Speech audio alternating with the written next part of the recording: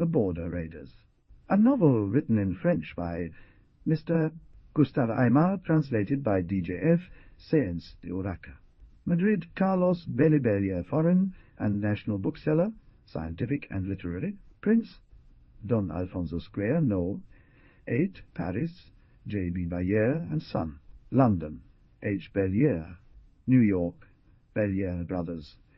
1863. The Frontier Raider's Eye. The Fugitive.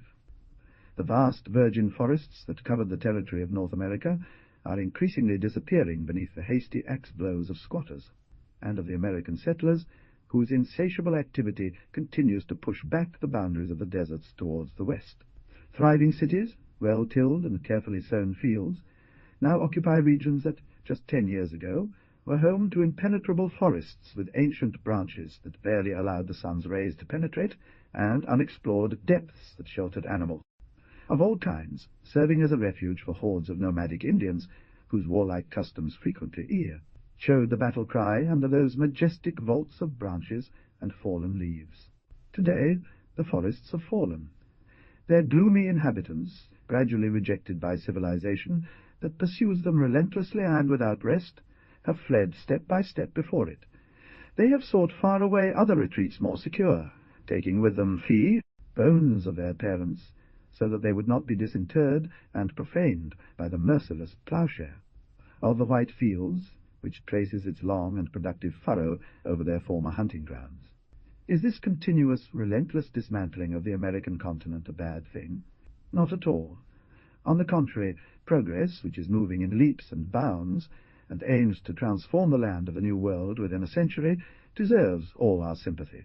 However, we cannot help but feel a painful sympathy for that unfortunate race brutally outlawed, cornered without mercy from all sides, whose numbers dwindle day by day and are fated to disappear from this land very soon, whose immense territory, from just 4 centuries ago, was covered with its innumerable masses. If the people chosen by God to effect the changes we speak of had understood their mission, perhaps they would have transformed a work of blood and butchery into a work of peace and paternity, and, armed with the divine precepts of the gospel, instead of taking rifles, incendiaries, and sabres, they would have, within a given time, achieved a fusion of the 2 races, white and red, to obtain a more profitable result for progress, civilization, and, above all, for that great fraternity of nations which no one has the right to despise, and from which all those who forget their divine and sacred precepts will one day have to give a terrible and close account. One does not become an impure assassin of an entire race. One does not knowingly bathe in the blood of innocent people, without that blood eventually crying out for vengeance, without the day of justice shining and suddenly coming to balance the whole. There's the steadfast altar shining, sword between the winners and the losers. In the period when our story begins, that is, towards the end of the year 1812, emigration had not yet reached the immense growth it would later attain. It was just starting, so to speak, and the vast forests that stretched and covered an enormous expanse between the borders of the United States and Mexico were only trodden by the furtive steps of traffickers and forest hunters, or by the silent moccasins of the redskins. In the midst of one of the immense forests we have just mentioned, it is where our story begins, on October 27th, 1812, around 3 in the afternoon. The heat had been stifling beneath the canopy, but at that moment the sun's rays, growing increasingly oblique, stretched the shadows of the trees, and the afternoon breeze, just rising, refreshed the air and carried in the distance the clouds of a mosquitoes that had been buzzing and fluttering over the swamps all morning. It was on the banks of a lost tributary of the Arkansas. The trees on both sides, gently leaning, formed a thick green arch over its waters, barely ruffled by the inconsistent breeze. In some parts, vibrant with pink-white herons stood on their long legs, fishing their food with that lazy gentleness usually characteristic of the race of tall-legged birds. But suddenly they stood up, stretched their necks forward, as if to listen for an unusual noise, and taking a sudden run, they took flight, issuing cries of terror while they flew into the wind. Suddenly a shot rang out, repeated by the echoes of the forest, and 2 bright birds fell. At the same instant, a light piragua turned sharply around a small cape formed by mangroves that jutted out into the riverbed, and began to chase the 2 freshly fallen bodies. One of them was dead on impact and being carried away by the current. The other, apparently only slightly wounded, fled with extreme speed and swam with vigour. The vessel we have spoken of was a native pirogue built with birch bark torn from the trunk with hot water.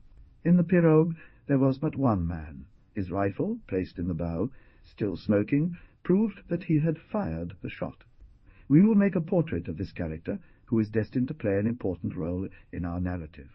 As could be judged at that moment from the way he sat in the piragua, he was a man of above-average height. His somewhat small head was joined by a robust neck to shoulders of uncommon width. Hard muscles, like strings, stood out in his arms with every movement. In short, the appearance of this individual denoted a strength pushed to its limit. His face, animated by large, blue, sparkling eyes full of acuity, had an expression of frankness and loyalty that pleased from the first moment, complementing the regularity of his features and his wide mouth, over which slid an eternal smile of good humour. He would be at most 23 or 24 years old, although his tanned complexion from the weather and his thick beard of light blonde hair that covered the lower part of his face made him look older. That man wore a hunter's outfit from the jungles, a fur hat with its tail hanging down. On her shoulders she struggled mightily to hold in place the thick curls of her golden hair, which fell in disarray over her shoulders. A hunting blouse, blue percale, squeezed at the hips by a deerskin belt, fell down to near her knobby knees. Squeezed at the hips by a deerskin belt. Mitasses, a sort of tight trousers, covered their legs, and their feet were protected from thorns and reptile bites by some Indian moccasins. His leather satchel hung from his left shoulder in the form of a sling, and like all daring hunters of the virgin jungles, his weapons consisted of a good rifle, a 10-inch long, 2-inch wide, straight-bladed hunting knife, and an iron axe that an iron axe back gleamed like a mirror. These weapons, excluding the rifle, were hung from his belt, which also held 2 bison horns filled with gunpowder and bullets. Equipped in this manner, navigating that canoe surrounded by a commanding landscape, the appearance of that man had something grand about it, imposing and inspiring an involuntary respect. The forest hunter, properly speaking, is one of those numerous types of the New World that will not take long to completely disappear before the relentless progress of civilization. The forest hunters, those daring explorers of the deserts, in which their entire existence transpired, were men driven by a spirit of independence and an uncontrollable desire for freedom, shaking off the heavy bonds that society imposes on its members, never to submit to them again, with no objective but to live and die without being subjugated by any other will than their own. Never motivated by the hope of gain, which they utterly despised, they left the cities and resolutely ventured into pristine jungles. They lived day to day, indifferent to the present, caring not for the future, convinced that God would never forsake them in a time of need, thus placing themselves outside the bounds of common law, which they were ignorant of, at the very limit separating barbarism from civilization. The majority of the most famous hunters who lived in the forests were Canadians. In fact, there is a touch of boldness and adventure in the Norman character that lends itself well to that kind of life, filled with unusual adventures and delightful sensations whose intoxicating charm can only be understood by those who have experienced it. The Canadians have never accepted as a principle the change of nationality that the English have sought to impose on them. They have always considered themselves French. Their eyes have constantly been fixed on that ungrateful motherland that has abandoned them with such cruel indifference. Even today, after so many years, Canadians still consider themselves French. Their fusion with the Anglo-Saxon race is only apparent, and the slightest pretext could lead to a definitive break between the English and them. The English government is very well aware of this, which is why it employs a policy of leniency towards its colonies in Canada. a policy that it carefully avoids applying elsewhere, to dispose of their other possessions. In the early days of conquest, that repulsion, we dare not call it hatred, was so strong between the two races that Canadians emigrated in large numbers to avoid the humiliating yoke that was sought to be imposed on them. Those who were too poor to leave their homeland for good were forced to continue living in that land, already disgraced by foreign occupation. They chose the harsh profession of forest hunters, and preferred to adopt that existence of miseries, dangers, rather than suffer the shame of submitting to the law of an unpopular victor.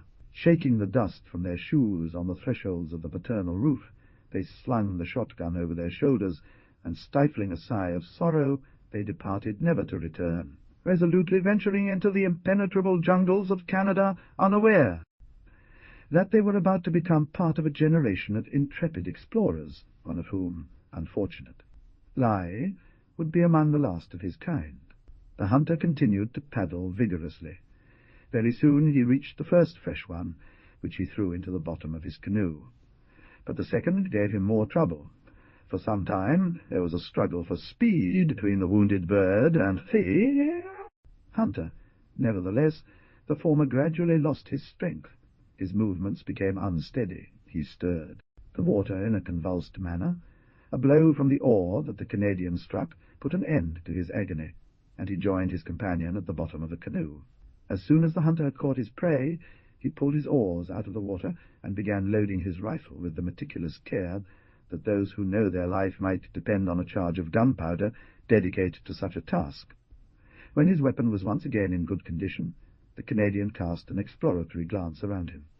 "Hey," he said after a moment's reflection, a habit usually acquired by solitary individuals. "God forgive me, but I think that without realizing it, I have reached the meeting place. No, I am not mistaken. Over there to the right are the two fallen willows, crossing each other as they lie on the ground, near that rock jutting out into the water. But what is that?" he exclaimed as he dismounted and mounted his rifle. Suddenly the furious barks of several dogs echoed through the forest. The bushes parted violently, and a black figure suddenly appeared at the top of the rock on which the Canadian's eyes were fixed at that moment. That man, when he reached the end of the rock, stood for a moment, seeming to listen intently, showing signs of deep agitation. But that pause was very brief, for he had barely remained thus for a few seconds when, raising his eyes to the sky, gesture of despair, he leapt into the river and swam vigorously towards the opposite shore. As soon as the noise of the black man falling into the water faded, several dogs rushed to the platform and began a concert of horrifying barks. Those dogs were very corpulent, with their tongues hanging out, eyes bloodshot, and fur standing on end, as if they had just run a long race. The hunter moved his head from side to side several times, fixing a look of compassion on the unfortunate black man, who was swimming with the energy of desperation that multiplies strength, and taking up the oars, he steered his canoe towards him, with the obvious intent of lending aid. Just as he began this maneuver, a gruff voice rose from the shore, shouting, "Hey! Silence, demons! By God, silence!" The dogs let out some pitiful howls, and then fell silent. Then the man who had scolded them shouted even louder, "Hey! You in the canoe! Hey!" At that very moment the Canadian was beaching his boat on the other shore. He stranded the canoe in the sand and turned with an indifferent air toward his interlocutor. He was a man of medium height and stout build, dressed in the attire typically worn by well-off farmers. His appearance was brutal and repugnant. 4 men, who seemed to be his servants, stood nearby. Each of these 5 individuals was armed with a shotgun. The river at that location was quite wide, approximately 40 meters across. From shore to shore, which established, at least provisionally, a fairly respectable barrier between the black man and his pursuers. The Canadian leaned against the trunk of a tree and replied, in a rather contemptuous tone, "Is it me you're addressing, by chance, V?"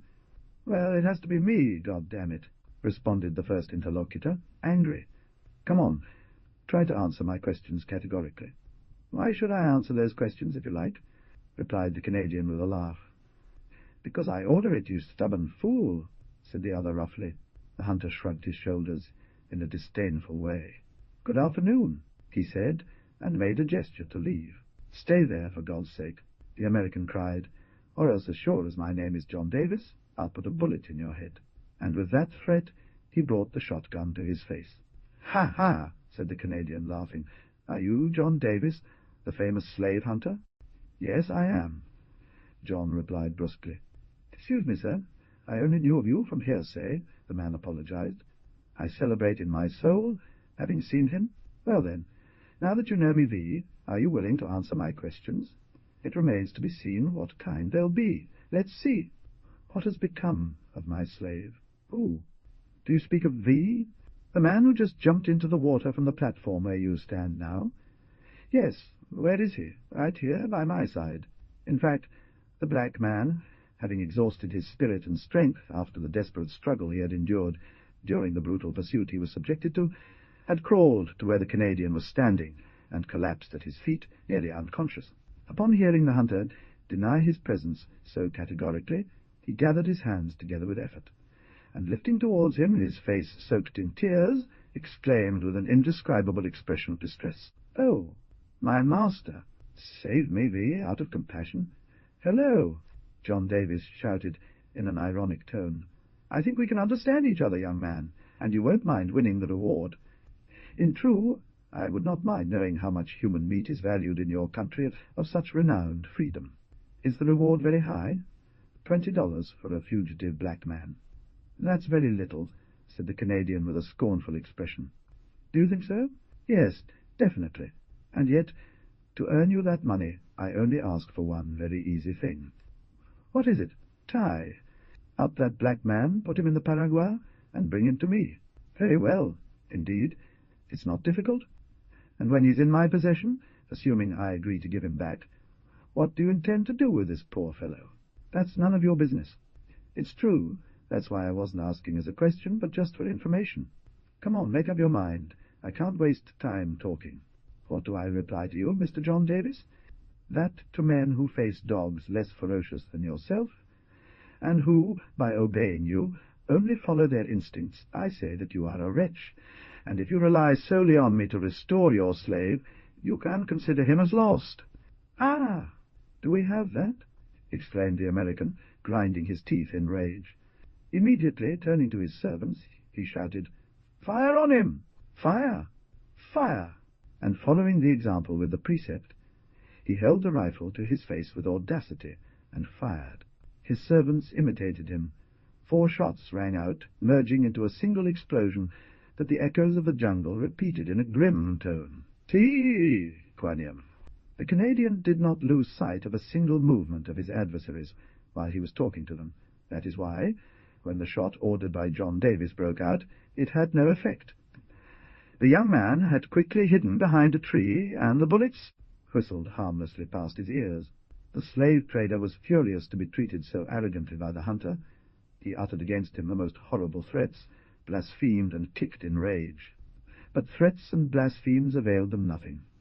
Unless they crossed the river by swimming, which was impracticable in face of a man so resolute as seemed to be the hunter, there was no clever means of taking revenge on him, much less of securing possession of the slave whom he had taken so definitely under his protection.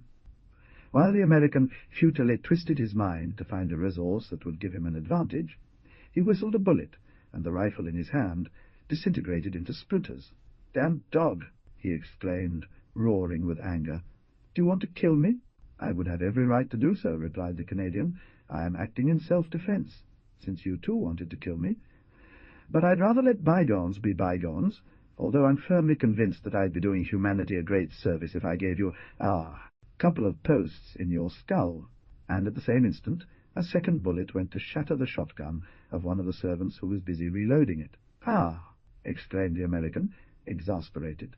"Let's get this over with. What do you want?" "I've already said it. I want to enter into peaceful negotiations with you." "But under what conditions?"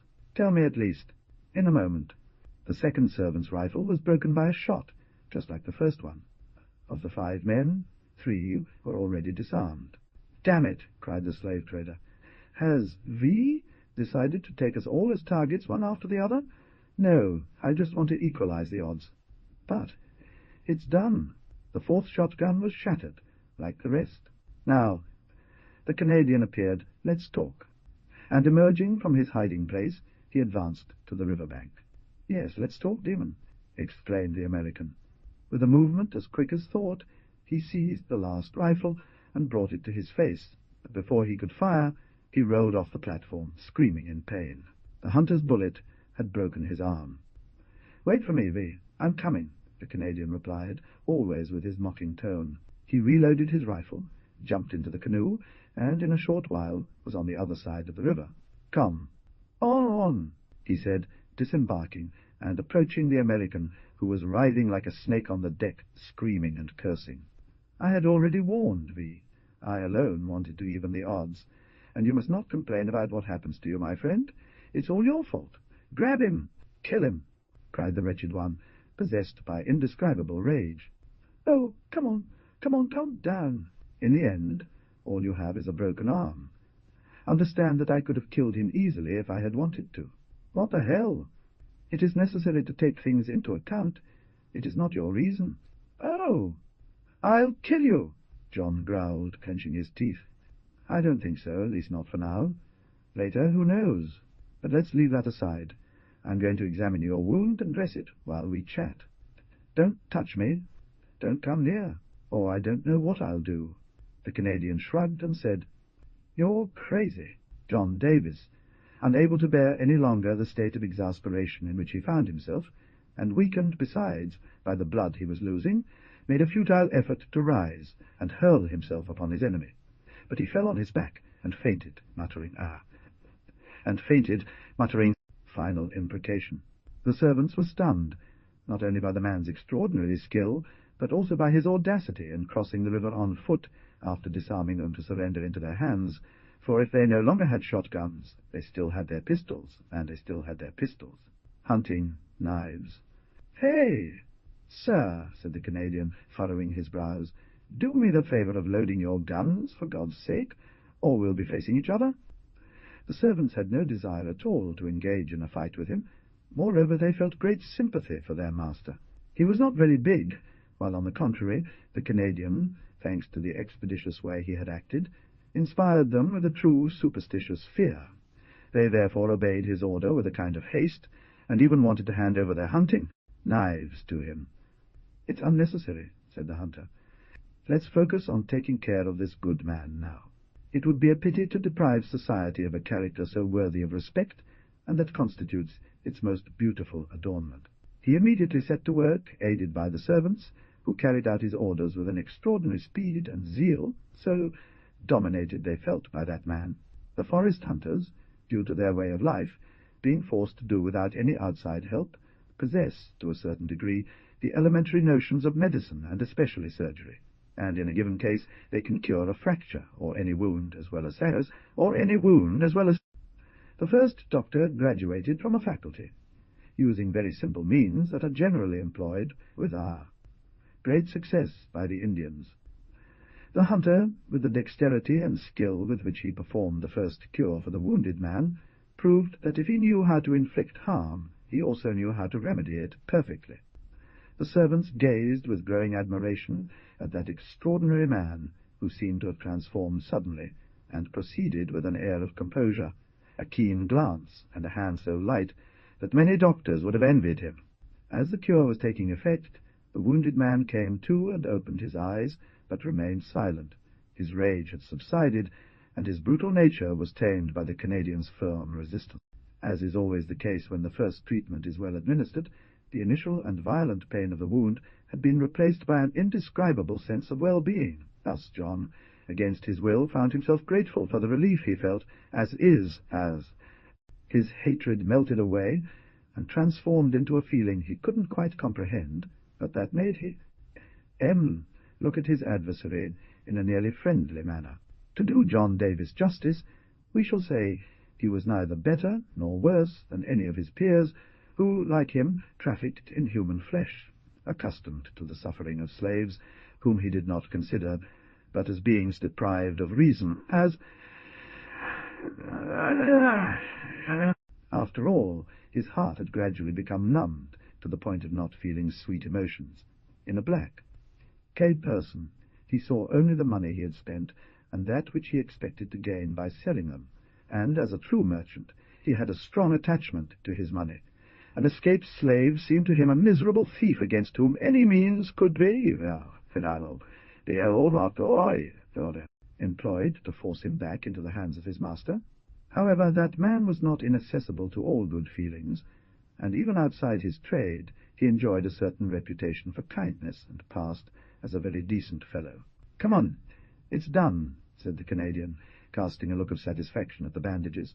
"In 3 weeks nothing will be known, if you take good care of yourself, all the more so since, by an unprecedented stroke of luck, the bullet did not hit the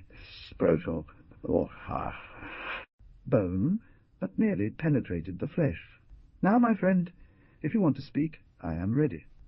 I have nothing to say except that I demand the return of the accursed black object that has been the cause of all this trouble. Come, now. If we continue like this, I think we'll never understand each other. You know very well that it is precisely because of the return of the accursed black object, as you call it, that the conflict has arisen. However, I cannot afford to lose my money." "How? Your money?" "Or my slave, if you prefer to call it that, represents a sum that I do not wish to lose under any circumstances, all the more so since business has been bad for some time now, and I have suffered significant losses. He is very sensitive, I feel for you, sincerely.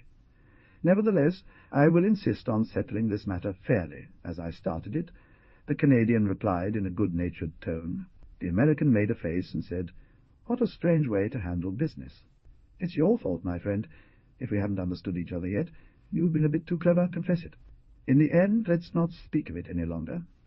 What's done is done. You're right. Let's get back to our business. Unfortunately, I'm poor. If not, I'd give you a few hundred francs, and everything would be settled." The merchant scratched his head. "Listen," he said. "For some reason, despite what has passed between us, and perhaps even because of it, I wouldn't want to part on bad terms, especially since I don't have strong ties to Queniam." "What's that about, Queniam?" "It's the black man's name." "Ah, very well. It's a strange name V chose, but it doesn't matter. What do you mean by saying you don't have much interest in keeping him?" "To tell the truth, I don't." "Then why did you hunt him so fiercely, with dogs and rifles?" "For self-preservation." "Ah," said the Canadian, with a gesture of displeasure. "Listen, after all, I am a slave trader. A very ugly business, if I may say so," observed the hunter. "It could be, I don't argue. A month ago, in Baton Rouge, a great sale of slaves of both sexes belonging to a very rich gentleman who had suddenly died was announced. I moved to Baton Rouge immediately. Among the slaves on display was Queniam. That tuner is young, well-formed, and vigorous. He has an audacious and intelligent appearance. As is natural, I took a liking to him at first sight, and wanted to buy him. I approached him and asked him. The tuner directly answered me with these words, in such a brazen manner that it momentarily disconcerted me. 'My master, I do not advise you to buy me, because I have sworn to be free or die. No matter how much V tries to hold me, I warn you, I will escape. Now, look at what you have to do.' This so explicit and definitive statement hurt my pride. 'We'll see,' I said, and went to find the man in charge of sales. This individual, who was formerly known to me, tried to dissuade me from buying Queniam, giving me numerous powerful reasons why I should not persist in my purpose. However, I was very determined and remained firm. Queniam was handed over to me for the price of 90 pieces of silver, a fantastic bargain for a man of his age and physique.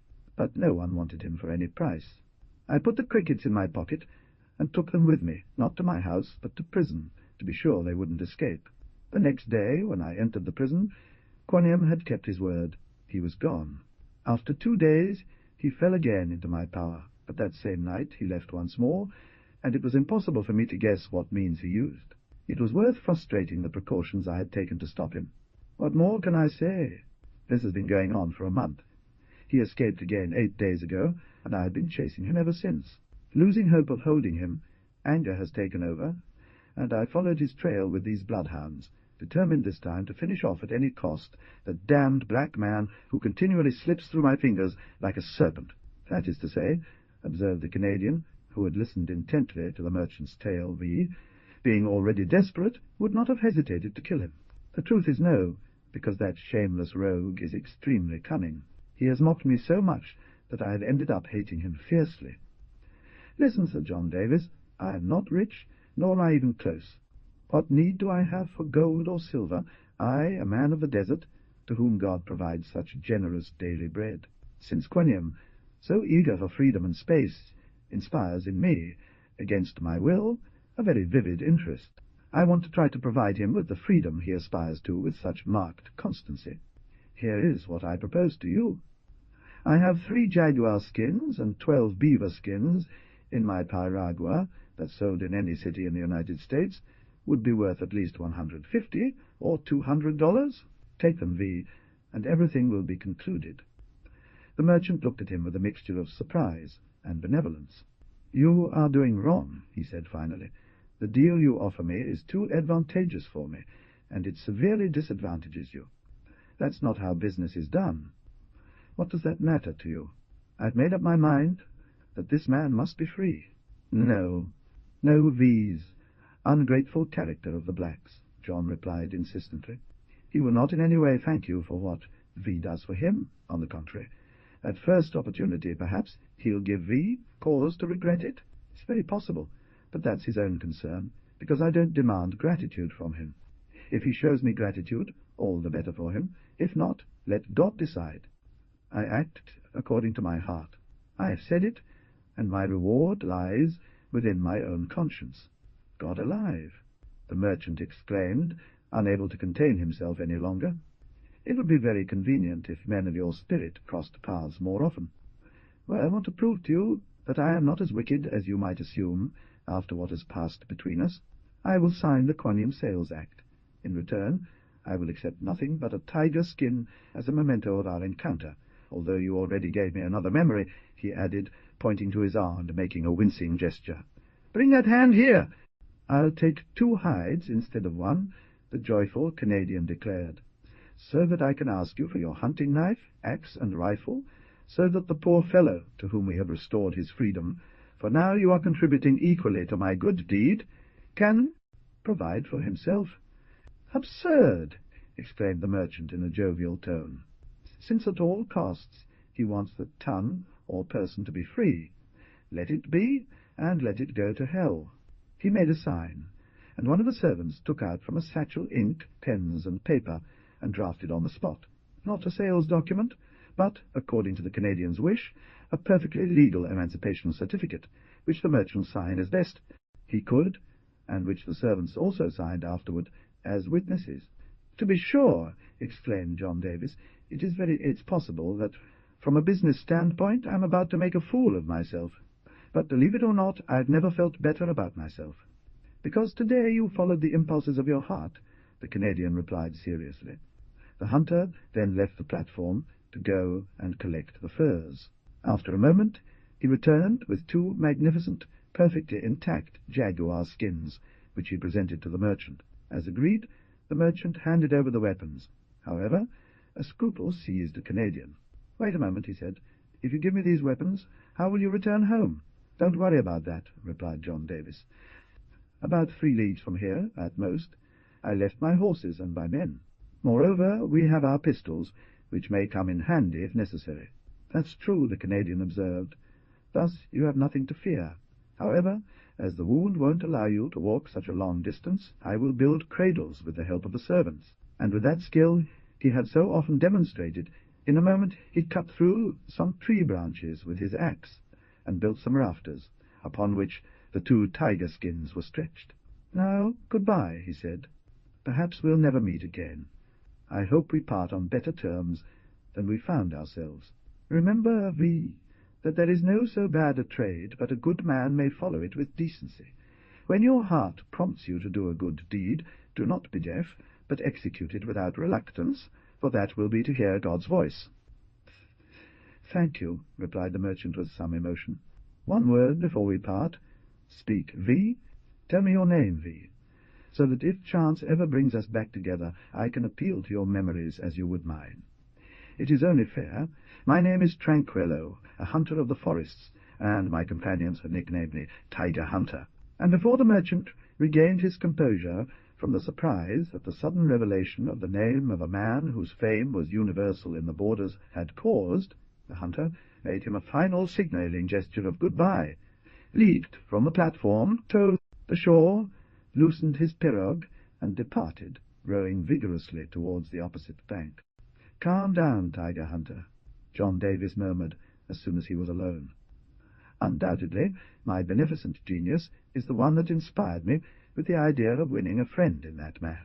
He lay down on the stretchers, which two servants carried on their shoulders, and after casting a final glance at the Canadian, who was then landing on the other shore, he said, "Onward." Soon afterwards, the platform was left solitary once more, as the merchant and his servants had disappeared beneath the shade of the trees, and all that could be heard were the fading barks of the hounds running ahead of the small processioner's sound, That grew fainter, and eventually ceased entirely.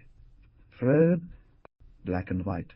In the meantime, the Canadian hunter, whose name we now know, had crossed the river, where he left the black man hidden among the bushes on the shore. During the prolonged absence of his defender, the slave could have easily escaped, and this all the more reason since he had almost certain assurance of not being pursued for a period of time that would allow him to gain a considerable lead over those who were so stubbornly determined to seize him. However, he had not done so.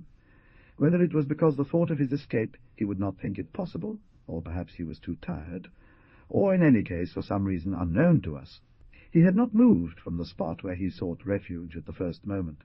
He had remained with his eyes stubbornly fixed on the platform, following with anxious gaze the various movements of those present there. John Davis had not at all considered the hunter when he painted his portrait, for he was really one of the most magnificent types of the African race. He would be, at most, 22 years old, tall, robust, and well-formed, with broad shoulders, a very developed chest, vigorous members. He must combine an uncommon skill and lightness with an unequalled strength. His features were cunning, expressive. His face breathed frankness. His large eyes revealed intelligence. In short, although his skin was the darkest lustrous, and unfortunately in America, in that classical land of liberty, his colour is an infamous, indelible mark of servitude, that man did not seem born for slavery, for everything about him, as a yearning for freedom, and that free will which God has given to his creatures, and which mankind has vainly tried to take from them. When the Canadian re-embarked in his canoe and the Americans left the platform, a smile of satisfaction wandered over the black man's face, for, without knowing exactly why what had taken place between the hunter and his former master, as he was too far away to hear what was said, he understood that at least, provisionally, he had nothing more to feat, from the latter, and awaited with a feverish impatience the return of his generous defender in order to know what he could expect or fear henceforth. As soon as the Canadian reached the shore, he beached his canoe in the sand, and walked with a firm and measured step towards the place where he expected to find the black man. He didn't have to wait long to see him sitting there, almost in the same position as he had left him. The hunter couldn't suppress a smile of satisfaction, and said, "Hello, friend Queniam. Is thee still here?" "Yes, my master." "Has thee told you John Davis's name?" "Thee can see that, but what are thee doing here? Why didn't thee escape during my absence?" "Queniam," said the black man, "he is no coward to flee while another risks his life for him.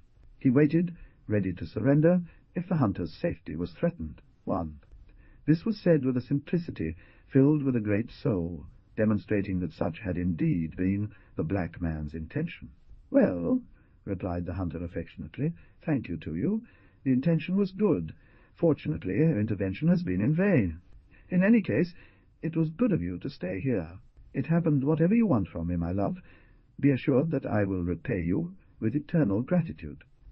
Much better for you, Quaniam, as this will prove to you that you are not ungrateful, which is one of the most odious vices afflicting humanity.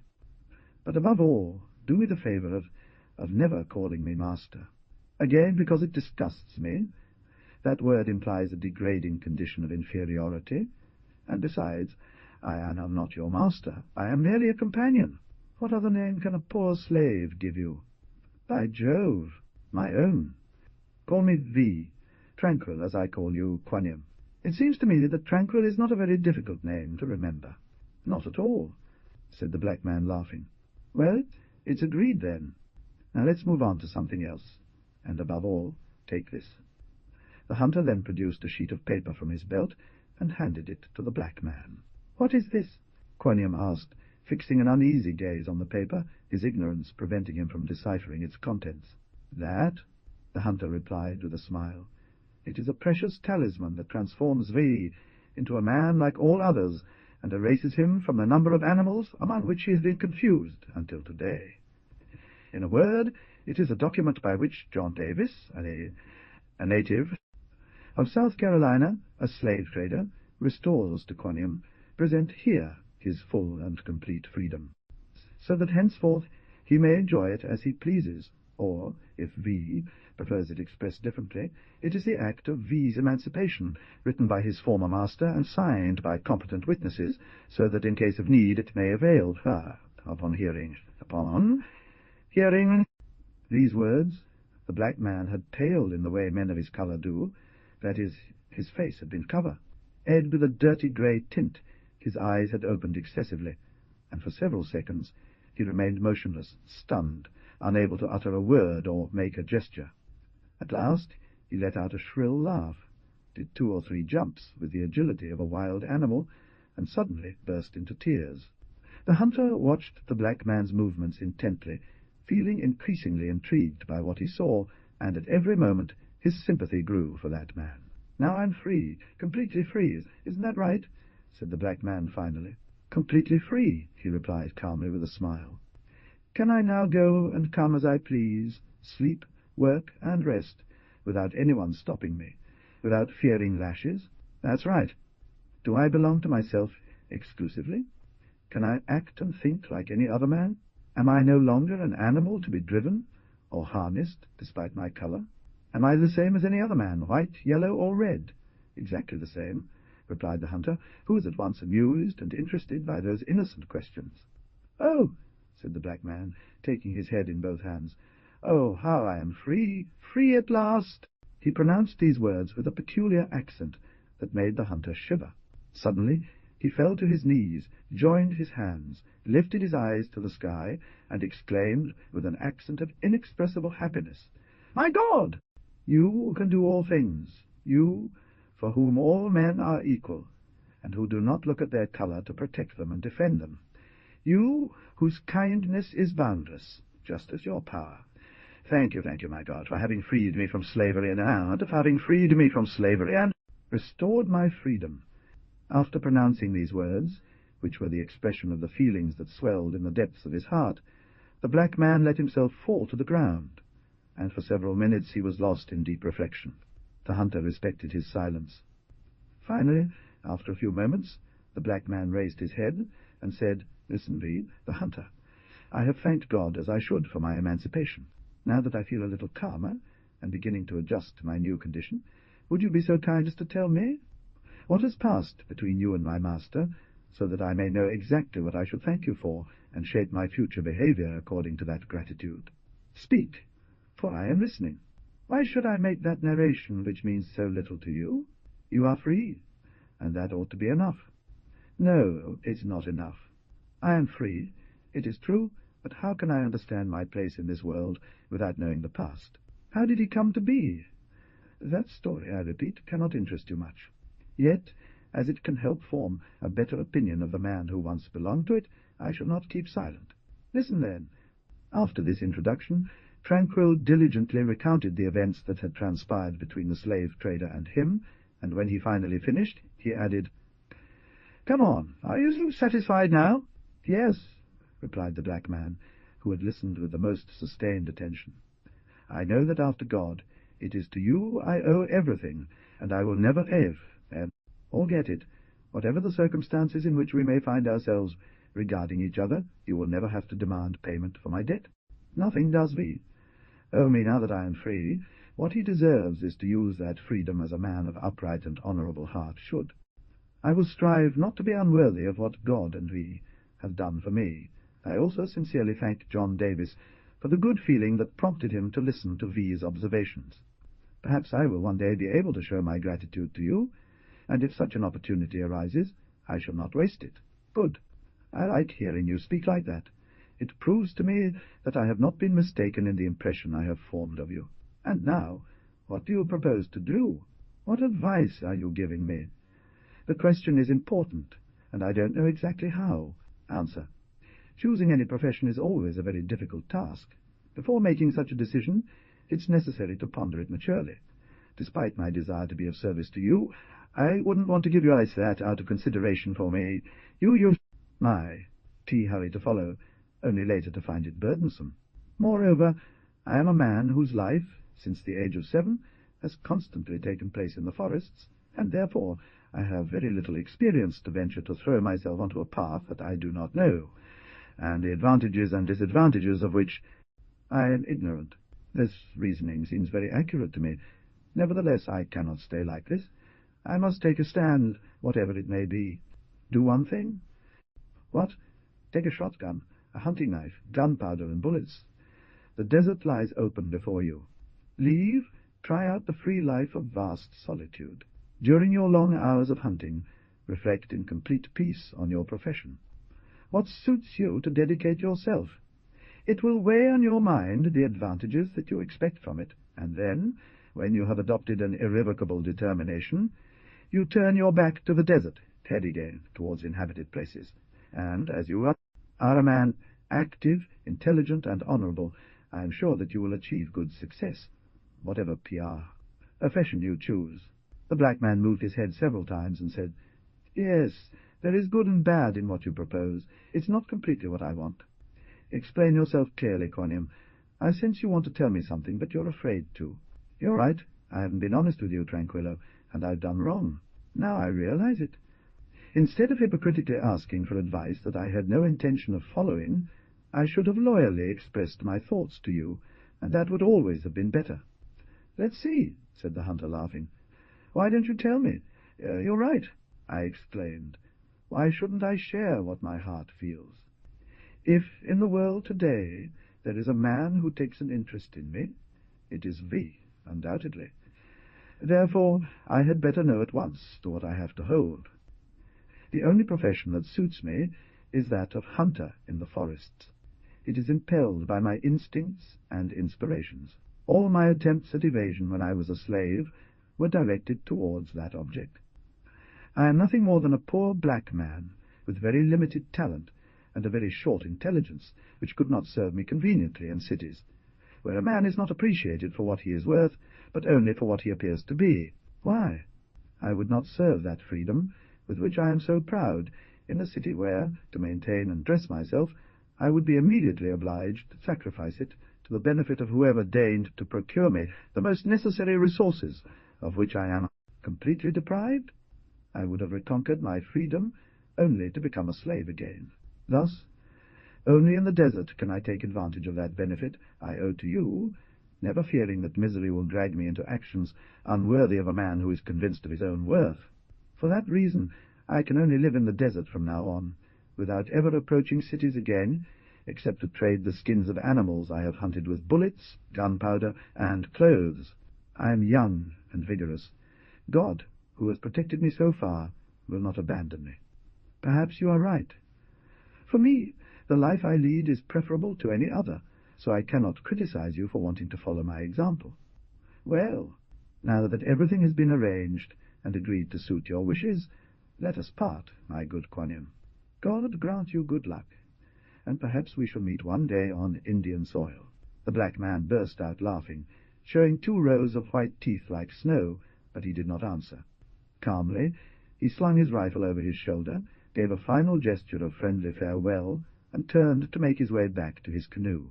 Since he had picked up the shotgun left to him by the hunter, he strapped on his hunting knife at the waist, also hanging from it the 2 horns filled with gunpowder and bullets, and then, having cast a look around to make sure nothing was amiss, he set off in pursuit of the hunter, who had already gained a considerable lead.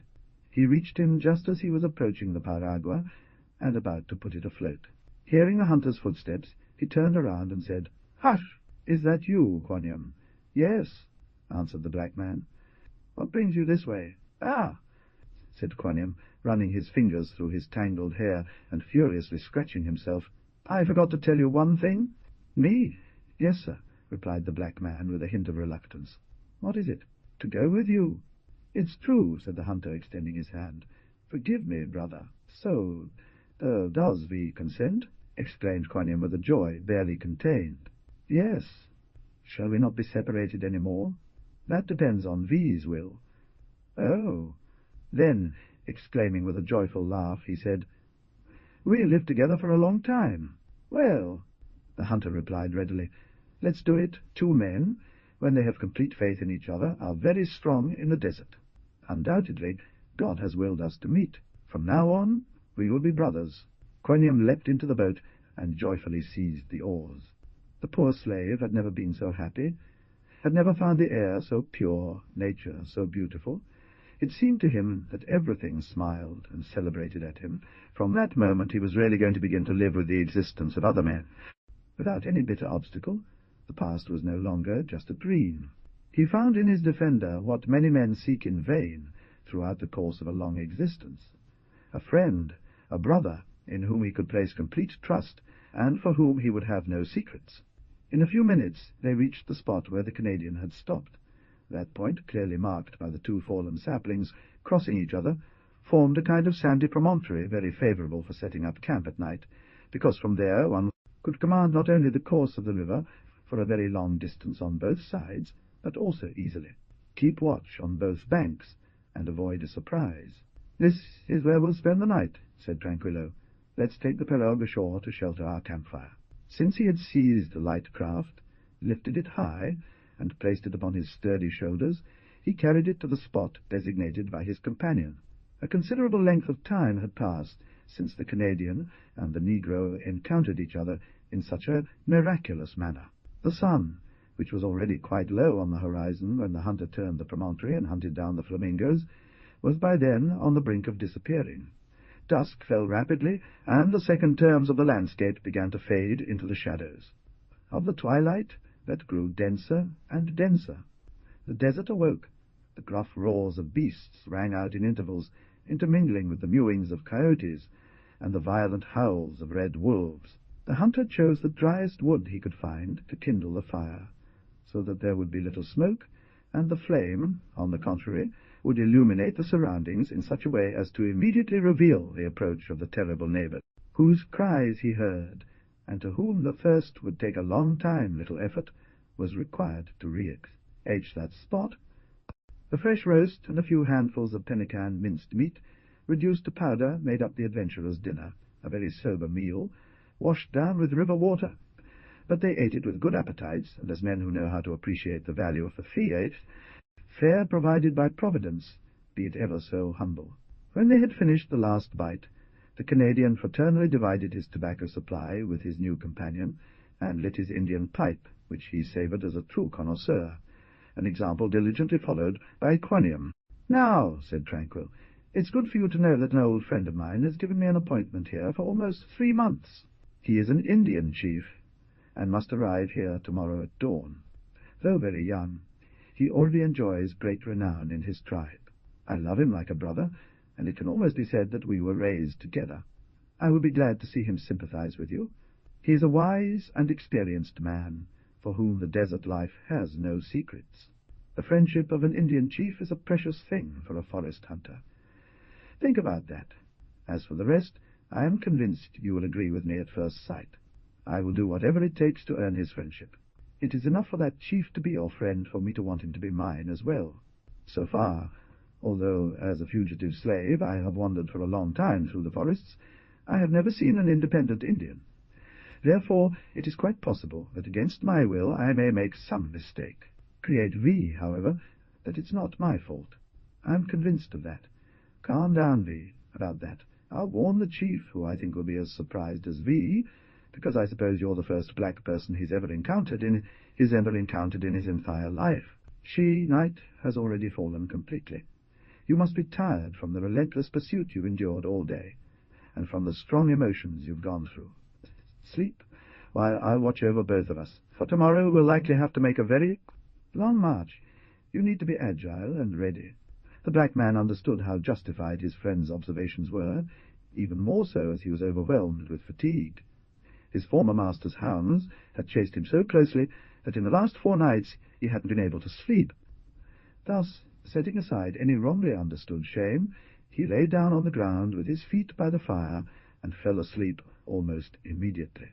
Quietly, he remained seated on the piragua, with his rifle between his legs, ready for any alarm, and he sank into deep reflections as he watched the surroundings with the greatest care and lent attentive ear to the faintest noise.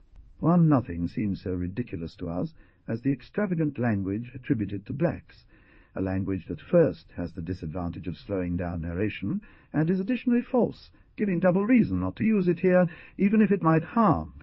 Local colour, according to some. N of a thought. The herd. The night was splendid. The sky, of a dark blue, was studded with millions of stars that shed a sweet and mysterious light. The silence of the desert was broken by 1,000 melodious and lively sounds. Faint glows filtered through the leaves of the trees, running over the fine grass like will-o'-the-wisps. On the opposite shore of the river, some dry and decaying oaks rose like ghosts, and the breeze stirred their long branches covered in climbing plants. 1,000 sounds echoed through the space. Indescribable screams emerged from the invisible. Burrows of the jungle. One could hear the stifled sighs of the wind among the leaves, the murmur of water over the pebbles on the beach, and that finally inexplicable noise of life's waves, a sound that comes from God, making even more imposing the majestic solitude of American plain. The hunter, against his will, was dragged along by the omnipotent influence of that primitive nature surrounding him. Isolated within it, he felt its strengthening sap seep through every pore. His entire being quivered and identified with the sublime scene unfolding before him. A sweet and serene melancholy took hold of him. Far from men and their petty civilization, he felt closer to God, and his pure faith grew stronger. With all the admiration that the half-revealed secrets of nature's great arcana awakened in him, secrets that surprised him almost in the act. For the soul expands, and thoughts broaden with contact with this nomadic life, where each passing moment brings new and unexpected adventures, where at every step man sees God's finger pointed clearly in the rugged and majestic landscapes surrounding him. So that existence of dangers and privations has, for those who have tested it even once, inexplicable charms and intoxications, incomprehensible joys, which make one always miss it, because only in the desert does a man feel he lives, where he feels the measure of his strength, and where the secret of his power is revealed to him. Thus passed the hours swiftly for the hunter, and sleep had not yet closed his eyelids. Already the fresh morning breeze made the tall tree-tops tremble and rippled the smooth surface of the river, reflecting the great shadows of its irregular banks in its silvery waters. On the horizon, broad pink bands announced the upcoming sunrise. The owl, hidden in the vine-covered branch, had greeted day's return twice with its mournful cry. It was nearly 3 in the morning. He quietly left the rustic seat he had remained completely still in until then, shaking off the numbness that had overcome him. From him he took some walks on the beach to re-establish blood circulation in all his members. When a man, we will not say woke up, because the good Canadian had not closed his eyes for even an instant during the course of that long evening, but shakes off the numbness into which silence, darkness, and especially the piercing cold of night had plunged him, he needs a few minutes before he can once again gain possession of all his faculties and re-establish balance in his brain. This is what happened to the hunter. However, accustomed as he had been for many years to desert life, that period of time was less long for him than for anyone else, and very soon he regained the full strength of his intellect, feeling just as clear-headed, and with a gaze and hearing-headed, and with a gaze and hearing, as acute as on the previous night. He was therefore ready to wake his companion, who was still sleeping in that good and restorative dream that only children and men with a pure conscience from all evil thoughts enjoy, when he suddenly stood up, attentively listening with marked. Attentively listening with marked anxiety. From the deep hiding places of the forest that formed a thick curtain behind their camp, the Canadian had heard an inexplicable noise that grew stronger by the moment, and which soon took on the proportions of violent thunderclaps. This noise was drawing closer and closer. It was the sound of heavy, hurried kicks, the rustling of trees and branches, muffled bellowing that seemed superhuman, in short, an incalculable, terrifying, indescribable murmur, which, as it drew nearer, resounded like the dull and continuous noise of a vast body of water about to cause a flood.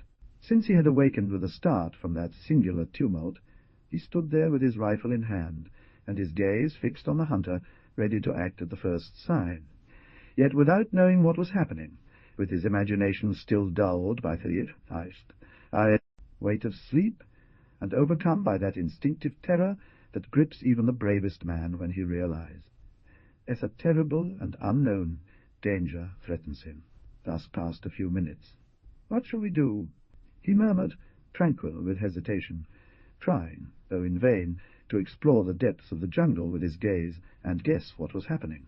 Suddenly a sharp whistle rang out at close range. "Ah!" exclaimed Tranquillo, making a joyful movement and suddenly raising his head. "At last! I'll know what to expect." And with his fingers to his mouth he imitated the cry of the heron. At that very moment a man burst out of the jungle, making 2 tiger jumps and reaching the hunter. "Ooh!" he exclaimed. "What's my brother doing here?" That man was Black Deer. "I was waiting for you, boss," replied the Canadian. The red-skin was a man of 26 to 27 years old, of medium stature, but very well proportioned. He wore the great war garb of his nation, and was painted and armed, as if for an expedition. His countenance was beautiful. His intelligent and loyal features revealed courage and goodness, and in every line of his face reflected a supreme majesty. At that moment he seemed to be seized by an agitation all the more extraordinary, because the red men consider it a point of honor never to be moved by any event, however terrible. His eyes flashed with lightning, his words were brief, and his voice was brief, and his voice had a metallic tone. "Soon," he said. "We already lost too much time." "Well?" Tranquillo asked. "The bison," the chief exclaimed. "Oh, oh!" Tranquillo cried out in terror. He had understood. The noise he'd been hearing for some time was a herd of bisons heading west towards the high prairies, probably. What the hunter had guessed so quickly needs to be briefly explained to the reader, so that he may understand the terrible danger in which our characters suddenly found themselves. A herd, in the former Spanish possessions, refers to a gathering of several thousand wild animals. Bison, during their periodic migrations in the mating season, sometimes gather in herds of 15 or 20,000 heads, forming a compact troop and travelling together. Those cattle always walk straight ahead, pressing against one another, clearing and knocking down any obstacles in their path. Miserable the reckless one who would attempt to stop or change the direction of its furious race, for he would be crushed and broken like straw under the feet of those stupid animals, which would trample on his body without even seeing him. Therefore, the position of our characters was very critical, as chance had placed them right in front of a stampede approaching at lightning speed. Every escape was impossible. There was no thinking about it, and resistance was even more so. The noise was approaching at an alarming speed. The wild gruffing of bison, mixed with the howls of red wolves and the harsh growling of jaguars, could already be distinctly heard as they leapt on the flanks of the herd, hunting down stragglers or those imprudently straying to the right or left. With another quarter of an hour, our 3 men would have been lost, for the terrible mass appeared, sweeping everything in its path with that irresistible force of the beast to which nothing can stand. We repeat, the situation was critical. The black deer was making its way to the meeting point it had itself designated for the Canadian hunter. It was no more than 3 or 4 leagues from the place where it intended to meet its friend, when its trained ear detected the roar of fear fowl. Furious bison herds charge. 5 minutes were enough for him to grasp the imminence of the danger threatening the hunter. With that swiftness of decision that characterizes the redskins in urgent cases, he resolved to warn his friend, and save him, or perish with him. then he, or perish with him, then, launched into a run, saving with dizzying speed the space that separated him from the meeting place, without having any other thought. Sure, here is the translation without added content or explanations. Indeed, to take a great lead from the herd, so that the hunter could save himself, unfortunately, however fast his run, and Indians are renowned for their fabulous agility. He was not able to arrive in time enough to save him whom he wanted to free. When the chief, after having warned the hunter, realized the futility of his efforts, a sudden reaction occurred within him. His features, animated by restlessness, returned to their usual rigidity. A sad smile curled his contemptuous lips, and he dropped to the ground, murmuring in a sombre voice, "Wakanda did not will it," but tranquil. He accepted the position with equal resignation and fanaticism.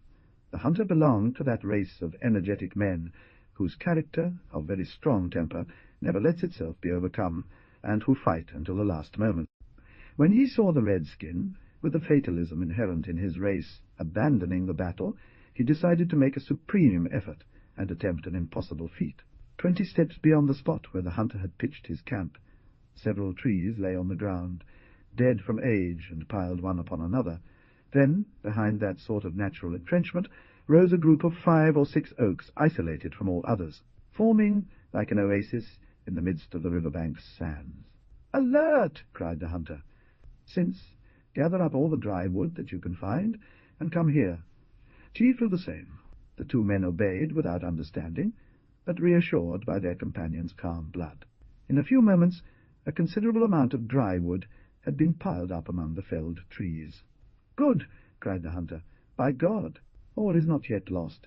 Keep up your spirits." Carrying to that improvised bonfire the remains of the embers he had lit in his camp to ward off the night's chill, he fanned and fueled the flames with resinous materials, and in less than 5 minutes a broad sheet of fire leapt up, swaying toward the sky, and formed a dense curtain over 10 meters in extent.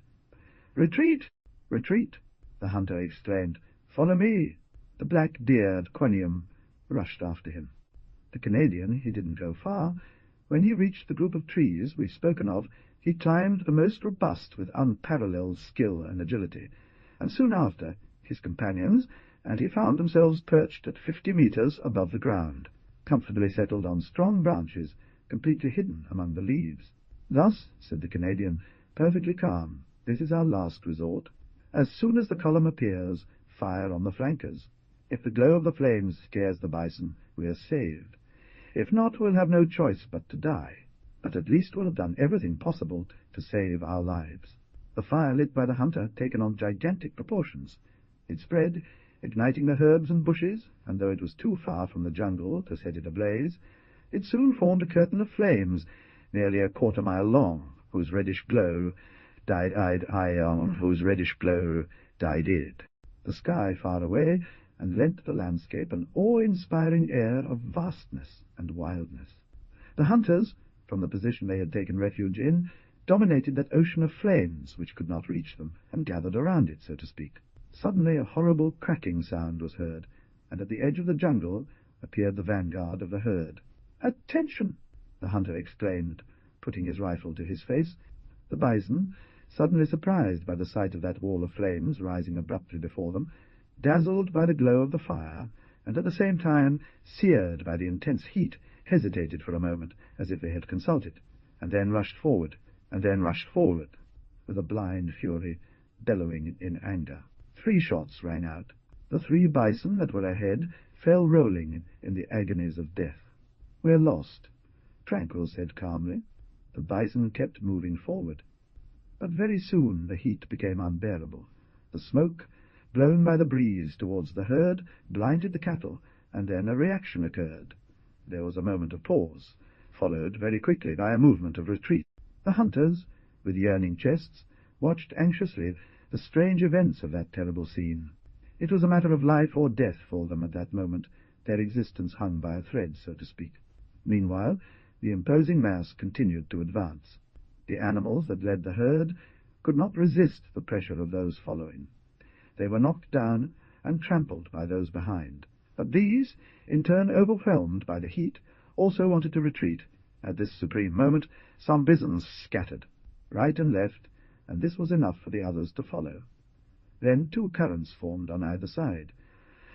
The fire, and the herd, divided in 2, passed like a torrent that has broken its dams, gathering on the shore and crossing the river in close formation. It was a horrible spectacle that the herd offered as they fled in terror, shouting out cries of fear, pursued by the beasts, with the fire lit by the hunter at their centre, resembling a grim beacon meant to light the way.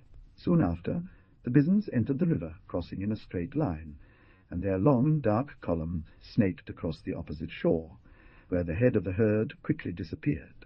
The hunters were saved, thanks to the Canadian's presence of mind and cool blood. However, they remained hidden for 2 hours among the branches that sheltered them. The bison continued to pass on the right and left. The fire had gone out for lack of fuel, but the direction had already been given to the cattle, and on reaching the extinguished fire, which was no longer than a heap of ashes, the herd divided itself and marched on both sides. Finally, the rear guard appeared, harassed by the jaguars leaping at their flanks, and then everything came to an end.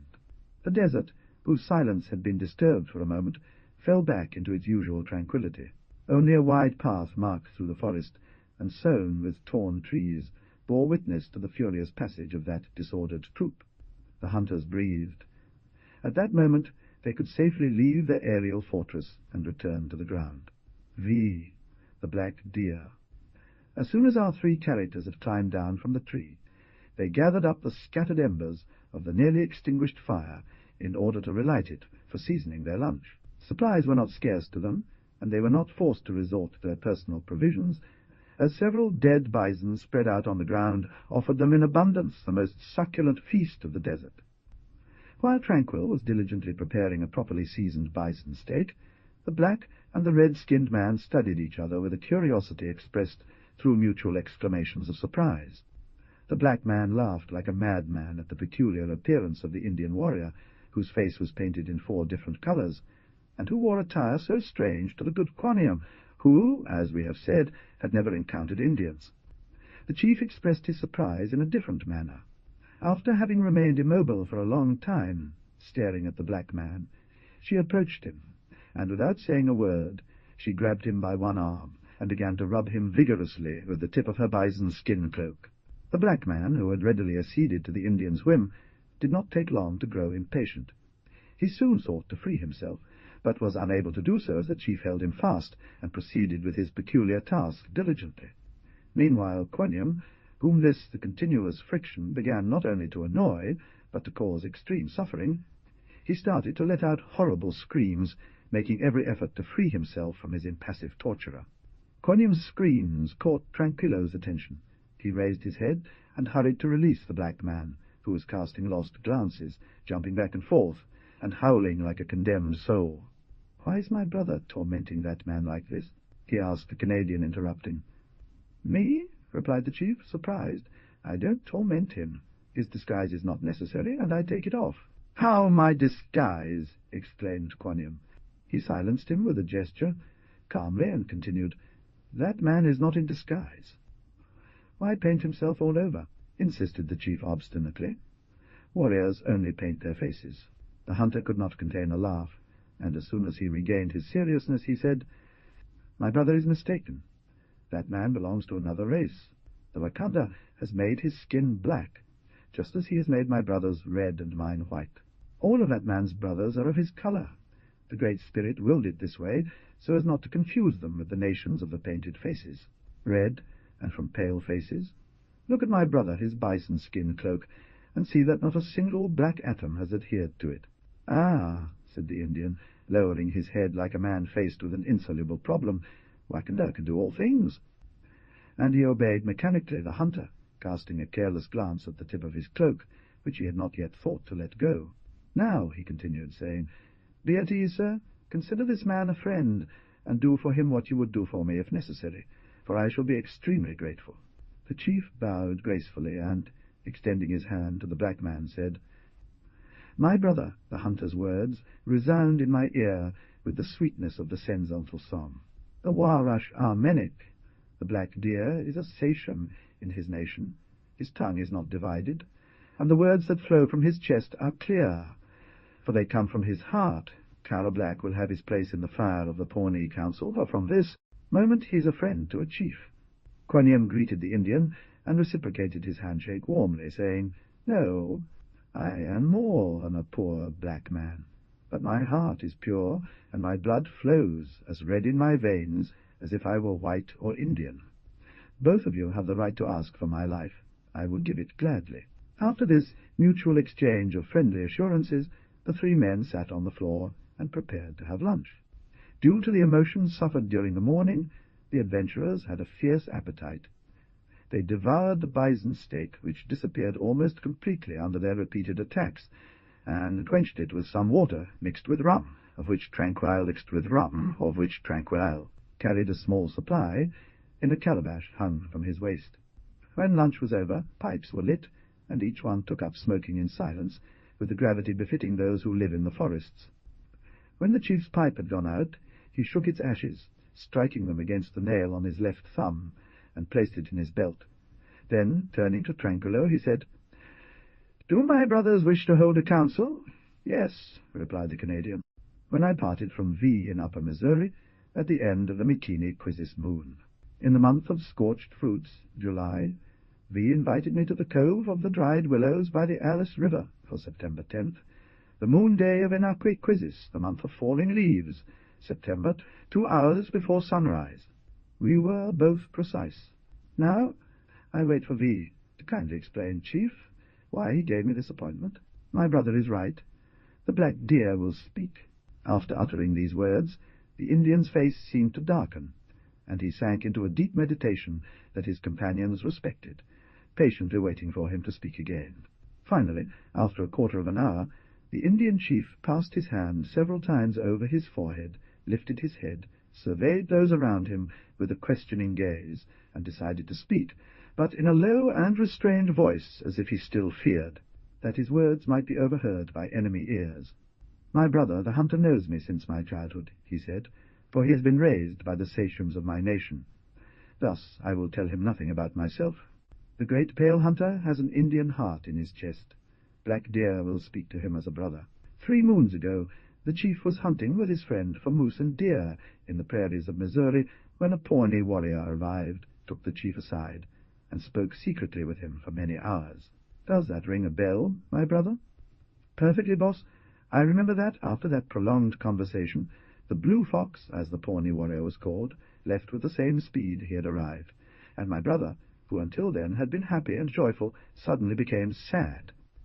Despite the questions I addressed to my brother, he refused to reveal to me the cause of that sudden sadness, and the next day, as the sun rose, he parted from me, citing today for our meeting."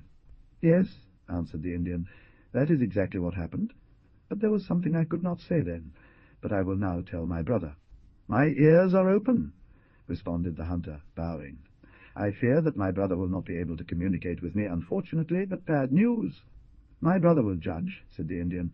"Here are the news that the Blue Fox brought me. One day he reached the shores of Elk River, where stood the village of the Pawnee Serpents, a pale face of the Long Knives of the West, followed by some 30 warriors with pale faces, several women, and large medicine lodges dragged by red humpless, and crineless bison. That pale face stopped at 2 arrow shots from my nation's village, on the opposite shore of the river, kindled campfires, and camped. My father, as my brother knows, was the chief of the tribe. He rode a horse, and, followed by some warriors, crossed the river to greet the stranger upon his arrival in our hunting grounds, and offer him any refreshments he might need. That pale face belonged to a man of tall stature, with harsh, pronounced features. The snow of several winters had bleached her hair. Upon hearing my father's words, she laughed and replied, "Are you the chief of the redskins in that village?" "Yes," said my father. Then the pale face took out a large collar map on which were drawn peculiar figures, and showing it to my father, he said, "Your pale-faced grandfather from the United States has granted me ownership of all the lands extending from Antelope Falls to Buffalo Lake. Here," he added, striking the back of his hand against the collar, which proves my right." My father and the warriors who accompanied him burst out laughing. "Our pale grandfather," my father replied, "cannot give what does not belong to him. The lands you speak of are the hunting grounds of my nation, since the great turtle emerged from the sea to bear the world on its shell." "I do not understand what you say," the pale-face answered. "I only know that these lands have been given to me, and if you do not consent to retreat and leave me to enjoy them freely, I will force you to." "Yes," Tranquillo interjected, interrupting him. "This is the way of those men, murder and pillage." "My father retreated when he heard that threat," continued the Indian. "Immediately the warriors took up arms, the women hid in caves, and the entire tribe prepared for resistance. The next morning at dawn the pale-faced men crossed the river and attacked the village. The battle was long and fierce. It lasted the entire span of time between two suns. But what could poor Indians do against pale-faces armed with rifles? They were defeated and forced to flee. 2 hours later the village lay in ashes, its ancestral bones scattered everywhere. My father had been killed in the battle. "Oh!" exclaimed the Canadian, filled with pain. "It's not over yet," replied the chief. "The pale-faces discovered the cave where the tribe's women had taken refuge, and all of them, or at least almost all, for only 10 or 12 managed to escape, taking their children with them, and murdered cold-bloodedly with all the refinement of the most horrible barbarity."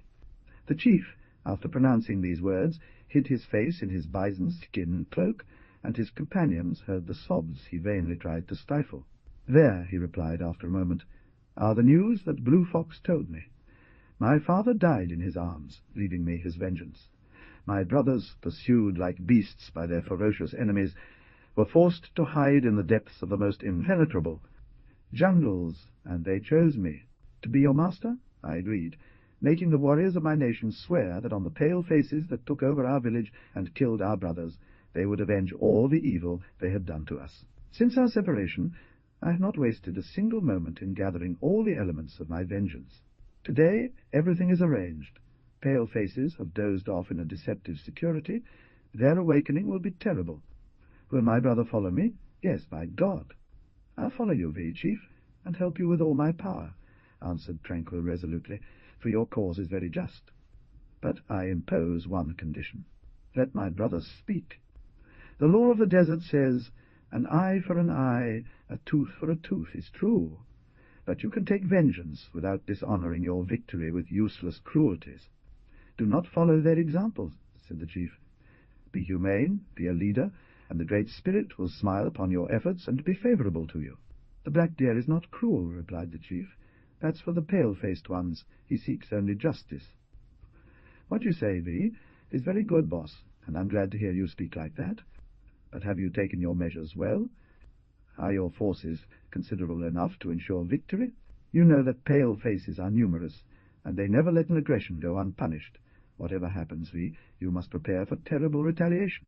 The Indian smiled in contempt and replied, The great knives of the West are a pack of cowardly dogs.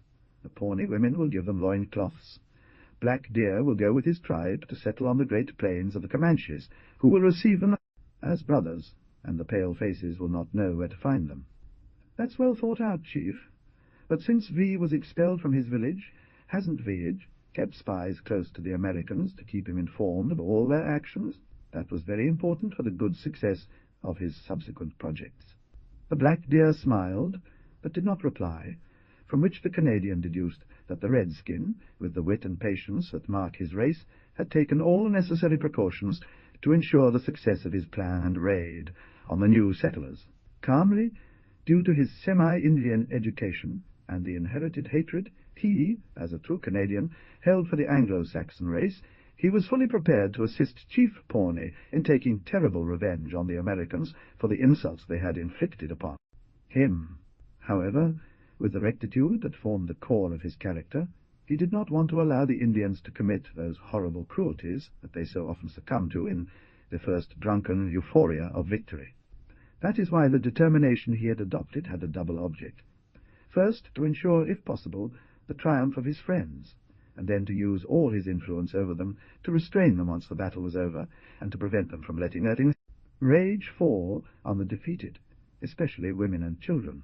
For this he hid neither from the black deer, and as we have seen, he imposed as an express condition of his cooperation that no unnecessary cruelty be committed, which was certainly not something to be dismissed by the Indian. Cunning, for his part, did not hesitate with such scruples. Enemy, born of the whites, and especially of the Americans, seized the opportunity that presented itself to do them all possible harm, and take vengeance for the ill treatment he had suffered, without taking the trouble to reflect that the people against whom he was going to fight were completely innocent of the insults he had received.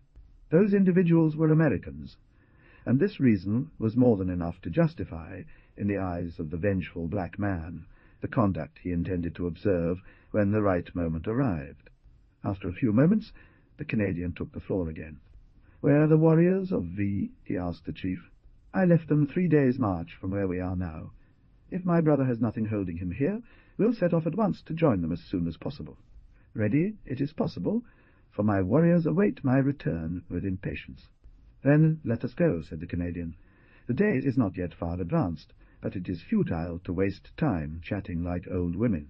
The 3 men stood up, buckled their belts, slung their rifles over their shoulders, and hurried along the trail marked by the bison herd through the jungle, soon disappearing beneath the undergrowth.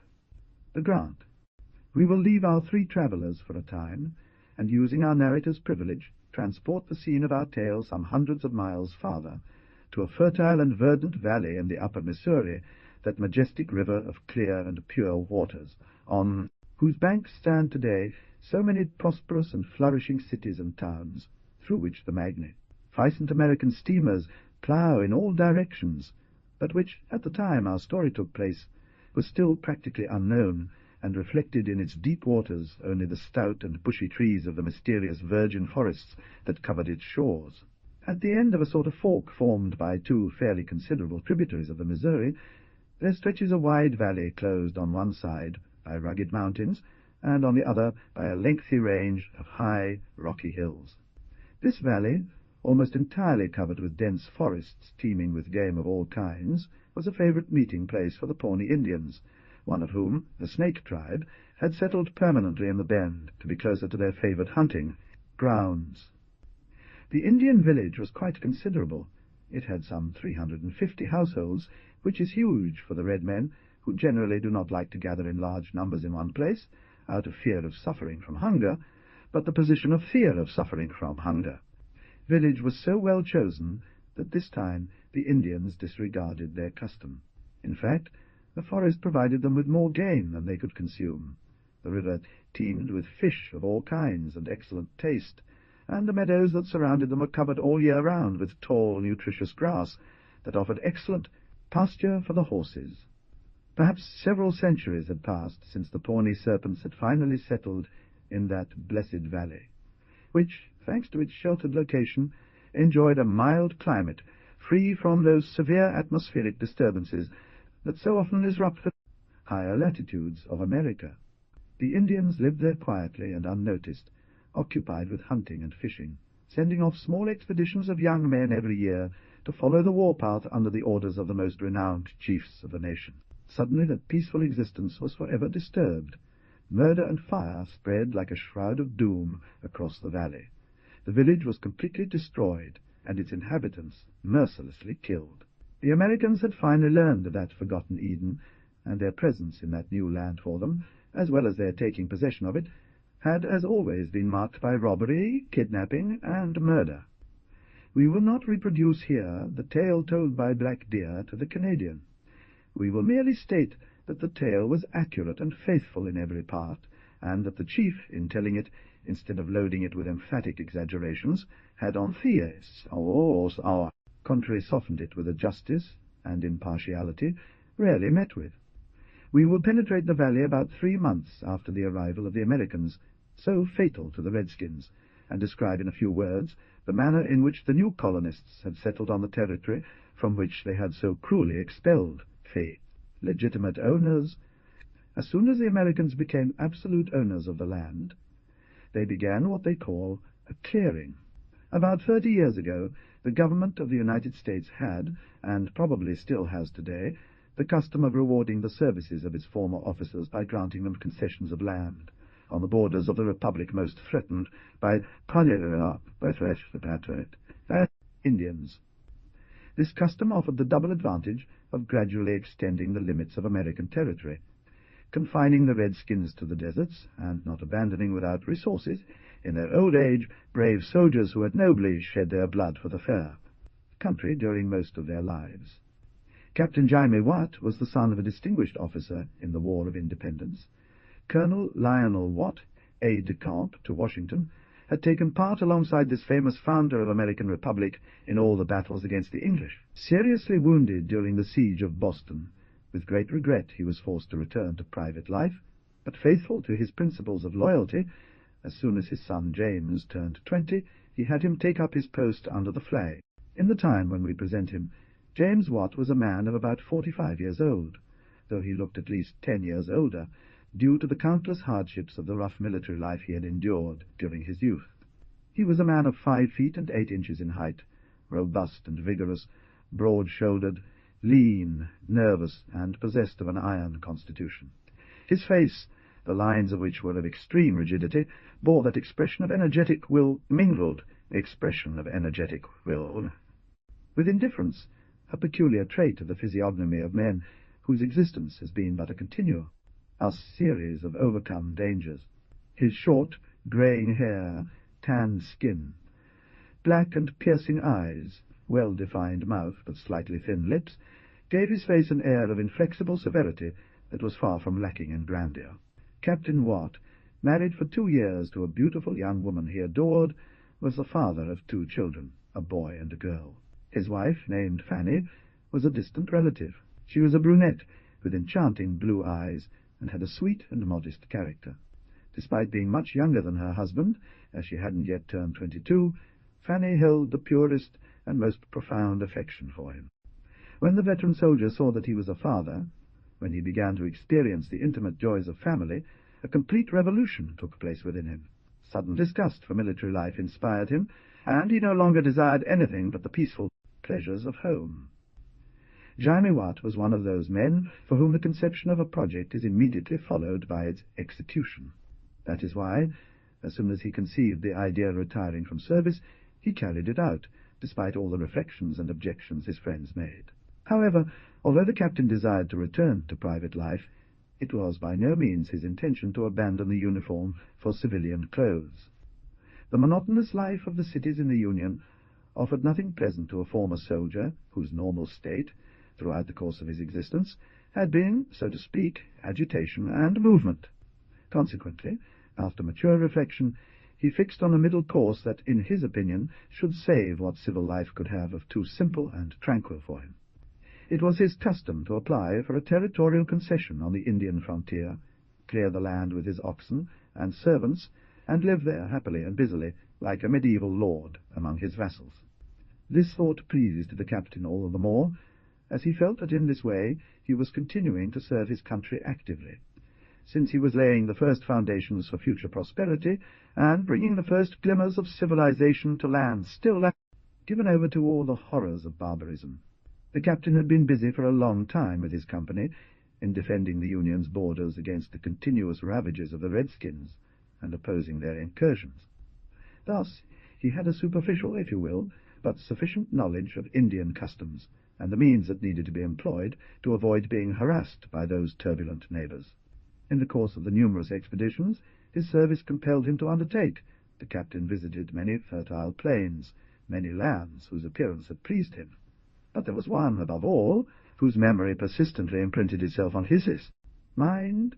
It was that of a delightful valley which he caught a glimpse of one day, as in a dream, after a hage, and undertaken in company with an inhabitant of woods, a hunt that lasted over 3 weeks, and insensibly carried him farther than any civilized man had ever visited in the desert. It had been more than 20 years since he had seen that valley again, and it reminded him as if he had left it the night before, seeing it, so to speak, in its most minute details. This obstinate memory of his, to constantly represent that piece of land, concluded in captivating the captain's mind so thoroughly that when he made up his mind to leave service and seek our service hours after walls, to that very place, but to that very place, that he decided to retire. Jaime Watt had numerous protectors in the offices of the presidency. Moreover, the services of his father and his own spoke very highly in his favour, and therefore he experienced no difficulty in obtaining the concession he requested. They presented him with several plans that had been previously drawn up and ordered copied long ago by the government, telling him to choose the territory that best suited him. But the captain had chosen the one he wanted a long time ago. He rejected the plans presented to him, took out a large piece of tanned moose hide from his pocket, unfolded it, and showed it to the commissioner in charge of concessions, saying that was all he wanted. The commissioner furrowed his brow. He was friends with the captain, and could not contain a look of horror at the request. That terrain was located in the heart of Indian territory, more than 400 miles from the American border. It was madness, suicide, what the captain wanted to do. It would be impossible for him to hold his ground among the warring tribes, which would surround him on all sides.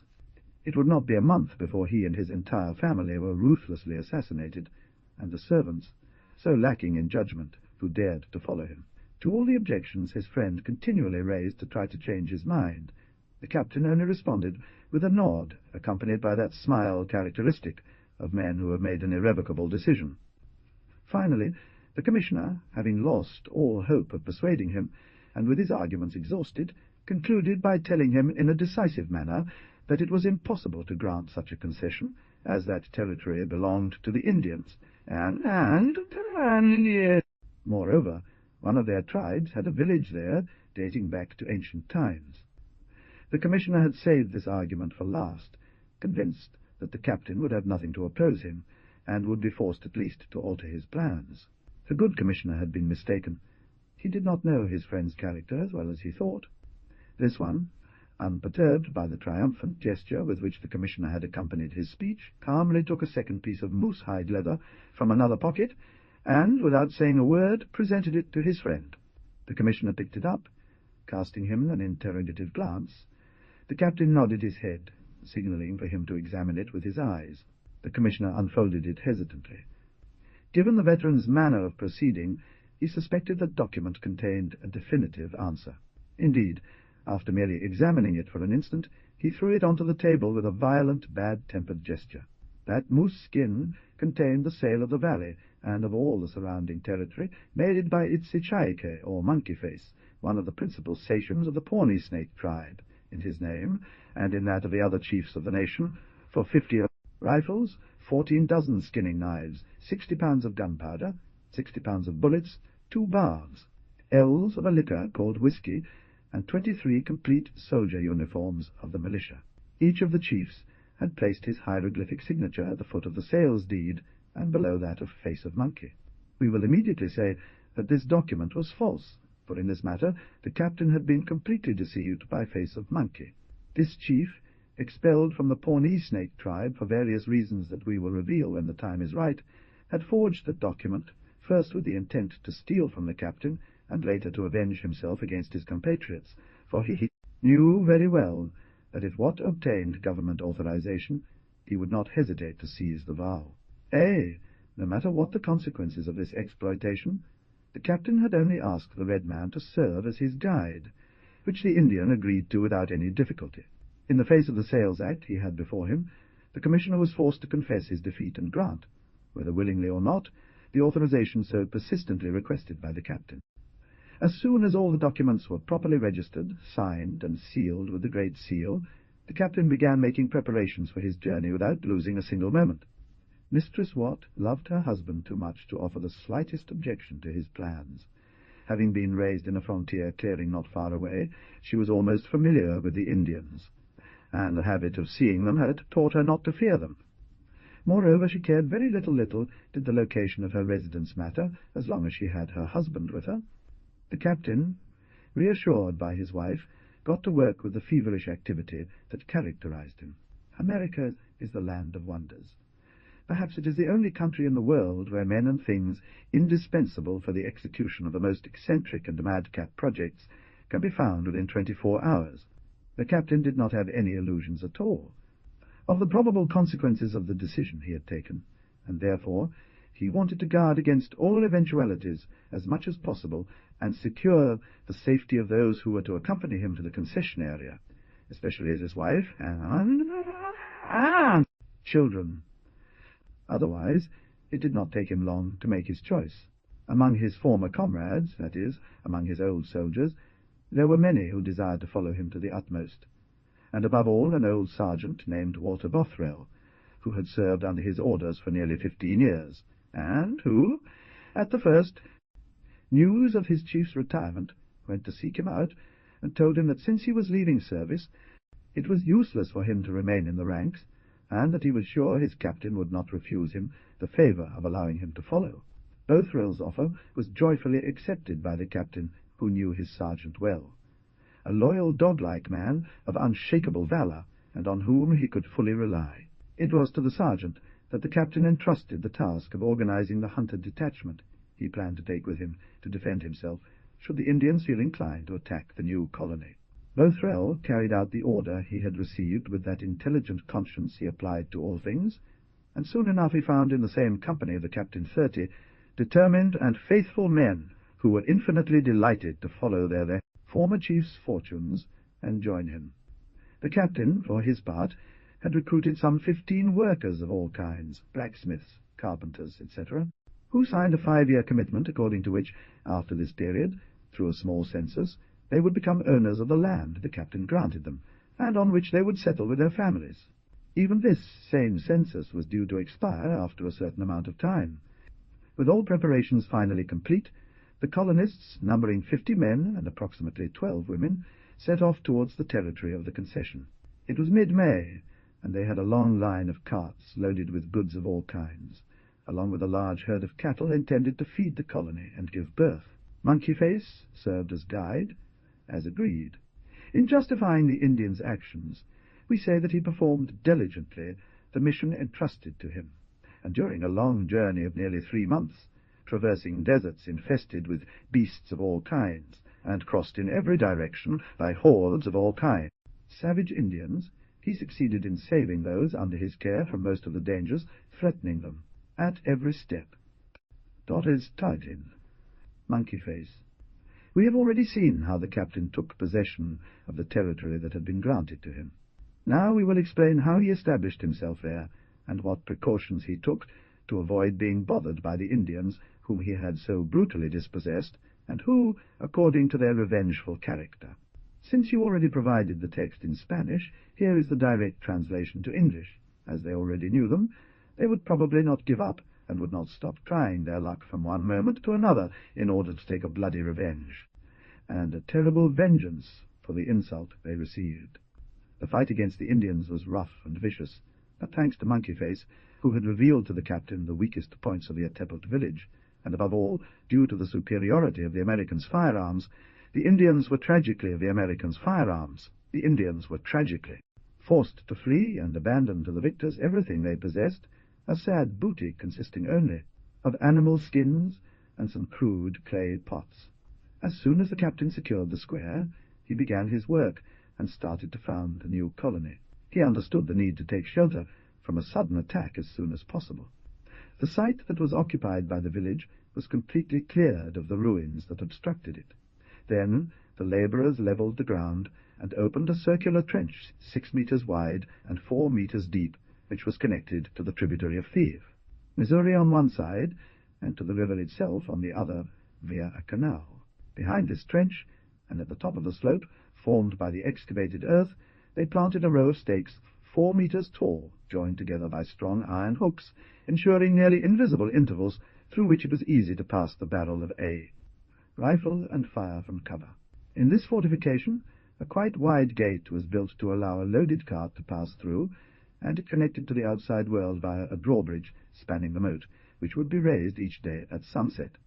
Once after these preliminary precautions had been taken, a stretch of 4,000 square meters of land was soon surrounded by water and defended on all sides by a fence, except for the section facing the Missouri River, where it was considered that the width and depth of the river provided sufficient security guarantees. In the remaining open space within the fence, the captain decided to build the colony's buildings and dependencies. At first, as is customary in all clearings, the buildings were to be made solely of wood, that is, constructed with logs from trees still having their bark. Wood was plentiful thanks to the forest, located no more than 100 meters from forest, located no more than 100 meters from colony. The work was driven forward with such activity, which 2 months after the captain's arrival at that site, all buildings were finished and interior layout nearly complete. In the center of the colony, and on a knoll formed for the purpose, they had built a kind of octagonal tower, some 25 meters high, whose roof formed a terrace, and divided into 3 floors. On the ground floor were the kitchen and common rooms. The upper floors were intended for members of the family and their servants, that is, the captain, his wife, his 2 children, the 2 maids of these, young and robust girls from Kentucky, with pink cheeks and plump, and whose names were Betsy and Emmy, to Mistress Margaret, the head cook, a respectable matron who was already in her 9th decade, although she only confessed to 35 years of age, and still had ambitions for beauty. And finally, Sergeant Bothwell, that tower was closed with a very solid door, lined with iron, and in the centre there was a small window to recognize those who called. About 10 meters away from the tower, communicating with it through a subterranean passageway, were the hunter's room, the rooms for workers of all kinds, and finally the rooms for shepherds and farmers. Later they saw the squares for horses and stables for cattle. Then, scattered at various points, there were extensive barns, large workshops, and vast stores intended for storing the colony's products.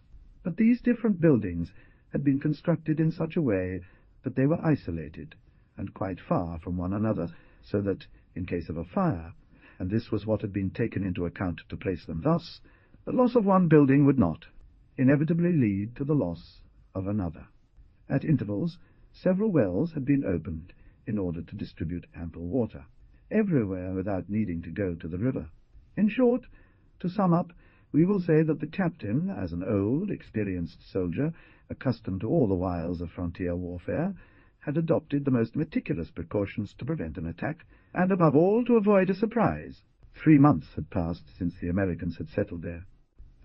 That valley, once untamed and covered with forests, was already largely cleared.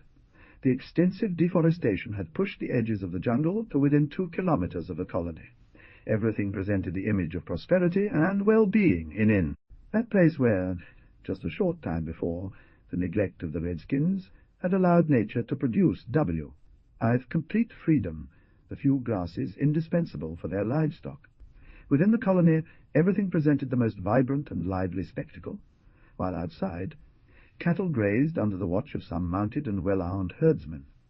Ancient trees fell to the repeated axe blows of the day labourers. Inside, all workshops were in full swing.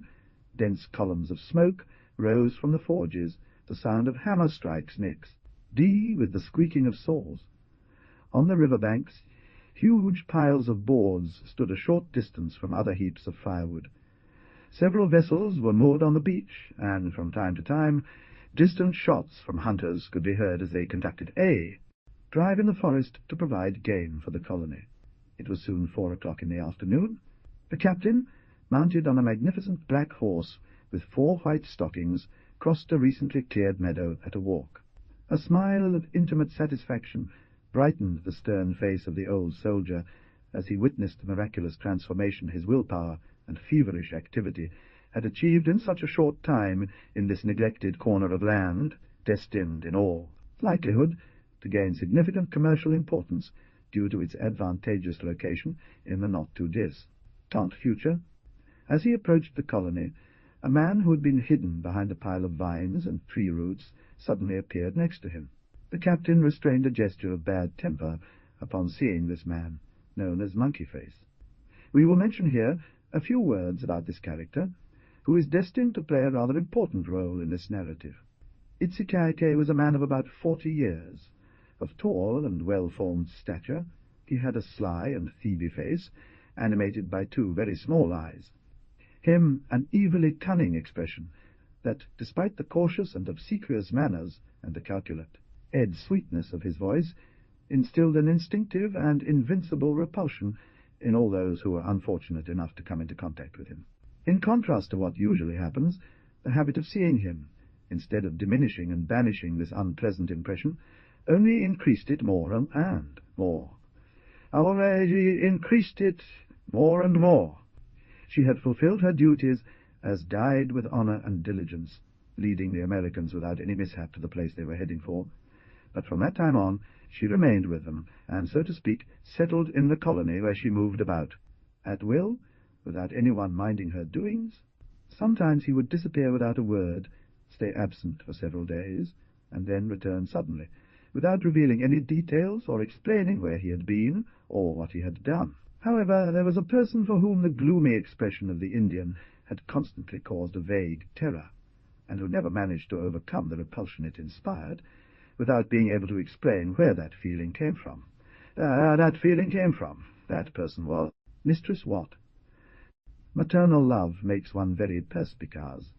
The young woman adored her children, and whenever the redskin chanced to fix an indifferent gaze on the innocent creatures, the poor mother felt a shudder through all her limbs, and hastened to turn away from the man those two tender beings who were all she had in this world. Sometimes he had tried to make his husband share his fears, but all his observations were answered by the captain simply shrugging his shoulders in a significant way, assuming that with time the impression would weaken, and eventually disappear. However, as Mistress Watt kept returning to the attack with the persistence and determination of someone whose ideas are firmly fixed and not likely to change, the captain, growing impatient, had no plausible reason. To protect himself from his wife, whom he loved and respected, he promised a man he held in no regard whatsoever, neither sympathy nor esteem, that he would free her from him. And, as it had been a few days since the Indian had, upon his return to the fossil colony, having been absent, he made up his mind to see him and demand an explanation for his mystery, house behavior. Should the Indian fail to provide a clear and satisfactory answer, he would decisively tell him that he never wanted to see him again in the colony, and therefore asked him to leave immediately and forever. Here is the English translation. There was the captain's frame of mind regarding Cara de Mono when chance put him in the captain's way at a time when he least expected it. On seeing the Indian, the captain halted his horse. "Is my father visiting the valley?" said the Pawnee. "Yes," answered the captain. "Oh," the Indian replied, casting a glance around him. Everything had changed so much. Now the cattle of the great knives of the West grazed peacefully on the land that was once theirs, the Pawnee serpents dispossessed. The Indian spoke these words with a sad and melancholic voice that made the captain think and feel a certain unease. "Is that what you want to express, Chief?" he asked. "I would find that very inappropriate, especially coming from you, who sold me the land I occupy." "It's true," said the Indian, shaking his head. "Monkey Face has no right to complain. He was the one who sold to the pale-faced people of the West the land where their parents rest, and where he himself and his brothers have so often hunted the elk and jaguar. Come on, boss. I sense something gloomy about you today. What's wrong? Were you lying on your left side when you woke up this morning?" The captain, referring to one of the most widely believed superstitions among the Indians, said, "No," replied the Indian.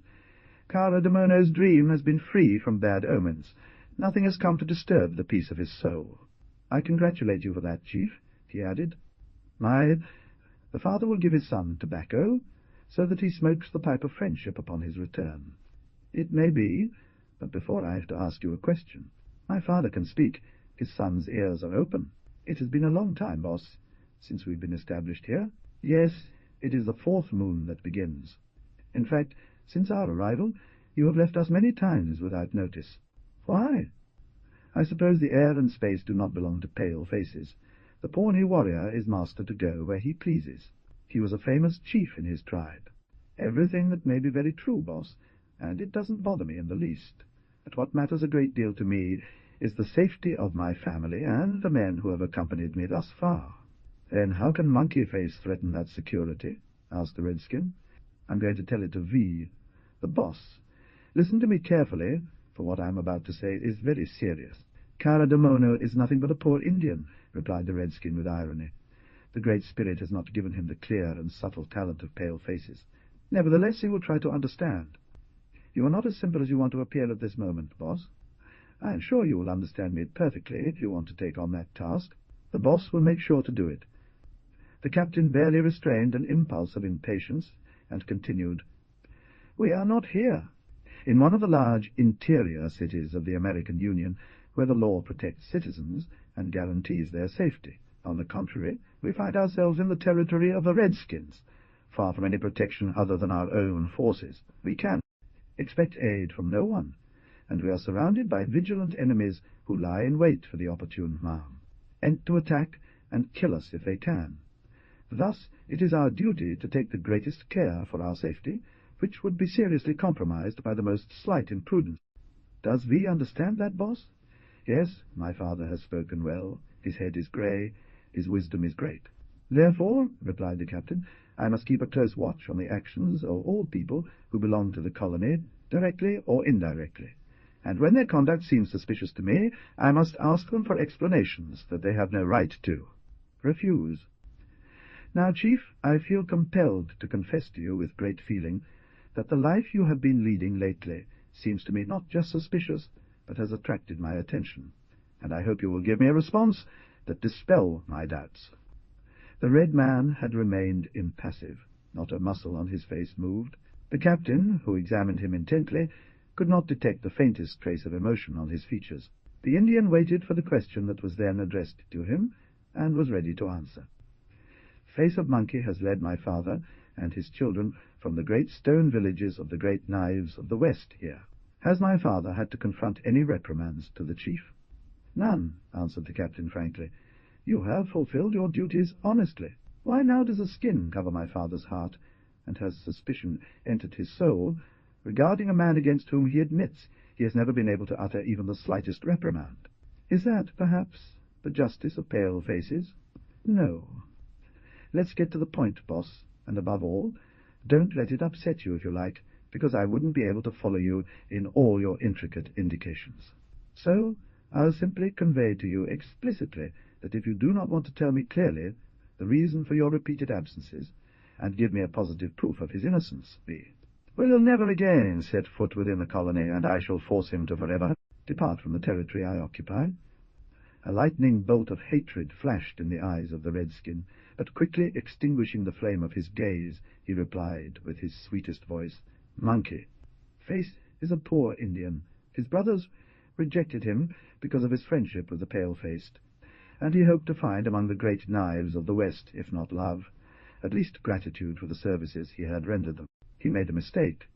It's not about that now," the captain replied impatiently. "Do you want to answer, yes or no?" "No?" The Indian stood upright, and, drawing close to his interlocutor so as to touch him, he fixed him with a look of anger and defiance, and said, "What if I refuse to answer?" "If you refuse, wretched one, I forbid you from ever appearing before me again, and if you dare disobey me, I shall punish you with the whip with which I beat my dogs." Hardly had the captain uttered these insulting words when he repented. He was alone and unarmed with the man to whom he had just inflicted a mortal insult, and therefore tried to make amends by saying, "But Monkey Face is a chief. He is wise, and he will answer, because he knows that I respect him." "You lie, dog of pale faces," the Indian sneered, gnashing his teeth in rage. "You hate me almost as much as I hate you." The captain, exasperated, raised the whip he held in his hand, but at that very moment the Indian sprang like a panther and leaped onto the horse's back, lifting the captain from his seat, throwing him roughly to the ground, and seizing the reins, he said, "Pale faces are old cowards, Pawnee warriors. Scorn them, and we'll send them some loincloths." After pronouncing these words with a tone of bitter sarcasm, which would be impossible to replicate, the Indian leaned over the horse's neck, loosened the reins, let out a piercing laugh, and bolted away at full gallop, paying no heed to the captain, whom he left half-stunned and bruised from his fall. Jaime Watt was not the kind of man who could endure such treatment without seeking revenge. He sprang to his feet as quickly as possible, and called out for the hunters and woodcutters scattered across the plain to come to him. Some saw part of what had happened and hurried to assist their captain, but while they reached where he was, and he explained the incident to them, giving them orders to pursue the fugitive, fiercely, he had already disappeared into the jungle, where already he had directed his rapid flight. However, the hunters, led by Sergeant Bothwell, rushed after the Indian, vowing to catch him alive or dead. The captain watched them disappear one by one among the trees, and then returned to the colony slowly, reflecting on the scene between the redskin and he, with his heart burdened by a dark foreboding. A secret instinct told him that for Cara de Mono, usually so prudent and circumspect, to act in such a manner he must be extremely strong and certain of impunity. The declaration of war. There is an inexplicable fact that we have often had the opportunity to verify during the course of our long pilgrimages in America, that frequently, without being able to explain the feeling experienced, one senses, so to speak, the approach of a disaster. One knows that one is threatened, although it is impossible to pinpoint when or how the dang. It will arrive. The day seems gloomier. The sun's rays lose their brilliance. External objects take on a lugubrious appearance. There are peculiar shudders in the air. In short, everything seems affected by the impression of an undefined unease. Not having anything come to justify the captain's fears after his altercation with the Pawnee, not only he, but the entire population of the colony found themselves, on that same night of that day, under the influence of a secret terror. At 6 o'clock, as is customary, the bell had rung to call the woodcutters and ranchers. Everyone had returned, the cattle had been penned in their respective stores, and on appearance, at least, nothing extraordinary seemed likely to disturb,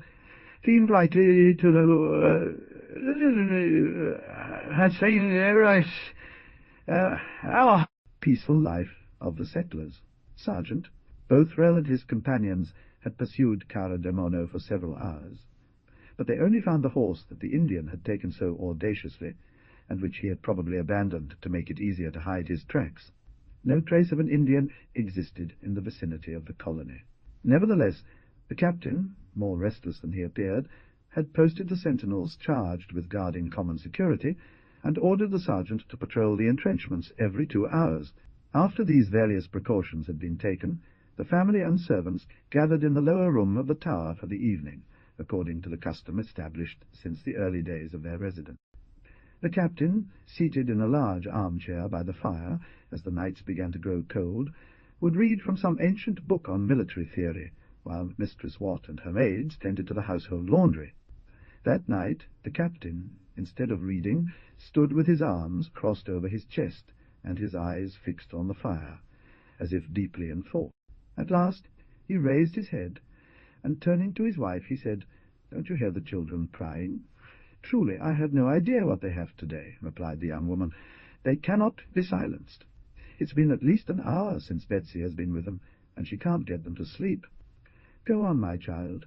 Perhaps that would be more sensible than leaving them in the care of a maid like this."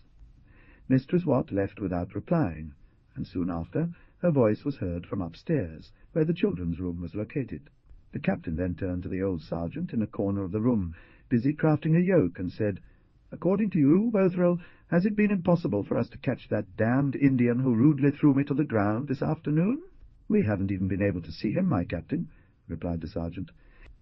"Those Indians look like snakes. They slip away everywhere. Fortunately, he was found in Boston. The poor creature seemed very pleased to see us." Yes, Boston is a noble animal, and it would have been a great loss for me to lose him. Didn't the Indian hurt him?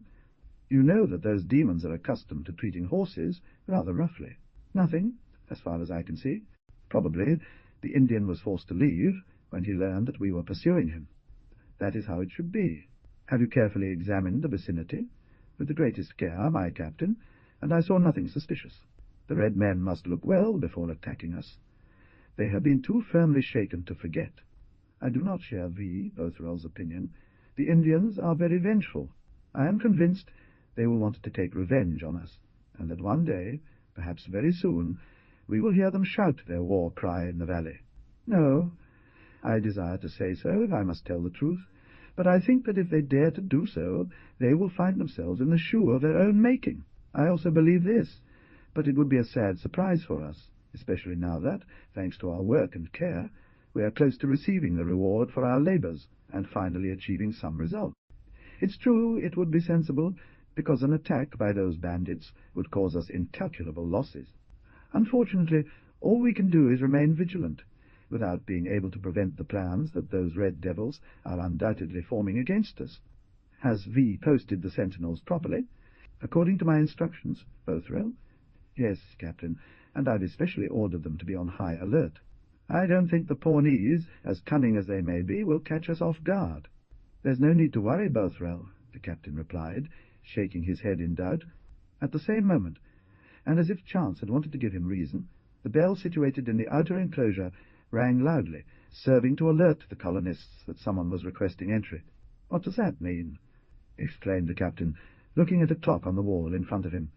"It's nearly 8 o'clock in the evening. Who could come so late? Has our whole group not yet returned?" "Yes, Captain. Nobody's been left behind," Jamie Watt answered. He picked up his rifle, made a signal to the sergeant to follow him, and prepared to leave. "Where do you want to go, my friend?" asked a voice, sweet and anxious.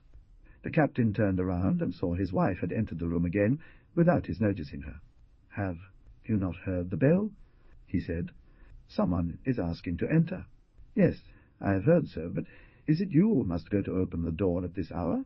"Mistress Watt," replied the captain coldly, yet energetically, "I am the head of this colony, and precisely at this hour it is my duty to go and open the door, for it may be dangerous, and it is my task to set an example of courage, and to show how our duty must be before, Ned."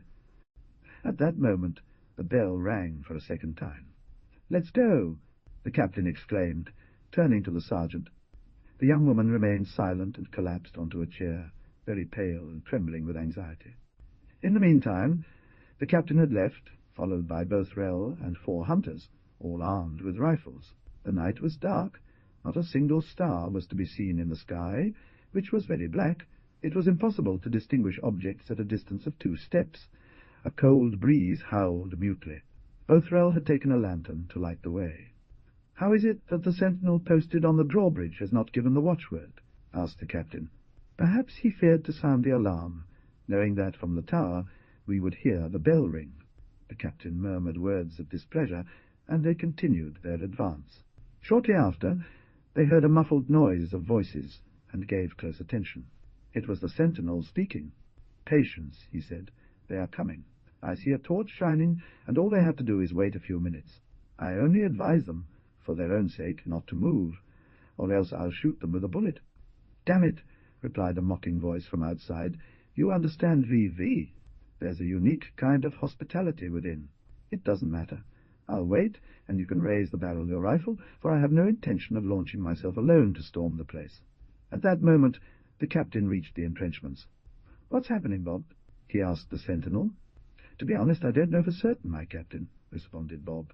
"There, at the edge of the moat, there is an individual who has insisted on entering." "Who is V, and what does he want?" shouted the captain. "And who is V?" questioned the stranger. "I am Captain James Watt, and I warn you that entry into the colony is forbidden, at this hour, to unknown wanderers. Return V at sunrise, and perhaps then I will consent to let him enter my property." "Beware what you do," replied the stranger.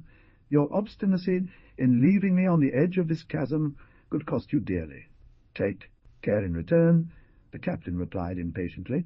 "I am not in the mood to hear threats. I'm not threatening you. I'm just warning you. You've already committed a serious fault today. Don't go on to commit an even more grave one tonight by refusing to receive me." This response surprised the captain and made him reflect. After a moment he said, "But if I agreed to let you in, who guarantees that you won't betray me?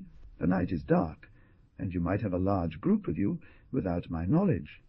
I have only one companion with me, and I answer for him with my head." "Yes," said the captain, growing more indecisive, "and as for you, who will answer for you?" "Me," replied he.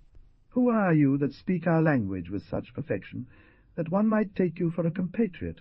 There's little difference. I am Canadian, and my name is Tranquillo. "Tranquillo!" exclaimed the captain.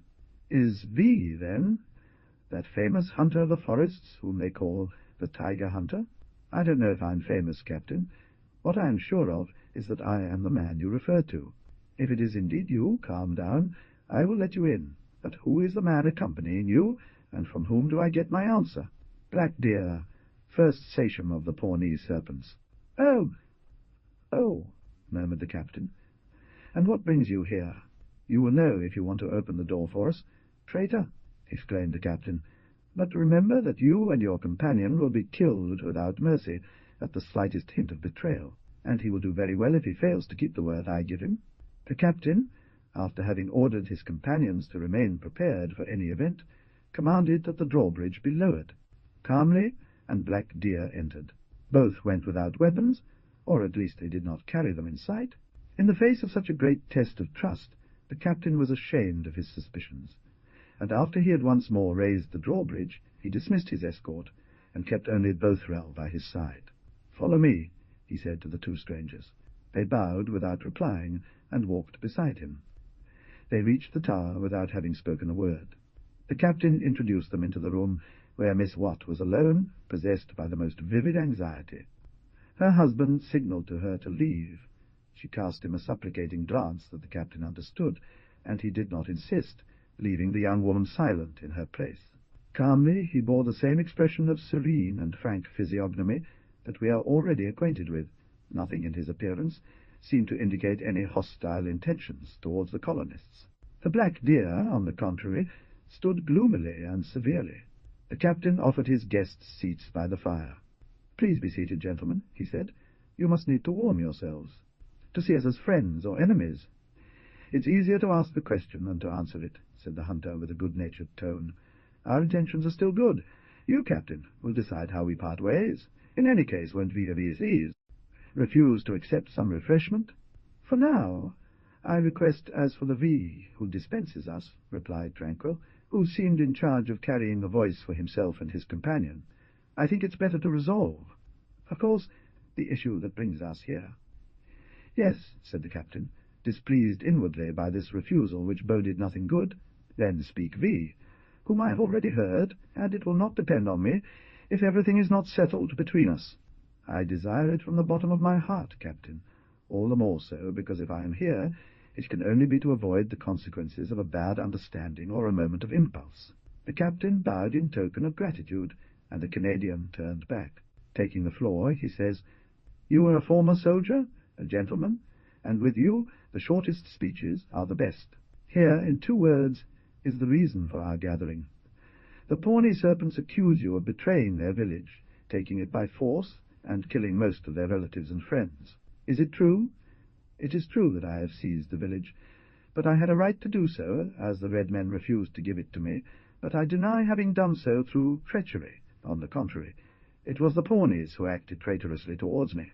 "Oh!" the Black Deer exclaimed, rising nimbly. "A pale face he has, and a deceitful tongue in his mouth." "Silence!" Tranquillo shouted, forcing him back to his place. "Let me unravel this bald yarn, which seems quite tangled to me," he replied, addressing the captain. "But the matter is grave, and the truth must be known. When you arrived, weren't you received as a friend by the chiefs of the tribe? Indeed, our initial relations were friendly. Then, why did they become hostile? I have already told you, V. Because against their sworn faith and given word, they refused to yield me the land." "How?"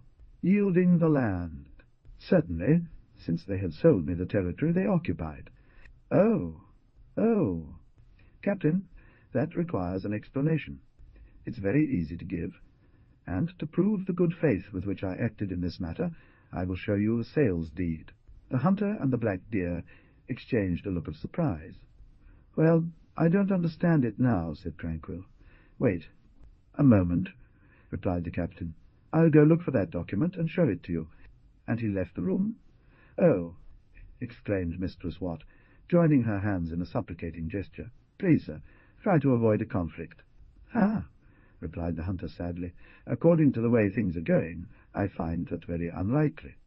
"Look," said the captain, entering the hall and showing them the document. It was enough for the 2 men to cast him a glance to know of the deception. "This document is false," said Tranquil.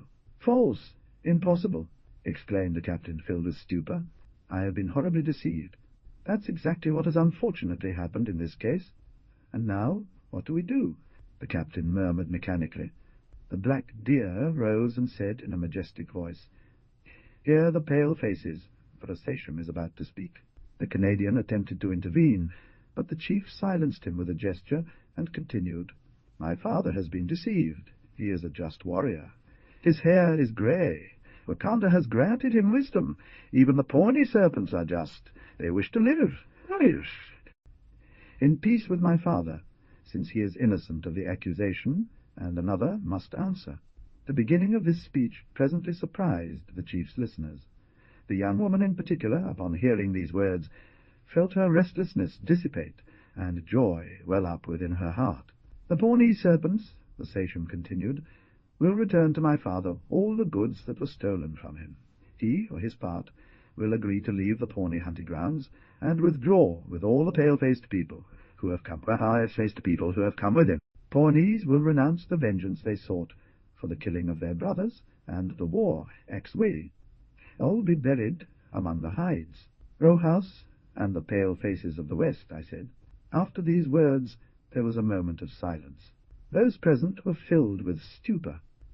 Those conditions were unacceptable, and thus war seemed imminent. "What does my father say?" asked the chief after a while. "Woe be to me!" "Chief," answered the captain with pain, "I cannot accept such conditions. It's impossible. The most I can do is double the price I paid before." The chief shrugged his shoulders disdainfully, and said with a sneering smile, "Black." Deer had made a mistake. Pale faces truly have split tongues. It was impossible to make the sachem understand the true state of affairs. With that blind obstinacy characteristic of his race, he would not listen, and the more they tried to prove to him that he was wrong, the more convinced he became. That he was wrong, the more right. At a late hour in the night, the Canadian and black deer, accompanied by the captain, withdrew to the entrenchments. When they had left, Jaime Watt turned very thoughtful towards the tower. At the door threshold he stumbled over a rather bulky object, and bent down to see what it was. "Oh," he exclaimed as he stood up, "what on earth do they want war for? Live God! They'll soon come to know me." The object with which the captain had collided was a bundle of arrows tied with a snake skin. Both ends of this skin and the tips of the arrows were stained with blood. The black deer, in its retreat, had left behind the declaration of war. All hope for peace vanished, and it became necessary to prepare for combat. Past the initial moment of shock, the captain regained his composure, and although it was still night, he woke all the colonists and gathered them in front of the tower to hold a council and discuss ways to neutralize the threat hanging over the colony. The Snake Pawnees.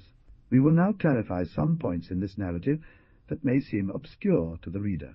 The Redskins, however great their faults may be, have a love for the territories in which they were born that borders on fanaticism, and nothing can replace it. The monkey face had not lied when he told Captain Jaime Watt that he was one of the main chiefs of the Pawnee Serpents tribe. This was very true. He had merely kept well the reason why he had been expelled from the tribe's secret. But the time has come to reveal what it was. The face of a monkey was not only characterized by an uncontrolled ambition, but also, which is quite extraordinary for an Indian, he was completely devoid of religious beliefs, and those weaknesses and superstitious credulity, to which his compatriots' credulity are all too susceptible. Moreover, he was a man without faith, honor, or any sense of dignity. Having been taken to the cities of American Union at a very young age, he had the opportunity to observe up close the eccentric civilization of the United States, unable to comprehend the good and bad aspects of that civilization, and to maintain a fair limit. As always happens in such circumstances, he had been seduced by what most flattered his eyes, inclinations and tastes, and of the customs of the whites he had only taken what was meant to finish and complete his premature depravity. That is why, when he found himself back among his tribe, his customs and language were so completely at odds with what was being done and said around him that he did not long arouse the scorn and hatred of his compatriots. His most bitter enemies were naturally the priests, that is to say, the sorcerers, whom he had on several occasions tried to put in disrepute. From the moment Carademono fell out with the omnipotent witch party, his ambitious projects collapsed. All his intrigues failed, for a deaf opposition continually thwarted the plans he formed at the very moment he thought they were headed for success. For a rather long period of time, the leader, not knowing whom to blame, prudently took a defensive stance, actively watching his enemy's moves and patiently waiting for chance to reveal the name of the man he should avenge himself on. As all his measures were very well taken, he soon discovered that the one to whom he must attribute the continuous setbacks he was suffering was none other than the chief witch of the tribe. This witch was an elderly man, beloved and respected by all for reasons of his wisdom and goodness. The monkey's face hid his hatred for some time, but one day, in the midst of a heated council, he lost control, and, rushing towards the unfortunate old man, stabbed him repeatedly before all the tribal chiefs, while those present were unable to stop him. The murder of the wizard brought to its peak the horror that he inspired. In the act, the leaders expelled him from the territory of the nation, denying him fire and water, and threatening him with the severest punishments if he dared to present himself before them. Monkey Face, too weak to resist the execution of this sentence, retreated with a heart filled with rage and uttering the most terrible threats. We have already seen how he avenged himself by selling his tribe's land to the Americans, thus causing the ruin of those who had punished him. But as soon as he had achieved that vengeance which he had longed for so long, a singular transformation occurred in the heart of that man. The sight of the region where he was born and where his parents' ashes rested awakened in him, with great intensity, the feeling of patria, a sentiment that he thought was already dead and merely dormant at the bottom of his heart. The shame for the hateful act he had committed by handing over to his race's enemies the hunting grounds that he himself had roamed with full liberty for so long, the relentless pursuit by the Americans, to alter the region's appearance and destroy their ancient trees under whose shade he had found shelter. The honors conferred by his nation, all these reasons combined, had made him reflect, and, desperate over the sacrilege that hatred would drive him to commit, he sought to draw closer to his compatriots once more in order to help them regain what they had lost through his fault. In other words, he resolved to betray the new friends for the sake of the old ones. That man was unfortunately cast onto a fatal path, where every step he took would be marked by a crime. It was easier for him than he thought to reconnect with his countrymen. They roamed scattered and filled with despair through the forests surrounding the colony. The monkey's face presented itself boldly to them. He took great care not to reveal that he was the sole cause of the misfortunes that had befallen them. On the contrary, he made his return a merit, telling them that the news of the calamities that had suddenly fallen upon them was the exclusive cause of his arrival, that if they had continued to be happy, he would never have seen them, but that before such a terrible catastrophe as that which had overwhelmed them, every feeling must dissipate, pair and yield place to common vengeance, which it was necessary to take from the pale faces, those implacable and eternal enemies of the red race. In summary, he made such a beautiful display of good feelings, he presented the step he was taking at that moment in such a favorable light, that he completely deceived the Indians and persuaded them of the purity of his intentions and his good faith. Then, with the diabolical intelligence with which he was endowed, he wove a vast plot against the Americans, in which he had the skill to involve other Indian tribes allied to his own, and while appearing to remain a friend of the colonists, he secretly organized and prepared their complete ruin. The influence he had gained over his tribe in such a short time was immense. Only 3 men harbored an instinctive distrust of him, and watched all his actions with the greatest care. These 3 men were the Canadian hunter Tranquil, Black Deer, and Blue Fox. Tranquil could not account for the chief's behavior. It seemed extraordinary to him that the man would have become so friendly with the Americans. Several times he had asked explanations about this, But Monkey Face never answered him except in an ambiguous way, or avoided the question. Calmly, whose suspicions grew stronger day by day, and who was determined to know for certain what to make of that man, whose dealings seemed increasingly suspicious, he managed to have the Black Stag appointed by the nation's Grand Council to deliver the declaration of war to Captain Watt. Monkey Face disliked the choice of the envoys, as he knew they were secretly his enemies, but he concealed his resentment all the more, since matters had progressed too far to retreat, and everything was set for the expedition. Thus Tranquillo and Black Deer set out with the task of declaring war on the pale-faced ones. "I'm sure I'm wrong," said the Canadian to his friend as they walked, "or we're about to learn something new about Monkey Face." "Do you really think so?" "Absolutely. I'm convinced that he's playing two games and manipulating us all for his own gain. I don't have much faith in him, but I can't believe he'd be so brazen. Very soon we will know what to expect, but in any case promise me one thing." "What is it?" "That only I am to speak. You know better than me how to deal with the pale-faced people of the West." "As you wish," answered the Black Deer. "Act as you please." 5 minutes later they arrived at the colony. We have already referred in the preceding chapter to the manner of their reception, and what passed between them and Captain Watt. That custom of declaring war on their enemies, established among the Indians, whom Europe tends to consider as stupid savages, may seem extraordinary, but one must not be mistaken. The natives Rojas have an eminently chivalrous character, and unless it is a razzia, that is, a theft of horses or livestock, they will never attack an enemy without having warned them in advance, so that they are on their guard. For the most part, that chivalrous spirit so skilfully exploited by the Americans, who, we must confess to their eternal shame, are entirely devoid of it, has been what has brought the whites most of their victories over the redskins. A short distance from the colony, the two men found their horses, which they had left tied up. They mounted and sped away. "Let's go," said Tranquil. "What do you think about all this? My brother was right. Monkey Face has always betrayed us. It's obvious that this document comes from him.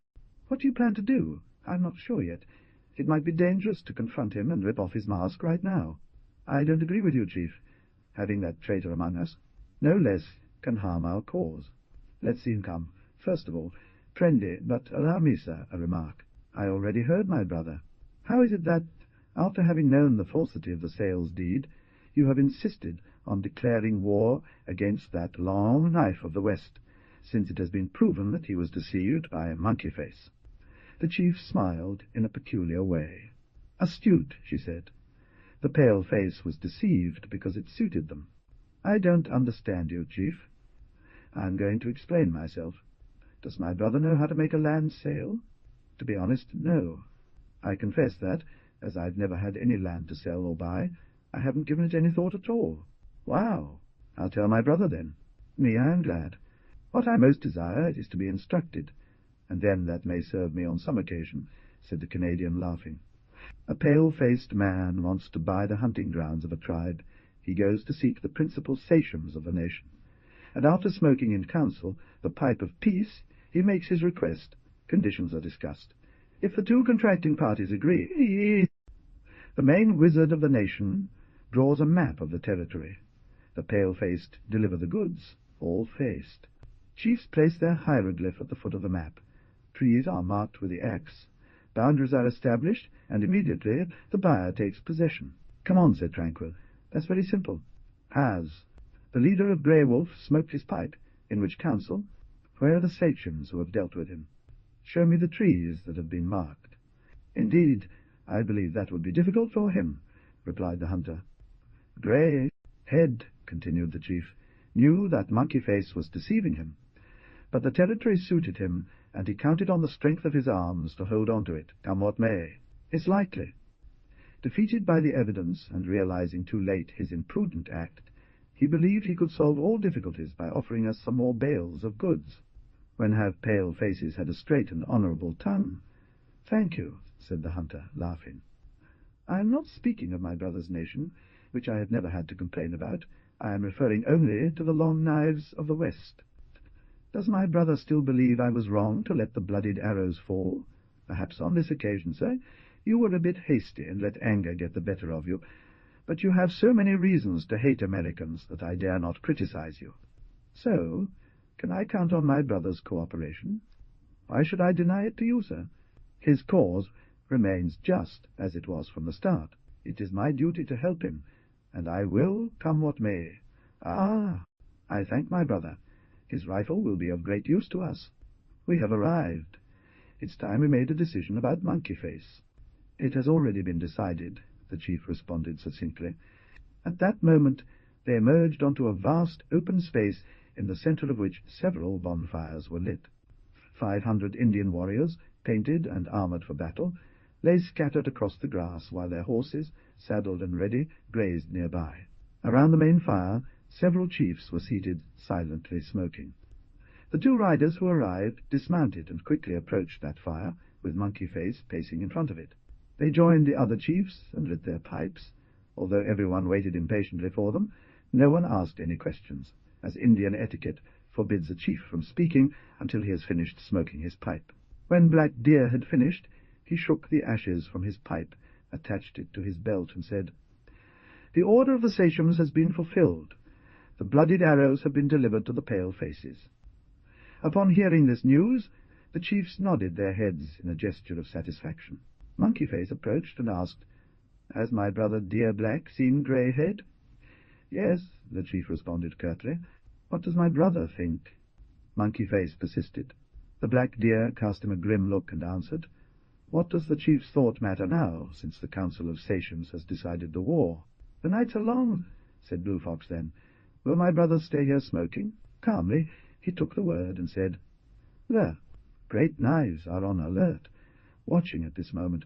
Let my brothers return to horseback and retreat, for the hour is not propitious." The chiefs gave a nod in assent. "I'll go ahead," said Monkey Face. "Good," replied Black Deer with a ferocious smile. "My brother is skilled, he sees much, and will give us news."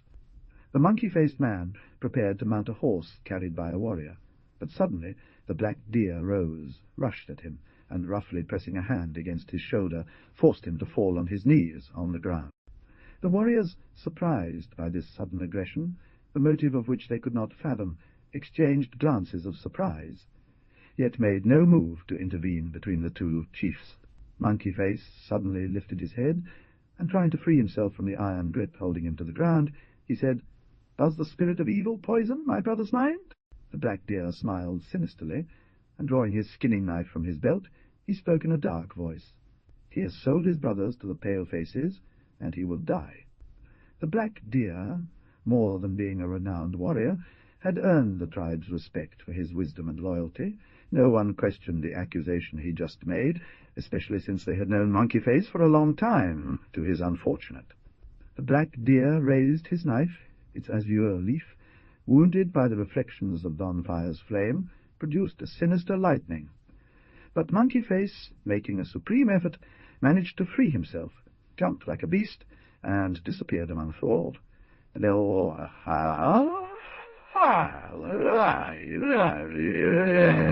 bushes, letting out a shrill laugh.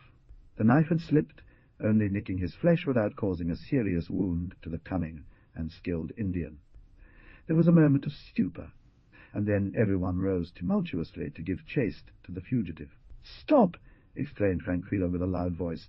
"It's too late now. Hurry and attack the pale-faces before that wretch has time to warn them, for he is undoubtedly already plotting new trails." The chiefs recognized the wisdom of this counsel, and the Indians prepared for battle. The battle. Meanwhile, as we have said before, Captain Watt had gathered all the individuals of the colony in front of the tower. The number of combatants amounted to 62, including women. It may seem singular to European ladies that we include women among the combatants. Indeed, in the Old World, fortunately forever past, the time of Marphesus and Bradamantus has gone by, and thanks to the increasing progress of civilization, the fair sex is no longer reduced to competing in value with men. In Northern America, at the time when our history took place, and even today in the prairies and on the plains, it is not like this. Many times, when the war cry of the Indians suddenly reaches the ears of the colonists, women are forced to leave their gender-specific tasks to take up a rifle with their delicate hands and dedicate themselves resolutely to the common defence. In case of need, we could cite many of those heroines with a sweet look and angelic eyes who, in certain circumstances, have bravely fulfilled their duty as warriors and fought like true devils against the Indian. Mistress Watt was no hero, not by a long shot, but she was the daughter and wife of soldiers. She had been born and raised on the Indian frontier. Several times she had smelled gunpowder and seen blood run, and, besides, she was a mother. It was to protect her children that all her shyness had disappeared, replaced by a resolute and cold determination. Her example had electrified the other women of the colony, and all had armed themselves, determined to fight alongside their husbands and fathers. Thus we repeat that the captain had 62 fighters around him, men and women. He tried to dissuade his wife from taking part in the fight, but that sweet a creature, who until then had been so timid and obedient, refused categorically to give up her purpose, and the captain was forced to let her act as she pleased. Then she adopted her defensive arrangements. 25 men were distributed among the entrenchments under Bothwell's orders. The captain reserved command of a party of 24 hunters to be sent to the most exposed points. The women, under Mistress Watt's orders, were left guarding the tower, where the sick and children were placed. They then waited for the arrival of the Indians. It was shortly after midnight when the Canadian hunter and the Pawnee chief left the colony. By 2:30 a.m. everything was prepared for defence.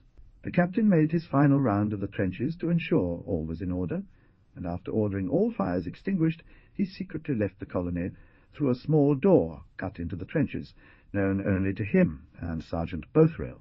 They threw a table across the ditch, and the captain passed on, followed only by Bothwell and a hunter named Bob, a resolute and robust young man whom we have already had occasion to mention.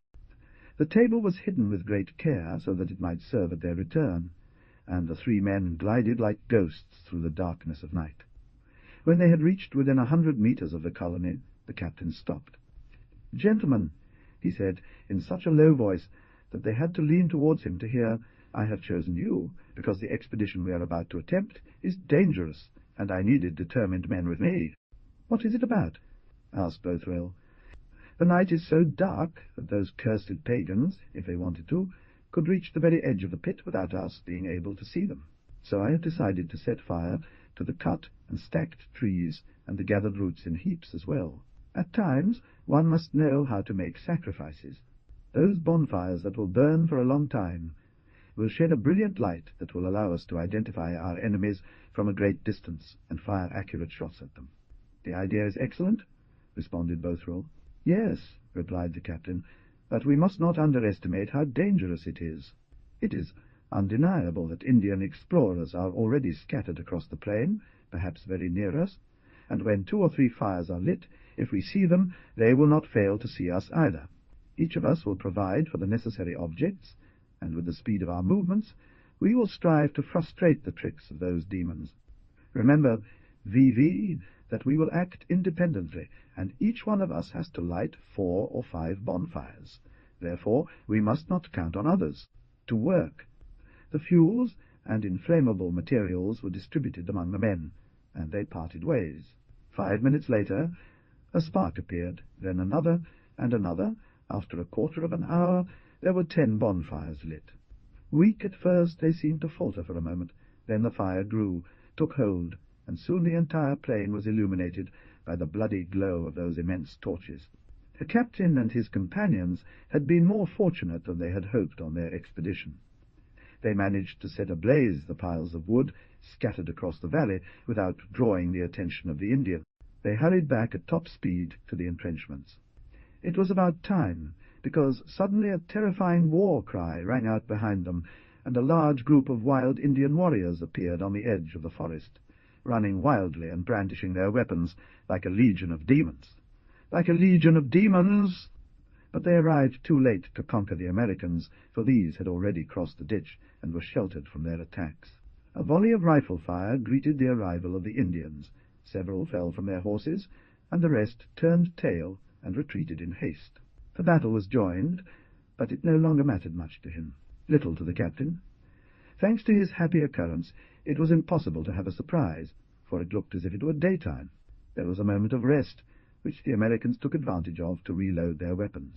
The colonists had a moment of unease upon seeing one after another of those immense bonfires lit up on the prairie. They thought it was a trick by the Indians, but soon enough they were disabused of the captain's return. On the contrary, congratulated themselves on that magnificent inspiration which allowed them to fire accurate shots. However, the Pawnees had not abandoned their planned attack, and most likely were only retreating to consult. The captain, leaning on one shoulder against the fence, closely examined the empty plain when he thought he saw an unusual movement in a rather extensive wheat field about 2 gunshots from the colony. "Alert," he said. "The enemy is approaching." Each man put his finger on the trigger. Suddenly a loud noise echoed, and the most distant pile of wood sunk with a crash, sending thousands of sparks flying. "By God!" exclaimed the captain, "there's something devilish about this. It's impossible that such a huge pile of wood could be already burned." At that very moment another pile sank, followed by another and another, until 4 had been consumed. There was no longer any doubt about the cause of those successive sinkings.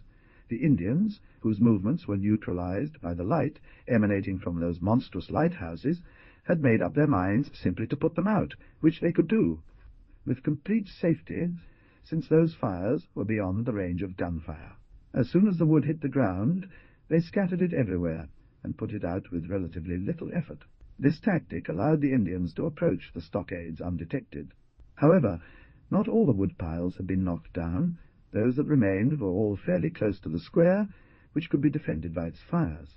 Despite it all, the Pawnees tried to put them out. But then the rifle fire started again, and bullets rained down on the besiegers, who, after holding their ground for a few minutes, were finally forced to flee, as there can be no talk of a retreat in the hasty manner they left.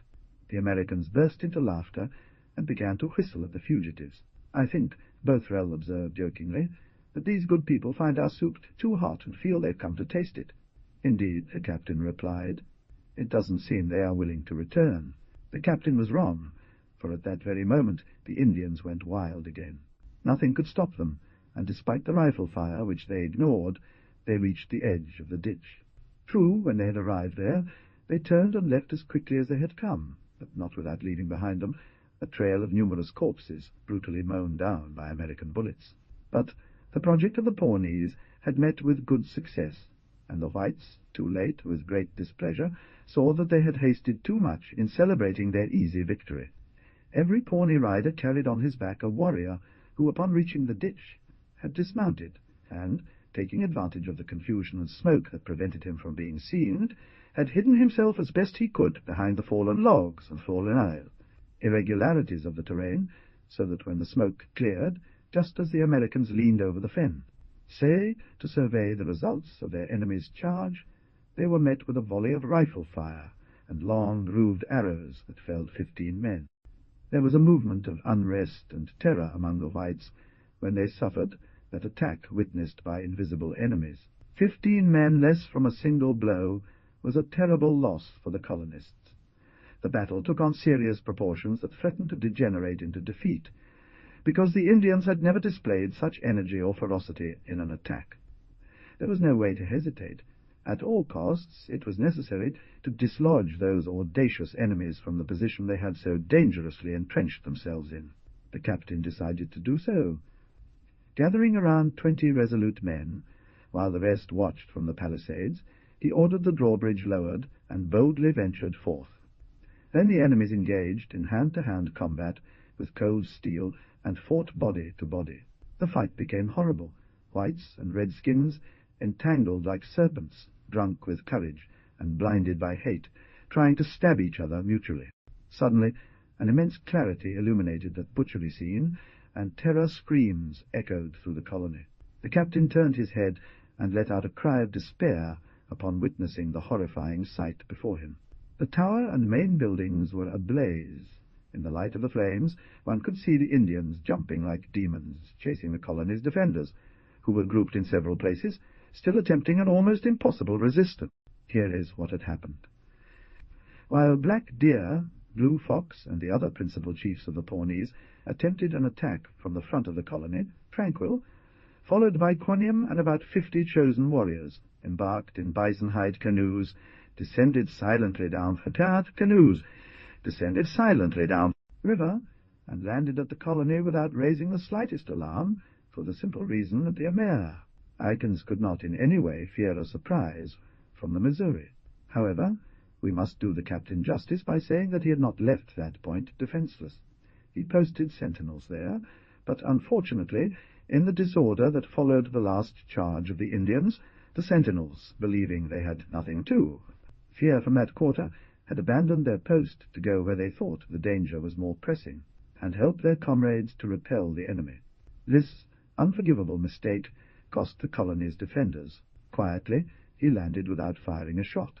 The Pawnees, as soon as they entered the colony, threw burning teas at the wooden buildings, and, shouting their war cry, rushed at the Americans, catching them in the rear and placing them between two fires. Calmly, Quoniam and some warriors, who had not separated from them, made their way to the tower. Mistress Watt, though attacked by surprise, prepared to defend valiantly the post entrusted to her care. The Canadian approached her with his hands raised to the sky as a sign of peace, and exclaimed, "Surrender, Vivi, in the name of heaven, or all is lost." "The colony has fallen into our hands." "No," she replied resolutely. "I will not surrender to a villain who betrays his brothers to side with the Indians." "You are unjust to me," he said sadly. "I come to save you." "I do not want to be saved by you." "Wretched woman! If you do not do it yourself, at least do it for your children. Look, the tower is already on fire." The young woman lifted her eyes, let out a scream of horror, and rushed into the building, filled with despair. The other women, trusting the word of the hunter, did not try to resist, and handed over their weapons. Calmly, he entrusted the care of those poor women to Quoniam, adding some warriors, and quickly departed with the intention of stopping the butchery that continued in all points of the colony. As soon as Quoniam entered the tower, he found Mistress Watt half strangled, and holding her children in her arms with unprecedented strength. The kind black man lifted the young woman onto his robust shoulders. Then, gathering all the women and children together, he led them to the banks of the Missouri River to keep them out of harm's way during the ongoing battle and protect them from the fury of the victors.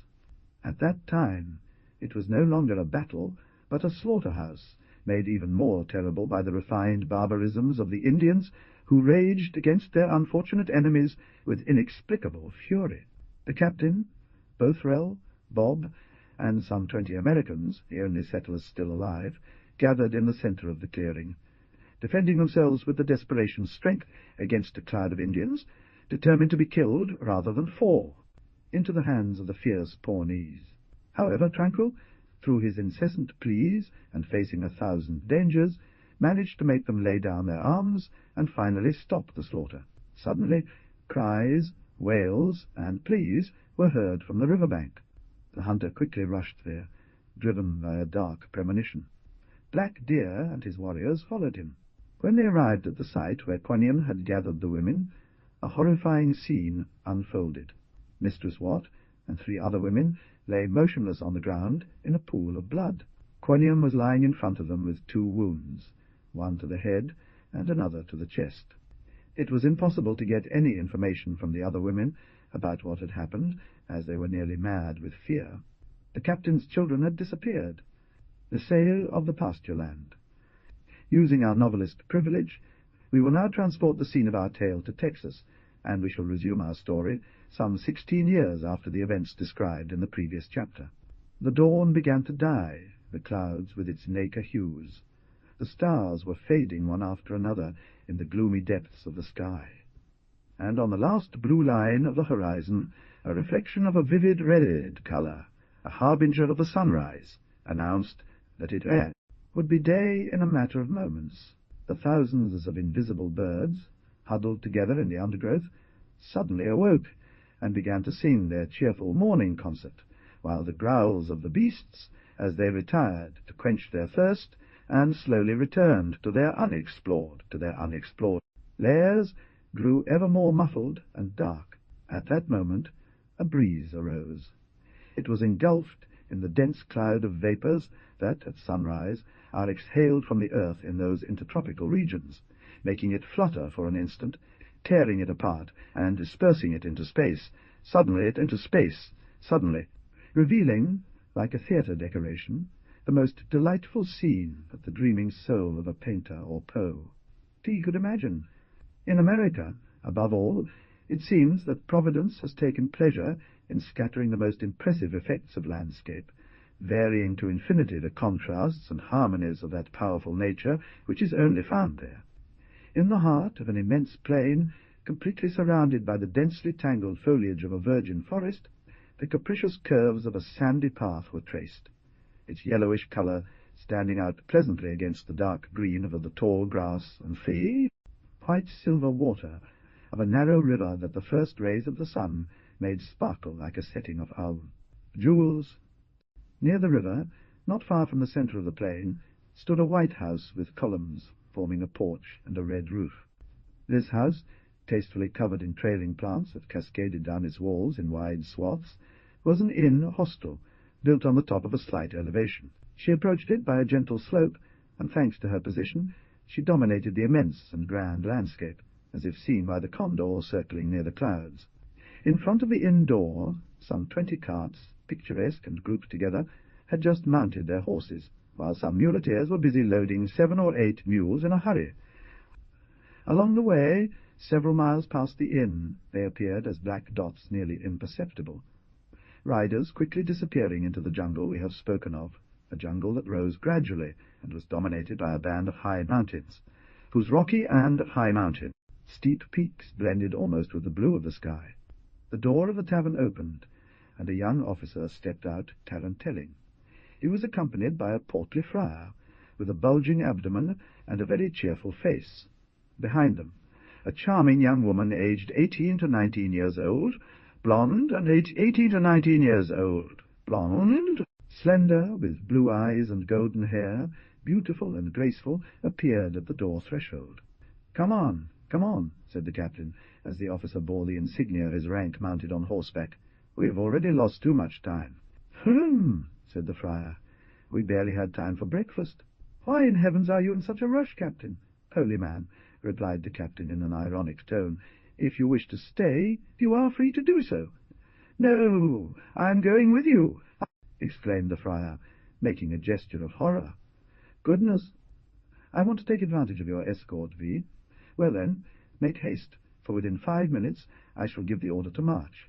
The officer, after casting a glance over the plain, signalled to his assistant to bring him his horse, and he mounted with the agility and peculiar grace of Mexican riders. The monk drowned in a sigh of sentiment, perhaps thinking of the succulent hospitality he was leaving behind to face the perils of a long journey, and with the help of the porters he managed to barely mount a mule whose back bent beneath that immense weight. Ah, he murmured, I'm done. On horse, cried the captain. The dragons obeyed at once, and for a few seconds there was heard a tapping of iron.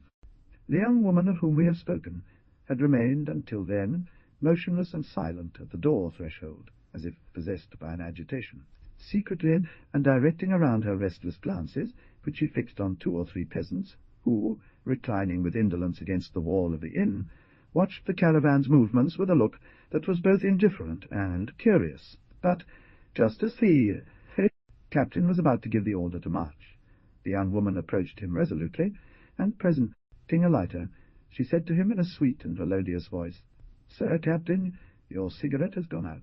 It's true, the officer replied, and with a gallant bow he took the lighter, used it, and returned it to her, saying, Thank you, beautiful girl. The young woman seized the moment while his face was close to hers to whisper quickly and softly, Be careful, Captain. What? Said the officer, staring at her intently. The young woman, without replying, placed her index finger on her pink lips, and, turning with vivacity, ran into the shop. The captain straightened in his chair, furrowed his black brow, and cast a threatening gaze at the 2 or 3 individuals reclining against the wall. But he soon shook his head and muttered in disdain, They would not dare.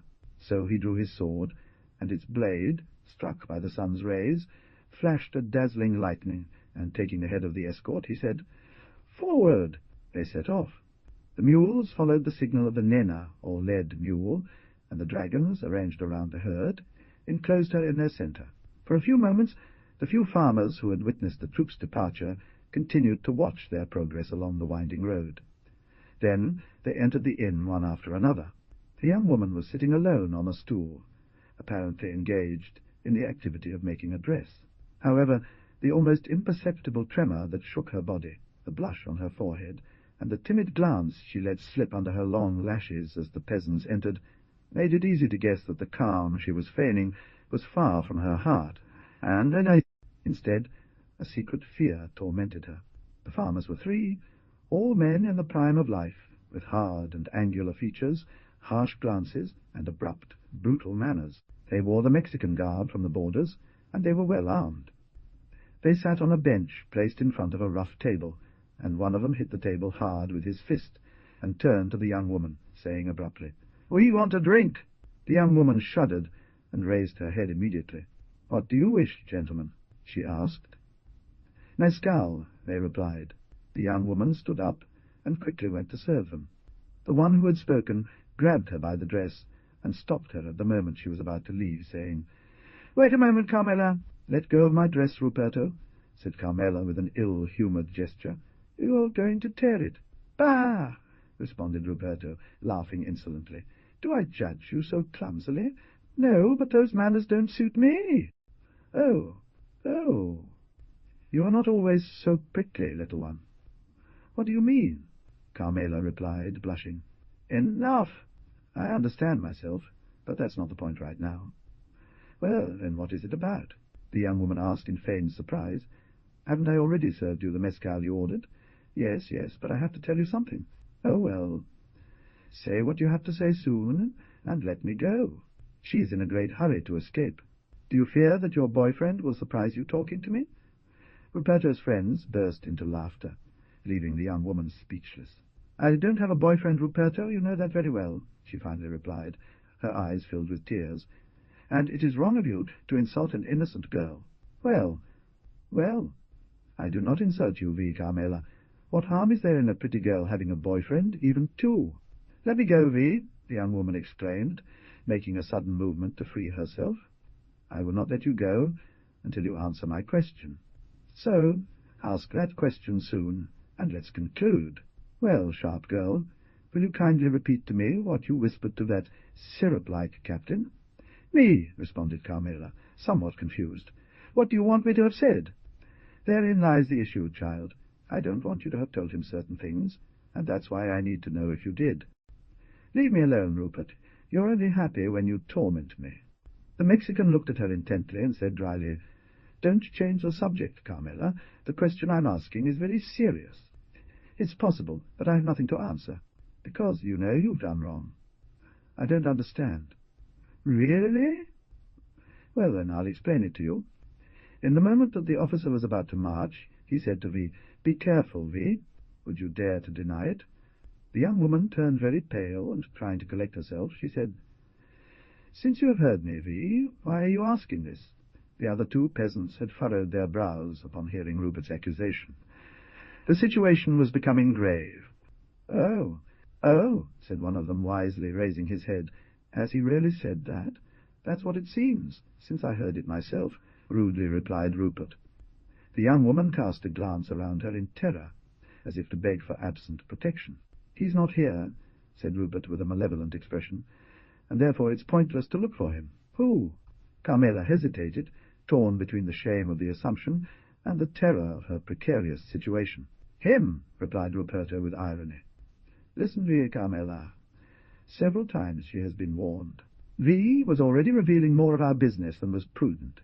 I will repeat the words he spoke a moment ago to the captain. 'Be careful, sir.'" "Yes," said the second speaker roughly, "because we might forget that V is merely a girl, and make her pay dearly for her informing." "Ah," said the third one, who had hitherto contented himself with drinking without participating in the conversation, "the law must be equal for all. If Carmela has sold us, she must be punished." "Well," said Bernardo. Ruperto exclaimed, slamming his fist on the table, "we are just enough to deliver the verdict." "My God!" Carmela cried, quickly freeing herself from the man's grip that had held her until then. "Let me go, Vi. Let me go, Vi. Stop her," Ruperto said, standing up, for otherwise some misfortune will happen. The three men rushed towards the young woman. She, half dead with terror, made futile attempts to open the shutter door and escape. But suddenly, just as the three men laid their rough and calloused hands on Carmela's white and delicate shoulders, the gate of the inn, which had been in vain trying to open, flew wide open, and a man appeared at his threshold. "What is happening here?"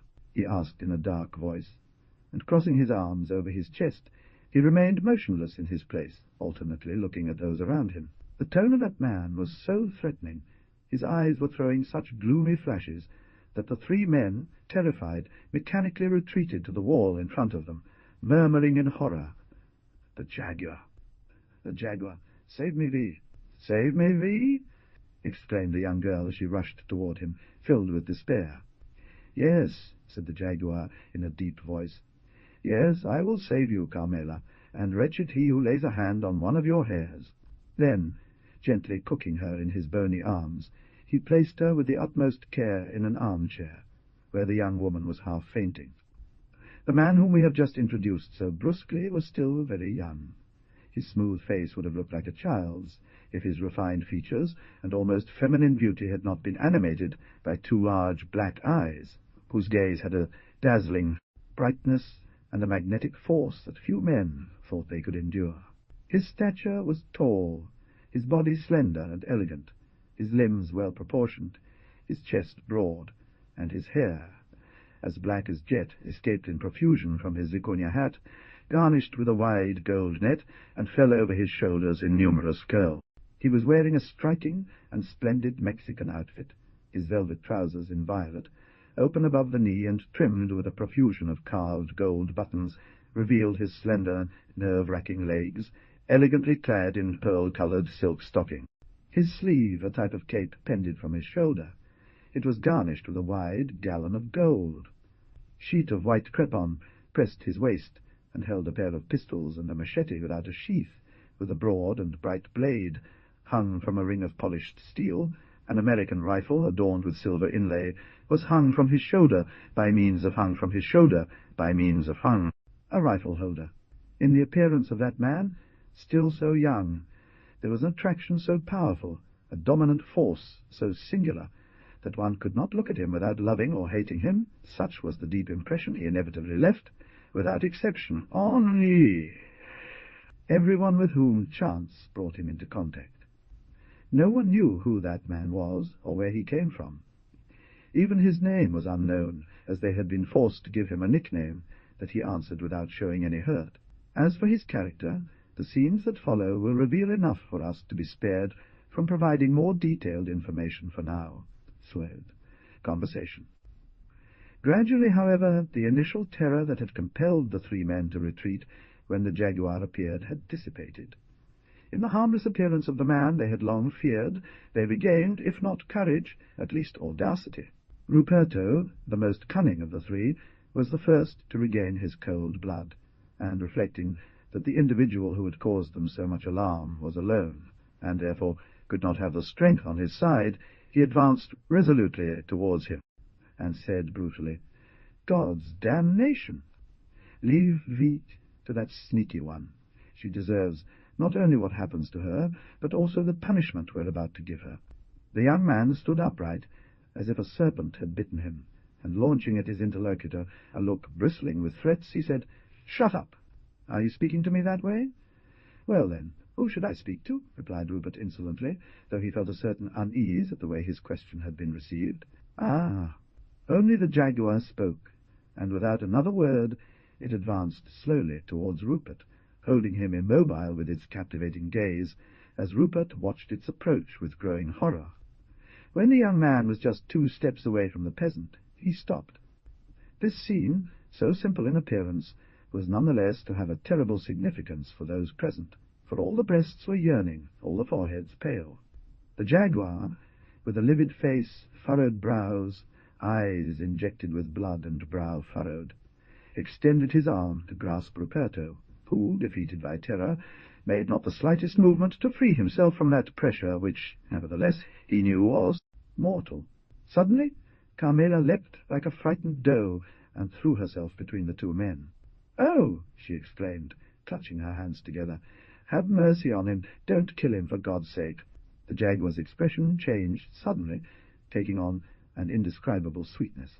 "As you wish," he said. "He will not die, but he has insulted you, Carmela, and must be punished. On his knees, miserable," he added, addressing Ruperto and heavily resting his hand on the man's shoulder. "On his knees he asks for forgiveness from this angel." Ruperto, instead of kneeling, collapsed under the weight of that iron hand, and crawled to the feet of the young woman, murmuring shyly, "Forgive me, forgive me." "Enough," said the jaguar then, with a terrible accent. "Rise up and thank God that this time you have escaped my vengeance. Open via, Carmen Top." The young woman obeyed. "On horseback," continued the jaguar. "Go wait for me at Dry River, and under pain of death no one moves until I arrive. Go!" The three men lowered their heads and left without responding. A moment later, the sound of their horses' hoofs echoing down the road signalled their departure. The two young men were now alone in the tavern. The jaguar sat down at the table where the three men had been drinking just moments before, resting his head in his hands, as if buried in deep thought. Carmela looked at him with a mixture of interest and fear, too afraid to speak. Finally, after what seemed like a long time, the young man raised his head and looked around as if waking from a deep sleep. "Have you been here all this while?" he asked the girl. "Yes," Carmela answered sweetly. "Thank you, Carmela.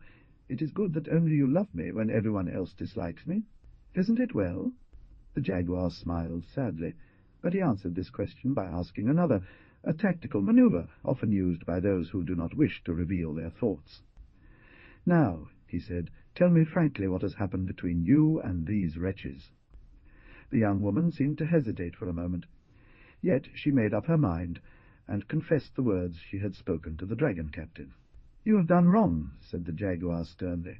"Your imprudence can have grave consequences. However, I dare not censure you. You are a woman, and consequently ignorant of many things. Are you alone here?" "Completely alone." "What foolishness! How can Tranquil abandon V in that way?" "His duty currently keeps him in Mesquite. Within a few days he must give a great chase." "No. Well, but at least Queniam should have stayed by V's side. He couldn't, because Tranquil needed his help." "It seems the devil is mixed up in all this," said the jaguar in a bad mood. "One must be crazy to leave a young woman alone at an inn in the middle of such a deserted region for entire weeks. I was not alone, as Lanzi had been left with me." "Ah, what has become of him?" "One. Just before sunrise, I sent him to see if he could bring back any game. Very well thought of, for heaven's sake. Thus have you been exposed to the rudeness and ill-treatment of the first sailor, who might feel like insulting you. I didn't think there would be any danger. Do I suppose that you are now disillusioned?" "Oh," said Carmela, making a movement of terror, "I swear to you it will never happen again." "Very well, but I think I hear Lanzi's footsteps." The young woman peered out the door and said, "Yes, she's coming." Indeed, at that moment entered the man they had spoken of. He was a man of about 40, with an intelligent and daring countenance. He carried on his shoulders a magnificent deer tied up, more or less in the same way Swiss hunters are accustomed to carry their chamois. His right hand clutched a shotgun. He made a gesture of disgust upon seeing the jaguar, yet he greeted him and placed his deer on the table. "Hello, hello," the jaguar said in a good-humoured tone. "It seems you've had a good hunt, Lanzi. The deer don't scarce in the plains, do they?" "I've known times when they were more abundant," answered Lanzi bluntly. "But now," he added, sadly shaking his head, "a poor man can barely kill a pair of them in an entire day." The young man smiled and said, "They'll return." "No, no," replied Lanzi. "Deer, once startled, never return to the regions they left, however great their desire to do so. Then, my friend, he must resign himself and take comfort." "Hey, that's all I do," murmured Lanzi, turning his back with an unhappy expression.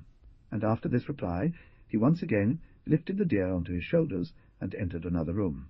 "Lanzi is not very friendly today," said the jaguar, when he was alone with Carmela.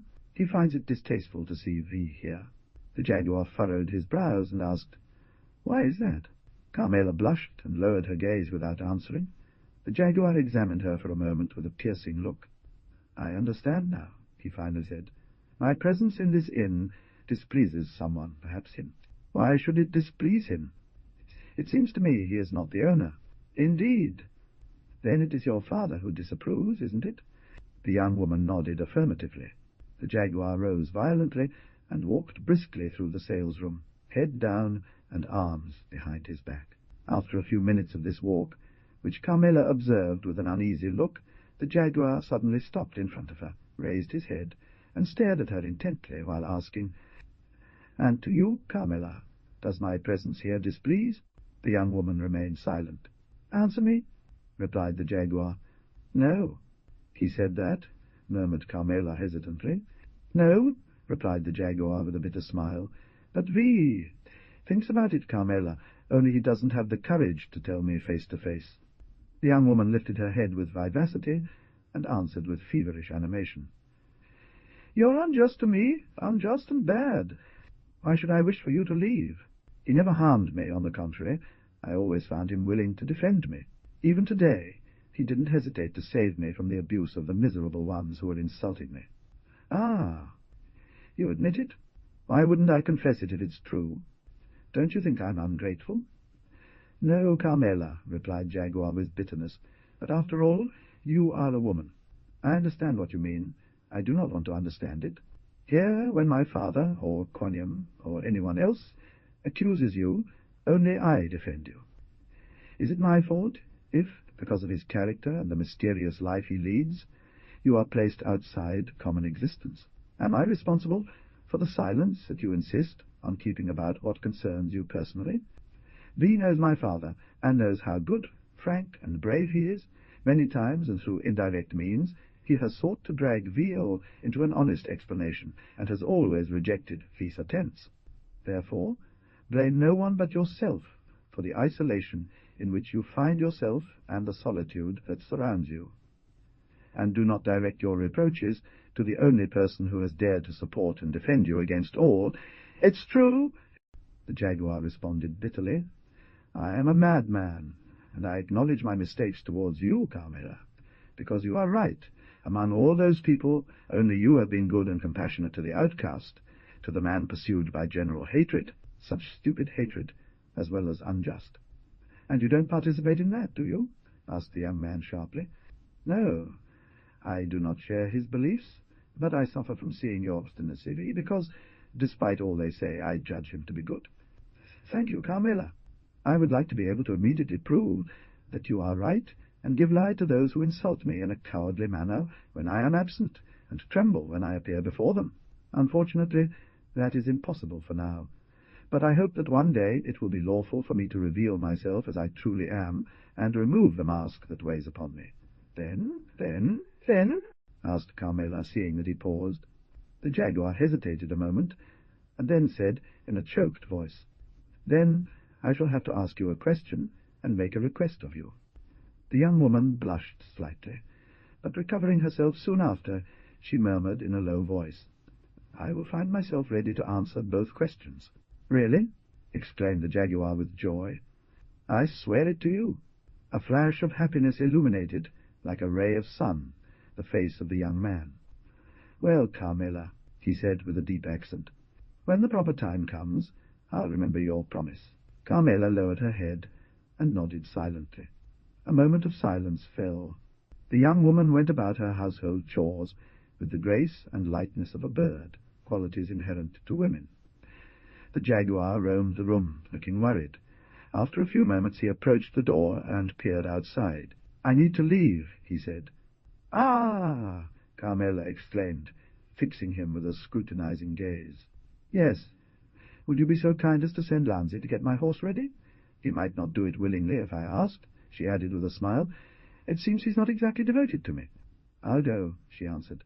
The jaguar watched her leave and stifled a sigh. "What is this I feel?" she murmured, pressing her hand hard against her heart, as if she'd just suffered a sudden pain. "Could it be what they call love? Madness!" she exclaimed after a moment. "Can I possibly love?" "The jaguar!" Can one love the reprobate?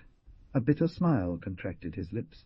His brow furrowed, and he murmured in a hoarse voice, "Every man has his mission in this world, and I will know how to fulfill mine." Carmela re-entered and said, "The horse will be ready in just a moment. Take your cowboy boots, V, which Lanzi has charged me to deliver." "Thanks," said the Jaguar, and he set tying them. To her legs those 2 pieces of carved leather that in Mexico soon take the place of gaiters and serve to shield the rider from the horse's blows. While the Jaguar, with one foot resting on the stirrup and his body leaning forward, was busy tying his boots, Carmela studied him intently with an expression of timid hesitation. The Jaguar noticed this and asked, "What do you have?" "Nothing," the young girl stammered. "You're deceiving me, Carmela," he said. "Time is pressing. Tell me, what is it that you want?" "Well," she replied with growing hesitance, "I need to ask a favor from you." "From me?" "Yes. Speak up soon, child. As much as I may not want to, I'll grant your request beforehand." "Did D—" "You swear it to me, V." "I swear it." "Well, whatever happens, I wish that if you encounter the dragon captain who was here this morning, you grant him your protection." The young man stood up straight, as if sprung from a coil. "Ah!" he exclaimed. "Is what they told me true? I don't know what you're referring to, V. But I repeat my request. I do not know that man, as I arrived here after he left." "Yes, you do, Carmela," replied with determination. "Why look for refuge if you wish to break the promise you made me? It's better to act with complete honesty." "Fine," answered the Jaguar gloomily, with a sharp tone of irony. "Calm down, Carmela. I will defend your lover." And he burst out of the room, possessed by violent anger. "Oh, how right they are to call him Jaguar!" exclaimed the young woman, collapsing onto a bench and breaking into tears. "He has a tiger's heart hidden within." She hid her face in both hands and sobbed uncontrollably. At that very moment he heard the swift gallop of a horse fading away. 30.3 Carmela.n. Now, before continuing our narrative, it is necessary to provide our readers with certain important and indispensable details for the events that follow. Among the provinces of the vast territory of New Spain, there is one, the most eastern of all, whose true value was constantly overlooked by the government of the viceroys, a neglect continued by the Mexican Republic, which, at the time of Fieslas' proclamation of independence, did not consider it worthy of forming a separate state, and without calculating. What later happened, with the greatest indolence, she left to be colonized by the Americans, who at that time seemed to be plagued by the fever of invasion and expansion that has now become a kind of endemic madness for those worthy citizens. The province we are referring to is Texas. That magnificent region is one of the best located in Mexico. From a territorial perspective, it is immense. No country has better irrigation. 9 considerable rivers carry their waters to the sea, augmented by countless currents that flow in all directions and fertilize that land.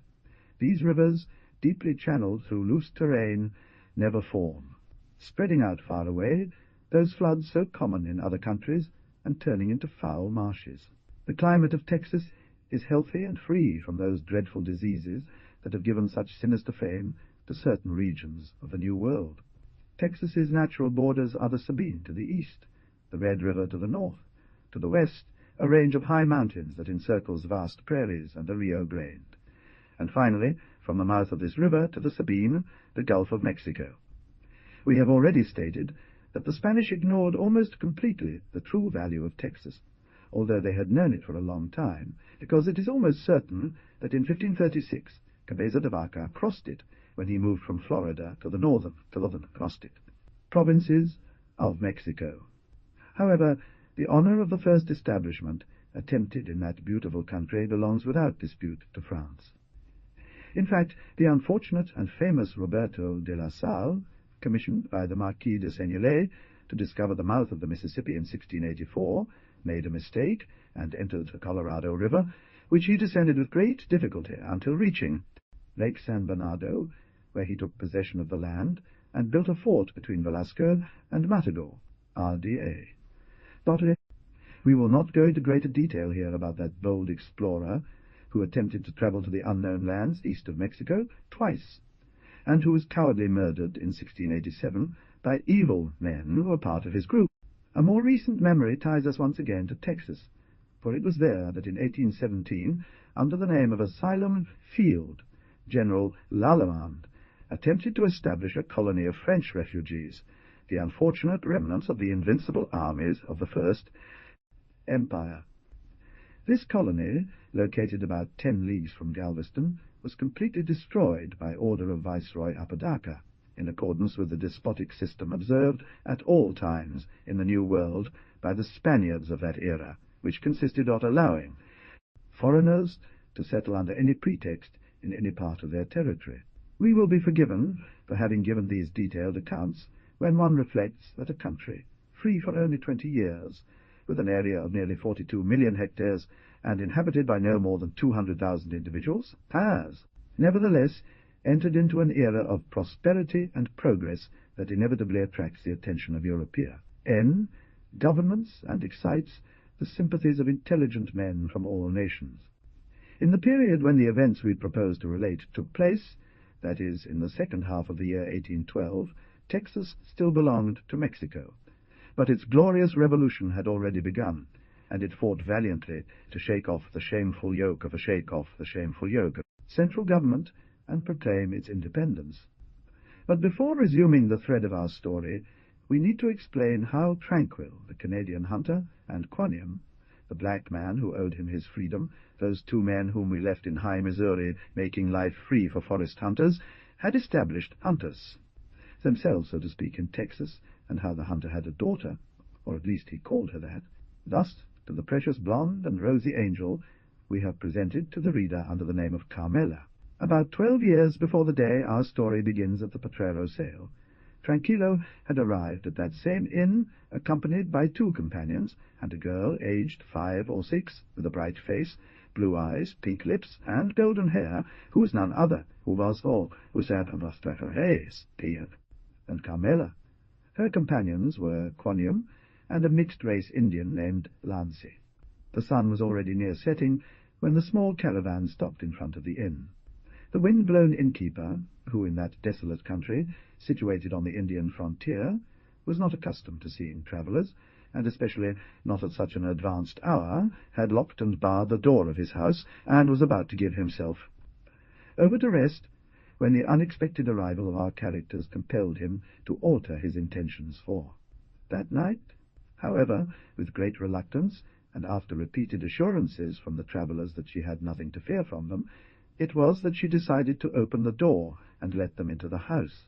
For the most part, from the moment he decided to receive them, the innkeeper was what he should be, that is, as attentive and helpful as his Mexican character would allow, which, by the way, is the least hospitable race that exists. This was a stout little man, with effeminate manners and a shrewd look, already of an age, but still sharp and alive. When the travellers had stabled their horses in the stable in front of a good supply of alfalfa, and they too had dined with the appetite characteristic of men who have just completed a long journey, a certain confidence was established between the innkeeper and them, thanks to some glasses of Catalan brandy generously offered by the Canadian. The conversation began under the sign of the most frank cordiality, while the girl, carefully wrapped in the soft hunter's cape, slept with that tranquil and candorous indifference peculiar to such a happy age, where the present is everything, and such a happy age, where the present is everything, and future does not yet exist. "Hey, comrade," Tranquillo said cheerfully to the innkeeper, handing him another glass, "it seems to me that you lead a very happy life here." Me? By Jove! You go to bed at the same time as the chickens, and I'm sure you sleep in?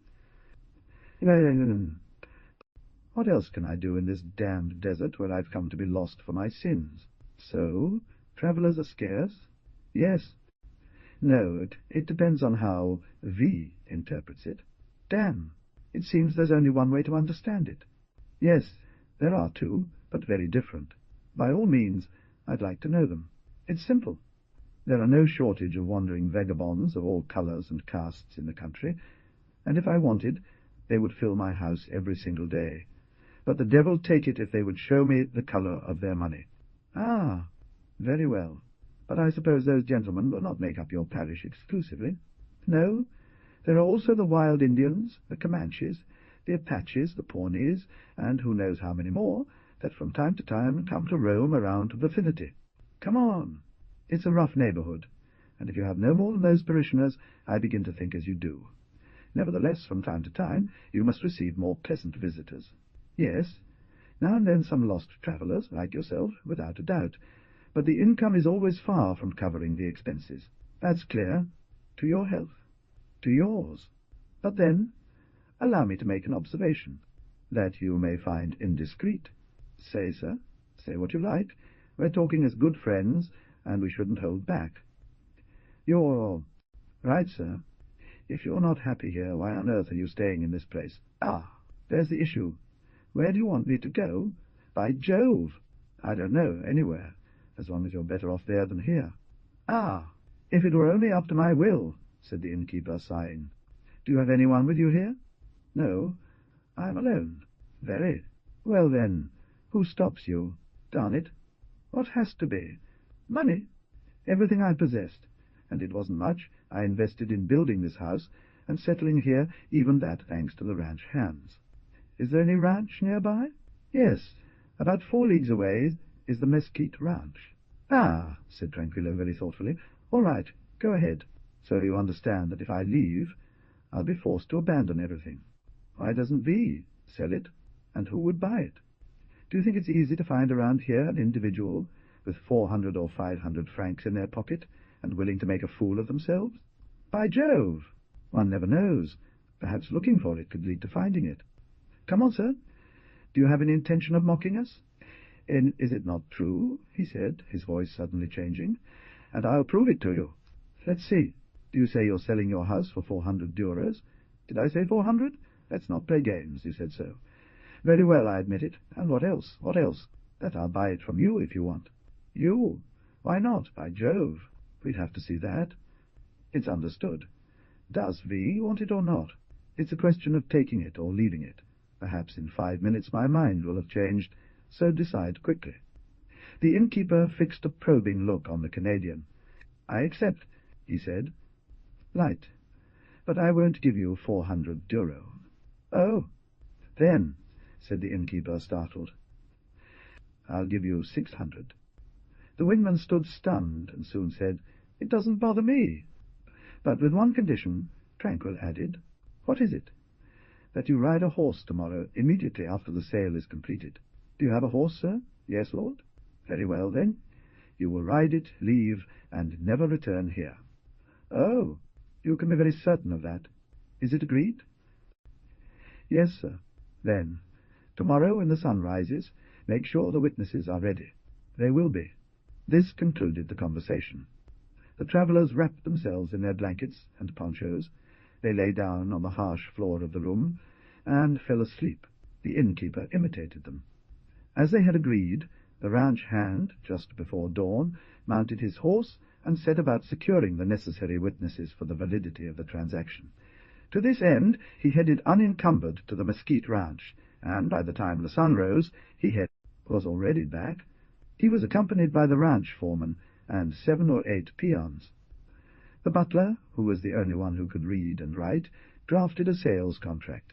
Then he gathered all those present and read it aloud. Calmly he took out 37.5 ounces of gold from his belt and spread it on the table. Gentlemen, said the butler, addressing those present, be witnesses that Mr. Tranquillo. He paid the stipulated 600 strong pesos for the purchase of the potrero's sale. We are witnesses, they all answered. Then all the present people, with the butler in the lead, went to the corral located at the back of the house. When Tranquillo had upon reaching the corral, he snatched a handful of grass and threw it over his shoulder. Then, picking up a stone, he cast it beyond the fence. In accordance with Mexican law, he had just taken possession of the farm. Let these witnesses, gentlemen, said the butler, bear witness that Signor Tranquillo, present here, is legally taking possession of this farm. God and freedom! God and freedom! Exclaimed the bystanders. Long live the new guest! All formalities had been completed. They re-entered the house, where Tranquillo served 2 glasses of wine to his witnesses, whose unexpected generosity filled them with joy. The old innkeeper, faithful to the agreed terms, gave the buyer a firm handshake, mounted his horse, and left, wishing him good luck.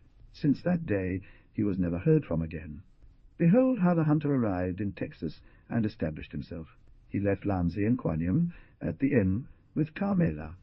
As for him, thanks to the protection of the butler, who recommended him to his master, Don Hilario de Valreal, he entered the Mesquite Ranch as a tiger hunter or tracker.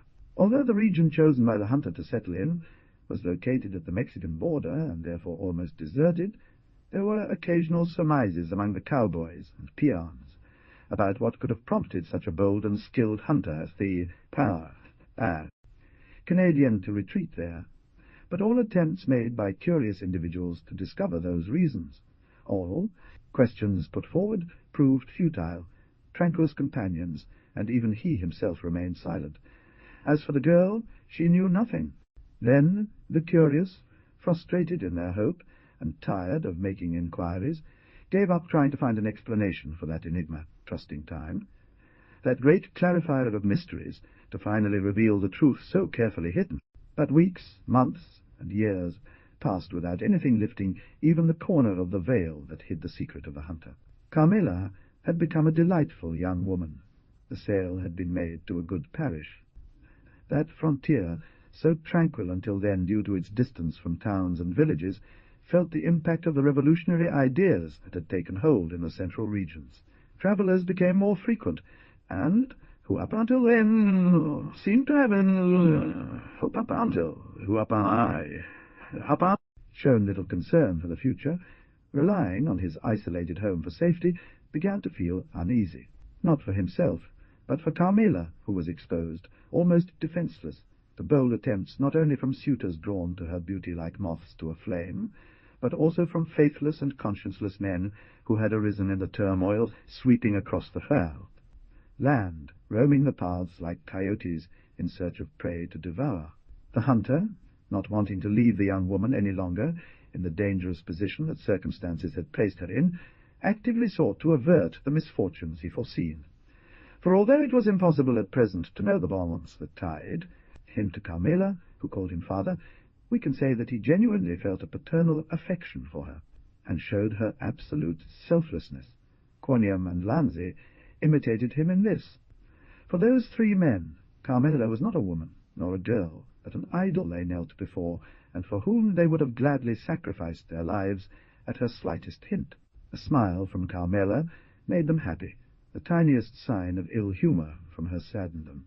We must add that Carmela, although she knew the full extent of her power, did not abuse it, and that her greatest joy was to be surrounded by those three hearts that were so faithful to her. Now that we have given these data, certainly very incomplete, but the only ones we are able to provide, we will take up our narrative where we left off in our penultimate chapter, 14, the silver conductor. We will now return to the caravan we saw, leaving the Potrero store at dawn, for which Carmela seemed to have such a strong interest. This officer was a young man of about 25, with refined and distinguished features, a daring expression. He wore the brilliant uniform of a dragon captain with supreme elegance. D. Juan Melendez de Góngora, although he belonged to one of the most noble and ancient families in Mexico, had desired to owe his promotions in the army solely to himself, a singular ambition in a country where military honor is considered nothing, and where only senior ranks confer upon their holders a consideration that, from the people, is more a result from fear, from sympathy. However, Don Juan had persisted in his eccentric ideas, and each degree he obtained was not the reward for a well-delivered speech in favor of this or that ambitious general, but the prize for some brilliant action. Don Juan belonged to that class of true Mexicans who truly love their country, and who, jealous of their honor, dream for him a rehabilitation, if not impossible, at least very difficult to achieve. The power of virtue is so great, even over degenerate natures, that Captain Don Juan Melendez de Góngora was respected by all men who came into contact with him, and even by those who disliked him the least. For the most part, the captain's virtue was neither austere nor exaggerated. He was a frank, cheerful, helpful military man, as brave as a lion, and always ready to help, with his arm or his pocket-book, all those who turned to him, whether friends or his pocket-book, all those who turned to him, whether friends or enemies. Here is the translation of the provided text, from auto to on. Behold how he was, physically and morally considered, the man who commanded the escort, and had granted his protection to the friar riding beside him. This worthy friar, of whom we have already had occasion to say a few words, deserves special mention. As for his physique, he was a man of around 50 years, almost as wide as he was tall, quite similar to a barrel that had been given legs and a head, yet possessed with a strength and agility uncommon. His reddened nose, puffy lips, and flushed face gave him a youthful appearance that was made to appear ironic and mocking by two grey, sunken eyes full of fire and determination. As for his moral side, he was no different from the generality of Mexican friars. That is, he was extremely ignorant, gluttonous, drunk, very fond of women, and superstitious to a high degree. In short, the best companion for mischief that one could consider my degree. Imagine taking his place well in all gatherings, and always saying some tasty joke. What singular chance could have carried him so far towards the border? This was what no one knew, and no one cared to know, since everyone was aware of the nomadic character of the Mexican friars, who spend their entire lives running continuously from one place to another, without any purpose or interest, most of the time, and only according to their whims. At that time, Texas, together with the province of Coahuila, still formed a single state known as Texas and Coahuila. The caravan, led by Captain D. Juan Melendez, had left 8 days earlier from Nacogdoches to travel to Mexico. However, the captain, following instructions received, had deviated from the usual route, which was infested with bands of all types of bandits, and made a long detour to avoid certain dangerous passes in the Sierra de San Sabas, which he sailed, till had to cross, but on the high prairies, that is, where the lofty plateaus, gradually descending, no longer present those terrain features so dreaded by travellers. It was necessary that the 10 mules, selected by the captain, were loaded with a very precious cargo, so that the federal government, despite having few troops in the state, decided to have them accompanied by 40 dragoons commanded by an officer as ours, renowned as D. Juan, whose presence under those circumstances would surely have been very necessary, if not indispensable, within the state to suppress revolutionary attempts and keep residents on the path of duty. In fact, those mules were carrying 3 million francs that would have certainly been a good catch for the insurgents had they fallen into their hands. Far away was the time when, under the rule of viceroys, the Spanish flag, flown at the head of a convoy of 50 or 60 mules loaded with gold, was enough to effectively protect a money shipment and lead it through Mexican territory without slightest risk across its entire width. So great was the fear inspired by the mere name of Spain. At that moment there were not even 60, but only 10 mules, and 40 determined men seemed insufficient to protect them. The government had deemed it advisable to employ the greatest caution in carrying out that money transaction, which had been long awaited in Mexico. Complete silence had been kept regarding the day and hour of departure, as well as the route it would take. The bales were made so as to conceal as best as possible the nature of the merchandise they contained. The mules, sent one after another in broad daylight and entrusted solely to their drivers, had only travelled 15 leagues from the city when they met up with the escort which, under a plausible pretext, had been quartered for a month in an old fortress. Thus, everything had been foreseen and calculated with the greatest care and intelligence to safely deliver that precious merchandise. The teamsters, who were the only ones aware of the value of their cargo, took great care not to reveal the secret, as all they had served as collateral for the safety of their shipment, and it was a matter of ruin if their goods were stolen en route. The silver train moved in perfect order, accompanied by the sound of the sheep-shearers' scissors, as the herders sang merrily while driving their mules at every opportunity. The banners of the long lances of the dragons floated gracefully, stirred by the morning breeze, and the captain listened indifferently to the friar's talk, as he occasionally cast a scrutinizing glance at the desolate plain. Come on, brother Antonio. he said to his plump companion. "No, you should not feel having set out so early. The morning is magnificent, and everything promises us a good day." "Yes, yes," replied the friar, laughing. "Thanks to Our Lady of Solitude, Captain, we are in the best conditions imaginable for a journey." "Wow, I'm glad to see you so happy. I was afraid that this morning's abrupt wake-up might have put you in a bad mood." "Ah!" "For God's sake, Captain," the friar answered with feigned humility, "we, unworthy members of the Church, must submit without complaint to all the trials that the Lord may send us, for life is so brief that it's best not to see anything but the good side, in order not to waste precious moments of joy in futile sorrows." "Bravo! Here is the translation of the text from auto to on. Behold a philosophy that I like. He is a good companion, Father, and I hope we travel for a long time together." "That will depend somewhat on you, Captain, sir." "Me? How so?" "Well, it will be according to the direction V chooses to follow." "Indeed," said Don Juan. "So where are you headed, Father? This ancient tactic of answering a question with another is excellent, and almost always yields good results. This time the monk was caught off guard, but, following in the footsteps of his colleagues, his response was what it had to be, namely, evasive." "Oh, for me," he said with feigned indifference, "all paths are almost the same. My habit ensures that I have a good face and a warm welcome at every point where chance takes me. It's true, and for that very reason I should be surprised by the question you addressed to me a moment ago." "Oh, it is not worth your thinking about it, Sir Captain.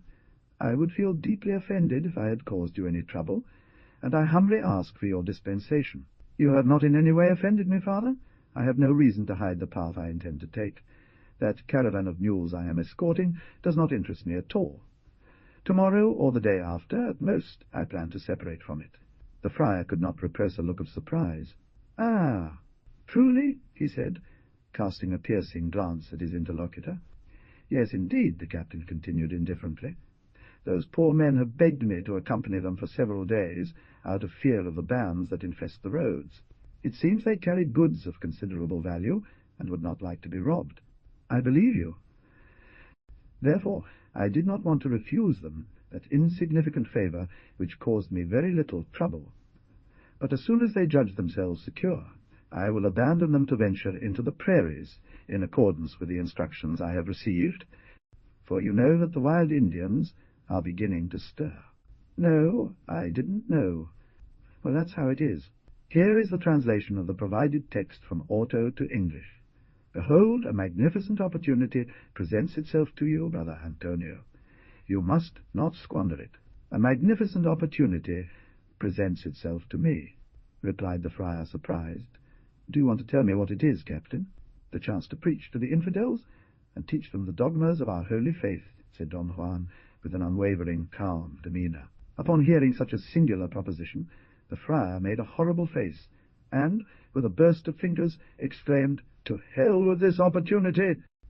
Let it be for other fools, for I have no inclination whatsoever for martyrdom, as your father.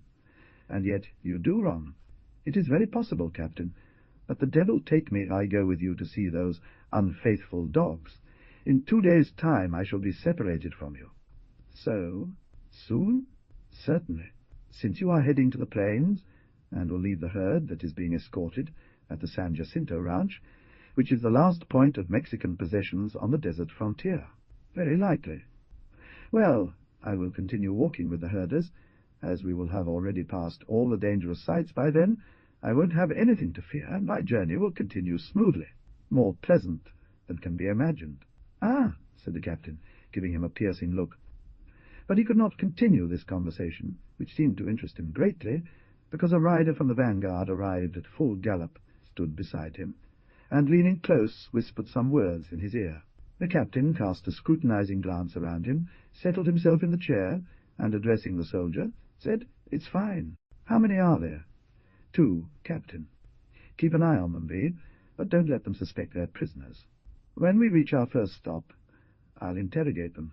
Drovey, meet your comrades." The soldier bowed respectfully without replying, and departed at the same pace he had arrived. Captain Melendez had long since accustomed his subordinates to not question his orders, and to obey them without hesitation. We note this fact because it is very rare in Mexico, where military discipline is almost non-existent and subordination is virtually unknown. D1 ordered the escort to close ranks and quicken their pace. The friar had observed with secret unease the conversation that took place between the officer and the soldier, from which he could not catch a single word.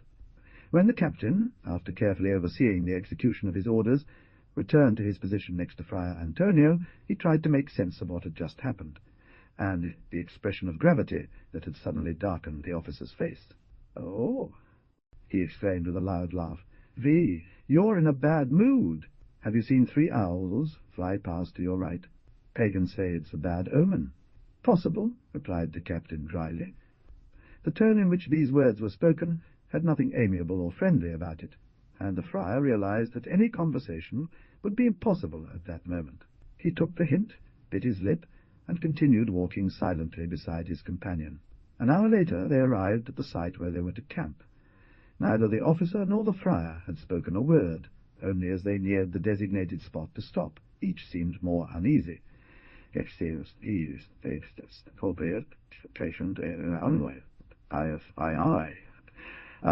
stop. Just as the caravan reached the site designated for a halt, the sun had completely disappeared into the horizon. That spot, situated at the top of a fairly steep hill, had been chosen with that sagacity which distinguishes the muleteers of Texas or Mexico. Every surprise was impossible, and the ancient trees which guarded the crest of the hill could offer safe shelter from bullets in case of an attack. The mules were unloaded, but against the established practice in such cases, the packs were piled and placed beyond reach of stragglers or thieves, who might be attracted to that part by chance or greed, especially when darkness was more dense. 7 or 8 large bonfires were lit in a circle to keep the beasts away. The mules received their corn ration on blankets spread on the ground.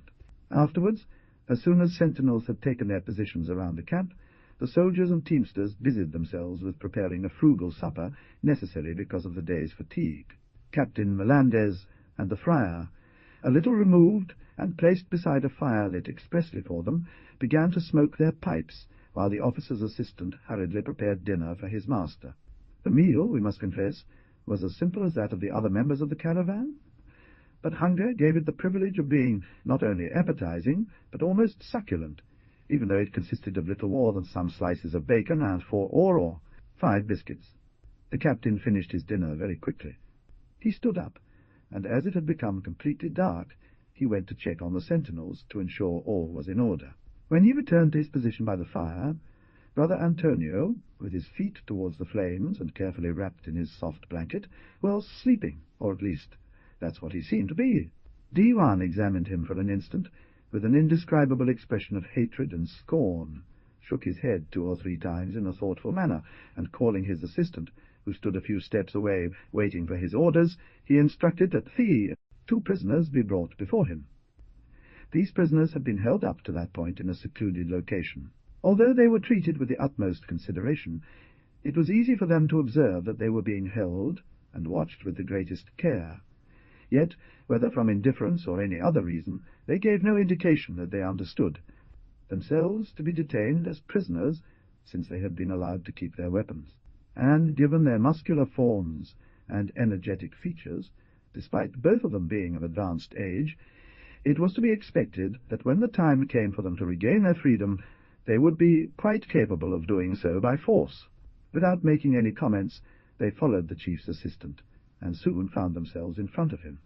The night was dark, but the flames of the fire cast a sufficiently bright light to illuminate the faces of the 2 men.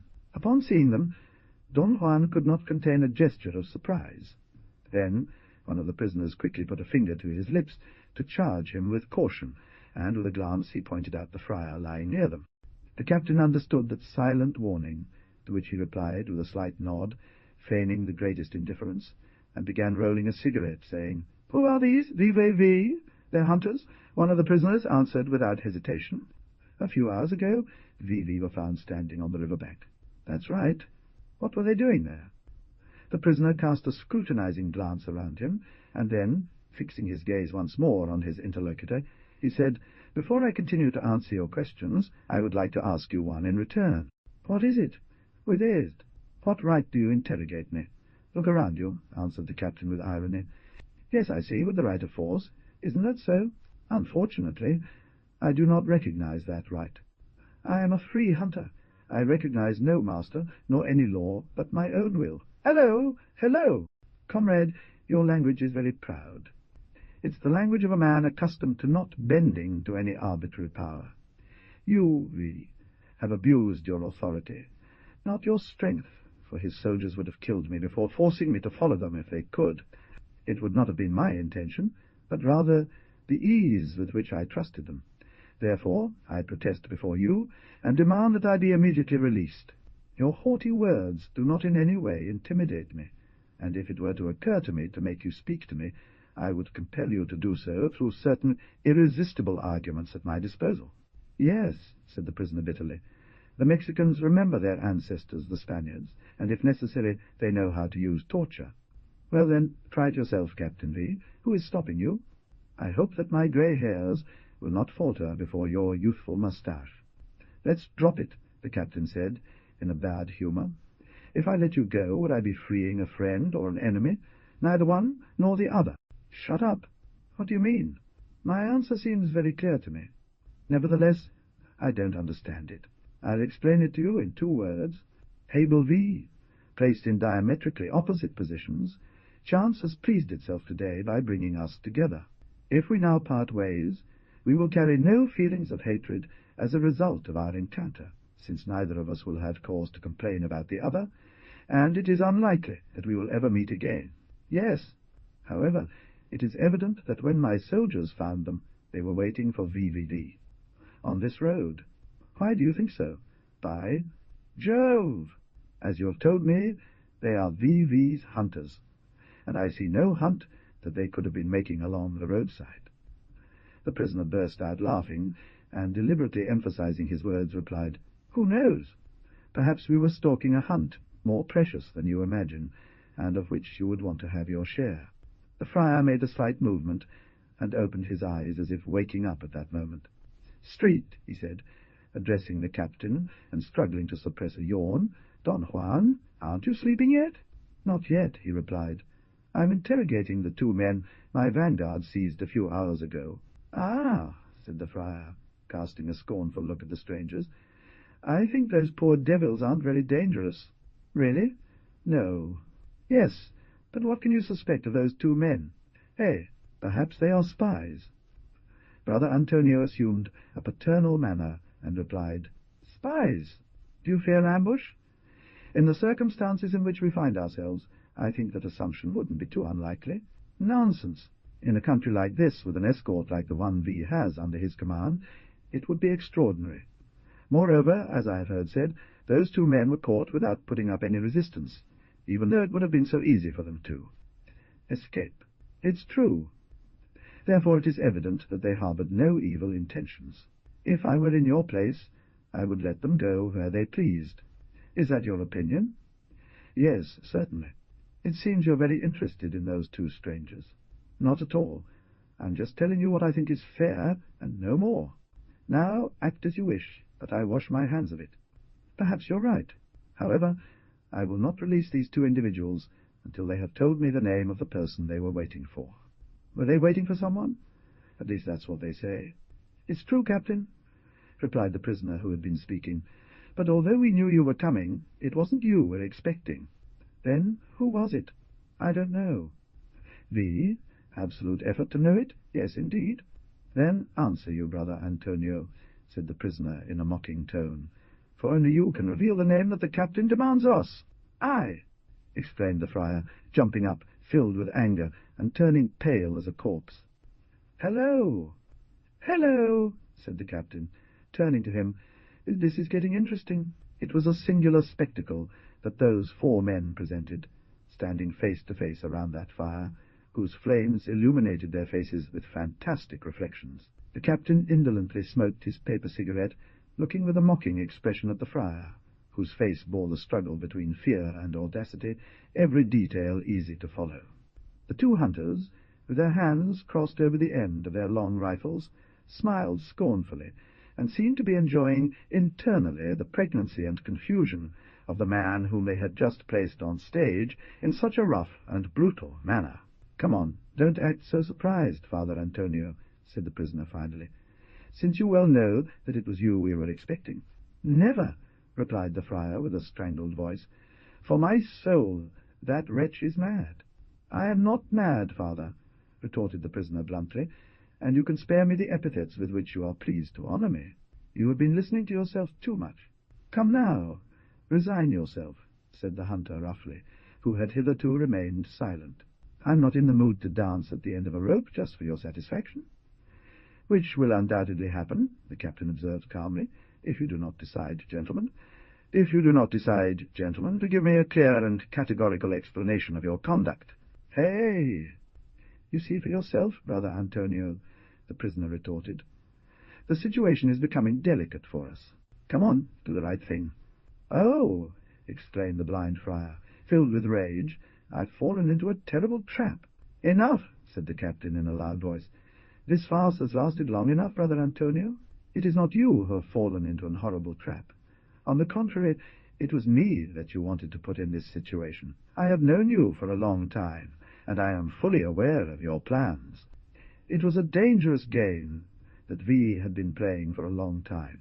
One cannot serve both God and the devil without ultimately having everything exposed. I only wanted to confront V with these good people in order to confuse him and tear off the hypocritical mask he wears." Upon hearing this harsh apostrophe, the friar stood frozen for a moment, bowed under the weight of the accusations levelled against him.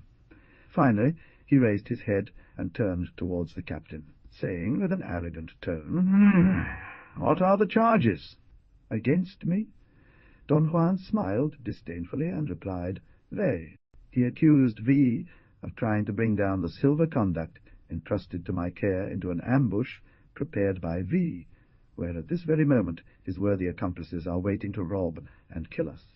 "What does V answer to that?" "Nothing," said the friar dryly.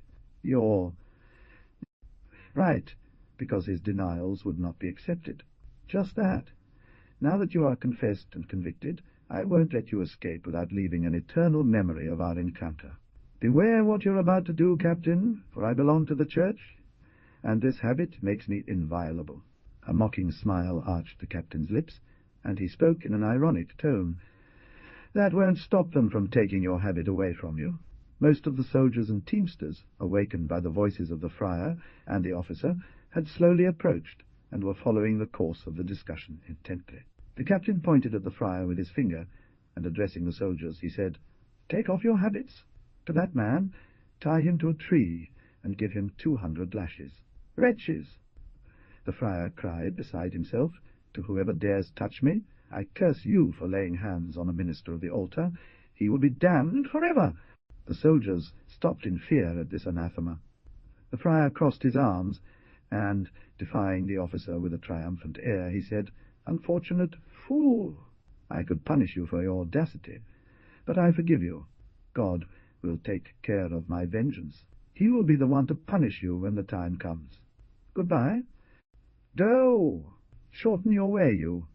The dragons, confused and terrified, slowly drew back and hesitantly parted for him. The captain, forced to recognize his impotence, clenched his fists and cast angry glances around him. The friar had barely emerged from between the rows of soldiers when he suddenly felt himself grabbed by an arm. He turned around, clearly intending to sternly reproach the audacious individual who dared to touch him, but his expression changed abruptly upon recognizing the one holding him, looking at him with a mocking gaze, for it was the unknown prisoner, the very source of the insult he had received. "Wait for a moment, Father," said the hunter. "I understand that those men who are Catholics fear Vi's curse and dare not lay a hand on him for fear of eternal flames. But it is very different. I am a heretic, as you know, and therefore I venture nothing in disrobing him of his habit. So, if you permit it, I will do that small favor for you." "Oh," said the friar, grinding his teeth. "I'll kill you, John. I'll kill you, wretch." "Pish! Pish!" retorted John, forcing him to take off the habit of a friar he wore. "Threatened people live long." He then added, "That's right. Now, my friends, you can carry out your captain's orders with complete safety.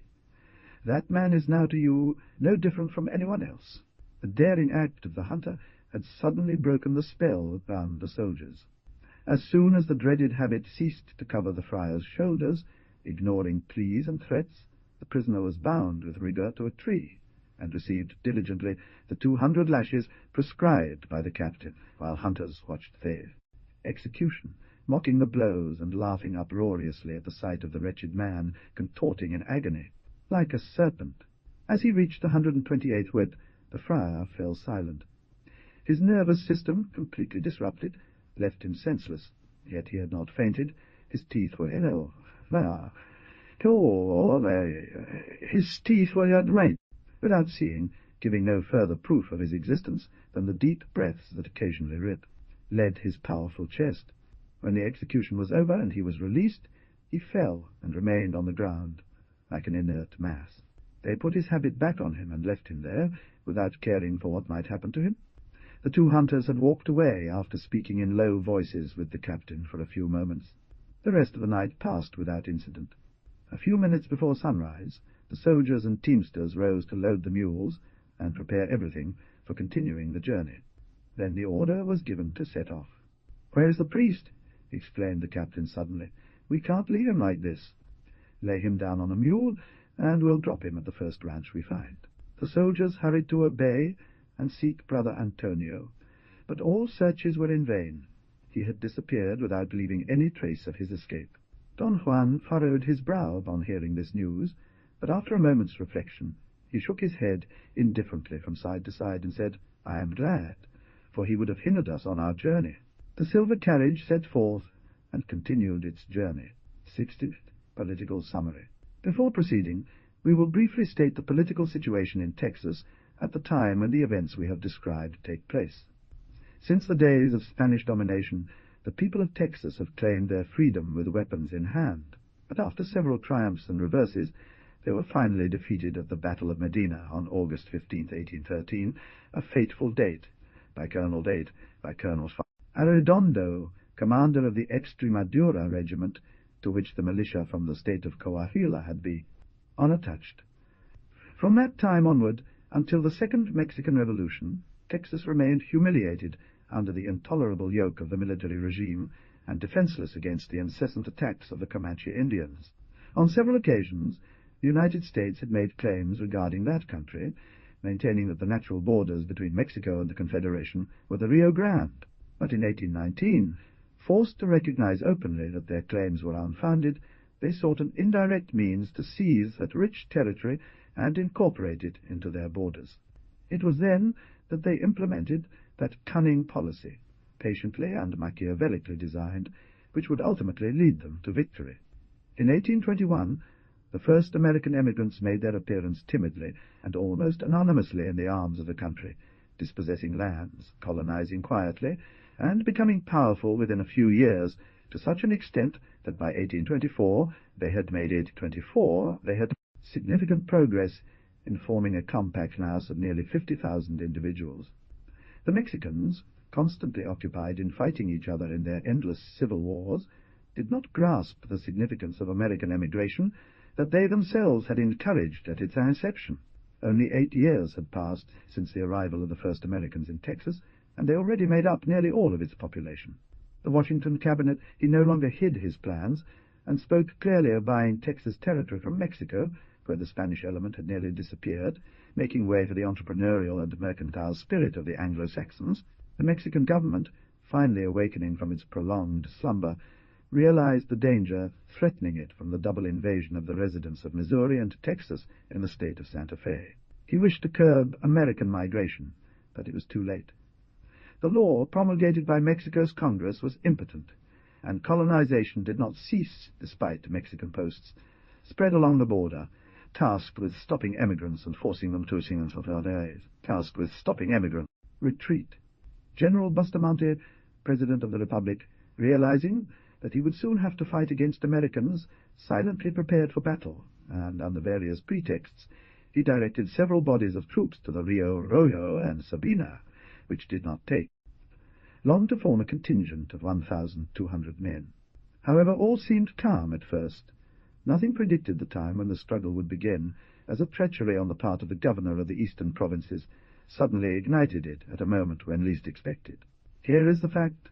The commander of Anahuac, without any plausible reason, ordered the arrest and imprisonment of several American settlers. The inhabitants of Texas had until then endured, without complaint, the countless insults that Mexican officers subjected them to, but upon witnessing this last abuse of power, they rose as one, appeared armed before the commander, demanding with threats and cries of anger that their fellow citizens be released immediately. The commander, too weak to resist openly, pretended to concede their request, but noted that he needed 2 days to fulfill certain formalities and protect his responsibility. The insurgents agreed to grant him that extension, and the officer used the time to urgently call for assistance from the garrison of Nacogdoches. This garrison arrived just as the insurgents, trusting the governor's word, were withdrawing to their homes. Furious at having been mocked so perversely, they turned back and made such a powerful demonstration that the Mexican officer considered himself very fortunate to avoid combat and return the prisoners. At this interim, a pronunciamento in favor of Santa Anna removed General Bustamante from power, with cries of "Long live the Federation!" What Texas most feared was the system of centralism, from which it would never have obtained recognition as a separate state, and therefore the population of Texas was unanimous in favor of federalism. The colonists revolted, and joining the insurgents of Anahuac, who were still armed, they marched resolutely towards Fort Velasco, which they laid siege to. The cry was still "Long live the Federation!" but this time it hid the cry of "Long live independence," which the people of Texas, quite weak, dared not yet proclaim. The strong Velasco was defended by a reduced Mexican garrison, commanded by the brave officer called Ugarte. At that extraordinary site, where the besiegers did not respond to the fortress's cannon shots with gunfire of their own, but with carbine shots, those from Texas and the Mexicans displayed prodigies of valor and showed unprecedented courage. The colonists, skilled shooters, ambushed behind massive trenches, firing like they were aiming at targets and cutting off the Mexican gunners' hands with bullets every time they tried to load their pieces. Things had reached such a point that Commander Ugatea, watching his bravest soldiers fall mutilated, sacrificed himself and took matters into his own hands. Those from Texas, who could have given death 100 times to the brave commander, surprised by such heroic valor, stopped firing, and Ugatecha finally surrendered, renouncing a defense that was already impossible. This triumph filled the colonists with joy, but Santa Anna was not deceived by the object of the Texas insurrection. He understood that federalism concealed a very pronounced revolutionary movement, and far from relying on the appearances of adhesion. Of the colonists, as soon as his power had been consolidated enough to allow him to act energetical.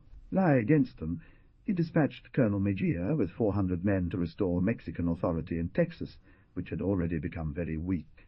After many hesitations and diplomatic maneuvers, without any possible outcome between people whose main weapon on both sides was treachery, war finally broke out with fury.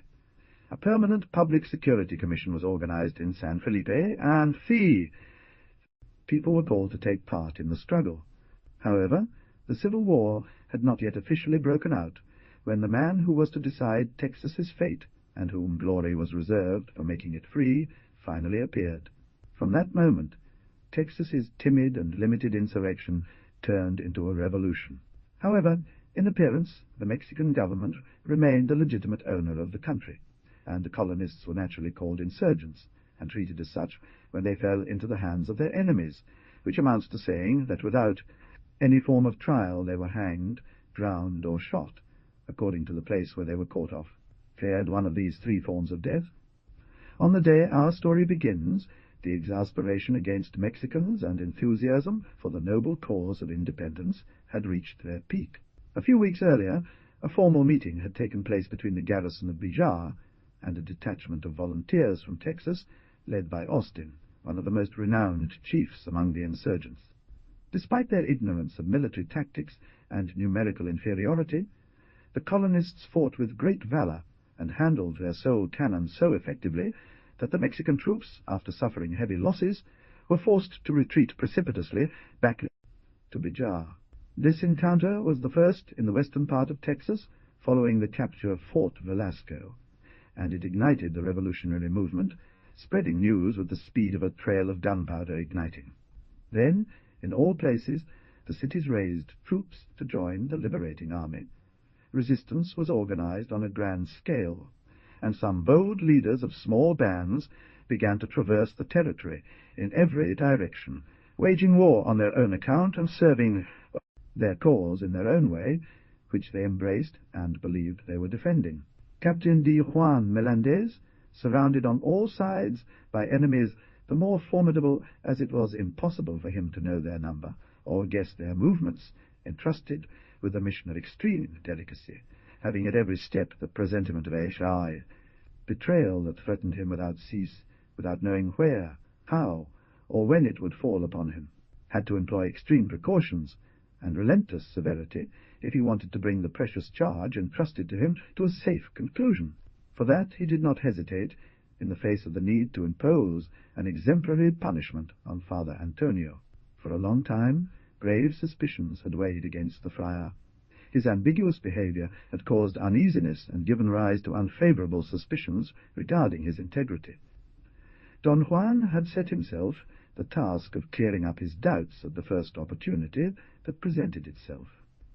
We have already said how he achieved this by making a countermine, that is, spying on the spy through others, more skilled than he, and almost catching him in the act. However, we must do justice to the worthy friar by saying that politics played no part in his way of acting. No, his thoughts did not soar so high.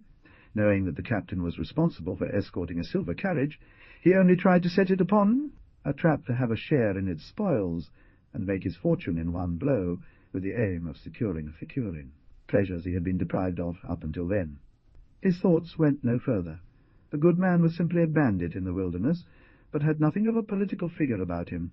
We will leave him, for now, to follow the two hunters he had earned the harsh punishment from, and who left the camp as soon as the execution was over. These two men had walked away with hurried steps, and after silently descending the hill, they entered a dense forest where, with total calm, they feasted on their provisions. Two magnificent mustangs, half-wild horses with bright eyes and strong, agile hooves. They were saddled and ready to be mounted. After removing the restraints they were under, the hunters applied the brakes, mounted, and with spurs in hand they set off at full gallop. Thus they ran for a long time, stretched over the necks of their horses, following no marked path, but always in a straight line, paying no heed to the obstacles in their way, which they cleared with amazing skill. And finally, an hour before sunrise, they stopped. They had reached the entrance to a gorge, flanked on both sides by high hills, first steps of the mountains, whose rocky peaks seemed to dominate perpendicularly the countryside. The hunters dismounted before venturing into the gorge, and after tending to their horses, by concealing them in some thickets, they began to explore the area with the keen insight and caution of Indian warriors searching for a trail on the warpath. His searches were for a long time fruitless, which was easily known from the exclamations of disgust that they sometimes whispered to themselves. At last, after more than 2 hours, thanks to the first rays of the sun, which, as it rose, had suddenly dispelled the darkness, they saw certain almost imperceptible tracks that made them tremble with joy.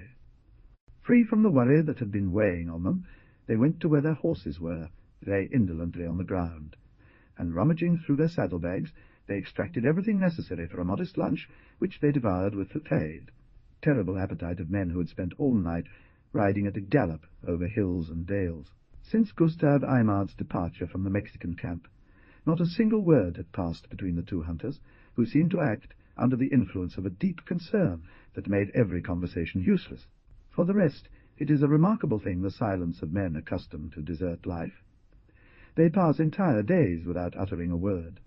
They only speak when necessity compels them, and most of the time they replace words with mime, which has the undeniable advantage of not revealing the presence of those who use it to the ears of invisible enemies, are constantly on the lookout, and ready to pounce like birds of prey on the careless ones who let themselves be surprised. When the first 100 of the hunters had been somewhat allayed, he whom the friar had called John lit his short pipe, placed it in a corner of his mouth, and, passing the tobacco pouch to his companion, he said in a low voice, as if fearing they might hear him, "How are you doing, Sam? Do I seem to have done well?" "As a result, I believe, John," replied Sam, by nodding affirmatively. "He is as sharp as the devil, my friend." "Bah!" said the other in contempt. "There's not much merit in deceiving those brutish Mexicans. They're quite savage. Nevertheless, the captain has fallen into the net with particular grace." "Hey!" "It was not the captain that I feared, for I have long since won his favour with that damned monk. If we don't arrive in time, it's very likely he would have swindled us out of the deal. Isn't that right, John?" "So, I believe, Sam. By God! I laughed with all my soul as I saw him twist under the whips. Indeed, it was a beautiful sight, but don't you fear, sir, that he might come, revenge? Those monks are as vengeful as demons." "Pah! What can we fear from such a worm? He'll never dare look us in the face. It doesn't matter. It's best to be on guard. Our work is treacherous, V. Knows that too, and one of these days that cursed beast might play us a nasty trick." "Pah! Let V be rid of that. What we have done has been proper to a war conducted in good faith. Be V sure that the friar, in a similar situation, would not have failed to do the same to us. It is true. So to hell with it, and all the more so, as the prize we coveted could not have come more opportunely for us. I would never have forgiven myself if I let it slip away. Will we remain hidden here? That's the safest bet. We always have time to meet our comrades when we see the herd emerge from the plains. Moreover, don't we have a rendezvous at this very spot? It's true, I'd forgotten. And look, V, speaking of wolves, there comes our man." The hunters sprang to their feet with alacrity. They seized their weapons and hid behind a rock in order to be prepared for any eventuality. There followed the rapid clatter of a horse's hoofs drawing near. Soon a rider burst from the gorge. He urged his steed forward and came to a stop calmly and haughtily just 2 steps away from the hunters. They emerged from their hideout and advanced towards him with the right arm extended and an open hand in a sign of peace. The horseman, who was an Indian warrior, responded to these peaceful gestures by floating his bison-skin cloak. He then dismounted and, without further ceremony, went to shake the hands offered by the hunters. "Welcome, chief," said John. "We were impatiently waiting for you." "Look at my brothers at the sun," replied the Indian. "The Blue Fox is punctual." "It's true, chief. There's nothing to say. You have a notable accuracy. Time waits for no one. Warriors are not women. The Blue Fox would like to hold a council with his pale brothers." "It's fair, sir," John replied to V's observation. "We'll deliberate. I yearn to understand myself clearly with you." The Indian greeted his interlocutor solemnly, sat on the ground, lit his pipe, and began smoking intently. The hunters took positions beside him, remaining silent, just as he threw out the duration of the tobacco in their pipe. At last the boss shook the ash from his cigarette on the thumbnail and prepared to speak. In the same instant there was a detonation, and a bullet whistled past, cutting off a branch just above the boss's head. The 3 men jumped to their feet, grabbed their weapons, and stood ready to bravely defend themselves against the enemies who had attacked them so unexpectedly. They set in, quiet, between the hacienda of Mesquite and the Venta del Potrero, soon to be halfway between those 2 points, that is, about 40 miles from each on the night of the day when our story begins. There were 2 men sitting on the edge of an unknown stream, conversing while they ate some roasted meat and cooked apples. Those 2 men were Tranquil, the Canadian, and his friend Quoniam, the black man. About 50 steps from them, in thick brush, a 2-month-old foal was tied to the foot of a giant catalpa tree.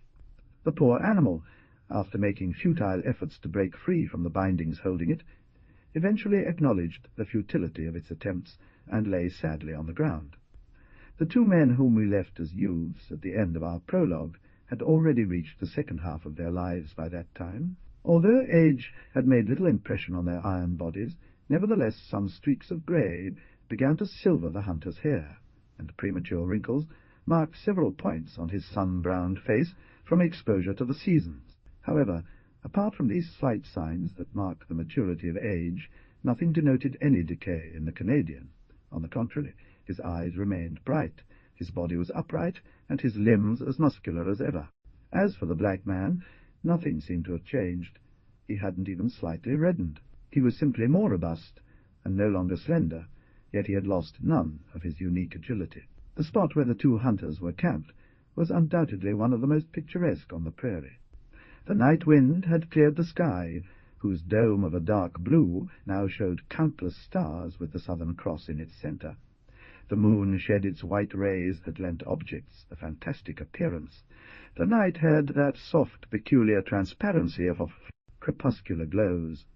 At each gust of the breeze, the trees shook their damp leaves and rained pearls that tea glistened on the bushes. The river flowed peacefully between its rocky banks, stretching far away like a wide silver band, and reflecting on its calm surface the trembling rays of the moon, which had reached nearly 2/3 of its journey. Such was the silence that reigned in that desert that one could hear the fall of a dry leaf or the shake of a branch disturbed by a reptile's passage. The two hunters spoke in low tones, but strange in men so accustomed to forest life. Their overnight camp, instead of being established on the summit of a height, according to the invariable rules of the prairie, was situated, on the contrary, at the edge of a steep slope that descended in a slope smoothly, whose mud numerous, more than suspicious footprints were imprinted, for most of them belonged to large carnivorous beasts. Despite the fairly sharp cold of the night and the abundant and frozen dew, the hunters had not lit a fire. However, it was evident that they would have greatly enjoyed warming themselves at the glowing flames of a bonfire. A black man, in particular, who was dressed very lightly in a pair of shorts that left his legs exposed, and with a piece of cloth full of holes, was shivering from tooth to tooth. Calmly, having been better protected by the Mexican peasant costume, it seemed he didn't notice the cold. With his rifle between his legs, occasionally searching the darkness with his infallible gaze, or attentively listening to some noise that only he could perceive, he spoke with the black man without deigning to pause for his contortions or shiv. Ears, eyes. What about today? He not seen V, the girl Quoniam, he said. No, it's been 2 days since I've seen her, replied the black man. The Canadian sighed and answered, I should have gone there. That girl is very isolated in the inn, especially now that the war has brought also bad characters and border stragglers to that area. Bah! Carmela is not stupid, and will not feel rushed to defend herself if insulted. By all means, exclaimed the Canadian, pressing both hands against his rifle, if any of those scoundrels dared to go after her. Don't torment yourself that way. Calm down. You know very well that if anyone dares insult her, the dear girl won't lack for defenders. Moreover, Lancy does not leave her side for a single instant, and already vows he is loyal. Yes, murmured the hunter, but after all, Lancy is only a man. You are brutal with the ideas that get into your head without reason. I love that girl very much, Quoniam. By Jove! What a thing! I love her too. Look, V, if you want, as soon as we kill the jaguar, we'll go to Potrero. Is that suitable for you? It's very far from here. Bah! Only a 3-hour walk at most. Say, V, calmly, do you know that it's very cold, and that I'm literally freezing? Damn animal! What is it doing now? For sure it's prowling around rather than coming here straight on. To be killed, right? He said calmly with a smile. Who knows? Perhaps he suspects what we are preparing for him. It's very possible. Those devilish animals are so cunning. Look, V, the horse is trembling. He must have caught a whiff of something. The Canadian turned his head slightly and said, No, not yet. Well, we have plenty for the night, murmured the black man with a sign of bad humour. You always have to be the same, Quoniam. Impatient and stubborn. No matter what I say, you always insist on not understanding. How many times have I repeated to you that the jaguar is one of the most cunning animals that exist? Even if we are facing into the wind, it's obvious to me that he has smelled us. You are cautiously circling around us, afraid to come too close to our position. As you say, you're going back and forth without any apparent purpose. Ah! Do you think this joke will last much longer? No, because by now you must be getting thirsty. At this very moment he fights with three feelings: hunger, thirst, and fear. Be assured that the latter will be the weakest. It's merely a matter of time. I see that now. We've been here for nearly 4 hours. Patience, the worst is over, and I'm sure we won't be long in receiving news from him. God hear you, because I'm freezing to death. Is the jaguar at least big? Yes, its tracks are wide, but, unless I am much mistaken, it is paired. Do you believe so? Almost daring to bet on it. It's impossible for a single jaguar to cause so much damage in less than 8 days. That's what Don Hilario has assured me. 10 heads of livestock have disappeared. Oh, he exclaimed, rubbing his hands together happily.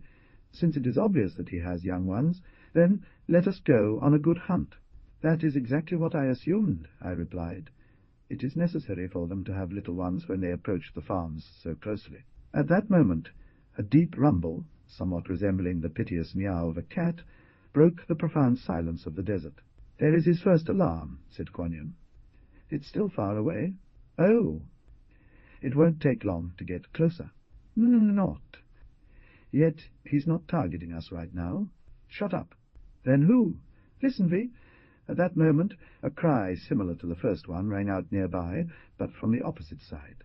Well, I said he was coming, the Canadian replied peacefully. I didn't doubt it.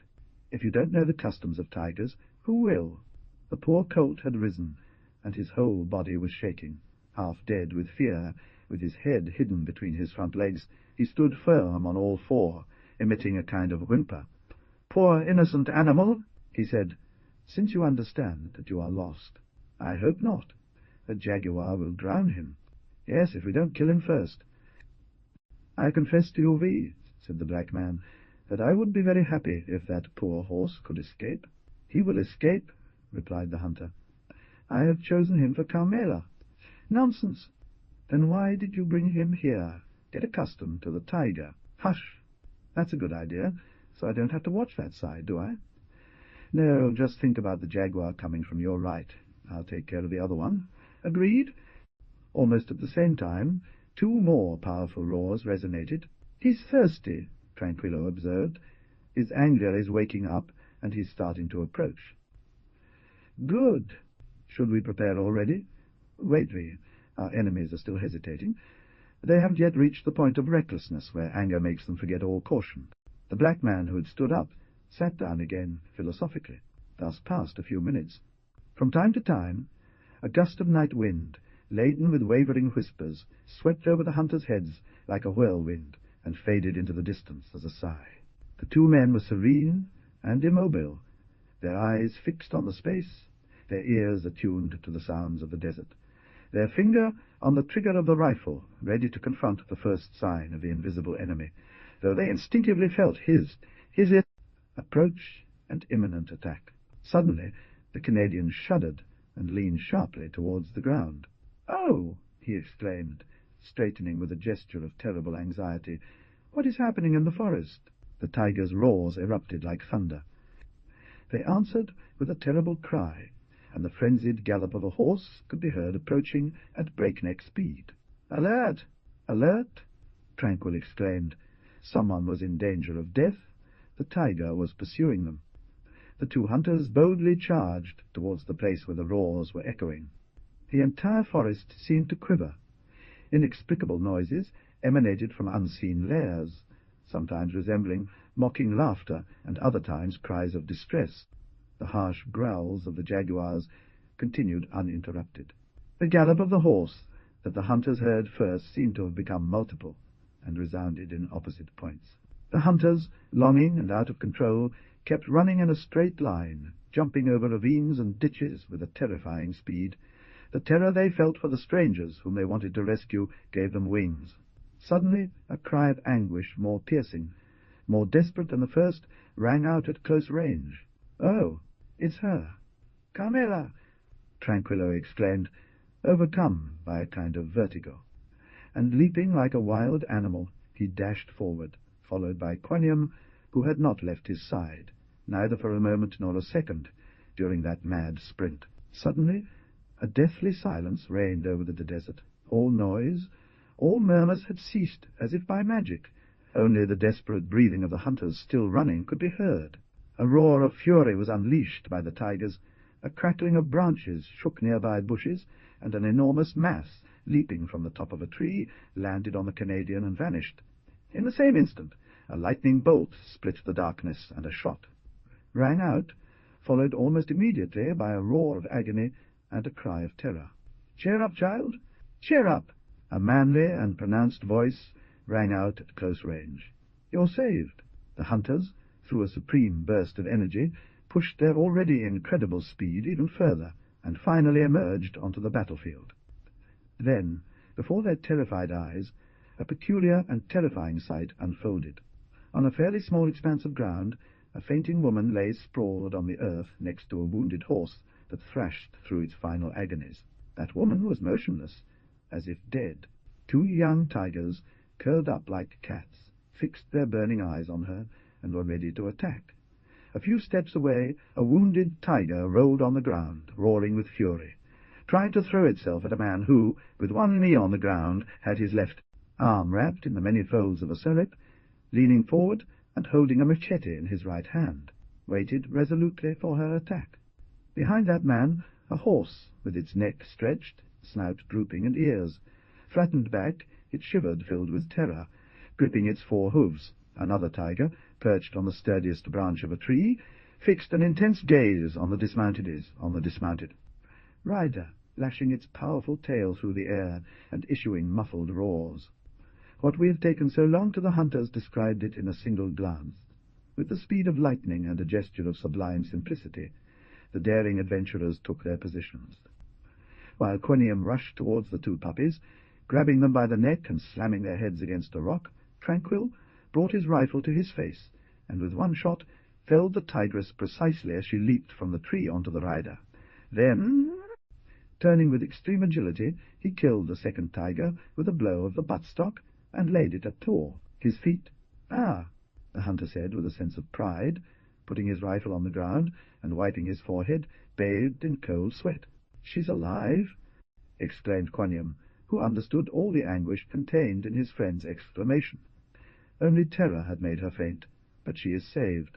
The hunter slowly removed his cap, and raising his eyes to the sky, he murmured with an indescribable accent of gratitude, "Thank you, my God." Meanwhile, the rider, miraculously saved by Tranquillo, approached him, and extending his hand, said, "On my honor, I'll seek revenge." "I am the one who owes you, V," the hunter replied frankly. "Without your sublime selflessness, we would have arrived too late. I've done no more than anyone else in my position would have." "Perhaps. What is your name, brother?" "Loyal Heart." "And yours?" "At ease. From today, we will be friends until death." "I accept, brother.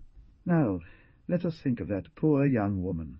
The two men once again shook hands, and approached Carmela, to whom Quiniam was offering all conceivable aid, but could not rouse her from the deep fainting spell in which she lay buried. While Corazon, Leal, and Tranquillo took Quiniam's place by the young woman's side, the black man hurried to gather dry wood and light a fire. However, after a few minutes, Carmela slowly opened her eyes, and soon found herself quite capable of explaining the reasons for her presence in that forest, instead of soundly sleeping at the ranch. This account, which required several hours due to the young woman's frailty and the strong emotions she had experienced, we will present to the reader in brief words in the following chapter. 1c. The Trampers of Arkansas. Lancy. Carmela kept looking for a long time at the disorderly chase of the jaguar through the fields. When at last she saw him disappear into the distance, in the middle of a forest, she sadly lowered her head and returned to the inn with slow steps and deep thought. "He hates her," she murmured under her breath, deeply moved. "He hates her. Will he try to save her?" She collapsed onto a seat, and for some moments was lost in profound reflection. At last he lifted his head. A feverish blush colored his face. His eyes, so sweet, seemed to send out lightning. "I'll save him," he exclaimed with supreme determination. After this declaration he stood up, and crossing the room with hasty steps, he partially opened the stable door and shouted, Lanzi, what do you want, miss?" replied the mestizo, who at that moment was busy distributing alfalfa to 2 horses of great value belonging to the young woman, and whose special custody was entrusted to him. "Come, V, I'll be right there." In fact, after 5 minutes at most, he appeared at the door of the room. "What do you want, miss?" he said with that quiet obsequiousness typical of servants pampered by their masters. "I am very busy at the moment." "It's very possible, my good Lanzi," Carmela replied sweetly, "but what I have to tell you admits of no delay." Oh, said the mestizo with a touch of surprise. "Then what is it?" "Nothing. In particular, my friend, everything is in order with the sale, as per custom. I only have to ask you for a favour." "A favour from me?" "Yes. Speak up, miss. You know I am yours, body and soul. It's getting late, and it's unlikely that any traveller will stop at the inn at this hour." The mestizo lifted his head, mentally calculated the sun's progress, and finally said, "I don't think travellers will come today. It's close to 4 o'clock. Nevertheless, there could still be a chance they do. There's no reason to assume that." "It's true, miss." "So then, I want you to close the sale." "Close the sale? Why?" "I'm leaving." "To tell it to V? Is it really very important?" "Yes, indeed." "Then speak, child. I am all ears."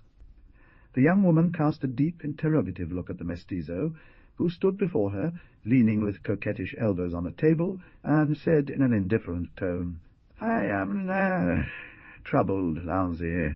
"Troubled? Why?" "Because of my father's prolonged absence." "What? Well, it's only been 4 days since he was here. He's never left me alone for so long." "But—" The mestizo scratched his head, looking a bit confused. "In short," said the young woman, interrupting him with determination, "I am worried about my father, and I want to see him. Go, V, will close the deal and harness the horses, and we'll head to La Hacienda del Mesquite. It's not far, and within 4 or 5 hours we'll be back. But it's too late. Even more reason to leave right now. However, no observations. Just do as I command." The mestizo inclined his head without replying. He knew that, when his mistress spoke thus, obedience was required. The young woman took a step forward, placed her white and delicate hand on the mestizo's shoulder, and, drawing close her fresh and beautiful face, added with a sweet smile that made the poor wretch tremble with joy, "Don't trouble yourself over this. Caprice, my good Lanzi. I suffer much." "Don't make me uncomfortable, girl," replied the mestizo, shrugging his shoulders significantly. "Hey, don't you know I'd go through fire for you? Even more so. I'll do whatever you ask." Then he proceeded with the greatest haste to secure the doors and windows of the shop, and immediately into the stable to saddle the horses, while Carmela, possessed by nervous impatience, he undressed the garment he had donned, and put on, another more comfortable one for the journey he was planning, because he had deceived the old servant. It was not to Tranquillo's side that he wanted to go, but God had decided that the project swirling in his mischievous red head would not meet with good success. At the very moment that Carmela, fully dressed and ready to ride a horse, re-entered the room, Lanzi appeared at the door leading to the stable with a face twisted by terror. Carmela rushed towards him, believing he was injured, and asked with interest, "What's wrong?" "We're lost," Lanzi replied in a muffled voice, casting a glance of terror around him. "How? Lost?" exclaimed the young woman, turning pale as a corpse. "What do you mean, my friend?" The mestizo placed a finger on her lips to silence her. He gestured for her to follow, and slipped into the corral with careful steps. Carmela followed him. The corral was surrounded by a fence made of wooden boards about 2 meters high. Lanzi approached a spot where there was a fairly wide gap through which one could see the field, and pointing it out to his mistress, he said, "Look, V." The young woman obeyed, and pressed her face against the boards. As the evening began, darkness grew denser and quickly engulfed the field. Yet the gloom was not yet profound enough to prevent Carmela from making out several 100 meters away a large group of riders galloping toward the village. A mere glance was enough for the young woman to recognize these riders as fierce Indians. Those warriors, in number 50, wore their full combat attire, and leaning over the necks of their untamed horses, they brandished their long lances above their heads as a challenge. "They're Apaches," exclaimed Carmela, retreating in terror. "How have they arrived here without any news of their invasion?" The mestizo sadly shook his head and said, "In a few minutes they'll be here. What do we do?" "Defend ourselves," exclaimed the young woman resolutely. "It seems they have no firearms. Hidden behind the walls of our house, we can easily hold them off until sunrise." "And then?" asked the mestizo in a tone of doubt. "Then," Carmela replied with enthusiasm, "God will help us." "Amen," the mestizo answered, less convinced than ever of the possibility of such a miracle. "Hurry down to the living-room, V, and bring all the firearms in the house. Perhaps those pagans will retreat if they see them confronted with energy. Moreover, who knows if they'll attack us? Hey, those demons are very cunning, and they know very well of the people who are in the house. Don't count on V to retreat without having seized the sail." "Well," exclaimed Carmela resolutely, "let it be as God wills. We will die fighting bravely, instead of letting ourselves be caught cowardly and become slaves to those wretched, heartless, and merciless people." "Electric," the mixed-race man responded, electrified by his mistress' enthusiastic words. "Fight. You know, Miss V, I'm not afraid of a fight. Keep those dogs in line, because if they don't watch their step, perhaps I'll give them a nasty surprise they'll never forget." The conversation ended there for the moment, as our characters needed to prepare their defences, which they did with speed and intelligence, indicating this was not the first time they had found themselves in such a critical position. Do not be surprised, reader, to see the virile enthusiasm displayed by Carmela on that occasion. At the borders, where they are constantly exposed to attacks from Indians and roving bandits of all kinds, women fight alongside men, and forgetting the weakness of their sex, when the occasion arises, they know how to show themselves as brave as their heir. Brothers and husbands. Carmela was right. It was a detachment of brave Indians that arrived at a gallop. Soon they were surrounding the house on all sides. Generally, Indians, in their expeditions, proceed with great caution, never showing themselves exposed or advancing without extreme circumspection. On this occasion it was easy to know that they were sure of victory, and that they knew perfectly well that the fortress was devoid of defenders. When they had reached about 20 meters from the house, they stopped, set foot on the ground, and it seemed that they were consulting each other for a moment. Lanzi had taken advantage of those moments of respite to pile all the weapons in the house onto the living-room table, that is, about 10 rifles.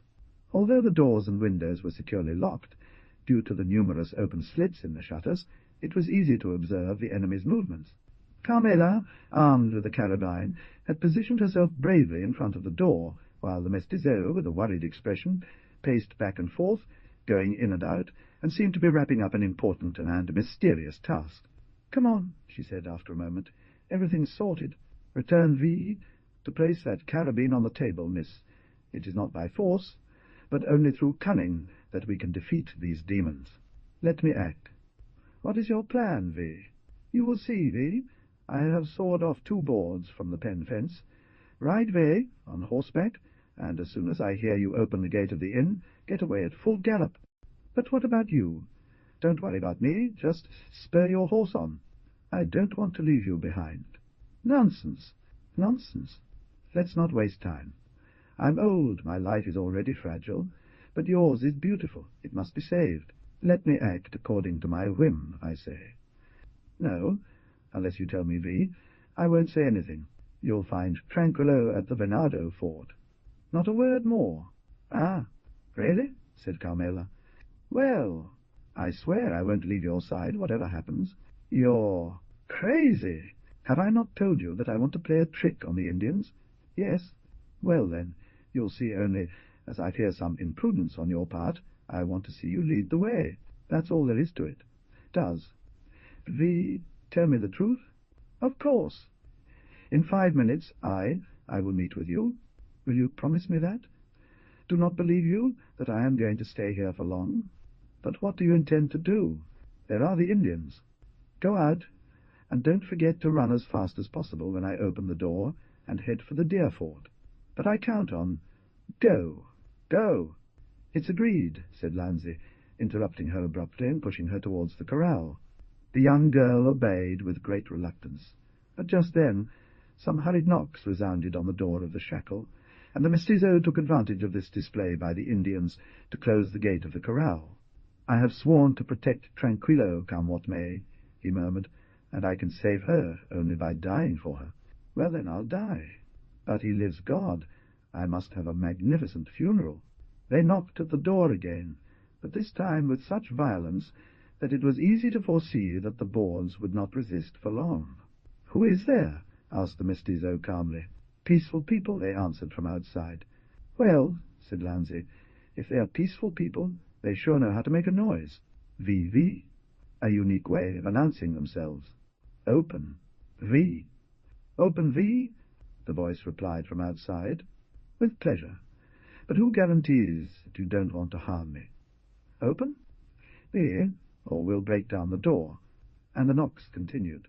"Oh, oh," said the mestizo, "you're not playing around. Well, no more beating around the bush. I'm coming." The knocks ceased. The mestizo unblocked the door and opened it. The Indians rushed into the house, shouting and howling with joy. Lanzi stepped aside to let them pass. He smiled at the sound of a horse galloping away quickly. The Indians didn't pause to consider the incident. "We want a drink," they exclaimed. "What do you want me to give you?" asked the mestizo, trying to gain time. "Firewater!" cried the Indians. Lanzi hurried to serve them. The orgy began. The redskins, knowing they had nothing to fear from the inhabitants of the trading post, as soon as the door opened, rushed en masse into the room, judging it unnecessary to station sentinels. This oversight, which Lanzi counted on, enabled Carmela to slip away, unseen and unmolested. The Indians, especially the Apaches, have an uncontrolled passion for strong liquors. Among them, only the Comanches possess an unwavering sobriety. So far, they have managed to escape that disastrous tendency to drunkenness, which decimates and brutalizes their compatriots. Lanzi watched with scorn as the redskins gathered around the tables, drinking deeply and emptying the boots placed before them. The Indians' eyes began to gleam, their faces animated. They spoke at once in a frenzy, no longer knowing what they said, thinking only of getting drunk. Suddenly, the mestizo felt a hand on his shoulder. He turned around. An Indian stood before him, arms crossed over his chest. "What do you want?" he asked. "The Blue Fox is a chief," replied the Indian, "and he must speak with a pale face. Isn't the Blue Fox satisfied with the way I've received him and his companions?" "No." "That is so. The warriors drink, but the chief wants something else." "Ah," said the mestizo, "I am sorry, for I have given all that I had." "No," dryly replied the Indian. "How not? Where is the young woman with golden hair?" "I do not understand you, chief," said the mestizo, who, on the contrary, understood perfectly. The Indian smiled. "Look at the pale face of Zorro Azul, and you will see that he is a chief, not a child to be entertained with lies. What has become of the young woman with golden hair, who lives here with my brother? The woman whom you speak of, if she is the young lady to whom this house belongs, as you refer?" "Yes." "Well, she is not here." The boss gave him a piercing look and said, "A pale face lies. Find her, V. She was here an hour ago. It's very possible." "Where is she?" "Find her, V. A pale face is a dog whose hair I have to pull out." "May it serve you well, V," responded the mestizo in a mocking tone. Unfortunately, Lanzi, as he spoke these words, had cast a triumphant glance towards the corral. The chief caught this look in flight, rushed to the corral, opened the door, and let out a cry of fury upon seeing the breach in the fence. He had understood the truth. "Dog!" he exclaimed, and seizing his skinning knife from his belt, he threw it with rage at his enemy. But the mestizo, who was watching him, dodged the blow, and the knife flew into the wall a few inches from his head. Lanzi stood up straight, and jumping over the counter, he rushed towards the Blue Fox. The Indians rose tumultuously, took up their arms, and leaped forward like wild beasts in pursuit of the mestizo. He, upon reaching the threshold of the corral door, turned around, discharged his pistols into the middle of the crowd, sprang swiftly onto his horse, and with spurs driven into the animal's sides, forced it to leap through the gap in the fence. At that very moment, A terrible crash was heard behind him. The ground shook, and a confused mass of stones, beams, and debris of all kinds fell around the rider and his horse. The Potrero tavern had just collapsed, burying under its ruins the Apaches who had invaded it. This is the bad luck that Lanzi had intended to play on the Indians. Now it will be understood why I had insisted that Carmela should leave so soon. By a singular stroke of luck, neither the mestizo nor his horse were hurt. The mustang, with steaming nostrils, flew over the prairie as if its wings, harried incessantly by its rider, who goaded it with gesture and voice, for he thought he heard the gallop of another horse behind him at close range, as though it were pursuing him. Unfortunately, the night was too dark for him to be certain that he was not mistaken. The hunt. Very likely, the reader will judge that Lanzi's method of ridding himself of the Apaches was somewhat violent, and that perhaps he should only have resorted to it as a last resort. The justification for the mestizo is as simple and easy to expose. The brave Indians, when they cross the Mexican border, give themselves over without mercy to all sorts of disorders, employing the greatest cruelty towards the unfortunate whites. Who's the unfortunate whites? Who fall into their hands, and to whom they profess an odio that nothing can quench. Lanzi's position, alone, with no hope of aid from anyone in such a remote location, at the mercy of some 50 demons without faith or law, was extremely critical, even more so considering that as soon as the Apaches were roused by strong liquors, whose overuse leads to a kind of furious madness, they would no longer have recognized any restraints. Their bloody character would have prevailed, and then they would have resorted to cruelties entirely unjustifiable for the mere pleasure of inflicting suffering on an enemy of their race. Moreover, the mestizo had a compelling reason to disregard any consideration. At all costs, it was necessary to ensure by any means Carmela's salvation, for he had made Tranquillo the solemn oath to protect her, even at the risk of his own existence. In this particular case, he knew that his life or death depended solely on the whim of the Indians, and therefore he had nothing to fear. Lanzi was a cold, positivist, and methodical man who never acted without first reflecting maturely on the probable outcomes of success or failure. On that occasion, the mestizo dared not venture, knowing that he was already sentenced by the Indians. If his plan succeeded, he might escape. If not, he would die, but as a brave frontier dweller, taking a considerable number of his relentless enemies with him to the grave. Once he made up his mind, he carried out his resolve with the cold-bloodedness we've mentioned. Thanks to his calm demeanour, he had enough time to mount his horse and escape. However, it was not all over yet. The mestizo's gallop still echoed behind him. He heard behind him a vivid unease, proving that his plan had not gone as well as he had hoped, and that one of his enemies had escaped and was now in pursuit. The mestizo increased the speed of his run, forcing his horse to make countless circles and turns in order to lose the enemy who was tenaciously pursuing him. But all was in vain, for he always heard behind him the resolute gallop of his unknown pursuer. No matter how brave a man may be, no matter how great the energy with which he is endowed, nothing dulls his valor so much as finding himself threatened in the midst of darkness by an invisible enemy, and for this very reason untouchable. Fair darkness of night, the silence that reigns in the desert, the trees that in a careless race pass to right, and left like a legion of sinister and threatening ghosts, all converged to increase the terrors of the unfortunate one who is possessed by an indescribable vertigo, immersed in a nightmare all the more horrible because he knows the danger and does not know how to conjure it. Lanzi, with furrowed brows, trembling lips, and a forehead bathed in cold sweat, ran for several hours across the field, leaning over his horse's neck without a fixed direction, always pursued by the sound of a galloping horse chasing him. Strange thing! Since that gallop was first heard, it did not seem to have come very close. One might suppose that the unknown rider, satisfied with following the track of him whom he pursued, did not care to catch up with him. Meanwhile, the first excitement of the mestizo had gradually subsided.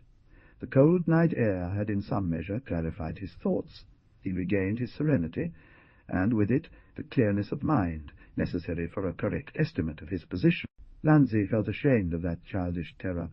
unbecoming of a man like him, who for so long and out of concern for his personal safety had caused him to forget the sacred duty he had imposed upon himself to protect and defend at the risk of his life the daughter of his friend, or at least to whom he considered as such. When this thought struck him like a lightning bolt, a burning blush coloured his face, a flash of lightning leaped from his eyes, and he suddenly stopped his horse, determined to put an end once and for all to his pursuer. The horse, abruptly halted in its gallop, bent its trembling legs, and let out a cry of pain, remaining motionless. At the same instant, the sound of the invisible horse's gallop ceased as well. "Hey!" murmured the mestizo, "this is getting complicated." He drew a pistol from his belt and cocked it. Immediately he heard, like a funeral echo, the dry sound of a shot from a pistol that his adversary was also armed with. However, this noise, instead of increasing the suspicions of the mestizo, seemed to calm him down. "What does this mean?" he thought to himself, shaking his head with marked concern. "Did I make a mistake? Is it not with an Apache, according to that, with whom I must grapple?" After this reflection, during which Lanzi had in vain tried to distinguish his unknown enemy, he cried out in a loud voice. "Hey! Who is thee?" responded a masculine voice, emerging from the midst of the darkness, with an accent at least as resolute as that of the mestizo. "An unusual answer," replied Lanzi. "No more nor less singular than your question, sir." These words had been spoken in the purest Spanish. The mestizo, now sure that he was to deal with a white man, banished all fear, and holstering his pistol, he put it back on his belt, saying in a light-hearted tone, "Just like I am, sir. You must have needed to take a rest after such a long run."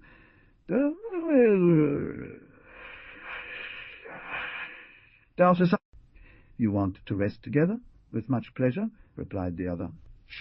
Exclaimed a voice that the mestizo immediately recognized as Lanzi. "Yes, indeed," exclaimed he joyfully. "On my honor, Mrs. Carmela, I did not expect to find you here." Our three characters gathered. The explanations were brief. Fear does not calculate or reason. Carmela on one side, Lanzi on the other, swept away by a vain terror.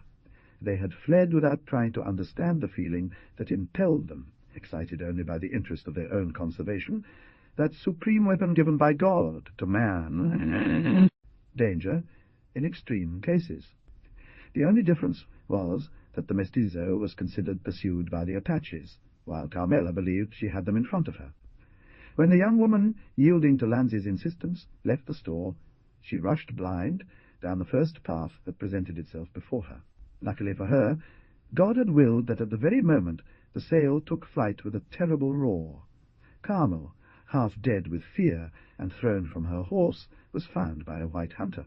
He, filled with compassion upon hearing the tale of the misfortunes that threatened her, generously offered to escort her to Tranquillo's ranch, where she desired to go for immediate protection under his safeguard.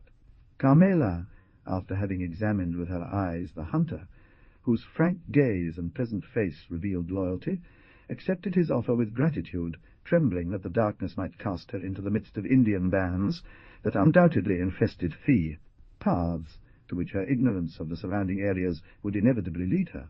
Therefore the young woman and her guide set off immediately in the direction of the ranch. But, dominated by 1,000 suspicions, the gallop of the mestizo's horse made them believe that an enemy party was ahead of them. That is why they took great care to maintain a considerable distance, to regain control and escape any suspicious movement from their supposed enemies. This explanation dispelled all unease among the three characters. Carmela and Lanzi considered themselves very fortunate to have encountered each other in such a providential manner. As the mestizo recounted to his miss the manner in which he had concluded with the Apaches, the hunter, as a prudent man, took hold of the reins and led the horses to thick bushes, where he hid them with great care. Then he returned to his new course. Friends, who had sat down on the ground to rest for a while. As soon as the hunter returned, Lanzi was telling the young woman, "Why should you tire yourself out any further this night, miss? Our new friend and I will build a hut for you in no time, under which you'll be perfectly safe. You can sleep until sunrise, and then we'll head to the estate. For now, she has nothing to fear, for she is protected by two men who will not hesitate to sacrifice their lives for her if necessary." "I thank you, my good Landsey," replied the young woman. "Your love and loyalty are known to me, and I would trust them without hesitation, were I tormented by Apache fear at this moment. V is firmly convinced that the consideration of the dangers I may be exposed to by those pagans does not in any way influence my determination to set out as soon as possible." "Then what other more important consideration could compel you, miss?" said the mestizo with surprise. "My dear friend, that is a matter between my father and me. It's enough for V to know that it is of absolute accuracy that I will see and speak with him this very night." "Nonsense," said the mixed-race man, shaking his head. "Since you want it, miss, I agree." "No, my good Landsey," replied the young woman sadly. "It is not a whim. When you know the reasons that compel me to act thus, I am convinced you will agree with me." "It may be. But then why don't you tell me your reasons immediately? Because it is impossible for me." "Silence!" exclaimed the hunter, interrupting brusquely. "Every discussion is useless at this moment. We must leave as soon as possible." "What do you mean?" Carmela and Landsey exclaimed in horror. "The Apaches have found our trail and are coming swiftly," they said. "In less than 20 minutes they'll be here. There's no mistaking them this time." There followed a moment of silence. Carmela and Landsey listened intently. "I hear nothing," the mestizo said after a while. "Neither do I," the young woman whispered. The hunter smiled sweetly and said, "In fact, you must not hear anything yet, for your ears are not as accustomed as mine to perceiving the faintest whispers of the desert. Believe my words, trust in an experience that has never failed me. Our enemies are approaching." "What do we do?" murmured Carmela. "Flee!" exclaimed the mestizo. "Listen, Vivi," replied the impassive hunter. "The Apaches are numerous. They are very cunning. But it is only through cunning that we can defeat them. If we try to resist them, we will be lost. If we all run away together, sooner or later we will fall into their hands. As long as I stay here, V, you will escape with the young lady. Only take care to pad the horses' hooves to muffle the sound of their steps." "But what about you?" exclaimed the young woman with vivacity. "I already said I would stay here." "Yes, but then you'll fall into their hands, and you will inevitably be killed." "Maybe so." The hunter responded with an inexplicable expression of melancholy. "But at least my death will have served for something, since it will have saved V. "Very well, sir," said Landsey. "I thank you for your offer. Unfortunately, I cannot and do not want to accept it. Things are not supposed to go like this. I am the one who started this business, and I intend to finish it in my own way. Marchesa de Five, with the young lady, deliver her into her father's hands. And if you do not see me return, and he asks what has happened, simply say that I have kept my promise by giving my life for Dona Carmela." "I will never consent to that," exclaimed the young woman energetically. "Silence," said the mestizo, abruptly interrupting her. "Go, go. We cannot afford to lose a single moment." And despite the young woman's resistance, he lifted her into his strong arms and carried her rushing towards the bushes. Carmela realized that nothing could alter the determination of the mixed-race man, and resigned herself. The hunter accepted Landsey's sacrifice with the same simplicity he had offered his own, for the conduct of the mestizo seemed very natural to him. So he did not raise any objection, and busied himself actively in preparing the horses. "Now go, Vivi," said the mestizo, as soon as the hunter and the young woman were mounted. "Go, and may God will it." "And V, my friend?" still asked Carmela. "Aye," replied the mestizo, shaking his head with an indifferent expression, "have not yet fallen into the hands of those red devils." "Go on, march!" And at once, to cut off all conversation, he lashed the horses with a heavy whip. The noble animals took off at a gallop, and very soon disappeared from their view. The poor man let out a sigh as soon as he was alone. "Ah," he murmured sadly, "this time I much fear that it's all over for me. But nevertheless, what the devil! I will fight until the end, and if the Indians catch me, their little game will cost them." After adopting this energetic determination, which seemed to restore all his value, the good mestizo mounted a horse and stood ready to act. The Apaches were approaching with a sound similar to the roll of prolonged thunder. One could barely make out their dark silhouettes outlined in the shadow. Landsey bit down on the bridle, grabbed a pistol in each hand, and when he deemed the moment right, He spiked his spurs into his horse's flanks and bolted, stretching across the terrain towards the redskins, slicing them diagonally. When he had approached them, he unloaded his weapons in the midst of the group, cried out a challenge, and continued to flee at an increasing pace. Then occurred what the half-breed had foreseen. His shots were true. 2 Apaches fell with their chests pierced from side to side. The Indians, furious at seeing such a daring attack, which they were far from expecting from a single man, launched a cry of courage and rushed to follow him. As we have already said, this was what Lancy desired. "That's it," he exclaimed, upon witnessing the good success of his trick. "They are gathered now, and there is no need to fear that they will scatter across the plain. The others are saved. As for me, who knows?" Carmela and the hunter had only escaped the Apaches to fall into the clutches of the jaguars, but as we have seen, they were saved thanks to Tranquillo's help. Exix. Calmly he listened attentively to the young woman's narration, with his head bowed and furrowed brow. When Carmela fell silent, he looked at her for a moment with an interrogative expression. "Is that all?" he asked. "That's all," answered Carmela shyly. "And have they had no more news about Lancy, my poor Lancy?" "None. We've heard 2 shots, the furious gallop of several horses, the Apache war cry, and then everything fell silent." "What has become of him?" murmured the tiger hunter sadly. "He is a resolute man, and I think he knows desert life," replied Loyal Heart. "Yes," said Tranquil, "but he's alone." "It's true," said the hunter, "and alone against 50, perhaps." "Oh!" the Canadian exclaimed. "I'd give 10 years of my life to hear from her. By Jove, compadre!" A joyful voice cried out, "I'll bring them to you nice and fresh, and ask for nothing in return." Those present couldn't help but be shaken by the sound of that voice, and quickly turned towards the side where it had come from. The branches parted, revealing a man. It was Lancy. The half-breed seemed as calm and rested as if nothing had happened. Only his face, usually cold and even scowling, wore an inexplicable expression of mocking joy. His eyes sparkled, and a cynical smile played on his lips. "By Jove, my friend," said Tranquillo, shaking his hand, "you are 1,000 times welcome among us. We were much concerned for your fate." "Thank you, comrade," he replied. "But fortunately for me, the danger was not as imminent as one might have thought, and I managed to free myself quite easily from those Apache demons." "Much better. It doesn't matter much how you managed to escape. You're safe and sound, and that's what matters most. Now that we're gathered, they can come if they wish, as there are people here they can talk to. They won't do that. Besides, they have other things to attend to right now." "Do you really think so?" "I'm certain of it. They have seen a camp of Mexican soldiers who are escorting a silver pipe, and, as is natural, they try to seize it, to the point that this entirely fortuitous circumstance partly saved my life." "Well," said the Canadian indifferently, "the worse for Mexicans, each for himself and God for all. Let them sort it out as best they can. We don't care about their affairs." "That's exactly what I think. We still have 3 hours of night left. Let's use that time to rest, so we're ready to set off for the farm at sunrise." "Good advice and worth following," said Lancy, who immediately laid down with his feet by the fire, wrapped himself in his shawl, and closed his eyes.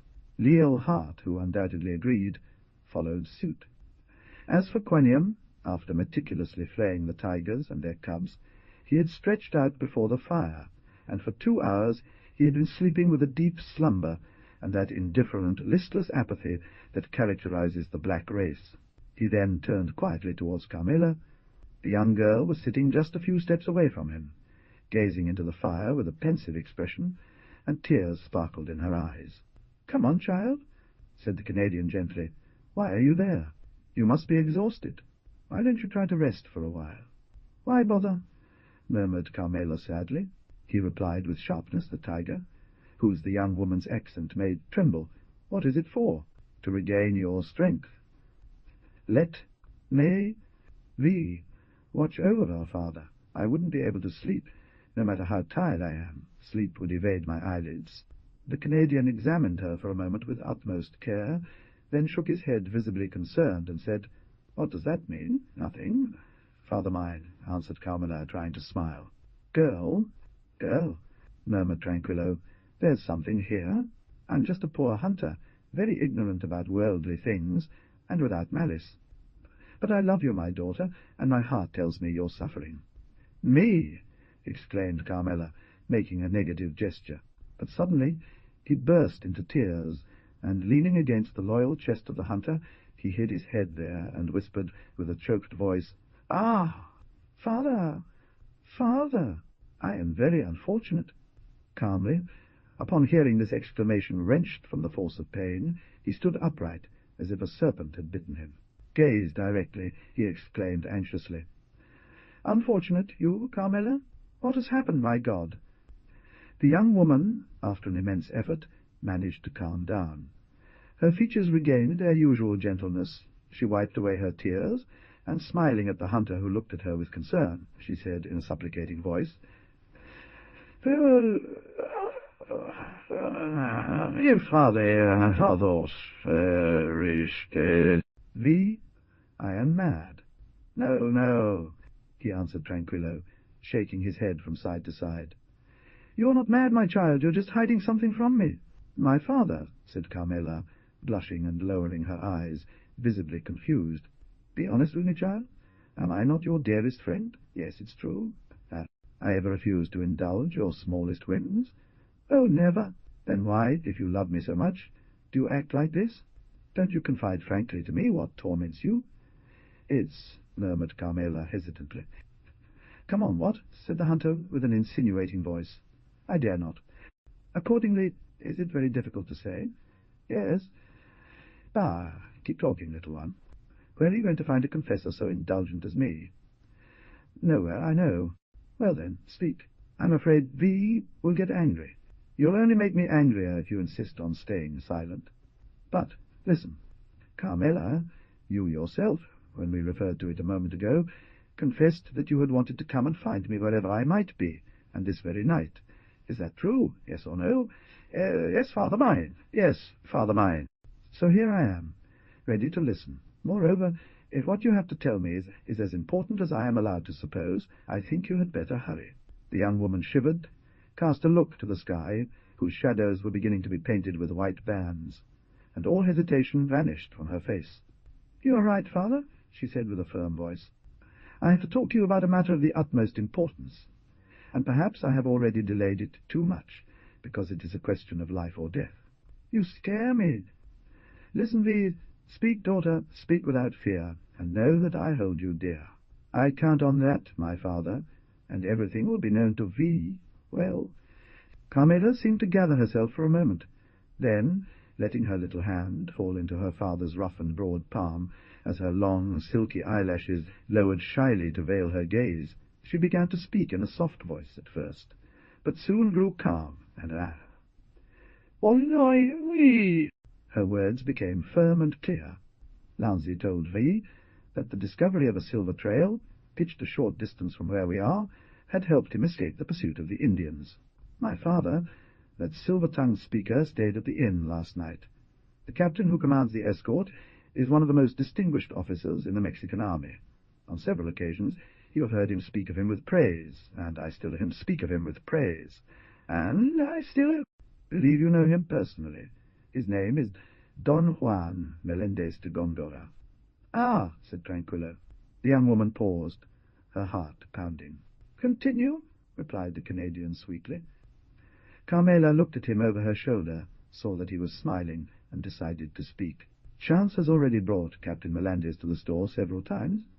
He is a gentleman, kind, courteous, refined, attentive, and we have never had any complaints about him, as you will tell Mr. Lanzi.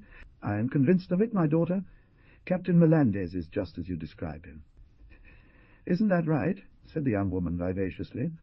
"Yes, he's a true gentleman. Unfortunately, there are very few officers like him in the Mexican army. This morning the silver carriage set off, escorted by Captain Melendez and his soldiers. 2 or 3 disreputable individuals had been left behind at the inn. They watched the soldiers marching with a mocking smile.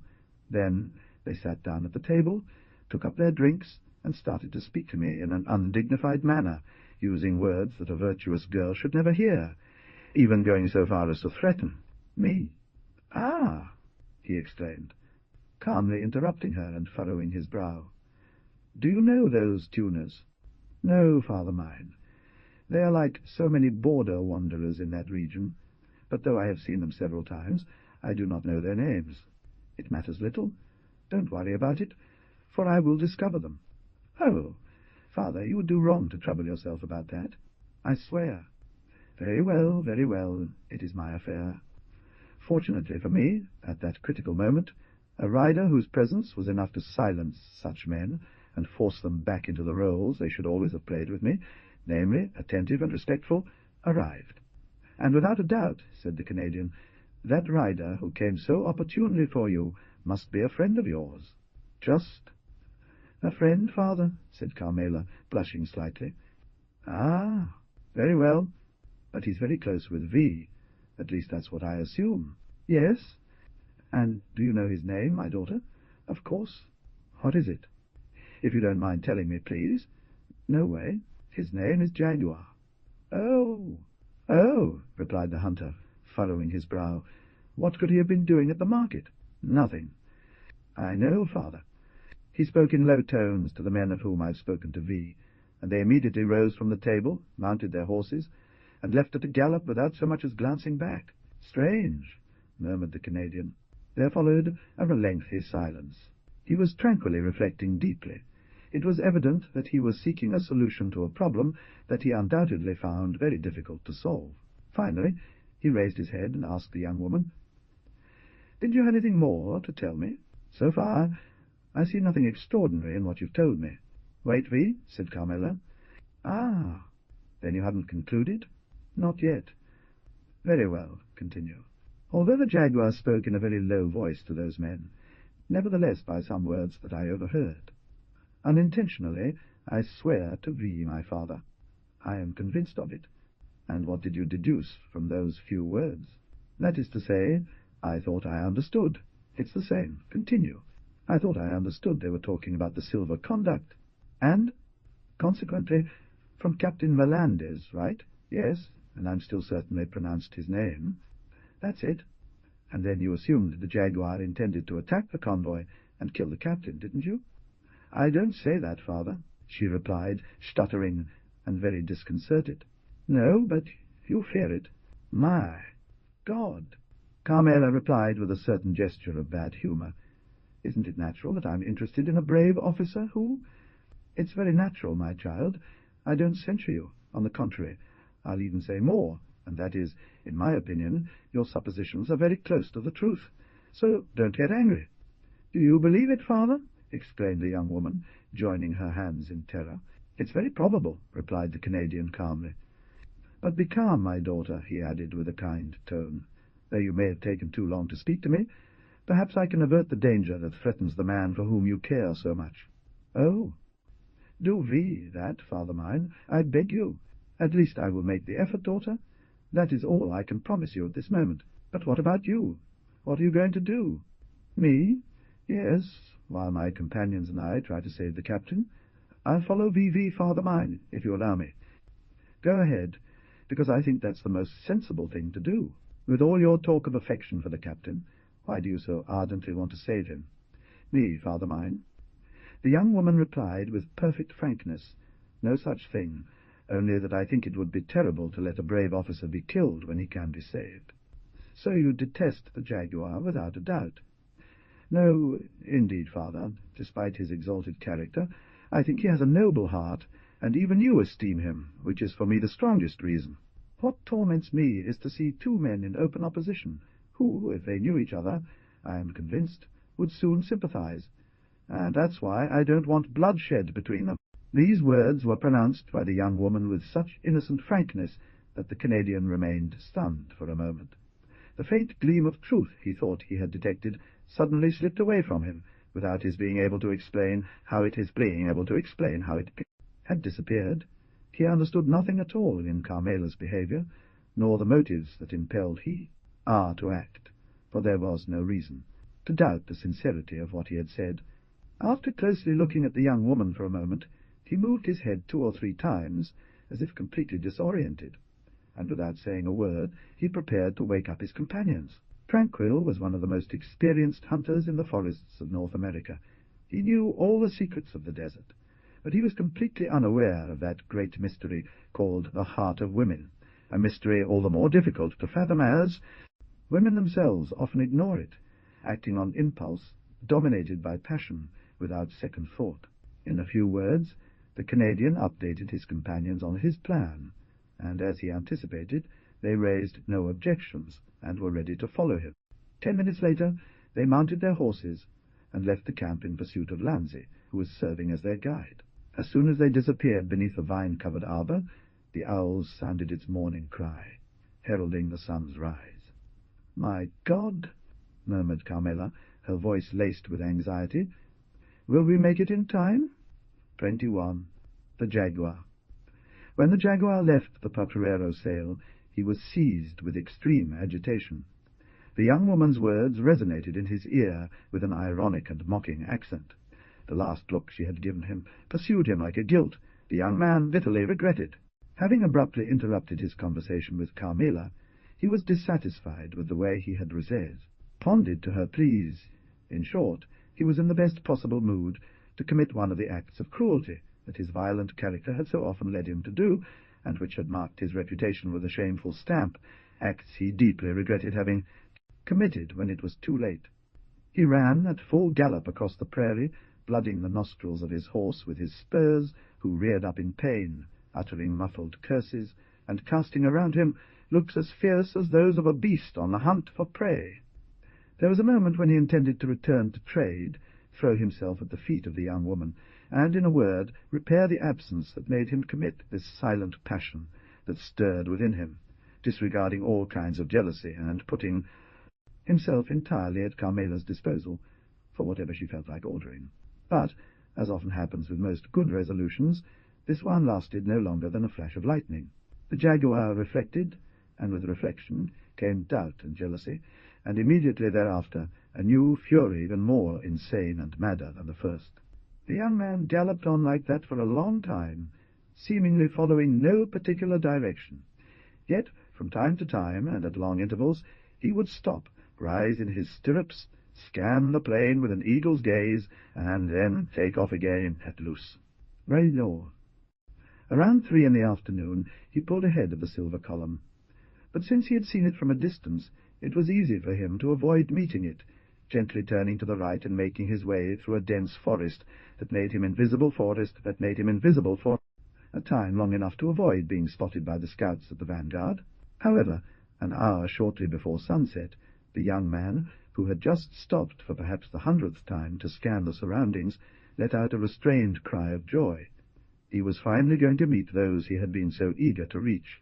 A few hundred steps from where the Jaguar stood at that moment, a detachment of 30 to 35 horsemen followed in good order the path marked with the grand name of road that crossed the meadow. That party, composed entirely of whites, as it was easily recognizable by their costumes, seemed to have a certain military aspect in its march. Moreover, all those horsemen were well provided with arms of all kinds. At the outset of this narrative, we mentioned several riders who were about to disappear into the distance as the dragons emerged from the Potrero's stable. They were precisely the ones the Jaguar had just seen. The young man brought both open hands to his mouth, forming a kind of trumpet, and for 2 times he let out a sharp, strident, and prolonged cry.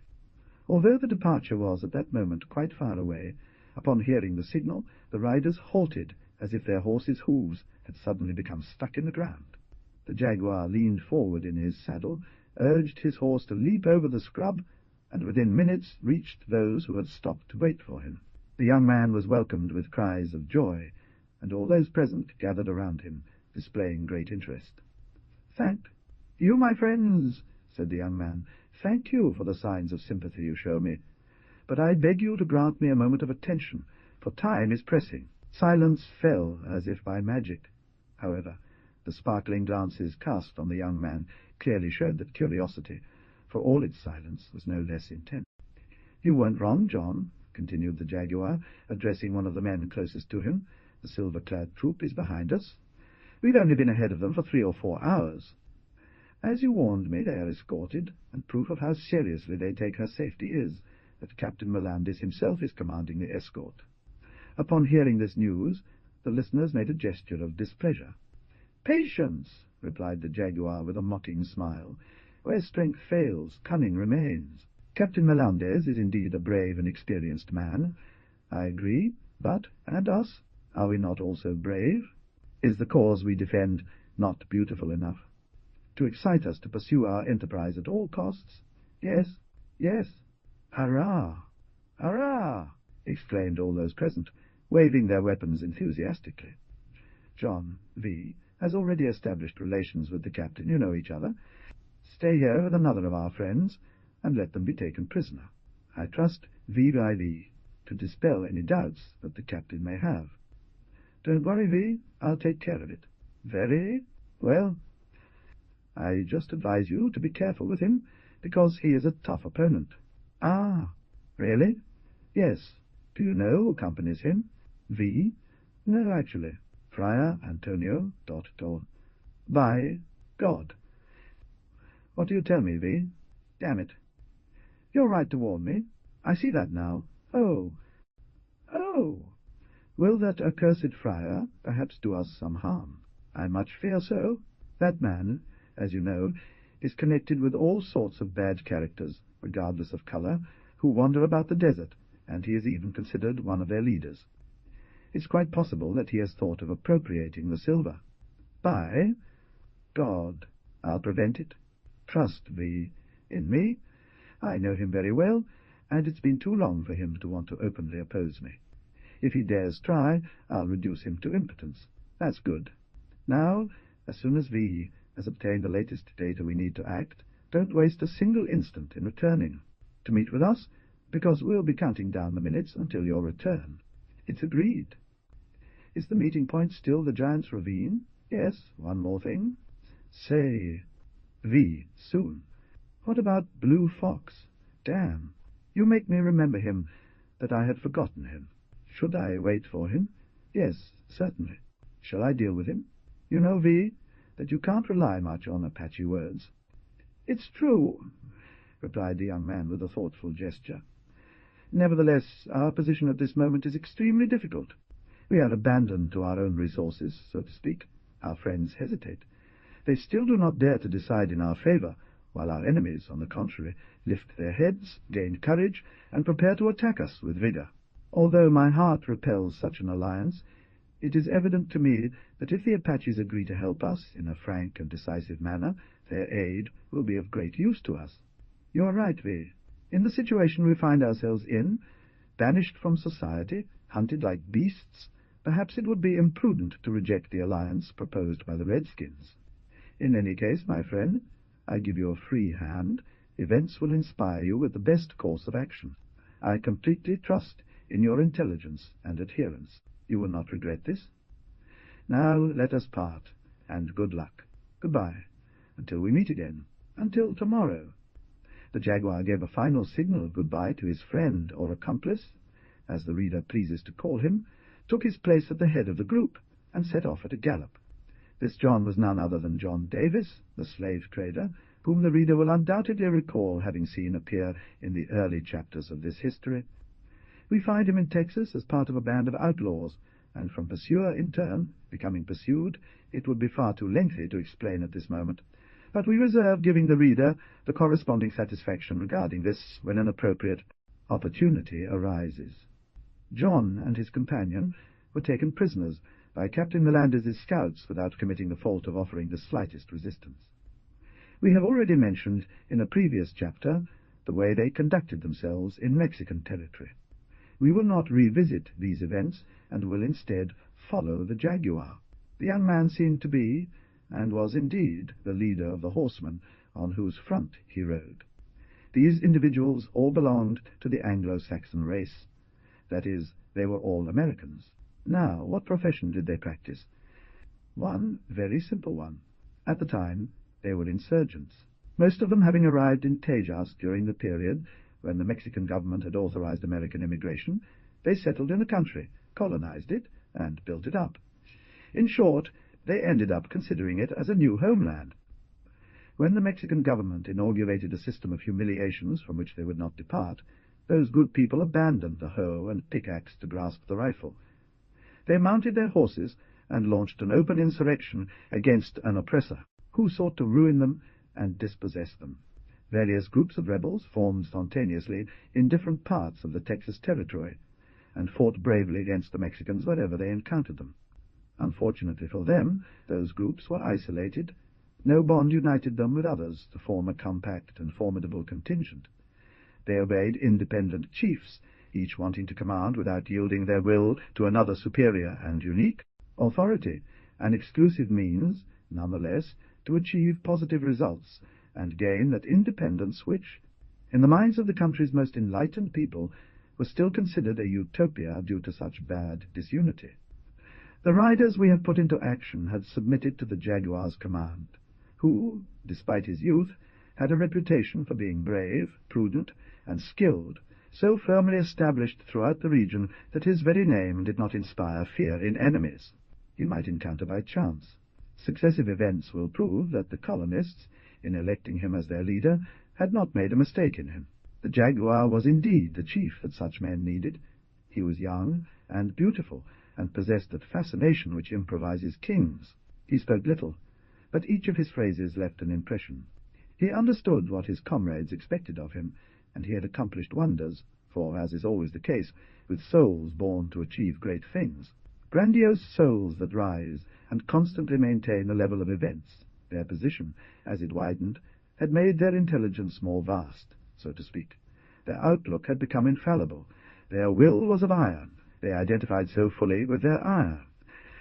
New position that they no longer allowed themselves to be dominated or overawed by any human feeling. G. Their face was marble for joy as much as for sorrow. The enthusiasm of their companions on certain occasions could not cause a spark or a smile to pass through their composure. The Jaguar was not a common ambitious man. He suffered from the discord that reigned among the insurgents.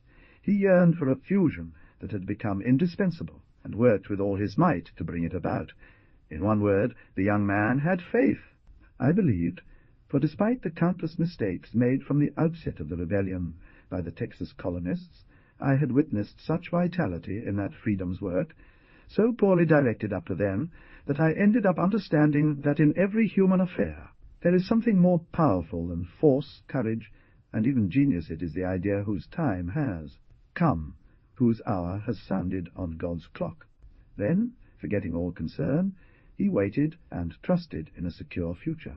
To neutralize as much as possible the isolation left by his departure, the Jaguar initiated a tactic that had always succeeded up to that point.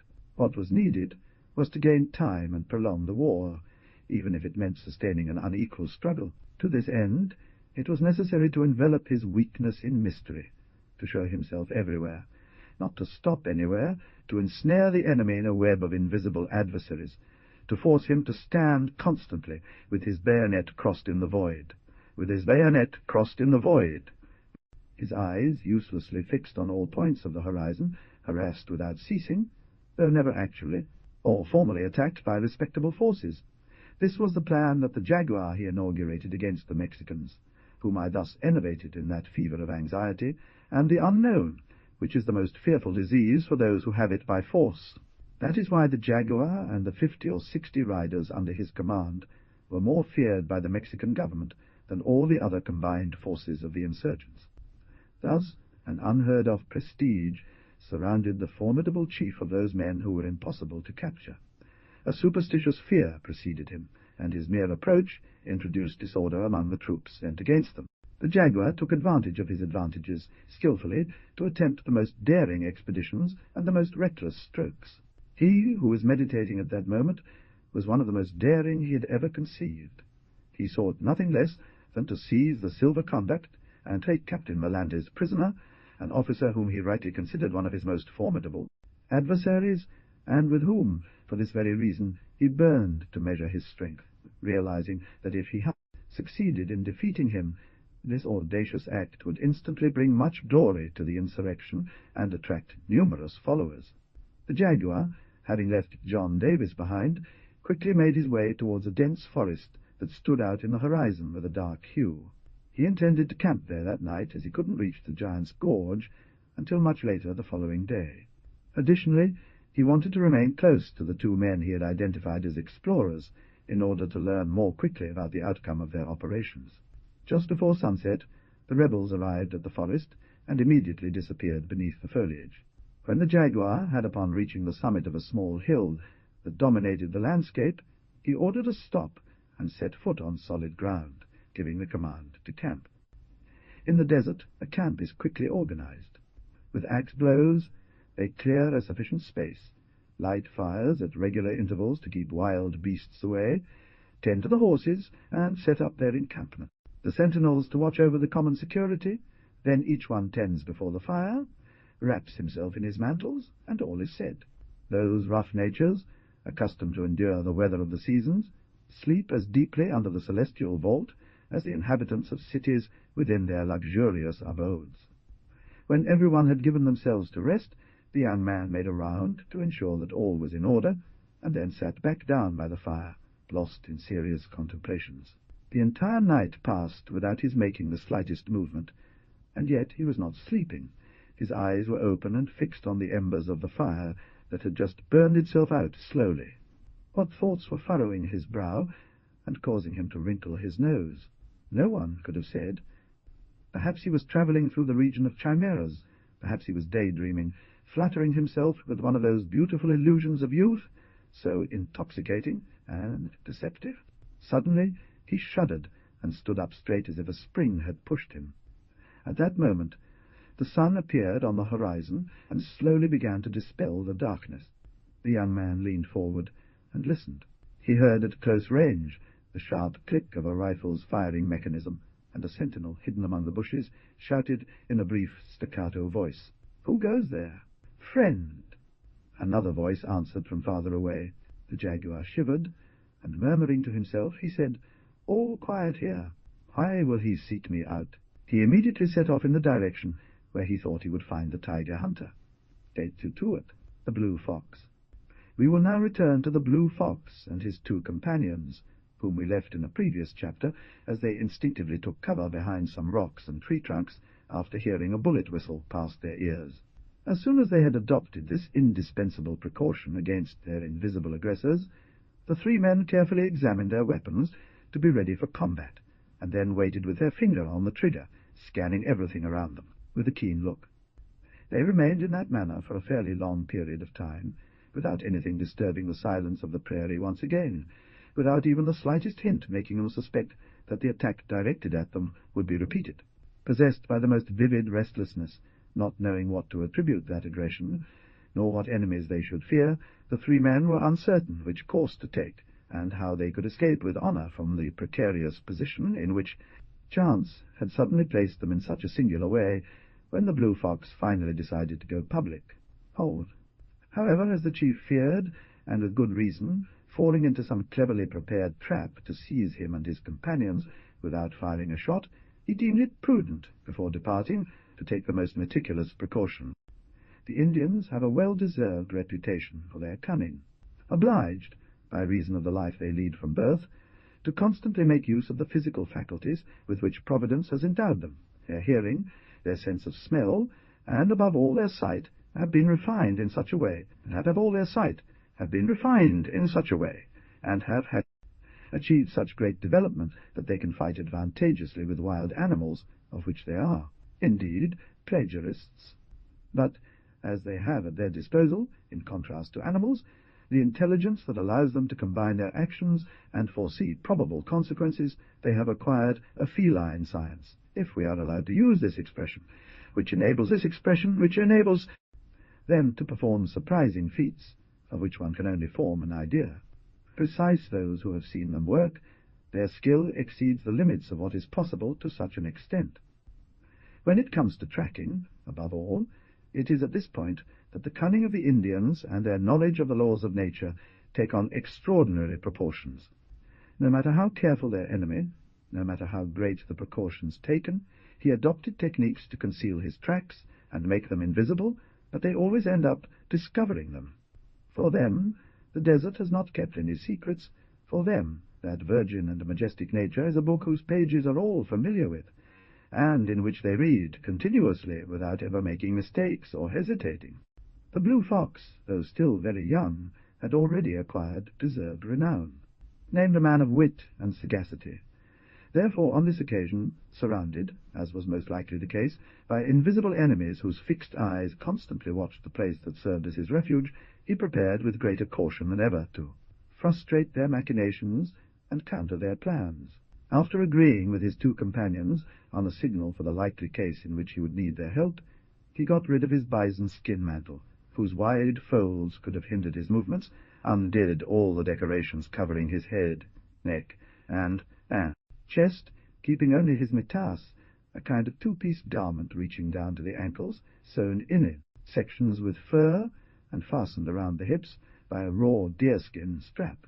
When he was thus, almost naked, he rolled several times in the sand to make his body take an earthy hue. Then he hung his tomahawk from his belt, and with his skinning knife, a weapon never separated from an Indian. He gripped his rifle with his right hand, and, after giving a final signal of farewell to his comrades, who watched intently these various preparations, he lay down on the ground, and began to crawl like a serpent through the high grass. Although it had been a long time since the sun had risen, and it was pouring forth torrents of dazzling light over the meadow, the departure of the Blue Fox took place with such care that he was already far away on the plain, when his companions thought him still very close. Not an atom of grass had stirred with his step, nor had a stone rolled under his feet. From time to time the redskin would stop, explore the surroundings with a keen gaze, and then, when he was certain that all was quiet, that nothing had revealed his presence, he would begin once again to crawl on hands and knees toward the thickness of the forest, to which he very soon drew near. Thus he managed to position himself in a site entirely devoid of trees, where the grass, lightly trampled in several places, led him to believe he was approaching the spot where those who set the fire should be lying in wait. The Indian stopped in order to carefully study the tracks he had just discovered. Those tracks seemed to belong to a single individual. They were heavy, wide, and carelessly made, appearing to belong to a white man, unfamiliar with prairie customs, rather than a hunter or an Indian. The bushes lay flattened, as if the person who had passed through them had done so with great force and at a run, without taking the trouble to clear away the branches. The ground was trampled, and in some places splashed with blood. The Blue Zorro could not comprehend that peculiar trail, which bore no resemblance to the ones he was accustomed to following. Was it a fabrication employed by his enemies to mislead him more easily, showing him a rough trail meant to conceal the true one? Or, conversely, was it the track of a white man lost in the desert, whose customs he knew nothing about? The Indian did not know on what opinion to fix himself, and his perplexity was extreme. It was evident to him that the shot which greeted him as he was about to begin his speech had come from that place.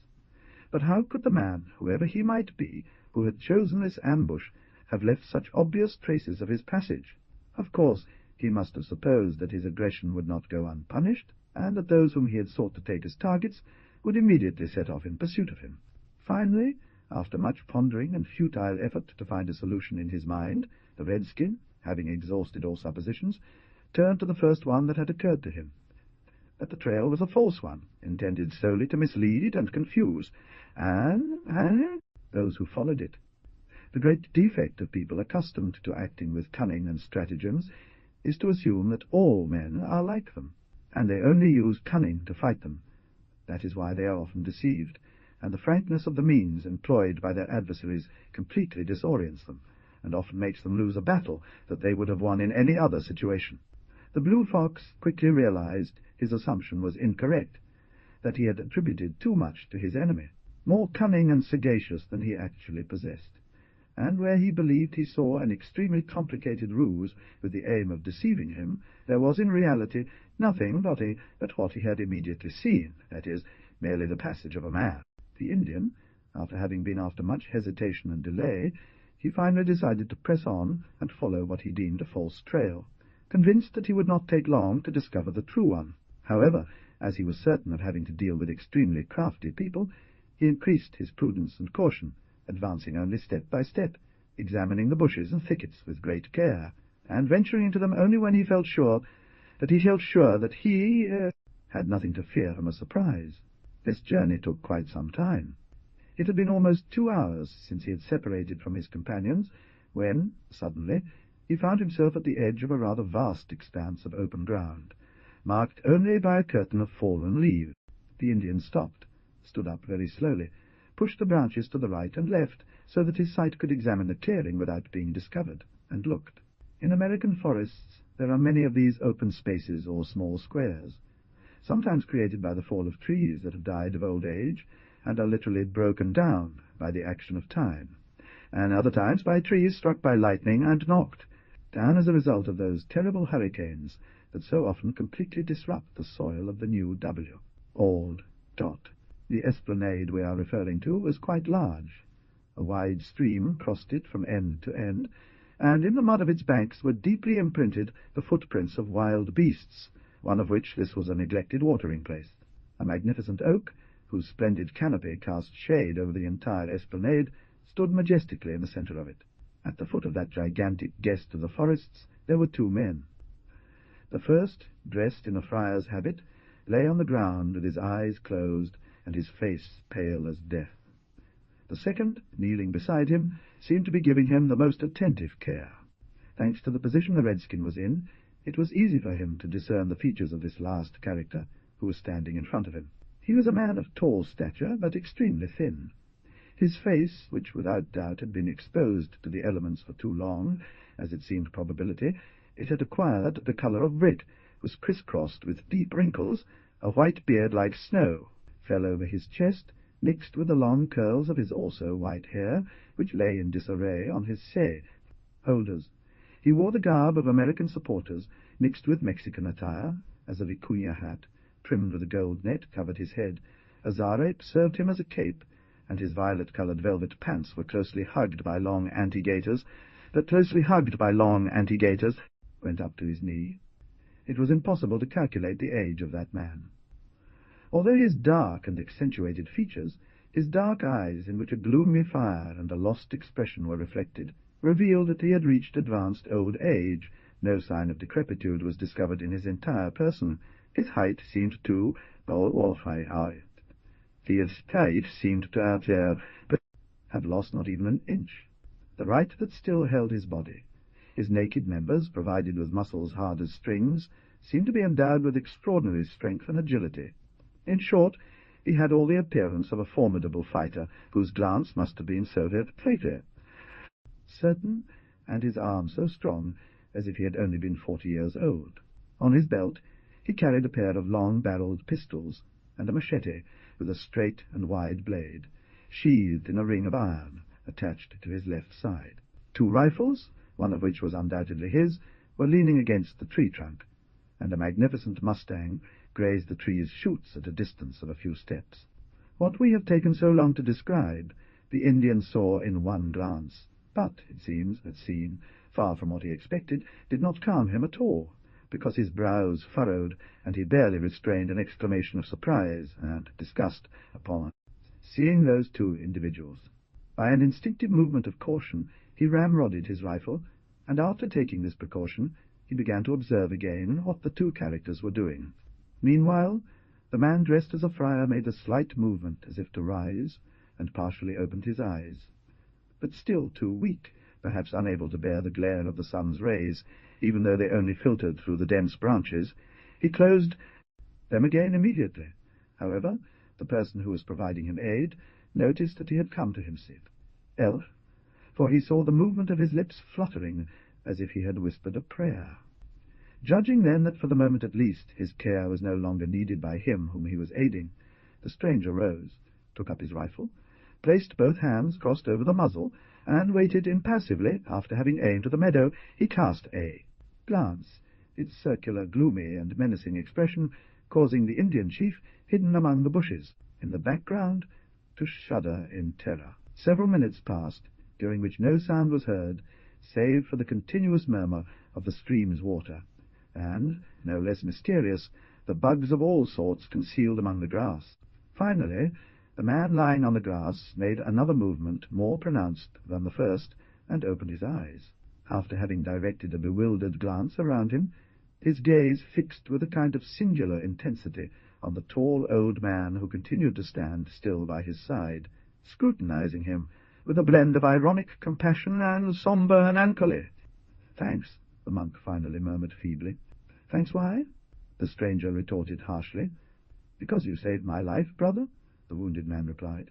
"I'm not Brother V, monk," exclaimed the stranger scoffingly. "I'm a heretic, a gringo, as you all like to call us. Look at me carefully. You haven't examined me properly. Do I not have horns on my head and goat's feet?" These words were pronounced with such an accent of sarcasm that the friar remained speechless for a moment. "Who is V?" he asked finally, with a secret fear. "What does it matter to V?" replied the other with a laugh that boded nothing good. "Perhaps the devil." The wounded man made a sudden movement to get up, and he blessed himself repeatedly, murmuring, "God save me from falling into the hands of the spirit of evil. Come on, crazy." "Calm down, V," replied the stranger, shrugging his shoulders in contempt. "I am not the devil, but a man like you, perhaps a little less hypocritical, and that's the whole difference. Does V tell the truth? Is V really one of my kind willing to be of service to me? Who can answer for the future?" replied the stranger with an enigmatic smile. "At least up until now, I don't think you've had cause to complain about me." "No?"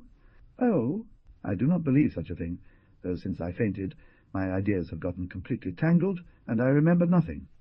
It doesn't matter to me, that's not my concern, and I don't ask V anything. I have enough on my plate with my own affairs without worrying about others. Let's see, do you feel better? Are you relieved enough to continue on your way?" "How? Continue my way?" the terrified friar asked. "Does V intend to leave me here alone by chance? Why not? I've already wasted too much time by your side, and now I must attend to my own affairs." "Ah!" the friar exclaimed. "After the concern so kindly shown by V, would you have enough courage to abandon me like this, nearly dead, without caring for what might happen to me after your departure?" "Why not?" I replied. "I don't know V. I have no need to help him. While casually passing through this open space, I saw you lying there breathless and pale as a corpse. I gave you the care that in the desert is never refused to anyone. Now you have returned to yourself, you no longer need me for anything, and I am here for anything. Leaving. Can there be anything simpler or more logical? Goodbye, and may the devil whom you thought I was a moment ago grant you his protection." After uttering these words, with a tone of sarcasm and bitter irony, the stranger slung his rifle over his shoulder and took a few steps towards his horse. "For God's sake," cried the friar, springing to his feet more nimbly than could have been expected of him, given his weakened state, but propelled by fear with great force.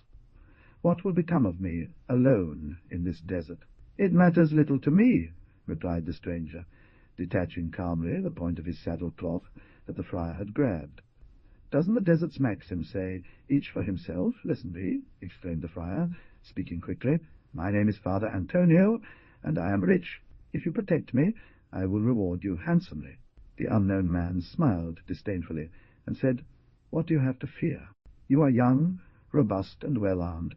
Aren't you, therefore, in a position to protect yourself?" "No, because I am pursued by relentless enemies. Last night they subjected me to a horrible and infamous torture. With great difficulty I escaped from their grasp. This morning chance put me face to face with those two men. Upon seeing them, a kind of furious madness seized me, and I thought of taking revenge. I aimed at them and fired, and then I started to flee without knowing where I was going, mad with anger and fear.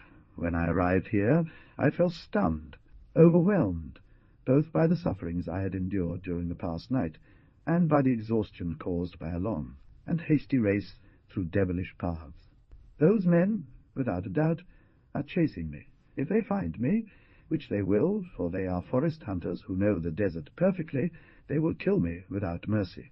I have no hope but in V. In the name of whatever V holds most dear in this world, I beg him to save me. Save me, V, and my gratitude shall know no bounds." The stranger had listened to this long and pathetic speech without moving a single muscle of his face. When the priest stopped, likely from running out of arguments and breath, the other leaned his rifle against the ground and replied dryly, Everything you are saying could be very true. What it matters to me as little as a leaf carried away by the wind. Get out of your dilemma as best you can. Your pleas are useless. If you knew who I am, you will save yourself from bothering me for so long." The friar fixed that strange man with a look of horror, not knowing what to say, or what means to use to soften his heart. "But who are you?" he asked, rather to say something than to get an answer. "Who I am," said the stranger with an ironic smile. "Do you want to know? Come on. Listen to V in turn, for I have little to say, but what I do will chill the blood in your veins. I am the one they call the White Skinner, the unsparing one." The friar took a few uncertain steps back, clutching his hands together. "My God!" he exclaimed in terror. "I am lost." At that moment the screech of an owl was heard nearby. The hunter shuddered. "They are listening to us," he exclaimed, and rushed quickly towards the side where he had heard the signal, while the monk, half dead with terror, fell to his knees and directed a fervent prayer to the sky. The White Desolator. We must now interrupt our narration for a moment to give the reader some details about the singular man we introduced in our previous chapter, details that are certainly incomplete, but nevertheless indispensable for understanding subsequent events. If instead of relating a true story we were to invent a novel, we would certainly be very careful not to introduce characters like the one in this moment. It concerns us. Unfortunately, we are compelled to follow the line already laid out before us, and to describe our characters as they are, as they have existed, and still exist for the most part. A few years before the time when the first part of this narrative begins, a rumor started to circulate almost suddenly, which soon became deafening and gained significant notoriety across the vast deserts of Texas, freezing with fear both for all freezing with fear Indians and adventurers of various kinds who traverse those immense solitudes in all directions. It was said that a man who looked like a white man had been traversing the desert for some time, chasing after the redskins, against whom he seemed to have declared a relentless war. Regarding that man, who was said to always walk alone, there was said to always walk tales of horrible cruelty and unprecedented audacity. Wherever he found Indians, no matter who wanted their number, he trapped them. Those who fell into his hands he flayed, tore out their hearts from their chests, and to show that they had succumbed under his blows, he made a large incision in the torso, shape of a cross on their stomachs. Sometimes, traversing the desert in all its expanse, that relentless enemy of the red race would slip into the villages, setting them ablaze during the night when everyone was fast asleep, and then carry out a terrifying massacre, killing whoever he found. Women, children, old people, no one was spared. It was not only the Indians that this grim rectifier of irregularities pursued with relentless hatred. The mestizos and quarterones, the smugglers, the pirates, in short, all those bold border raiders accustomed to living off society had to settle a narrow score with him, though he did not peel their skulls. He contented himself by tying them secure, rely to a tree, where he condemned them to starve to death. To be taken by the beast during the early years, adventurers and redskins, driven by a common sense of danger, formed alliances several times to overcome that fierce enemy, seize him, and subject him to the law of Talion. But that man seemed to be, protected by a charm that enabled him to escape from every net that was spread for him, and to foresee every ambush prepared against him. It was impossible to catch him. His movements were so quick and unpredictable that he often appeared at a considerable distance from where one expected him, and had been seen only moments before. Whether speaking of the Indians or adventurers, he was invulnerable, and his chest repelled bullets and arrows. That man, thanks to the continuous fortune that protected all his undertakings, became very quickly an object of universal terror on the prairie. His enemies, convinced that any attempt against him would be futile, abandoned the fight they deemed was against a superior power. Strange legends circulated around him. Everyone feared him as a malevolent being. The Indians called him Stowai, meaning the White Skinner, while adventurers dubbed him sin piedad, which means without mercy. As one can see, these two names have been aptly applied to that man for whom murder and butchery seemed the supreme joy. Such pleasure did he experience in feeling his victims' hearts still palpitating beneath his blood-stained hand, and in hearing those "Benissimo, stay not," as why, as follow, from their breasts. That is why simply pronouncing his name in a low voice would freeze even the bravest with fear. But who was that man? Where did he come from? What terrible catastrophe had thrown him into the wretched life he led? No one could answer these questions. That individual was a terrifying enigma that no one could solve. Was it perhaps one of those monstrous organizations that, under the guise of a man, harbours a tiger's heart? Or was it rather a soul ulcerated by some terrible misfortune, with all its faculties focused on a single object, revenge? These two hypotheses were as plausible as each other, and perhaps both were true. However, as every medal has its reverse, and man is never entirely good or evil, that individual sometimes had certain outbursts, not of compassion, but perhaps of fatigue, moments when the blood rose to his throat, choked him, and made him a little rose to his throat, choked him, and made him a little less cruel, a little less implacable, almost human in one word.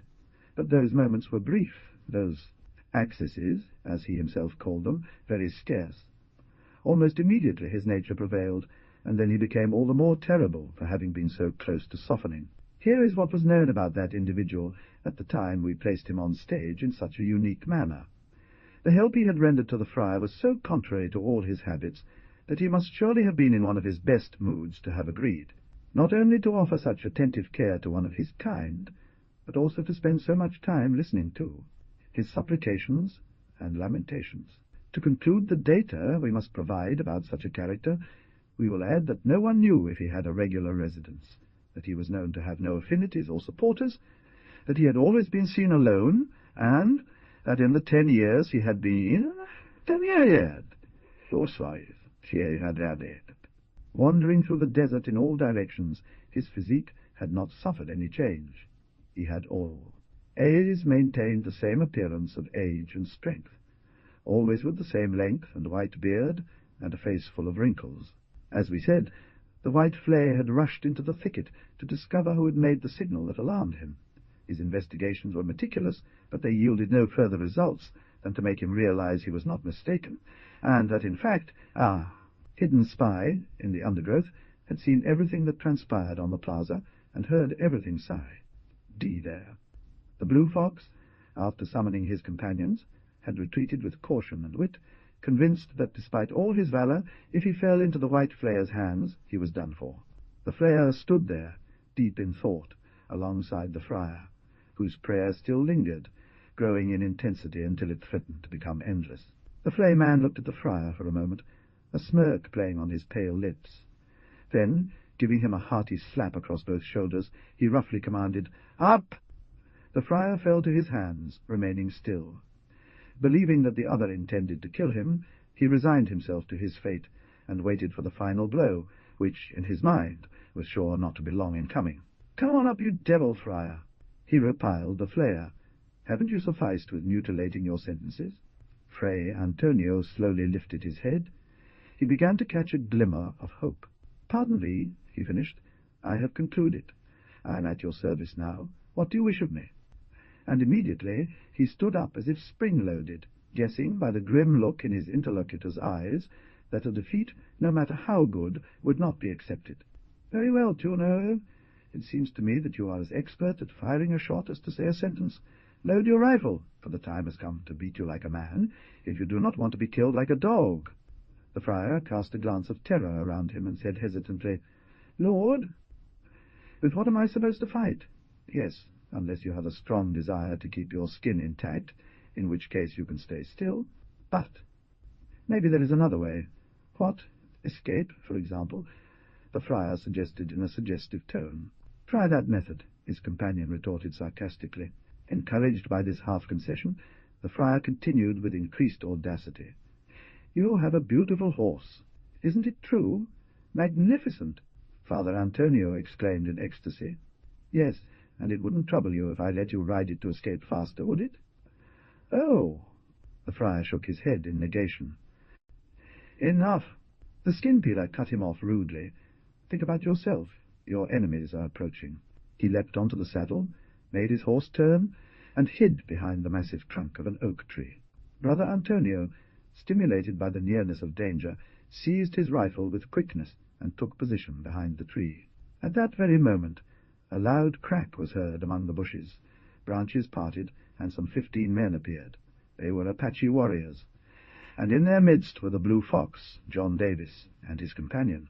The Blue Fox, though he had never encountered the white flare face to face, had heard much about him from both Indians and hunters. So when he heard him utter his name, an inexplicable dread clutched at his heart as he remembered all the cruelties that those men had suffered at his hands, and a thought occurred to him to take possession of him.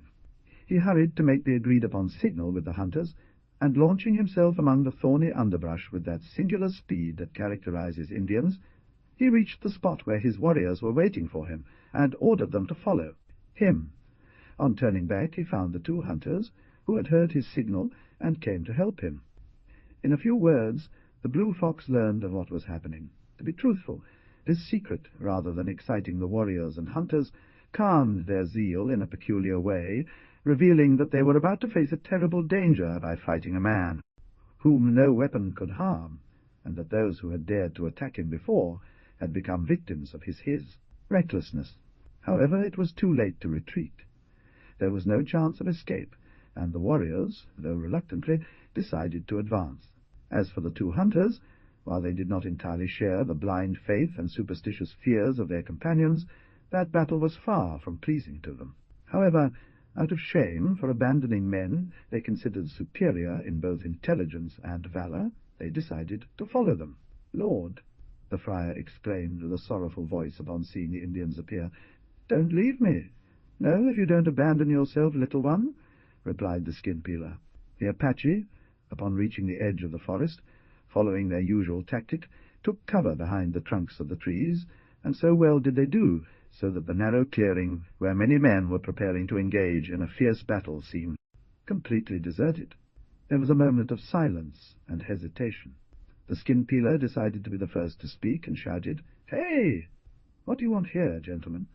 The Blue Fox was about to reply, but John Davis stopped him, saying, "Let me have V." Separating himself from the trunk of the tree that sheltered him, he took a resolute few steps forward, and, standing in the center of the clearing, he spoke loudly and firmly. "Where is V, the one who speaks?" "Does V fear to show itself?" "I fear nothing," replied the skin-peeler. "Then let yourself be seen," replied John, in a light-hearted tone. The skin-peeler, as soon as he was addressed thus, made his horse leap, and stopped just 2 steps from the hunter, saying, "Here I am. What do you want from me?" Davis had allowed the horse to approach without making any move to escape, and said, "Hey!" He was eager to see V. "Is that all you have to tell me?" The other replied harshly. "Come on. You're in such a hurry. What the devil? Give us at least enough time to catch our breath." "Enough of this nonsense that could cost you dear. Tell me right away what your proposals are, for I have no time to waste in vain words." "Eh? How the devil does V?" "No, if I have to make him proposals. Unless for that, would V be here? And those proposals, without a doubt, will V know them? It's very possible. Then what answer does V give me? None. How? None. I prefer to fight with V. Oh, what a tough job V is preparing there. Does V know we are 18? The number means very little to me. Although 1,000 times more powerful, I would still defeat him. God alive, because of the uniqueness of the situation, I would like to see the combat of 1 man against 20. It won't take long." And when the skin-peeler uttered these words, he made his horse take a few steps back. "Wait a moment, sir," said the hunter with agility. "Let me speak to you for a word." "Speak." "Do you wish to surrender?" "How? What is that?" "I ask you, do you want to surrender?" "Come on." "You're crazy," replied the Skinner with a mocking accent. "Surrender? I'll be the one asking for quarters soon." "I don't think so, Christ alive, even if you were to kill me." "Well, go back to your hideout soon," said the Skinner, shrugging his shoulders. "I don't want to kill you without a fight." "Well, sir, the worse for you," said the hunter. "I've warned you fairly, and now I wash my hands. Get out of your dilemma as best you can." "Thanks," replied the skin-peeler energetically, "but I'm not yet in the desperate situation you imagine." John Davis merely shrugged, and offered no further response, then retreated behind the tree, walking slowly and whistling Yankee Doodle. The Skinner had not imitated him. Though he knew for certain that many enemies surrounded and watched his every move, he stood still and firm in the open space. "Hello," he shouted mockingly. "Brave Apache warriors who hide like rabbits in their burrows. Will I have to go find you to convince you to come out? Come on, come here, or I'll believe you're just old charlatans and cowards."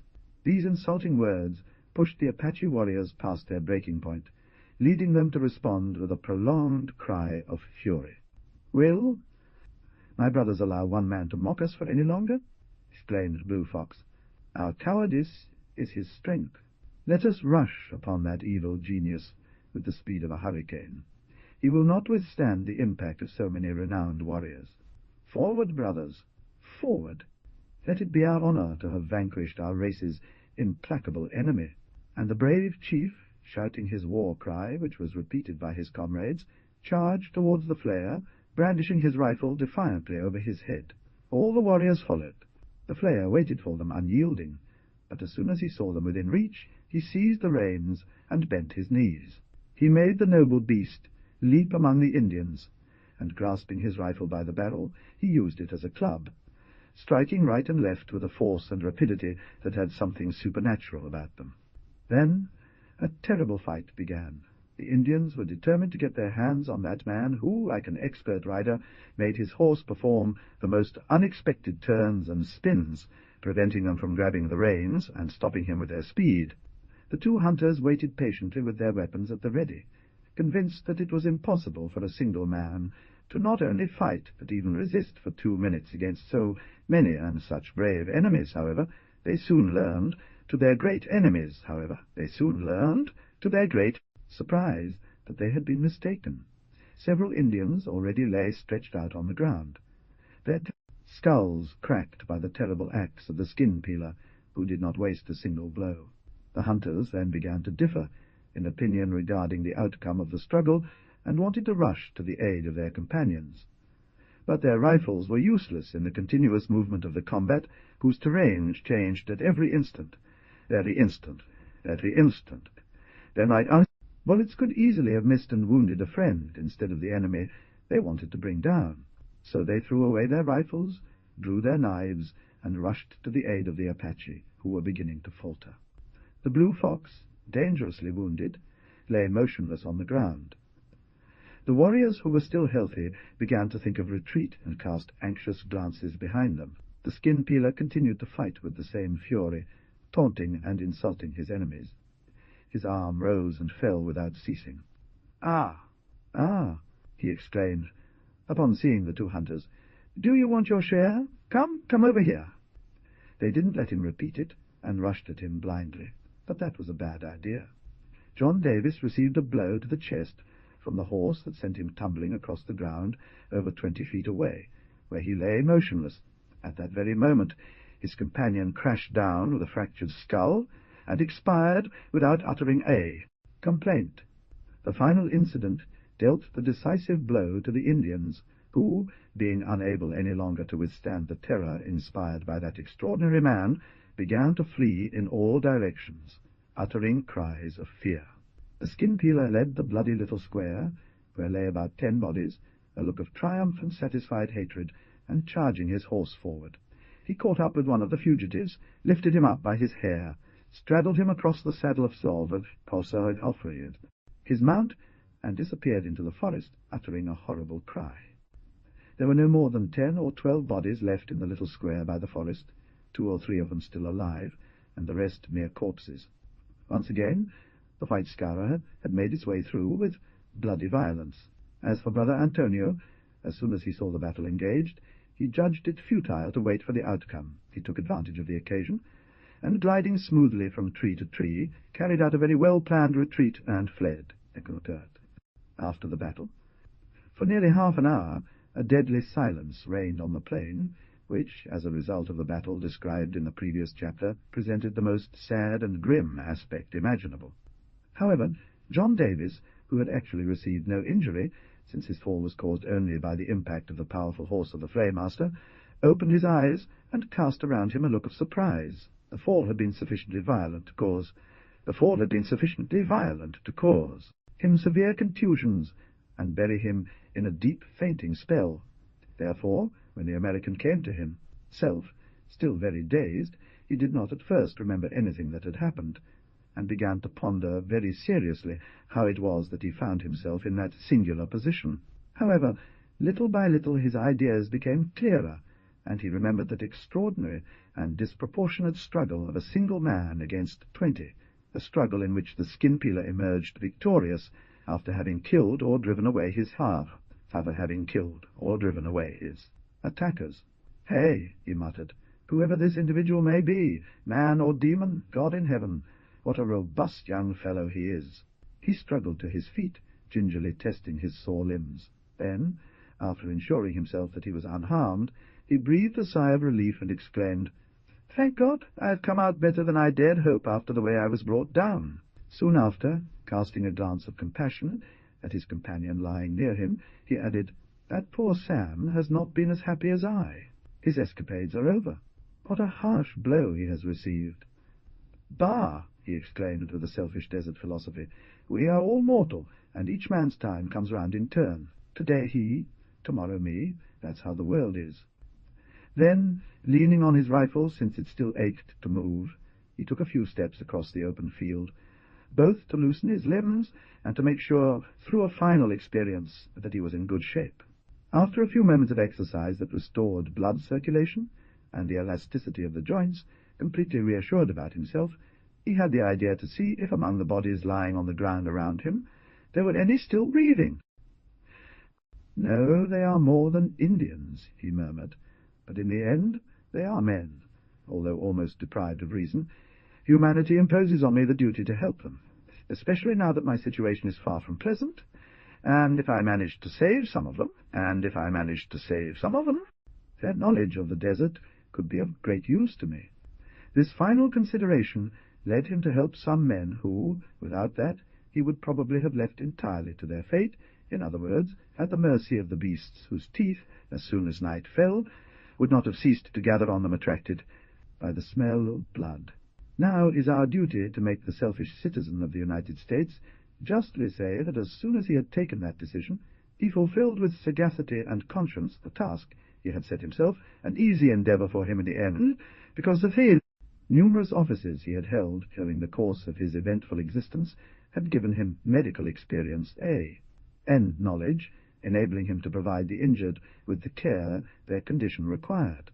Unfortunately, most of the individuals he examined had suffered such severe injuries that they had been dead for a long time, and any aid would be futile. Damn,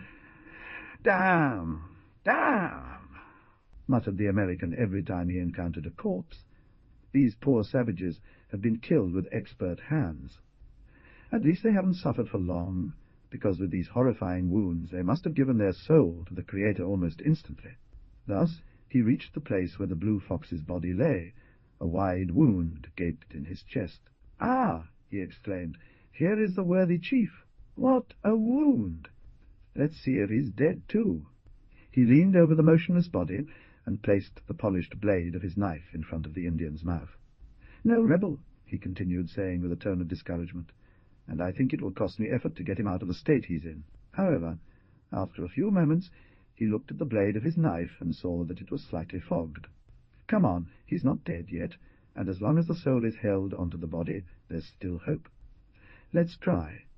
After uttering these words, John Davis filled his hat with water, added some drops of brandy, and began carefully cleaning the wound. Having done so, he probed it and saw that it was not very deep. Most likely the fainting spell was caused by blood loss. Soothed by this very accurate reflection, he crushed some oregano leaves between 2 stones, made a sort of paste, applied it to the wound, and securely bandaged it with a strip of tree bark. Then, opening the Indian's teeth with the blade of his knife, He inserted the neck of his gourd into his mouth, and made him drink a large gulp of brandy.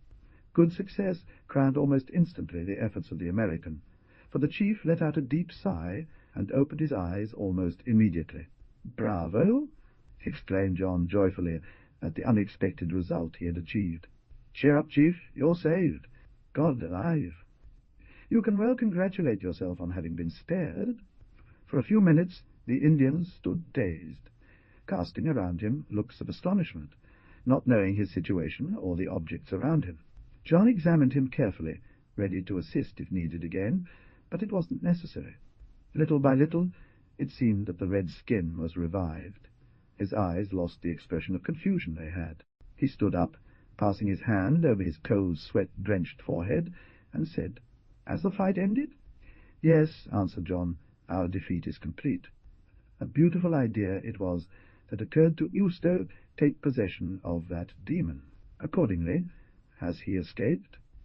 Yes, certainly, and without a scratch, after killing 10 warriors of V's band, at least, and cracking my poor companion Sam's skull from shoulder to shoulder. "Oh," murmured the Indian inaudibly, "he is not a man, but the spirit of evil." "Let him be whatever he will," I exclaimed. "I curse him."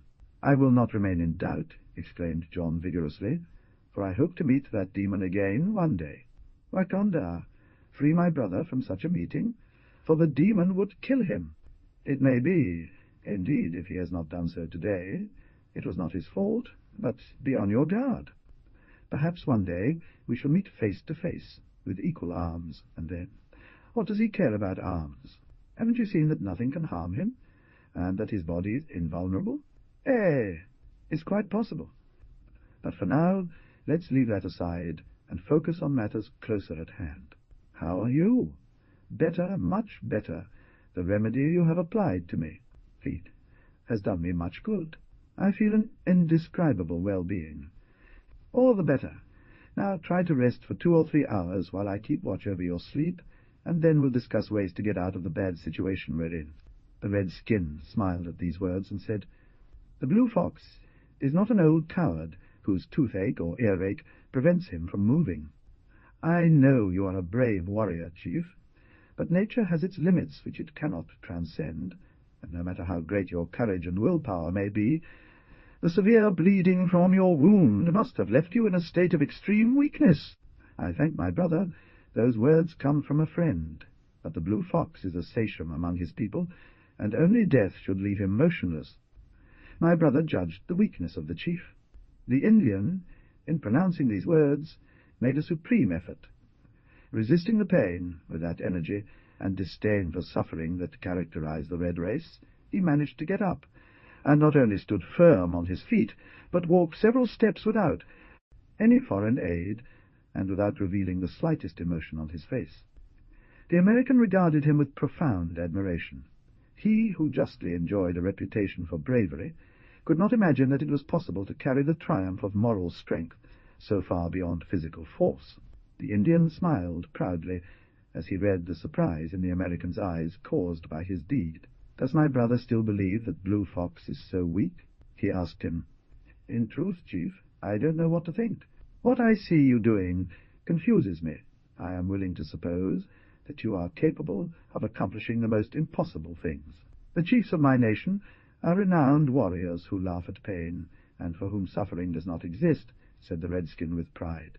"Me hello, inclined to believe it so, according to your way of proceeding.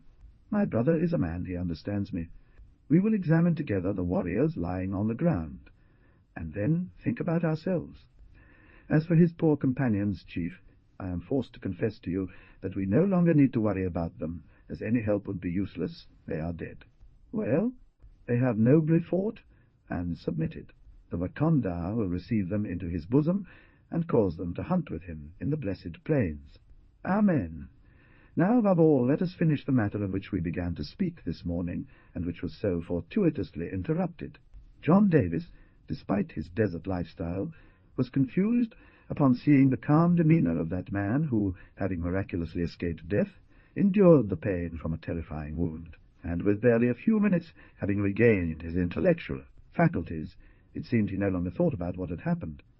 He viewed the events he had nearly become. A victim of as mere natural incidents of the life he led, and with the utmost freedom of spirit, he resumed a conversation interrupted by a terrible battle, picking up precisely where he left off.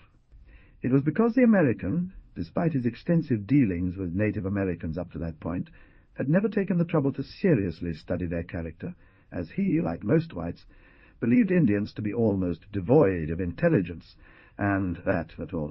Their way of life reduced them nearly to the level of animals, whereas, on the contrary, this life of freedom and constant risk made danger so familiar to them that they came to disdain it, and only accord it a very secondary importance. "It's a done deal," he said after a moment. "Since you wish it, Chief, I'll deliver the message they've entrusted to me. Sit down, my brother, next to me." The American sat on the ground next to the chief, not without some concern, due to his isolation in that battlefield strewn with corpses. But the Indian seemed so serene and so calm that John Davis felt shame for showing his worry. Pretending an indifference that was far from his heart, he took the floor in these terms: "I am sent to my brother by a great warrior of the pale faces. I know him. He is called Jaguar. His arm is strong, and his eye shines, like that of the animal whose name he bears. Very well, the Jaguar wishes to bury the hatchet between his warriors and those of my brother, so that peace may unite them, and instead of fighting one another, they hunt bison on the same hunting grounds and take vengeance on their common enemies. What answer will I bring to the Jaguar?" The Indian remained silent for a long time. Finally, he raised his head and said, "Open your ears, my brother. A sachem is about to speak." "I hear you," replied the American. The chief continued, "The words that fill my chest are sincere. Wakanda inspires them. The pale faces, since they were brought by the genius of evil in their great boat's medicine to the lands of my parents, they have always been bitter enemies of the red men, invading their richest and most fertile hunting grounds, pursuing them like wild beer, STS wherever they found them, burning their villages and scattering the bones of their ancestors to the four winds of heaven. Hasn't that been the constant behavior observed by the pale faces? Answer me, brother."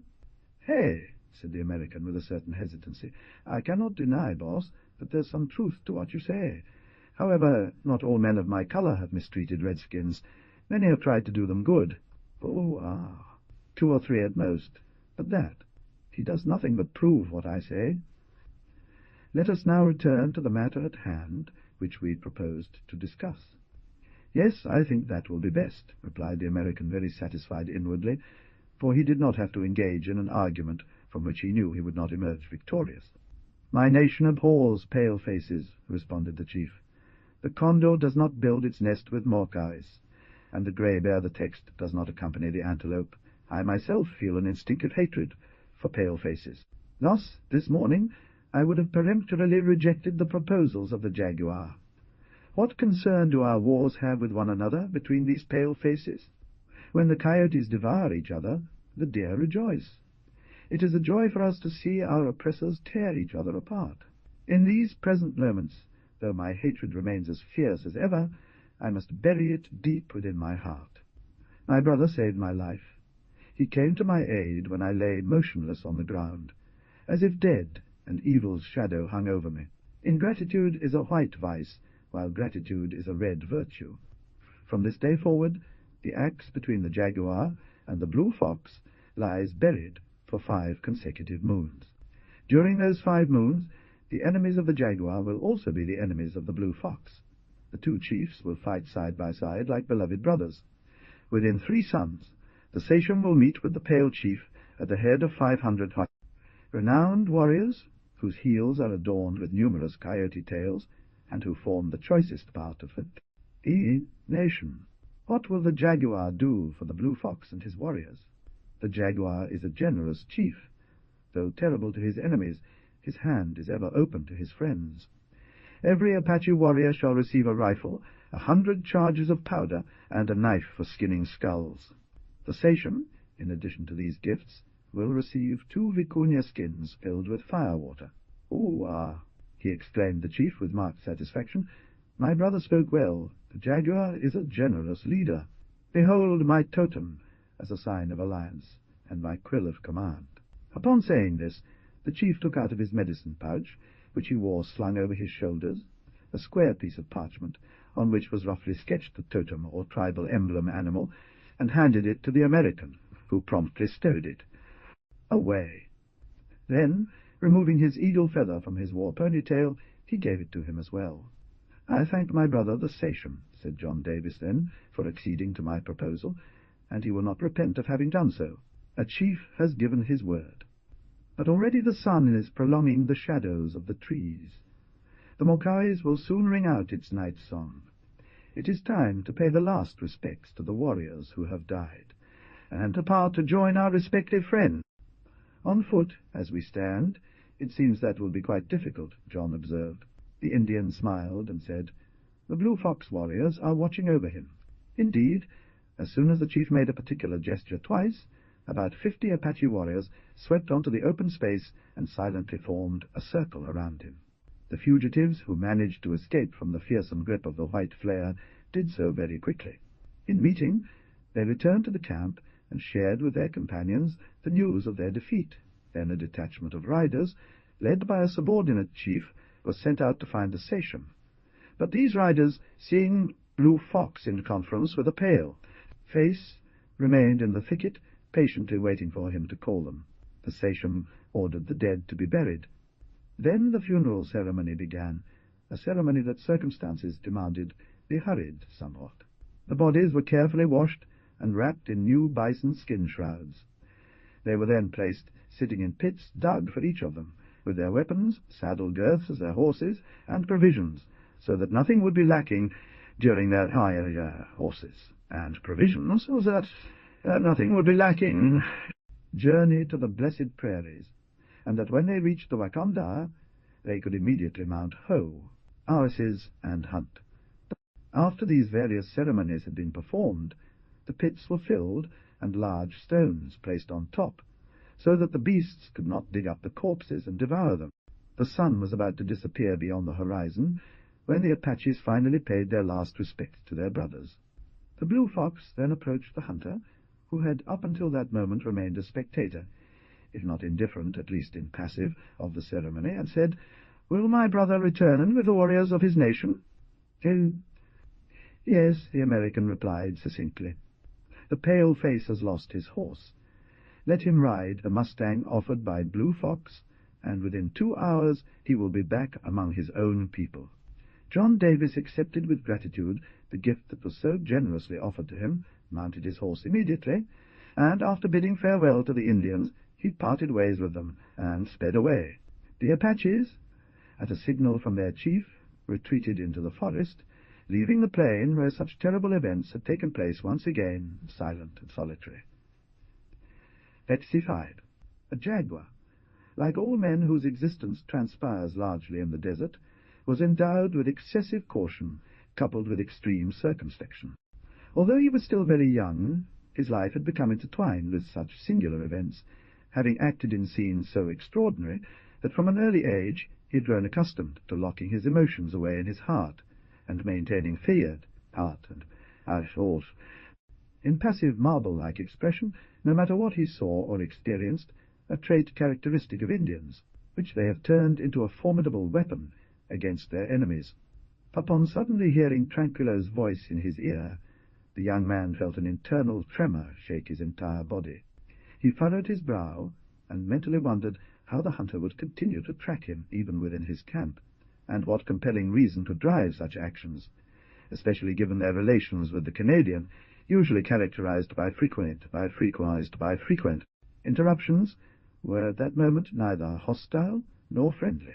However, the jaguar, whose heart was filled with a strong sense of honor, and who was flattered more than he showed by the step taken towards him by a man of Tranquillo's valor, hid his troubled thoughts and hurried forward with a smile to meet fear.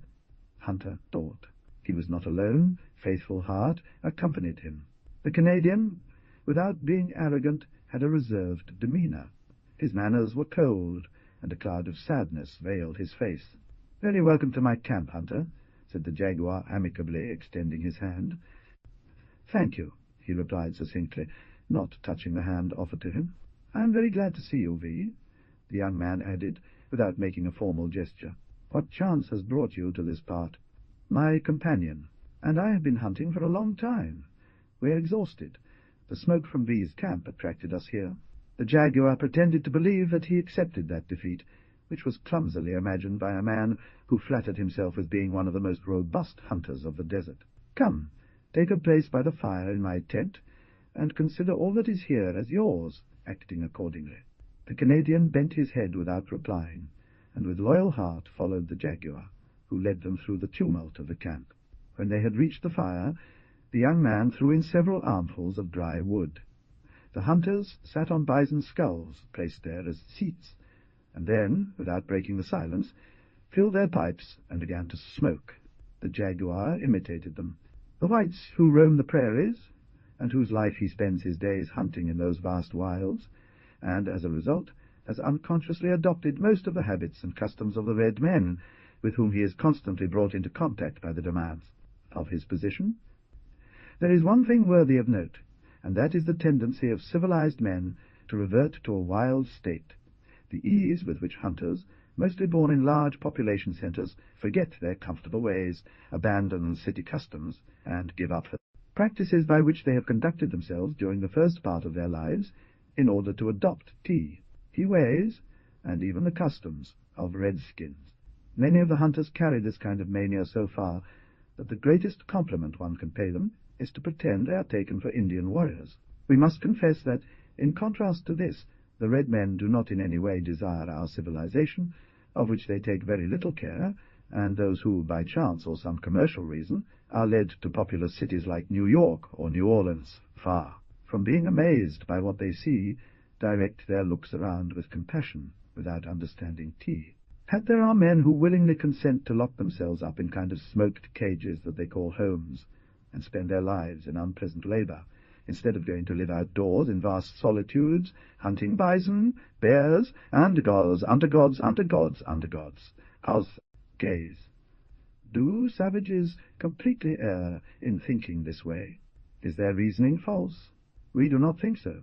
The desert life, for the man whose heart is still sufficiently open to understand its moving perils, has intoxicating charms that can only be felt there, and which mathematical existence in cities cannot in any way obliterate if one comes to experience them once.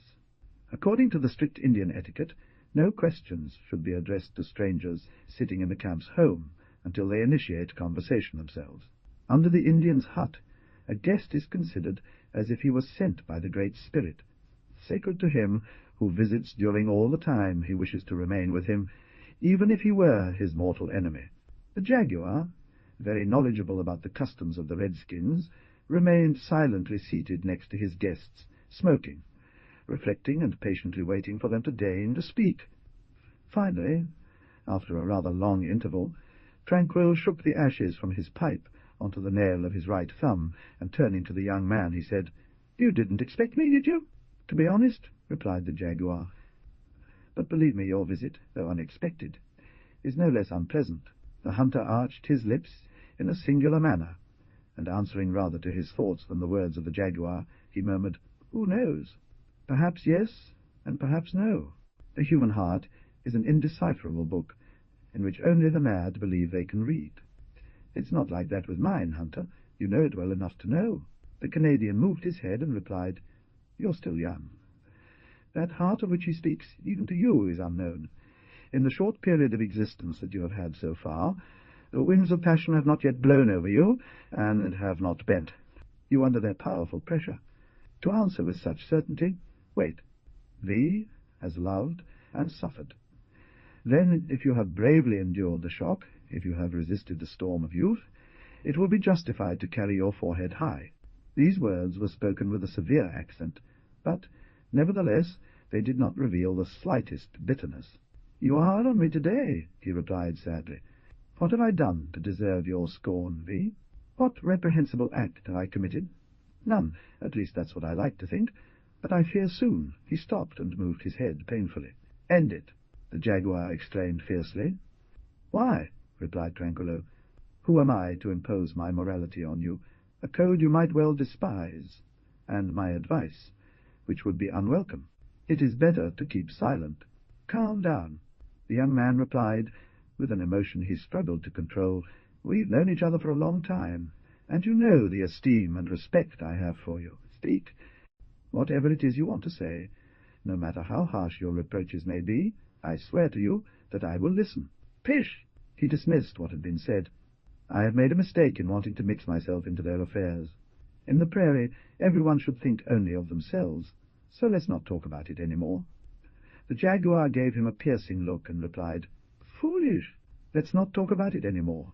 He stood up and walked around with great agitation.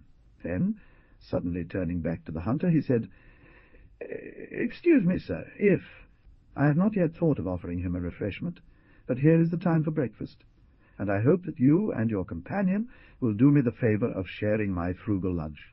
And the jaguar, as he spoke thus, fixed on the Canadian a look of singular expression. Tranquilly hesitated for a moment, and finally said, "This morning, as the sun rose, my companion and I had lunch just a few minutes before entering your camp." "I was certain of it," exclaimed the young man with vehemence. "Oh, oh! Now my doubts are dispelled, Hunter. V refuses to accept water and salt in my home." "Me? He is mistaken, V."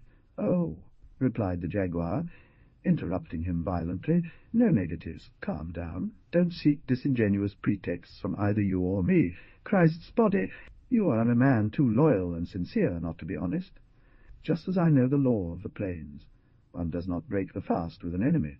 Now, if there is in your soul at the bottom a single and minimal remainder of those feelings of benevolence that you had for me in another time, explain yourself clearly, without ambiguities or circumlocutions." "I demand it." The Canadian seemed to reflect for a moment, and then suddenly exclaimed with determination, "To tell the truth, you are right, Jaguar. It's better for us to explain ourselves as honest hunters, rather than engage in sneaky behavior like the redskins. And after all, no man is infallible. I can be mistaken just like anyone else, and God knows I wish that were the case. I hear you, V, and I swear by my honour that if the reprimands you direct at me are justified, I will confess." "Well," said the hunter in a friendlier tone than he had used until then, "speak, V, as a man. But perhaps you would prefer our conversation to be private," he added, gesturing towards Corazon Leal, who, out of discretion, made a retreat. "On the contrary," replied the jaguar vivaciously, "that hunter is a friend of V. I hope very soon he will be mine too, and I have nothing to hide for him." "On my part," said Loyal Heart, bowing, "I earnestly desire that the light cloud which has interposed itself between you and Tranquillo should disperse like the slight vapour which carries off the morning breeze to far-off distances, so that we may come to better know each other, and since you wish it, I will attend the conference." "Thank you, sir. Now speak, Vi, calmly. I am willing to listen to the charges that you claim to have against me." "Unfortunately," said Tranquil, "the peculiar life that V has led since his arrival. These regions lend themselves to the most unfavourable suppositions. You have enrolled under your orders a mob of bad characters, border raiders, outcasts from society, who live entirely outside the common law of civilized peoples. Then what, us, men of the deserts, inhabitants of the forests and hunters of the borders, are we obliged to submit to all the petty demands of the cities? Yes, to a certain extent. That is, it is not lawful for us to engage in open rebellion against the institutions of men who, despite having separated from us, have not ceased to be our brothers, and to whom we still belong by our colour, religion, birth, and family, ties that bind us to them, and which we have been unable to break. I concede, in a sense, the validity of your reasoning, V. But assuming that the men under my command are indeed bandits, border raiders as you term them, do you know what drives their actions? Can you level any accusations against them? Patience, I am not yet done. Then, in addition to that band of outlaws of which you, V, are the ostensible leader, you have formed an alliance with the redskins, with the Apaches among others, who are the most daring thieves on the prairie. Is that true? Yes or no? Yes or no? Yes. And no, my friend, for the alliance you accuse me of has never existed until now. But this very morning it was agreed upon between the two of my friends and Zorro Azul, who is one of the most famous Apache chiefs. Ah, there's an unfortunate coincidence. Why? Do you know what your new allies did last night? How am I to know if I don't know where they are? and I haven't even received official news of the treaty agreed with them. Well, I'll tell you. They've attacked the Potrero sail and stolen everything in it. The dark pupils of the jaguar unleashed a lightning bolt of fury. He sprang to his feet, seized his rifle with a trembling hand, and exclaimed with a shrill voice, "By God!" Have they really done this? They have, and it's even supposed to be on your instigation. The jaguar shrugged with disdain and said, "What's the point? But what has become of Dona Carmela? She's safe, thank God." The young man let out a sigh of relief. "Do you truly believe such an infamy on my part?"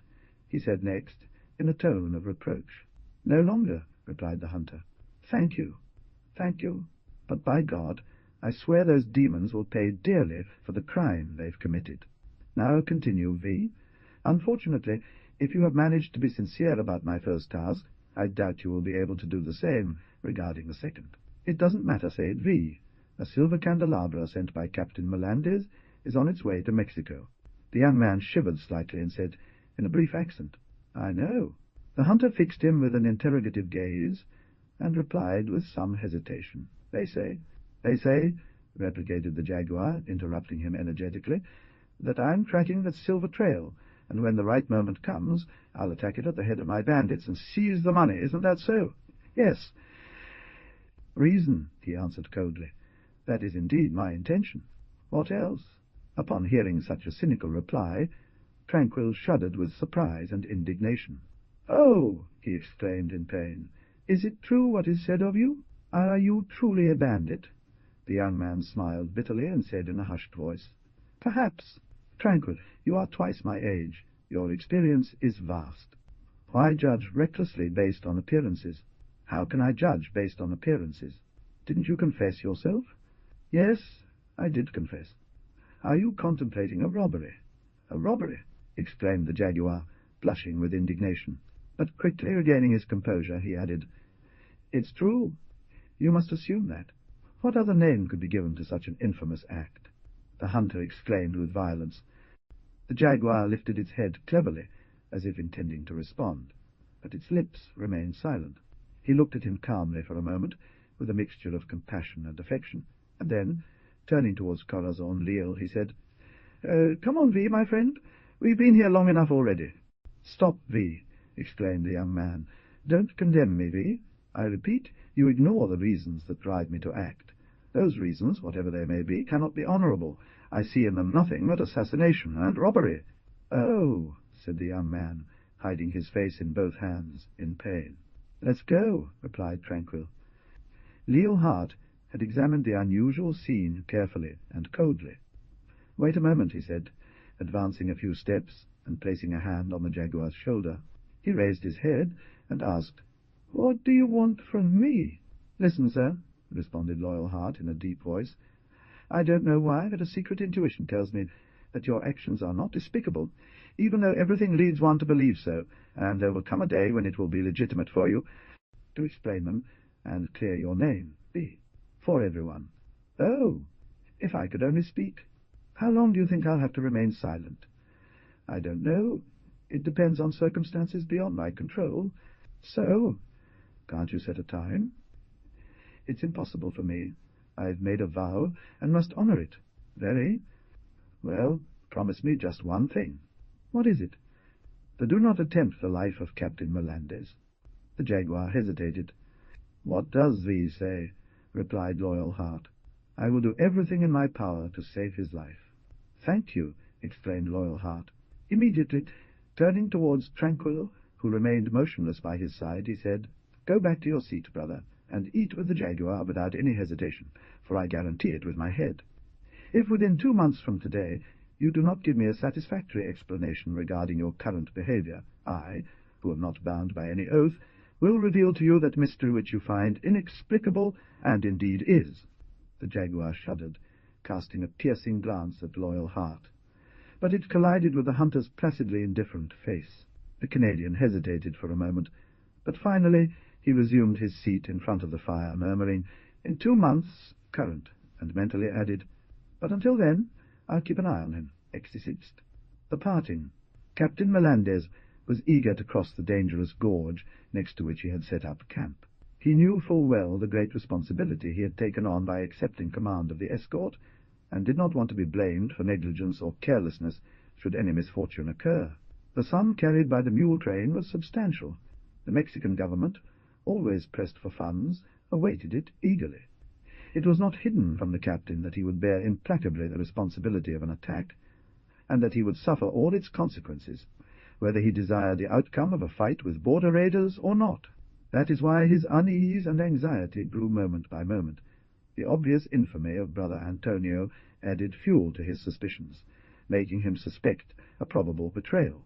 Without being able to guess from which side danger would come, it can be said that he felt its approach step by step, tightening around him everywhere, and at every moment he awaited a terrible explosion. This secret intuition, this providential foreboding that echoed from the depths of his heart, urging him to proceed with caution, placed him in an indescribably heightened state and in an intolerable position from which he desperately wanted to escape.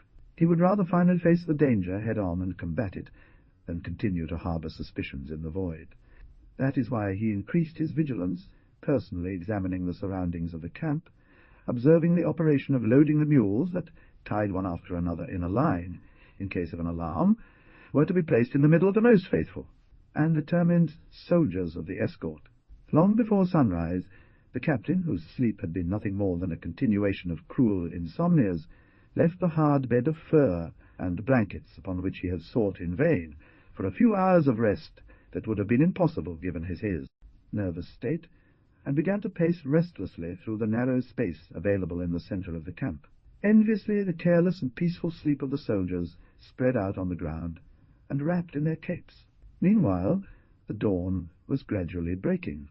The owl, whose morning song signals the sun's rise, had already let its melancholic notes carry on the wind. The captain stepped on the main herder, who was lying beside the fire, awakening him. The good man rubbed his eyes several times, and when the last clouds of sleep had dispersed and order began to return to his thoughts, he exclaimed, stifling a final yawn, "By Jove! Captain, what fly has bitten you to wake me so suddenly? Look, the sky is just beginning to lighten. Let me sleep for another hour. It is such a good thing to dream." The captain could not help but smile at his words. Nevertheless, he did not think he should accede to the muleteer's claim, for the circumstances were quite grave to waste time. "Up! Up! Christ's body!" he exclaimed.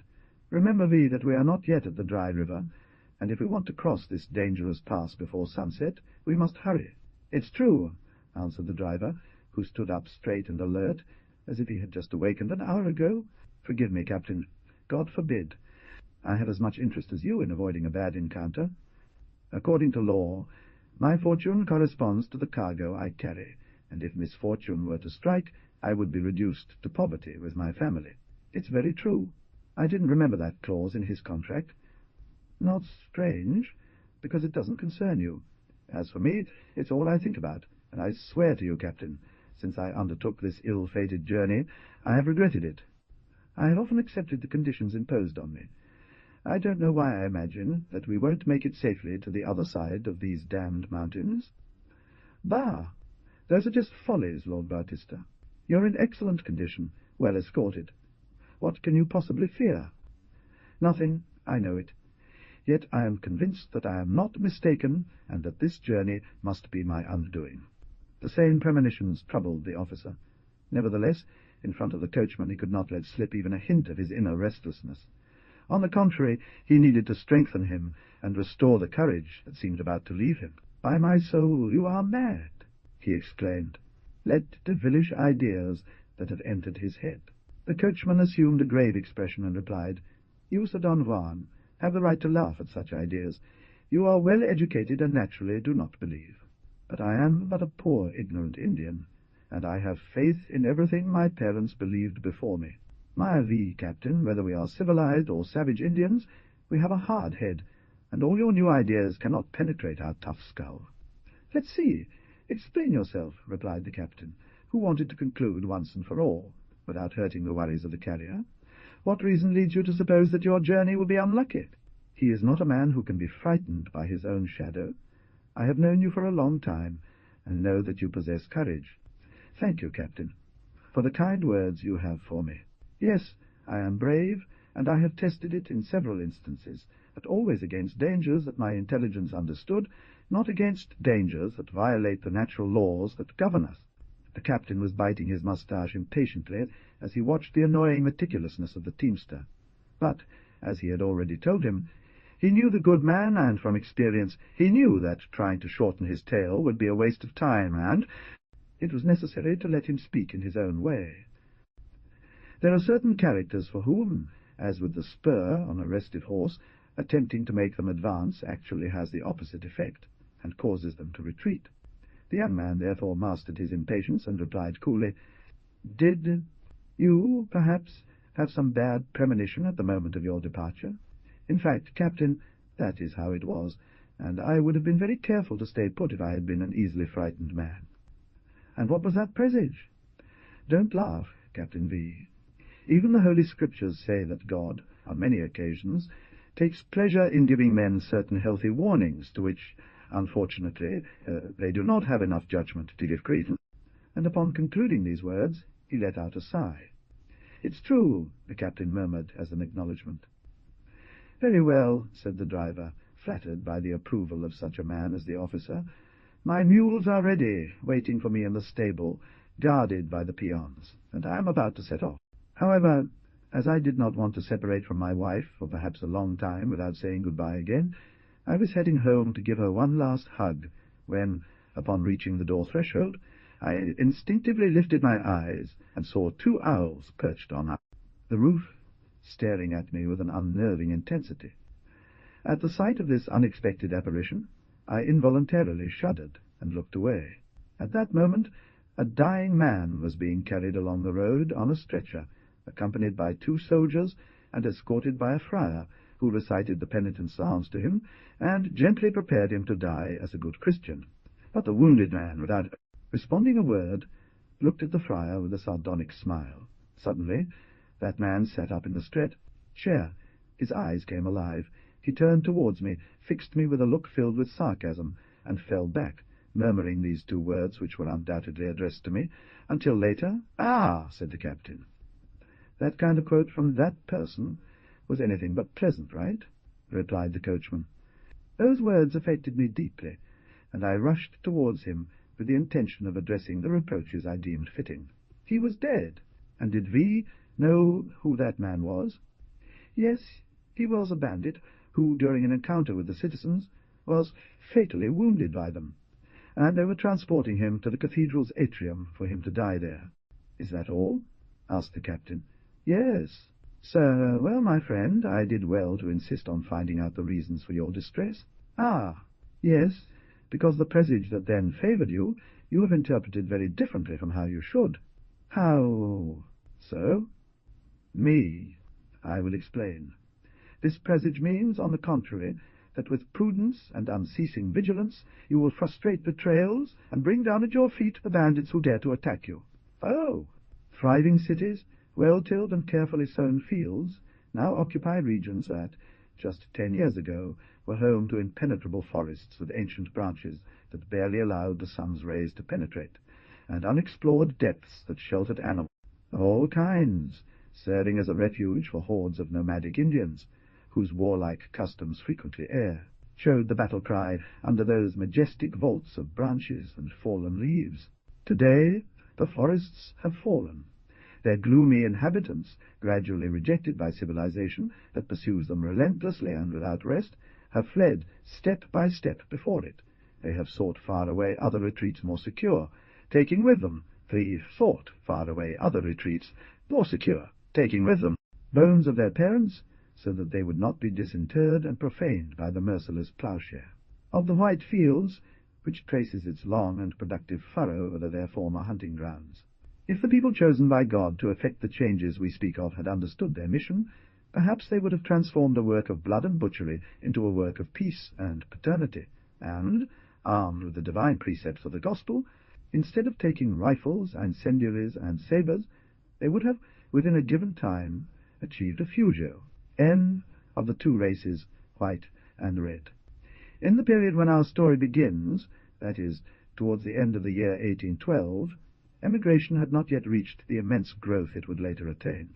It was just starting, so to speak, and the vast forests that stretched and covered an enormous expanse between the borders of the United States and Mexico were only trodden by the furtive steps of traffickers and forest hunters, or by the silent moccasins of the redskin.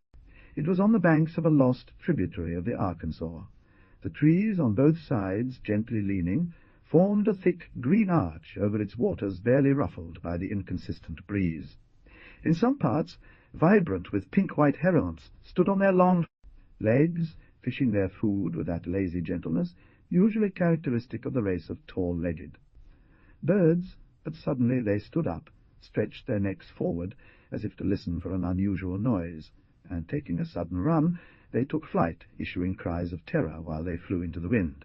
The forest hunters, those daring explorers of the deserts in which their entire existence transpired, were men driven by a spirit of independence and an uncontrollable desire for freedom, shaking off the heavy bonds that society imposes on its members, never to submit to them again, with no objective but to live and die without being subjugated by any other will than their own.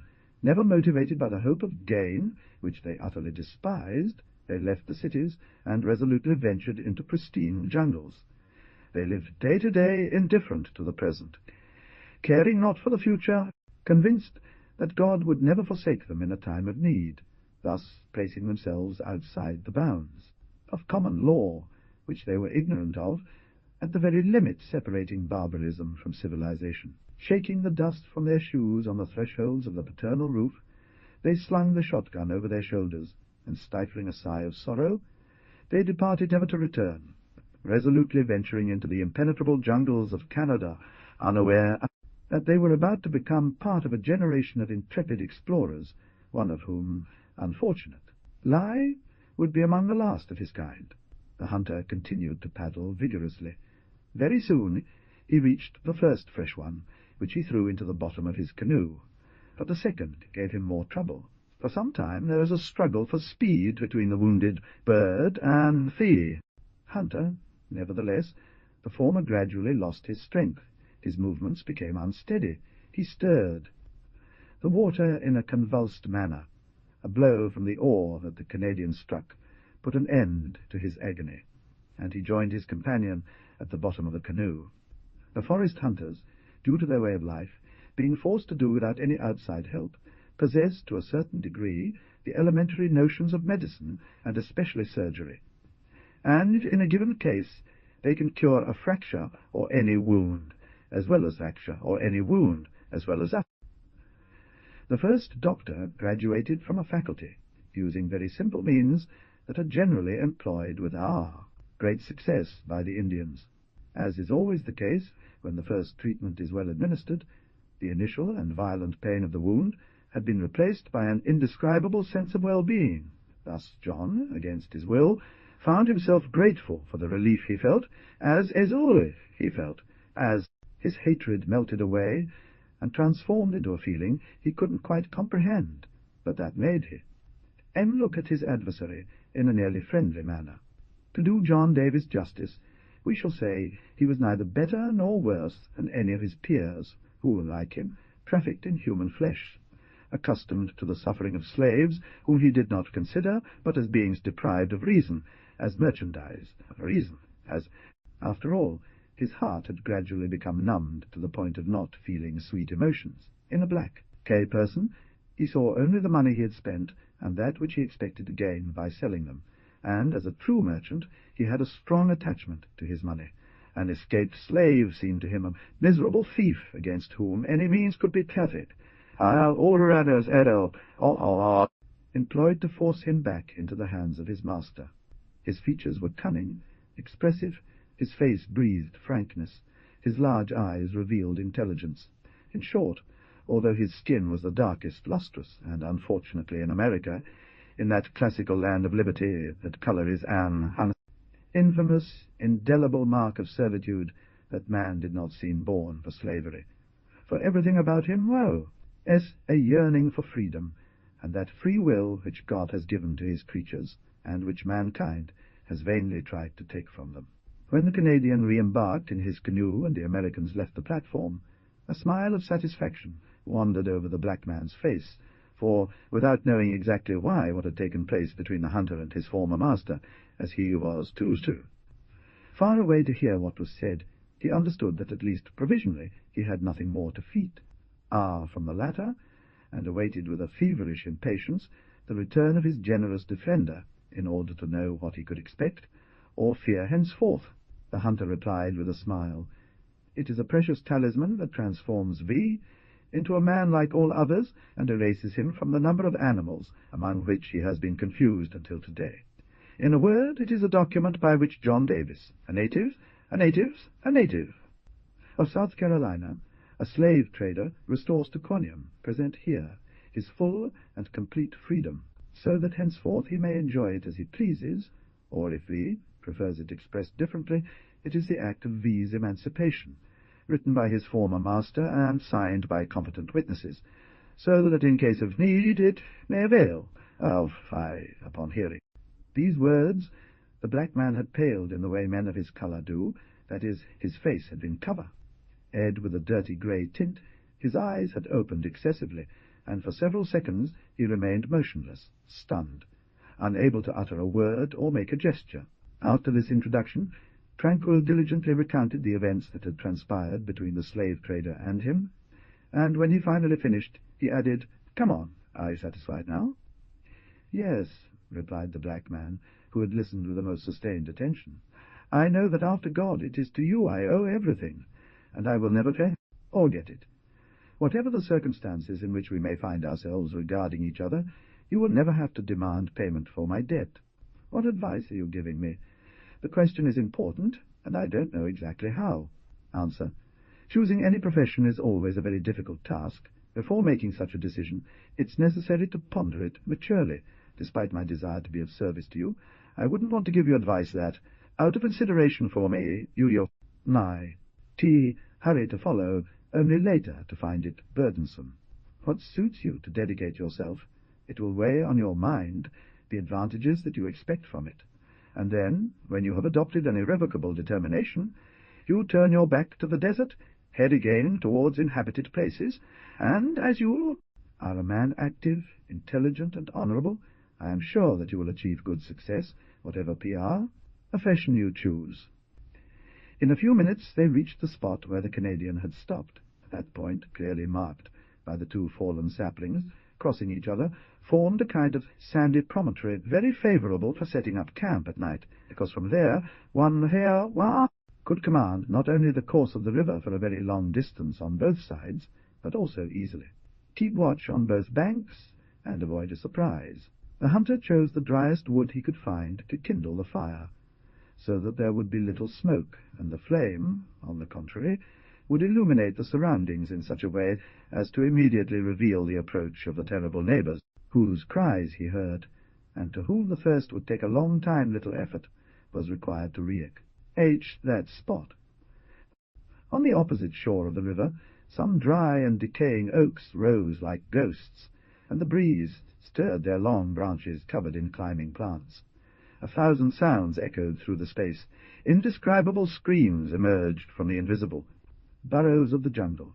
One could hear the stifled sighs of the wind among the leaves, the murmur of water over the pebbles on the beach, and that finally inexplicable noise of life's waves, a sound that comes from God, making even more imposing the majestic solitude of American plain.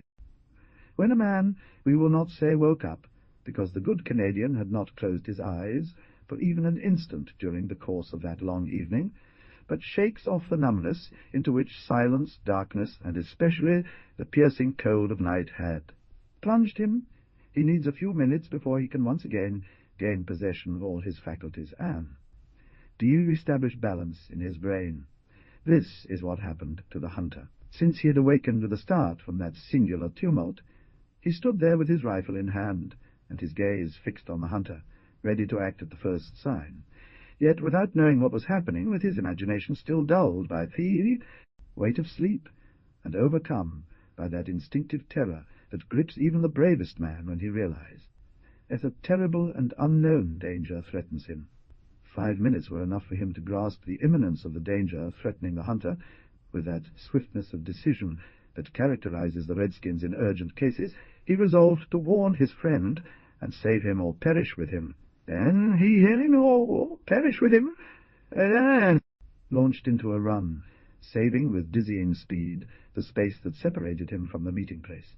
Without having any other thought, the animals that led the herd could not resist the pressure of those following. They were knocked down and trampled by those behind. But these, in turn overwhelmed by the heat, also wanted to retreat. At this supreme moment some bisons scattered, right and left, and this was enough for the others to follow.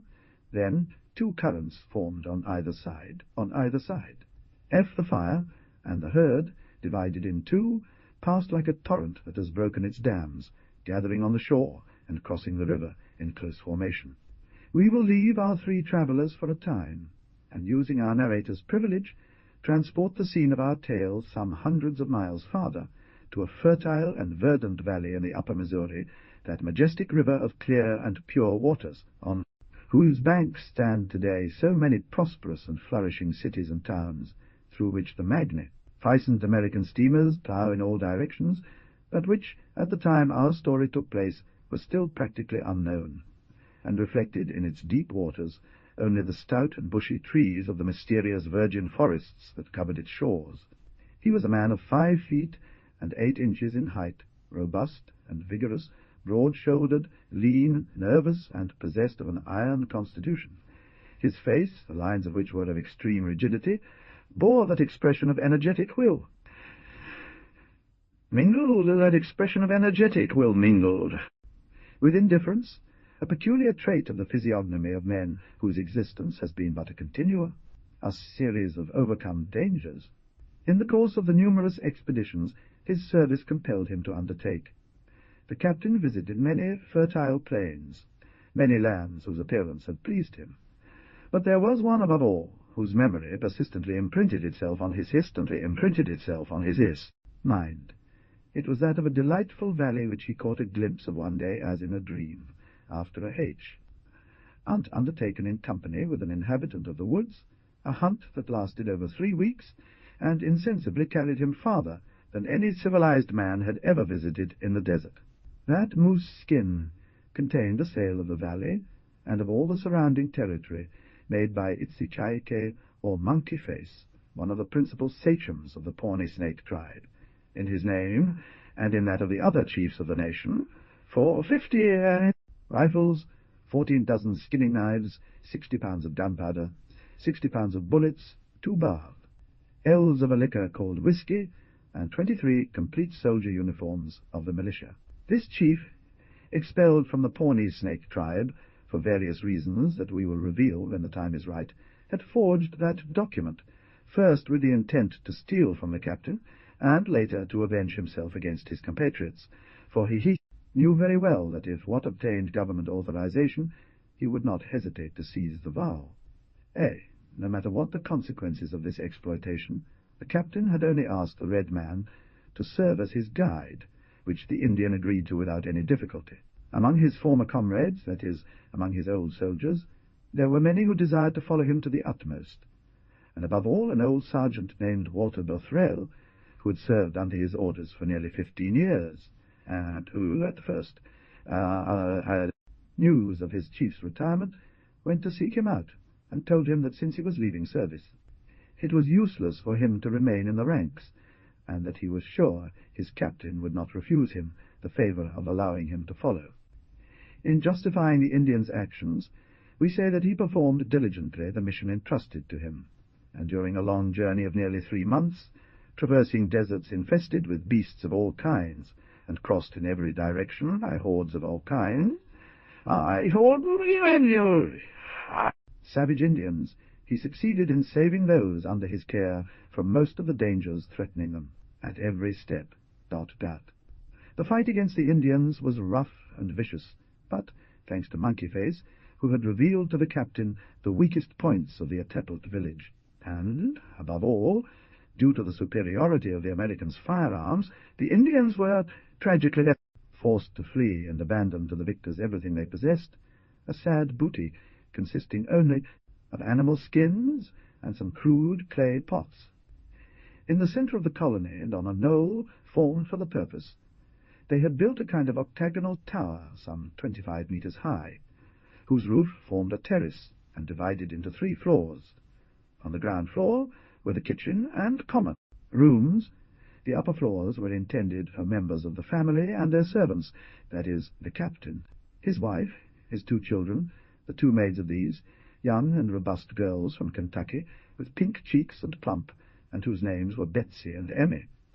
To Mistress Margaret, the head cook, a respectable matron who was already in her 9th decade, although she only confessed to 35 years of age, and still had ambitions for beauty. And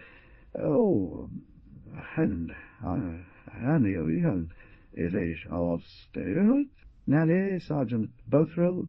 That valley, once untamed and covered with forests, was already largely cleared. The extensive deforestation had pushed the edges of the jungle to within 2 kilometres of the colony. Everything presented the image of prosperity and well-being, that place where, just a short time before, the neglect of the Redskins had allowed nature to produce with complete freedom, a few grasses indispensable for their livestock. Within the colony, everything presented the most vibrant and lively spectacle, while outside, cattle grazed under the watch of some mounted and well-armed herdsmen. Ancient trees fell to the repeated axe blows of the day labourers. Inside, all workshops were in full swing. Dense columns of smoke rose from the forges, the sound of hammer strikes mixed with the squeaking of saws. On the river banks, huge piles of boards stood a short distance from other heaps of firewood. Several vessels were moored on the beach, and from time to time distant shots from hunters could be heard as they conducted a drive in the forest to provide game for the colony. A smile of intimate satisfaction brightened the stern face of the old soldier as he witnessed the miraculous transformation his willpower and feverish activity had achieved in such a short time in this neglected corner of land, destined in all likelihood to gain significant commercial importance due to its advantageous location in the not-too-distant future. Itsikake was a man of about 40 years, of tall and well-formed stature. He had a sly and thievy face, animated by 2 very small eyes, his crooked nose curved in the shape of a parrot's beak, and his large mouth, with thin and pressed lips, gave him an evilly cunning expression that, despite the cautious and obsequious manners and the calculate Ed's sweetness of his voice, instilled an instinctive and invincible repulsion in all those who were unfortunate enough to come into contact with him. To protect himself from his wife, whom he loved and respected, he promised a man he held in no regard whatsoever, neither sympathy nor esteem, that he would free her from him. And as it had been a few days since the Indian had, upon his return to the Thurn colony, having been absent, he made up his mind to see him and demand an explanation for his mystery. Al's behaviour. In one of the large interior cities of the American Union, where the law protects citizens and guarantees their safety, on the contrary, we find ourselves in the territory of the Redskins, far from any protection other than our own forces. We can expect aid from no one, and we are surrounded by vigilant enemies who lie in wait for the opportune and to attack and kill us if they can.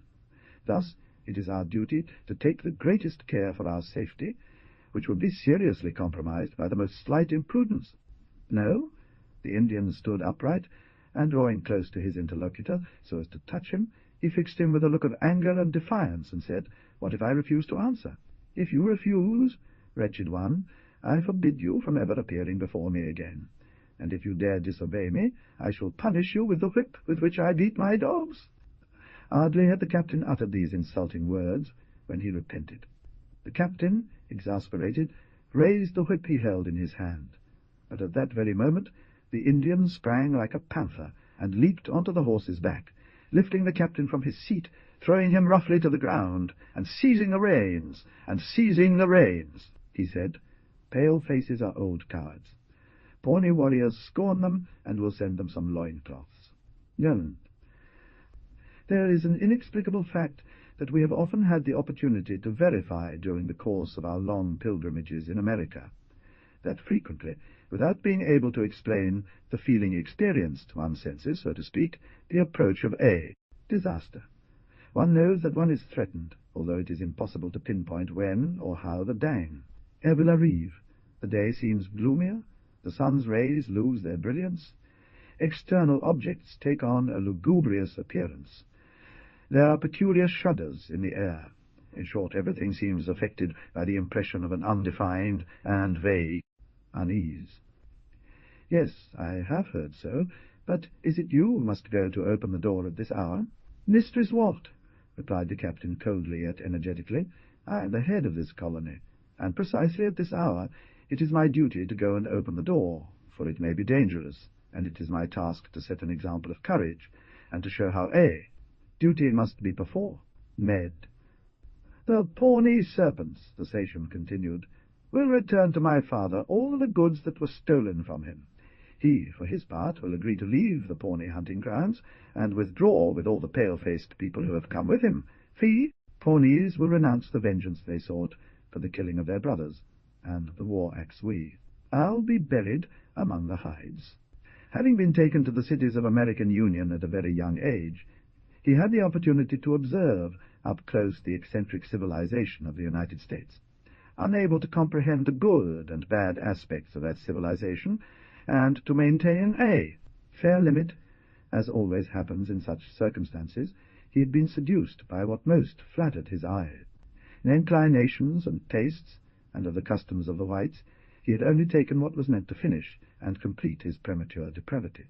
On the contrary, he made his return a merit, telling them that the news of the calamities that had suddenly fallen upon them was the exclusive cause of his arrival, that if they had continued to be happy, he would never have seen them, but if they had continued to be happy, he would never have seen them, that before such a terrible catastrophe as that which had overwhelmed them, every feeling must disappear, pair and yield place to common vengeance, which it was necessary to take from the pale faces, those implacable and eternal enemies of the red race.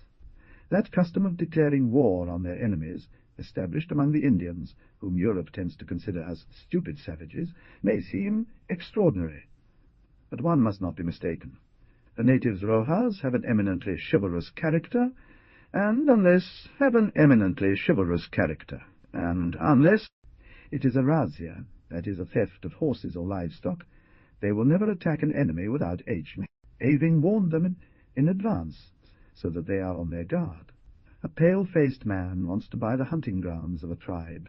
He goes to seek the principal sachems, a nation, and after smoking in council the pipe of peace, he makes his request.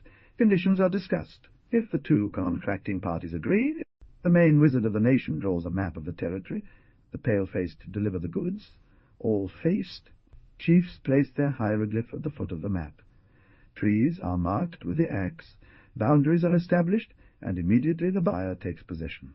In Northern America, at the time when our history took place, and even today in the prairies and on the plains, it is not like this. Many times, when the war cry of the Indians suddenly reaches the ears of the colonists, women are forced to leave their gender-specific tasks to take up a rifle with their delicate hands, and dedicate themselves resolutely to the common defense.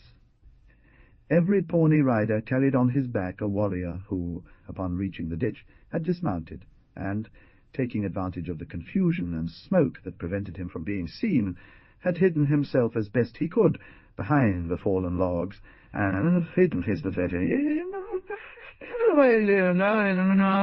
irregularities of the terrain, so that when the smoke cleared, just as the Americans leaned over the fen, to survey the results of their enemy's charge, they were met with a volley of rifle fire and long grooved arrows that felled 15 men. While Black Deer, Blue Fox, and the other principal chiefs of the Pawnees attempted an attack from the front of the colony, Tranquil, followed by Quaniam and about 50 chosen warriors, embarked in bison-hide canoes, descended silently down the Pierre River, and landed at the colony without raising the slightest alarm, for the simple reason that the Icons could not in any way fear a surprise from the Missouri. However, we must do the captain justice by saying that he had not left that point defenseless. He posted sentinels there, but unfortunately, in the disorder that followed the last charge of the Indians, the sentinels, believing they had nothing to fear from that quarter, had abandoned their post to go where they thought the danger was more pressing, and help their comrades to repel the enemy. At that moment a breeze arose. It was engulfed in the dense cloud of vapours that at sunrise are exhaled from the earth in those intertropical regions, making it flutter for an instant, tearing it apart and dispersing it into space, suddenly, revealing, like a theatre decoration, the most delightful scene that the dreaming soul of a painter or poet could imagine. In the heart of an immense plain, completely surrounded by the densely tangled foliage of a virgin forest, the capricious curves of a sandy path were traced, its yellowish colour standing out pleasantly against the dark green of the tall grass and thiel. White silver water of a narrow river that the first rays of the sun made sparkle like a setting of Howell. Jewels. Secretly, and directing around her restless glances, which she fixed on 2 or 3 peasants, who, reclining with indolence against the wall of the inn, watched the caravan's movements with a look that was both indifferent and curious, but just as ferocious. Captain was about to give the order to march. The young woman approached him resolutely, and presenting a lighter, she said to him in a sweet and melodious voice. He was wearing a striking and splendid Mexican outfit. His velvet trousers in violet, open above the knee and trimmed with a profusion of carved gold buttons, revealed his slender, nerve-racking legs, elegantly clad in pearl-coloured silk stockings. His sleeve, a type of cape, pended from his shoulder. It was garnished with a wide gallon of gold. Sheet of white crepon pressed his waist and held a pair of pistols, and a machete without a sheath, with a broad and bright blade, hung from a ring of polished steel. An American rifle, adorned with silver inlay, was hung from his shoulder by means of a rifle-holder. Among the provinces of the vast territory of New Spain, there is one, the most eastern of all, whose true value was constantly overlooked by the government of the viceroys, a neglect continued by the Mexican Republic, which, at the time of the proclamation of independence, did not consider it worthy of forming a separate state, and without calculation. What later happened, with the greatest indolence, she left to be colonized by the Americans, who at that time seemed to be plagued by the fever of invasion and expansion that has now become a kind of endemic madness for those worthy citizens. That magnificent region is one of the best located in Mexico. From a territorial perspective, it is immense. No country has better irrigation. 9 considerable rivers carry their waters to the sea, augmented by countless currents that flow in all directions and fertilize that land. These rivers, deeply channeled through loose terrain, never form, spreading out far away those floods so common in other countries and turning into foul marshes. In fact, the unfortunate and famous Roberto de la Salle, commissioned by the Marquis de Seignelay to discover the mouth of the Mississippi in 1684, made a mistake and entered the Colorado River, which he descended with great difficulty until reaching Lake San Bernardo, where he took possession of the land and built a fort between Velasco and Matago, RDA, Dalton.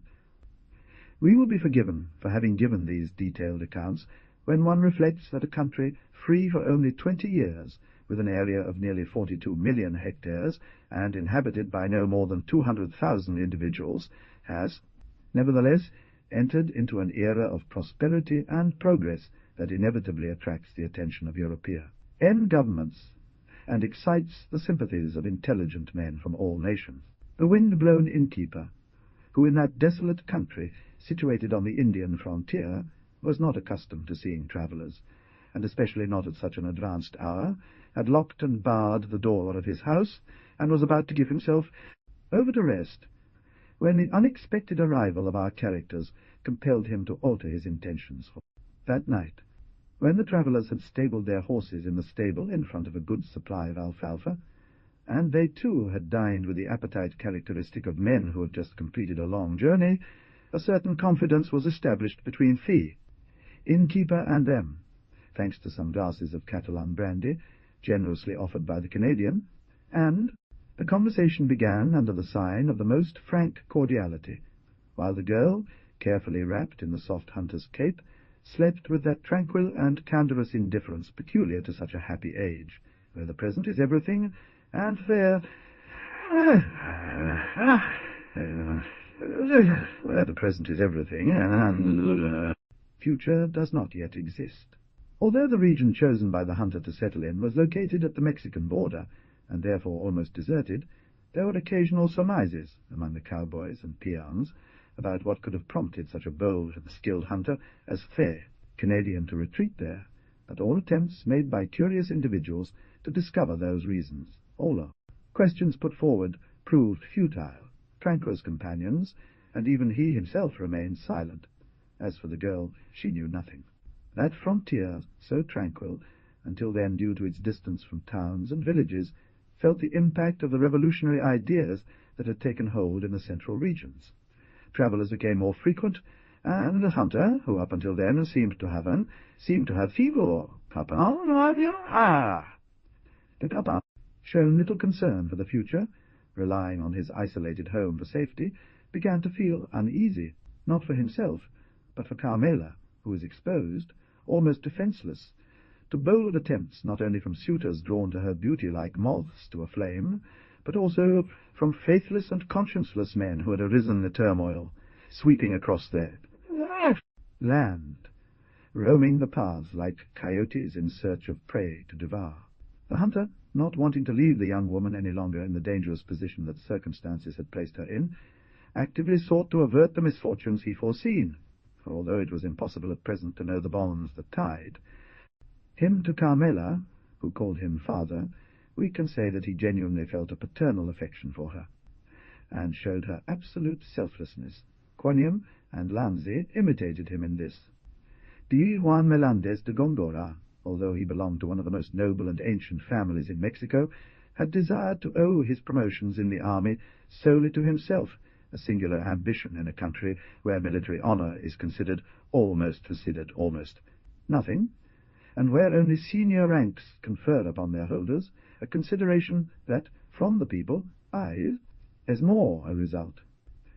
The caravan led by Captain D. Juan Melendez had left 8 days earlier from Nacogdoches to travel to Mexico.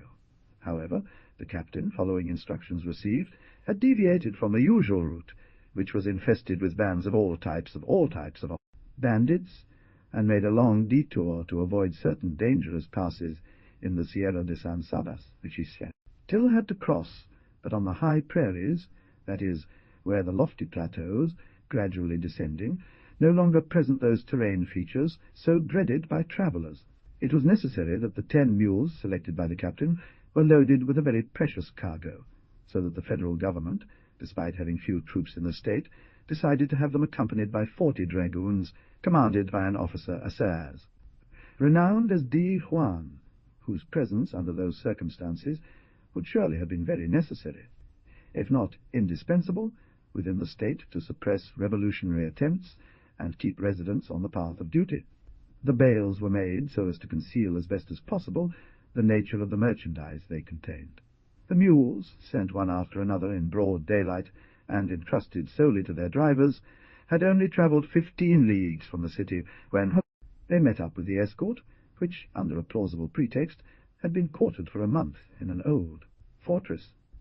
Thus everything had been foreseen and calculated with the greatest care and intelligence to safely deliver that precious merchandise. The teamsters, who were the only ones aware of the value of their cargo, took great care not to reveal the secret, as all they had served as collateral for the safety of their shipment, and it was a matter of ruin or them if their goods were stolen en route. The friar had barely emerged from between the rows of soldiers when he suddenly felt himself grabbed by an arm. He turned around, clearly intending to sternly reproach the audacious individual who dared to touch him. But his expression changed abruptly upon recognizing the one holding him, looking at him with a mocking gaze, for it was the unknown prisoner, the very source of the insult he had received. As soon as the dreaded habit ceased to cover the friar's shoulders, ignoring pleas and threats, the prisoner was bound with rigor to a tree, and received diligently the 200 lashes prescribed by the captain, while hunters watched Fade.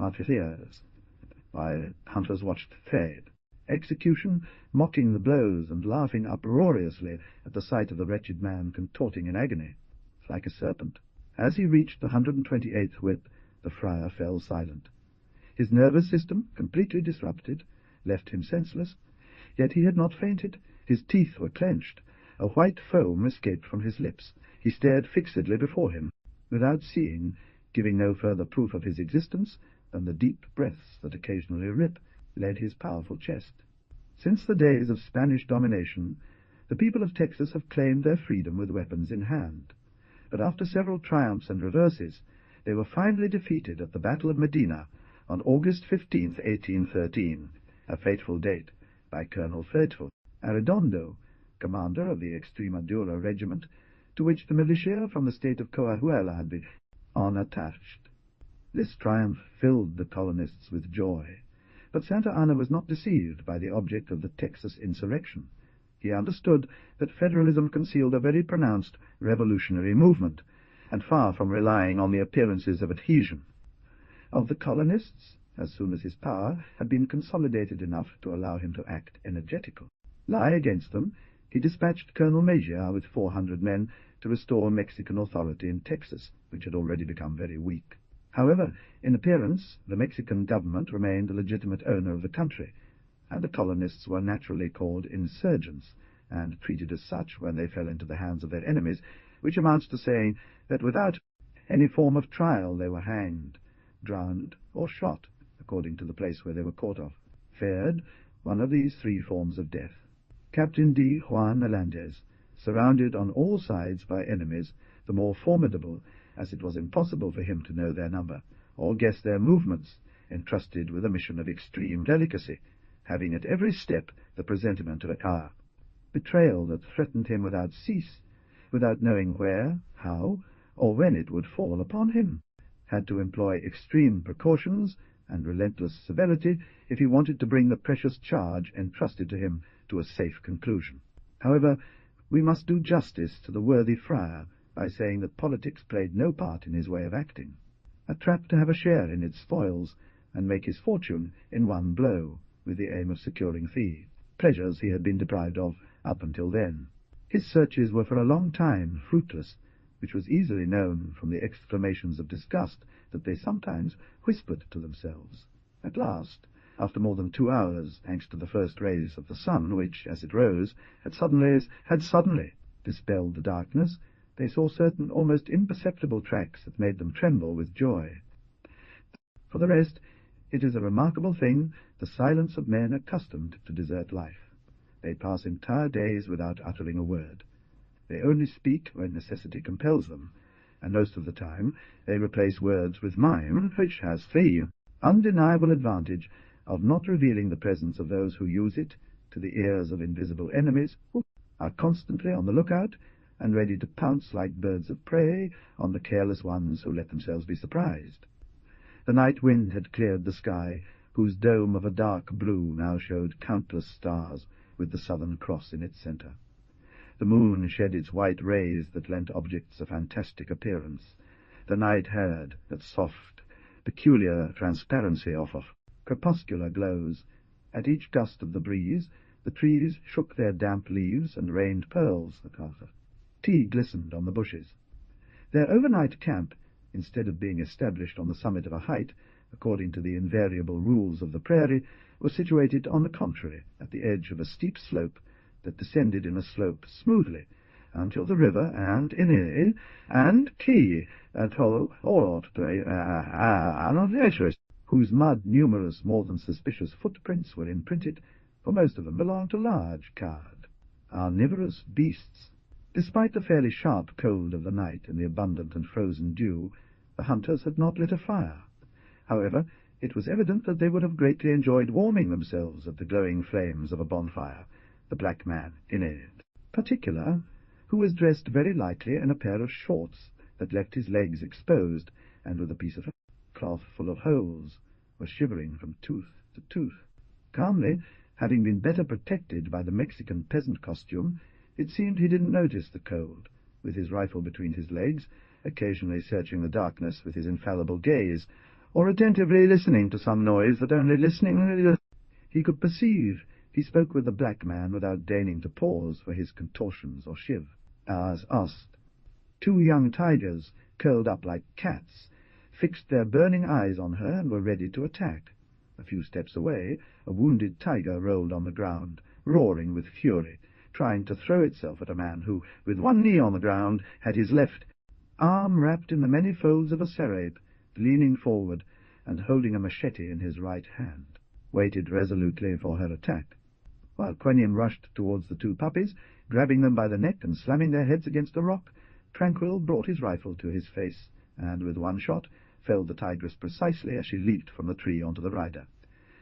Then, turning with extreme agility, he killed the second tiger with a blow of the buttstock and laid it at his feet. Then he proceeded with the greatest haste to secure the doors and windows of the shop, and immediately returned to the stable to saddle the horses, while Carmela, possessed by nervous impatience, he undressed the garment he had another more comfortable one for the journey he was planning, because he had deceived the old servant. Tea was not to Tranquillo's side that he wanted to go. Do not be surprised, reader, to see the virile enthusiasm displayed by Carmela on that occasion. At the borders, where they are constantly exposed to attacks from Indians and roving bandits of all kinds, women fight alongside men, and forgetting to see all kinds, fight alongside men, and forgetting the weakness of their sex, when the occasion arises, they know how to show themselves as brave as their brothers and husbands. Lanzi's position, alone, with no hope of aid from anyone in such a remote location, at the mercy of some 50 demons without faith or law, was extremely critical, even more so considering that as soon as the Apaches were roused by strong liquors, whose overuse leads to a kind of furious madness, they would no longer have recognized any restraints. Their bloody character would have prevailed, and then they would have resorted to cruelties entirely unjustifiable for the mere pleasure of inflicting suffering on an enemy of their race. No matter how brave a man may be, no matter how great the energy with which he is endowed, nothing dulls his valor so much as finding himself threatened in the midst of darkness by an invisible enemy, and for this very reason untouchable. The darkness of night, the silence that reigns in the desert, the trees that, in a careless race, pass to right, and left like a legion of sinister and threatening ghosts, all converge to increase the terrors of the unfortunate one who is possessed by an indescribable vertigo, immersed in a nightmare all the more horrible because he knows the danger and does not know how to conjure it. These words were pronounced by the young woman with such innocent frankness that the Canadian remained stunned for a moment. The faint gleam of truth he thought he had detected suddenly slipped away from him without his being able to explain how it had disappeared. He understood nothing at all in Carmela's behavior, nor the motives that impelled to act, for there was no reason. When the Jaguar left the Potrero sail, he was seized with extreme agitation. The young woman's words resonated in his ear with an ironic and mocking accent. The last look she had given him pursued him like a guilt. The young man bitterly regretted. Having abruptly interrupted his conversation with Carmela, he was dissatisfied with the way he had responded to her pleas. In short, he was in the best possible mood to commit one of the acts of cruelty that his violent character had so often led him to do, and which had marked his reputation with a shameful stamp, acts he deeply regretted having committed when it was too late. Unfortunately for them, those groups were isolated. No bond united them with others to form a compact and formidable contingent. They obeyed independent chiefs, each wanting to command without yielding their will to another superior and unique authority, an exclusive means, nonetheless, to achieve positive results and gain that independence which, in the minds of the country's most enlightened people, was still considered a utopia due to such bad disunity. Grandiose souls that rise and constantly maintain the level of events, their position, as it widened, had made their intelligence more vast, so to speak. Their outlook had become infallible, their will was of iron, they identified so fully with their iron. New position that they no longer allowed themselves to be dominated or overawed by any human feeling. Their face was marble for joy as much as for sorrow. The enthusiasm of their companions on certain occasions could not cause a spark or a smile to pass through their composure. I believed, for despite the countless mistakes made from the outset of the rebellion by the Texas colonists, I had witnessed such vitality in that freedom's work, so poorly directed up to then, that I ended up understanding that in every human affair there is something more powerful than force, courage, and even genius. It is the idea whose time has come, whose hour has sounded on God's clock. To this end it was necessary to envelop his weakness in mystery, to show himself everywhere, not to stop anywhere, to ensnare the enemy in a web of invisible adversaries, to force him to stand constantly with his bayonet crossed in the void, with his eyes uselessly fixed on all points of the horizon, harassed without ceasing, though never actually, or formally attacked by respectable forces. This was the plan that the Jaguar he inaugurated against the Mexicans, whom I thus enervated in that fever of anxiety and the unknown, which is the most fearful disease for those who have it by force. He who was meditating at that moment was one of the most daring he had ever conceived. He sought nothing less than to seize the silver conduct and take Captain Melendez prisoner, an officer whom he rightly considered one of his most formidable adversaries, and with whom, for this very reason, he burned to measure his strength, realizing that if he succeeded in defeating him, this audacious act would instantly bring much glory to the insurrection and attract numerous followers. Possessed by the most vivid restlessness, not knowing what to attribute that aggression, nor what enemies they should fear, the three men were uncertain which course to take, and how they could escape with honor from the precarious position in which chance had suddenly placed them in such a singular way when the Blue Fox finally decided to go public. Obliged, by reason of the life they lead from birth, to constantly make use of the physical faculties with which Providence has endowed them, their hearing, their sense of smell, and, above all, their sight, have been refined in such a way, and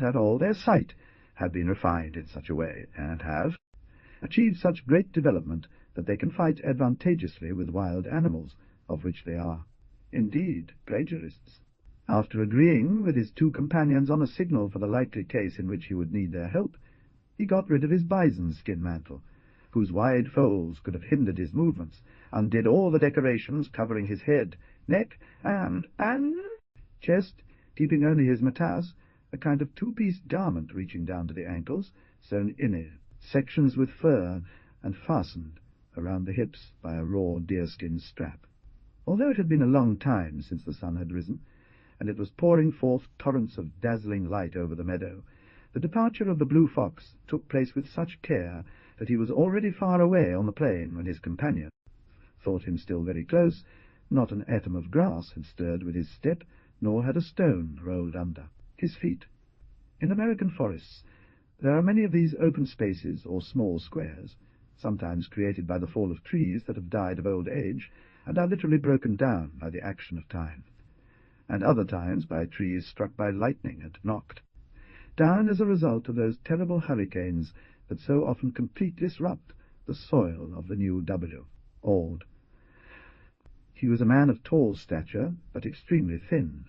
His face, which without doubt had been exposed to the elements for too long, as it seemed probability, it had acquired the colour of brick, was criss-crossed with deep wrinkles. A white beard like snow fell over his chest, mixed with the long curls of his also white hair, which lay in disarray on his set holders.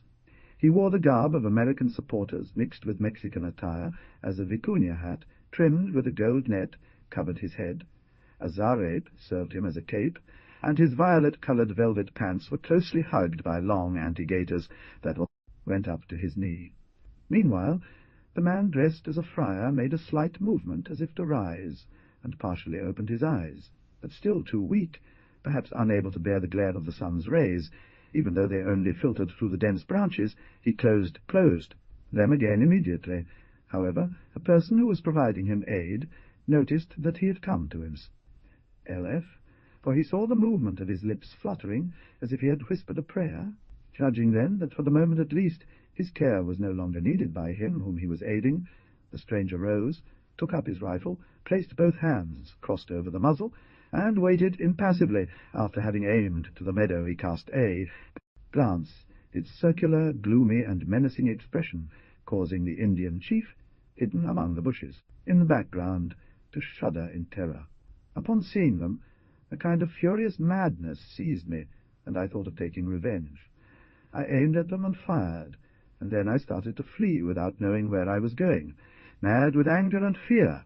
When I arrived here, I fell stunned, overwhelmed, both by the sufferings I had endured during the past night, and by the exhaustion caused by a long and hasty race through devilish paths.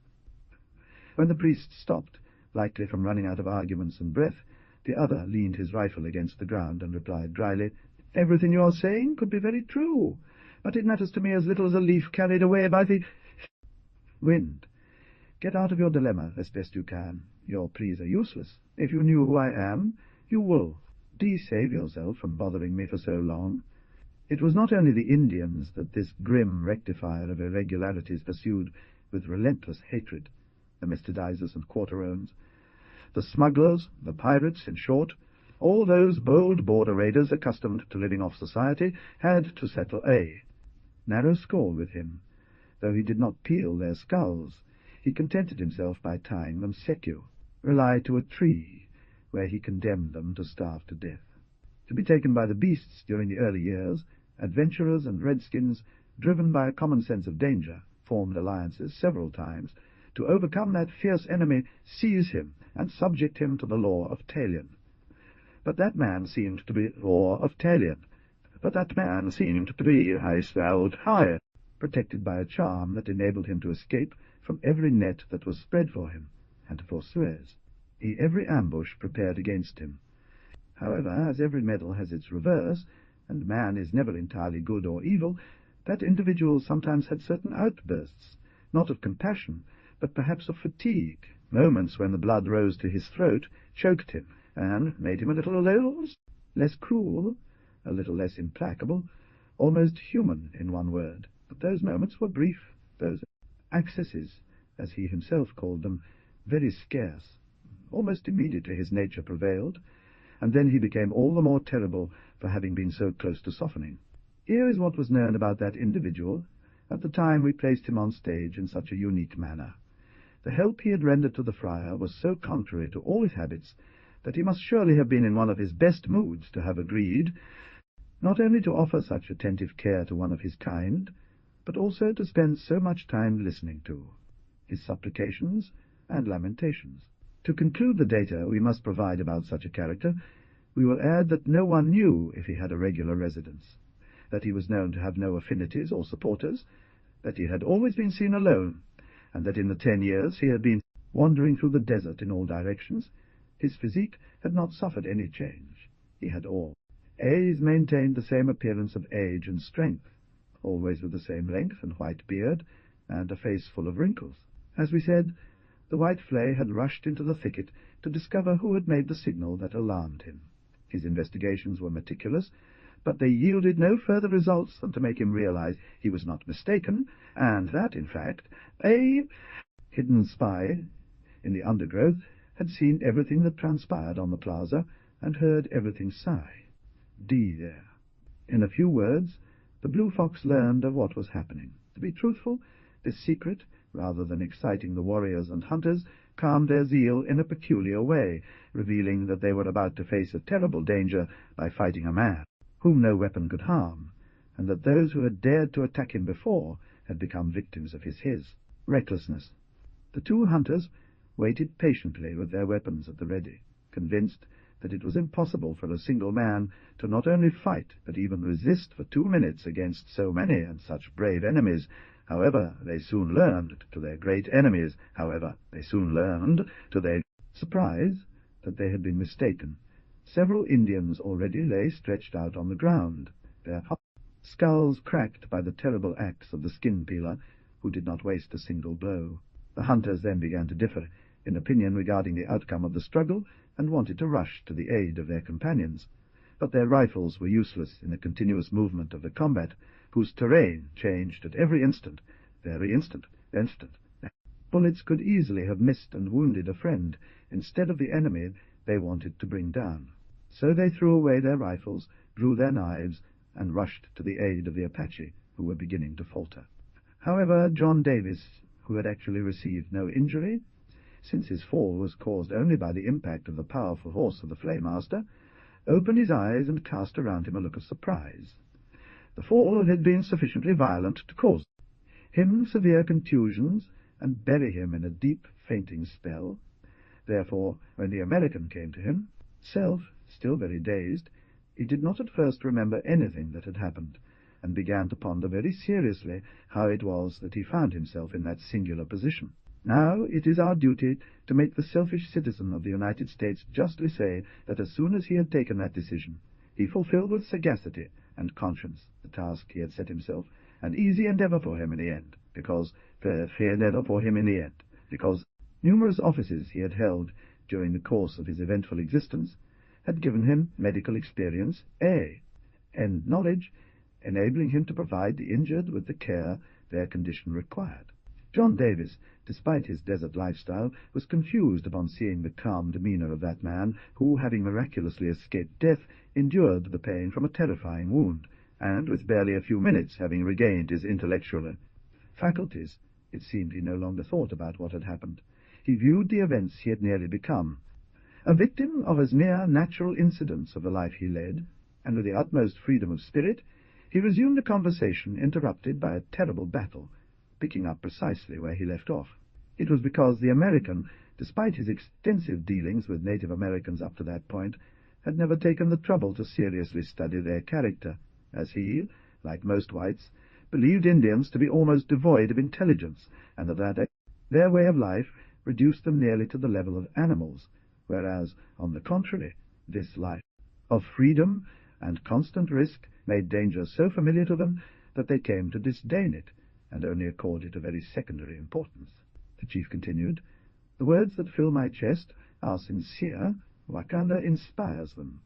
The pale faces, since they were brought by the genius of evil in their great boat's medicine to the lands of my parents, they have always been bitter enemies of the red men, invading their richest and most fertile hunting grounds, pursuing them like wild STS where they found them, burning their villages, and scattering the bones of their ancestors to the four winds of heaven. During those 5 moons, the enemies of the jaguar will also be the enemies of the blue fox. The 2 chiefs will fight side by side like beloved brothers. Within 3 suns, the Sachem will meet with the pale chief at the head of 500 renowned warriors, whose heels are adorned with numerous coyote tails, and who form the choicest part of fat. Ye nation, the bodies were carefully washed and wrapped in new bison skin shrouds. They were then placed, sitting in pits dug for each of them, with their weapons, saddle girths of their horses, and provisions, so that nothing would be lacking during their journey to the blessed prairies, and that when they reached the Wakanda, they could immediately mount asses, and hunt. Although he was still very young, his life had become intertwined with such singular events, having acted in scenes so extraordinary that from an early age he had grown accustomed to locking his emotions away in his heart and maintaining impassive marble-like expression, no matter what he saw or experienced, a trait characteristic of Indians, which they have turned into a formidable weapon against their enemies. There is one thing worthy of note, and that is the tendency of civilized men to revert to a wild state. The ease with which hunters, mostly born in large population centers, forget their comfortable ways, abandon city customs, and give up the practices by which they have conducted themselves during the first part of their lives in order to adopt tea ways, and even the customs of redskins. We must confess that, in contrast to this, the red men do not in any way desire our civilization, of which they take very little care, and those who, by chance or some commercial reason, are led to populous cities like New York or New Orleans, far from being amazed by what they see, direct their looks around with compassion, without understanding tea. Hath there are men who willingly consent to lock themselves up in kind of smoked cages that they call homes, and spend their lives in unpleasant labor, instead of going to live outdoors in vast solitudes, hunting bison, bears, and jaguars under God's gaze. He raised his head and asked, "What do you want from me?" "Listen, sir," responded Loyal Heart in a deep voice. "I don't know why, but a secret intuition tells me that your actions are not despicable, even though everything leads one to believe so, and there will come a day when it will be legitimate for you to explain them and clear your name for everyone." Long before sunrise, the captain, whose sleep had been nothing more than a continuation of cruel insomnias, left the hard bed of fur and blankets upon which he had sought in vain for a few hours of rest that would have been impossible given his nervous state, and began to pace restlessly through the narrow space available in the centre of the camp. Enviously the careless and peaceful sleep of the soldiers spread out on the ground and wrapped in their capes. At that moment a dying man was being carried along the road on a stretcher, accompanied by 2 soldiers and escorted by a friar who recited the penitent's psalms to him and gently prepared him to die as a good Christian. But the wounded man, without responding a word, looked at the friar with a sardonic smile. Suddenly that man sat up in the stretcher chair.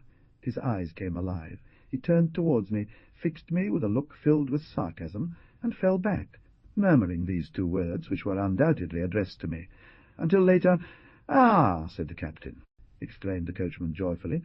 "Are you certain of what you tell me?" "As certain as I am of my salvation in the hereafter," replied the captain, crossing himself devoutly. The waggoner had a deep faith in the captain's words, whom he held in highest regard for his proven superiority. Thus he did not even consider doubting the security the captain gave him regarding the error he had made in interpreting the omen that would cause him so much anxiety.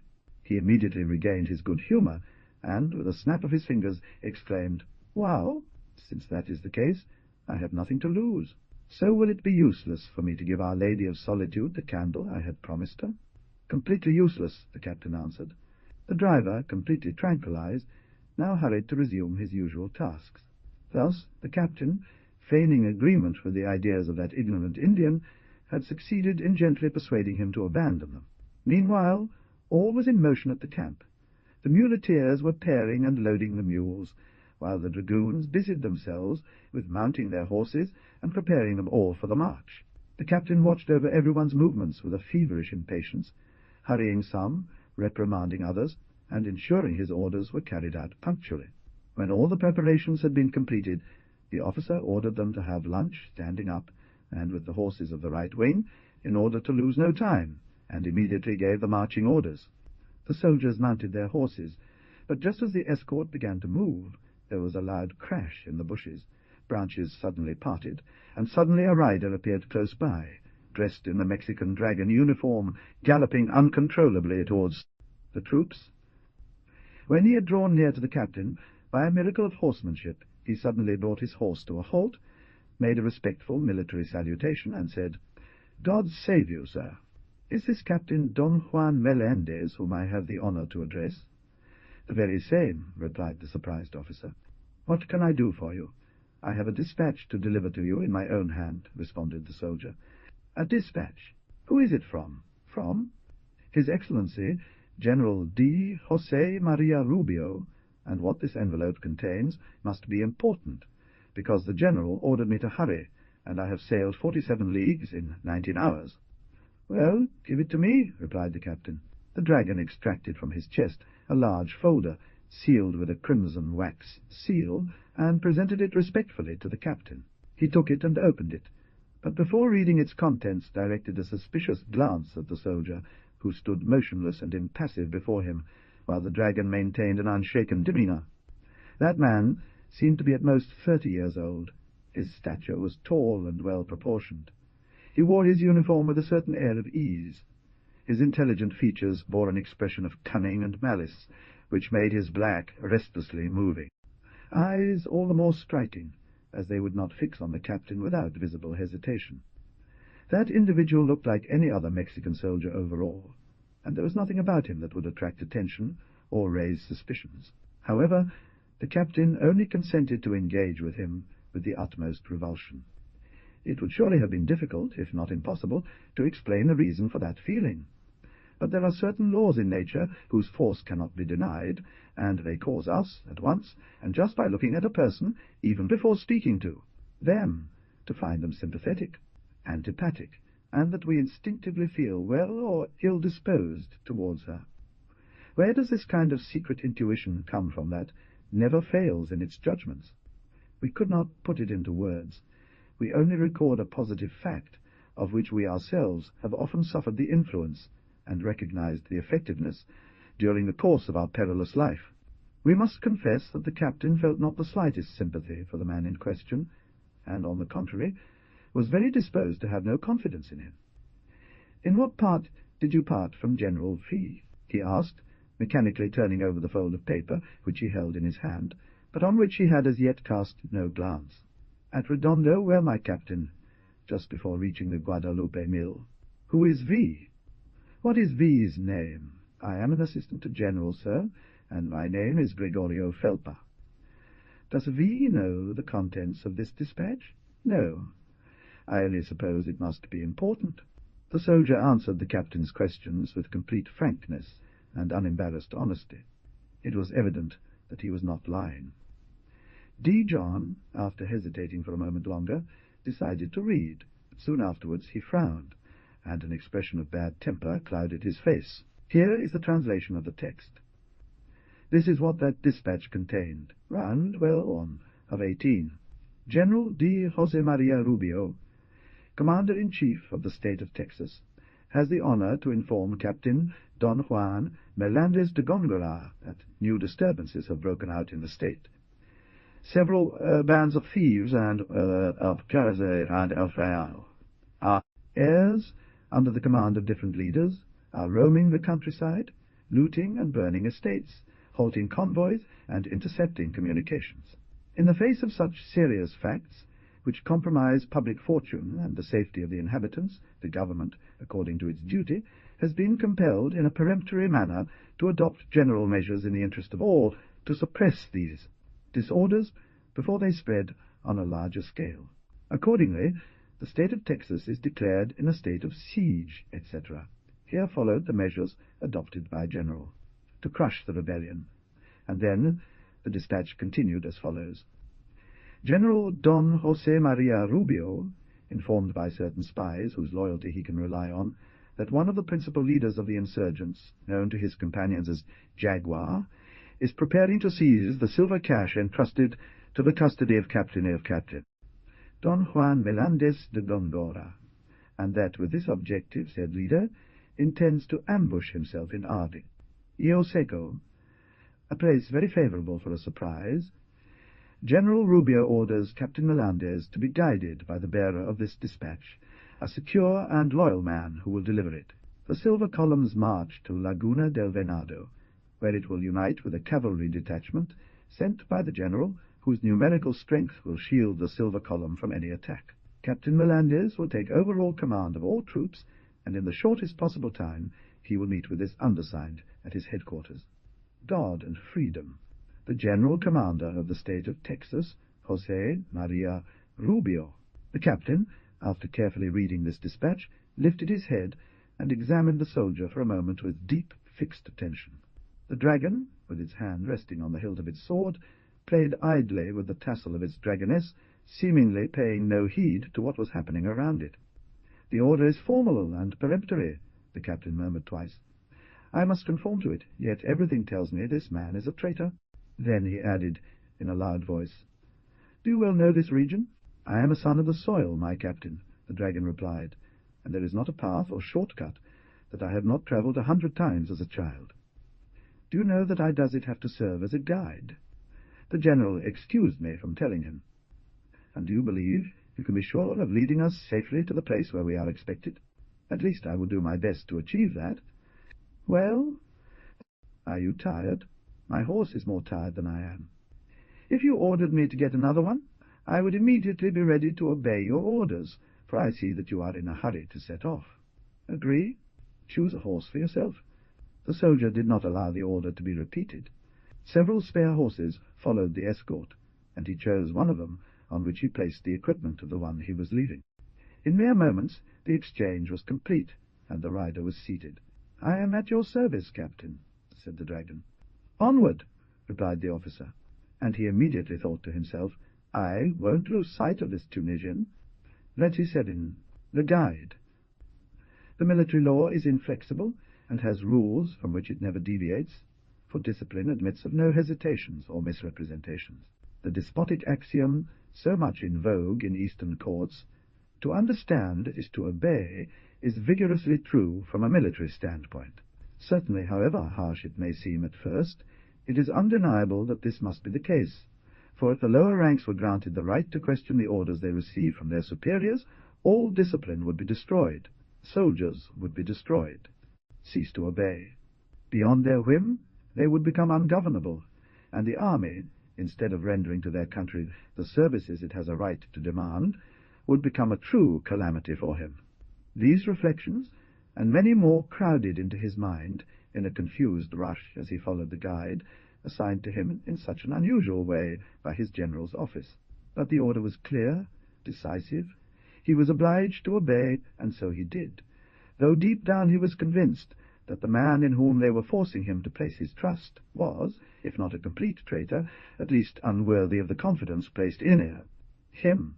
As for the soldier, he galloped with complete indifference at the head of the convoy, smoking, laughing, and singing, without giving any impression that he was in the least bit suspicious of the accusations levelled against him. It is true that the captain had hidden with the utmost care in the depths of his heart the bad opinion he had formed about his guide, and that he ostentatiously seemed to have complete trust in him. In the critical situation in which the convoy found itself, prudence demanded that those who were part of it not suspect their chief's inquietude, so as not to become demoralized by the fear of imminent betrayal. Before setting out, the captain had given with some affectation the sternest orders for the weapons to be in good condition. He had sent a skirmish line, forward and flankers on either side, in order to explore the vicinity and make sure that the passage was clear and free from any danger. In the end, he had taken all the necessary precautions with the greatest care to ensure the safe completion of the journey. The guide, an impassive witness to these precautions, for whom all had been adopted with such ostentation, seemed to applaud them, supporting the captain's orders and noting the skill of the border raiders in slipping through the underbrush and herbs, without leaving a trace, as well as the care that the scout should devote to fulfilling the task anew trusted to him. The further the convoy advanced into the mountain region, the more difficult and dangerous the journey became. The trees, which soon spread over a larger area of ground, had insensibly drawn nearer to each other, at the same time forming a dense forest, in the heart of which it was necessary to cut a path with an axe in many places, on account of the garlands, of climbing plants that entangled themselves, intertwined with each other, and sometimes formed an impenetrable labyrinth. In addition, there were small rivers that were usually quite wide, with steep banks and difficult access, which horses and mules had to cross by wading through iguanas, and alligators, often with water up to their cinches. The dense vault of branches under which the convoy laboured forward barely concealed clear the sky entirely, and with great effort only let a few rays of sun filter through, which are not enough to dispel the darkness that reigns nearly continuously in the virgin forests, even in the middle of the day. Europeans, who, when it comes to forests, know only those of the old world, cannot form an idea, not even a distant one, of what those immense oceans of green are that in America they call virgin forests. There it seems that all the trees support each other, so entangled and mixed are they, bound and united by networks of climbing plants that entangle their trunks, twist around their branches, and penetrate the soil to emerge anew as the tubes of a vast organ, sometimes forming whimsical parabolas, other times constantly rising and falling amidst falling, immense groups of this parasitic mistletoe, known as tillandsia, which falls in broad clusters from the ends of all the tree's branches. The soil is covered with debris of all kinds, and the humus formed by trees that dry out and die, hidden under a carpet of abundant grass, several feet high. The trees, almost all of the same kind, offer so little variety that each one seems to be a mere repetition of all the others. These forests are crossed in all directions by trails traced for centuries by the paws of wild beasts, leading to their mysterious watering holes. At various points, and hidden beneath the undergrowth, several stagnant marshes on which clouds of mosquitoes hover, produce dense fogs that rise from their depths and fill the jungle with darkness.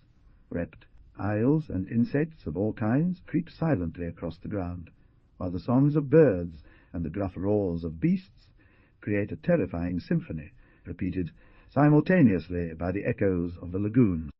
The most intrepid hunters of the forests only venture into the virgin jungles with trembling, for it is nearly impossible to navigate them with certainty, and one cannot rely on paths that blend them at every moment.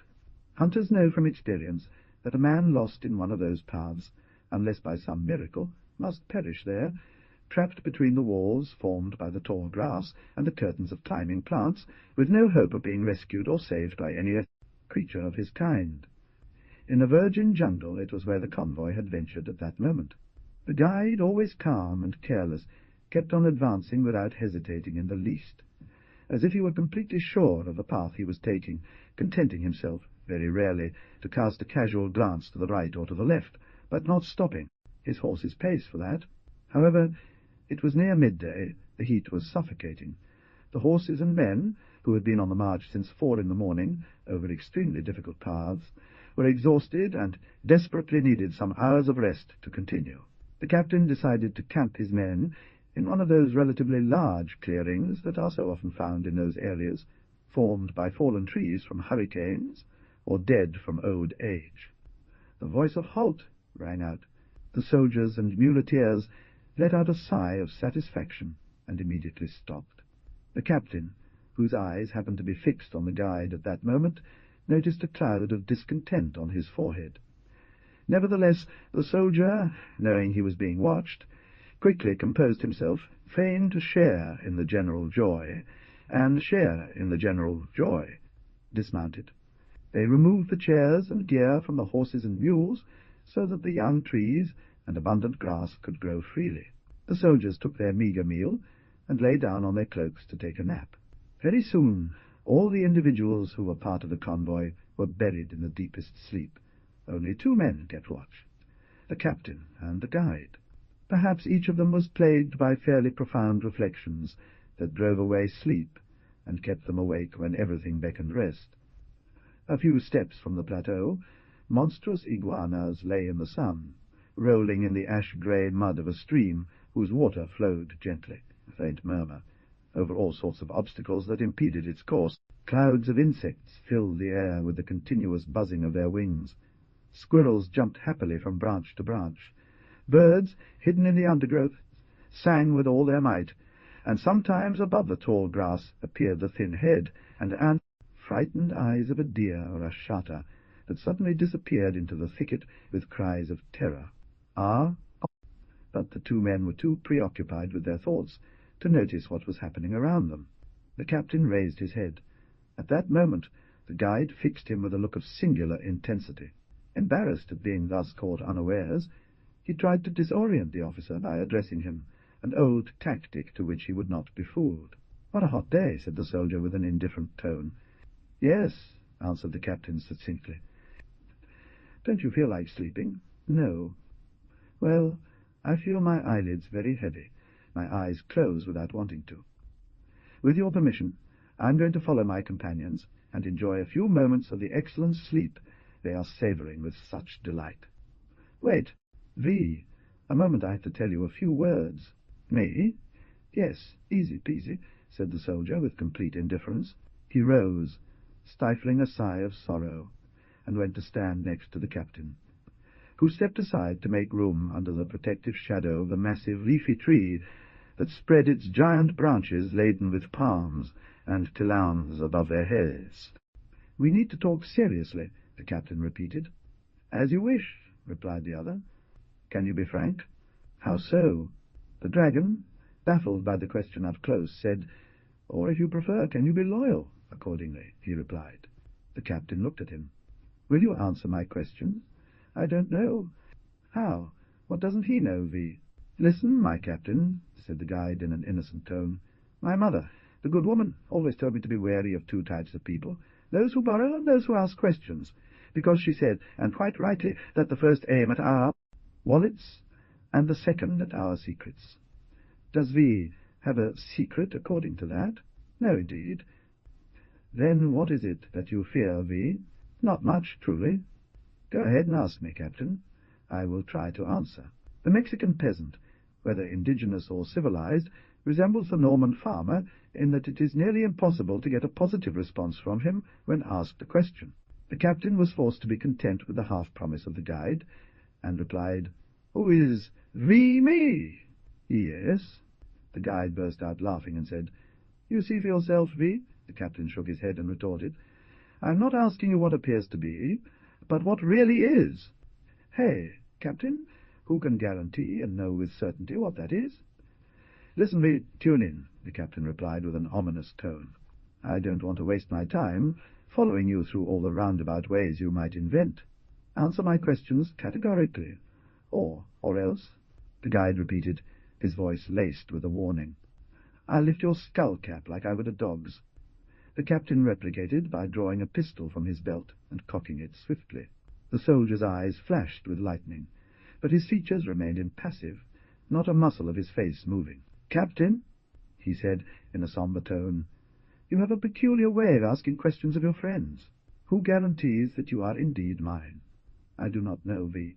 It is true, but you know the person who sent me. That person is your superior, just as he is mine, and in coming here I have obeyed his instructions, just as you must obey him by conforming to the orders he has sent you." "Yes, but those orders were transmitted to me through V. What does it matter? Who assures me that the dispatch I received has been actually delivered to V?" "Well, my captain," replied the guide, "offended, what you are saying is far from flattering." "I know. Unfortunately, in our time it is so difficult to distinguish friends from enemies that one can never be too careful to avoid falling into a trap. I am charged by the government with performing a mission of extreme delicacy, and more than anyone, I must act with discretion regarding people who are unknown to me." "You are right, Captain. For that reason, despite how injurious your suspicions are to me, I do not get angry at what you tell me. Exceptional positions require exceptional measures as well. I will only try to prove to you with my conduct that you are mistaken about me. I will be infinitely happy if I am wrong, but beware. If I notice even the slightest suspicious thing, either in your actions or words, I won't hesitate to lift the lid on your brains. Now you are warned, and you can act accordingly. Surely, Captain, I'll take that risk. Whatever happens, I am certain my conscience will absolve me, for I shall have done all in my power to fulfill my duty." And he spoke with such an air of frankness that it overpowered the captain despite his doubts. "We'll see," said the latter. "Will we escape soon from the infernal forest in which we are?" "We only have 2 more hours of walking left. We will meet those who are waiting for us at sunset." "God willing," murmured the captain. "Amen," said the soldier sarcastically. "But since you judged it convenient not to answer any of my questions," replied the officer, "I won't take it amiss if, from this moment on, never lose sight of him, and when we set out again, keep him by my side. As you wish, Captain. You have the strength, if not the right, and I am forced to acquiesce to your will. Well, you can sleep now if it seems fit to you. So, is there nothing more you have to tell me? No? Then that is all. Then I will take advantage of the permission that you grant me, and try to make up for lost time." So the soldier rose, stifling a long yawn, took a few steps back, lay down on the ground, and closed his eyes. After a few minutes it seemed as if he were buried in deep sleep. The captain continued to keep watch. The conversation he had just had with the guide only increased his unease, proving to him that man hid great cunning behind a rough and trivial facade. In fact, he had not answered any of the questions addressed to him, and after a few moments he managed to convince the captain to switch from attack to defense, providing very logical reasons against which nothing could be argued. Thus, at that moment, Don Juan was in the worst mood a man of heart can be, dissatisfied with himself and others, deeply convinced that he is right, yet forced, in a way, to confess that this side is not his. As is always the case in such situations, it was the soldiers who suffered the consequences of their superior's bad mood, for the officer, fearing to add the darkness of night to the already unfavourable odds he imagined against him, and then desiring, above all, not to be caught in the dark, in the intricate labyrinth of the jungle, shortened the march much, more than he would have under any other circumstances.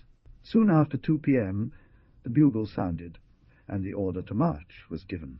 However, the hottest part of the day had already passed. The sun's rays, more oblique, had lost much of their intensity, and the march continued under comparatively better conditions than before.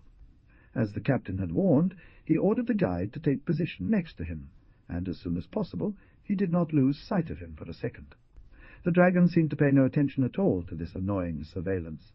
He continued walking, appearing indifferent as ever, smoking his paper cigarette and humming some bars of Jerez under his breath. The forest began to clear little by little. The open spaces or small squares became more frequent, and the view embraced a wider horizon. Everything led to the presumption that it wouldn't be long before reaching the edge of the jungle. However, on both sides there were earth movements. The ground began to rise insensibly, and the path followed by the convoy was getting narrower as it advanced. "Have we reached the slopes of the mountain yet?" asked the captain. "Oh, no, not yet," replied the guide. "However, very soon we will be between 2 hills. Yes, but they are not very high. It is true. Nevertheless, if I am not mistaken, we are going to pass through a gorge. But it's not very long. You should have warned me, sir." "Why?" to have pointed out an uncovered position at the front. "It's true, but there's still time to do so if you wish. At the end of this gorge is where those waiting for us are located. Accordingly, have we arrived already?" "Almost, almost."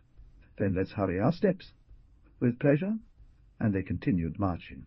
Suddenly the guide stopped and said, "Hey, Captain, look there. Isn't it a cannon of a gun that shines in the light of day?" The captain raised his eyes with vivacity towards the place indicated by the soldier. At that very moment an appalling burst of fire erupted on both sides of the path, and a deluge of bullets rained down upon the convoy. Before the captain, furious at seeing such a shameful betrayal, had time to draw his pistol, he fell to the ground, dragged by his horse, which had been wounded in the heart. The guide had just disappeared without leaving any trace as to how he had escaped. Exit. John Davis. John Davis, the slave trader, had a remarkably strong temper, allowing the scenes he had witnessed that day, in which he had played an active role at one point, to leave a lasting impression on his mind.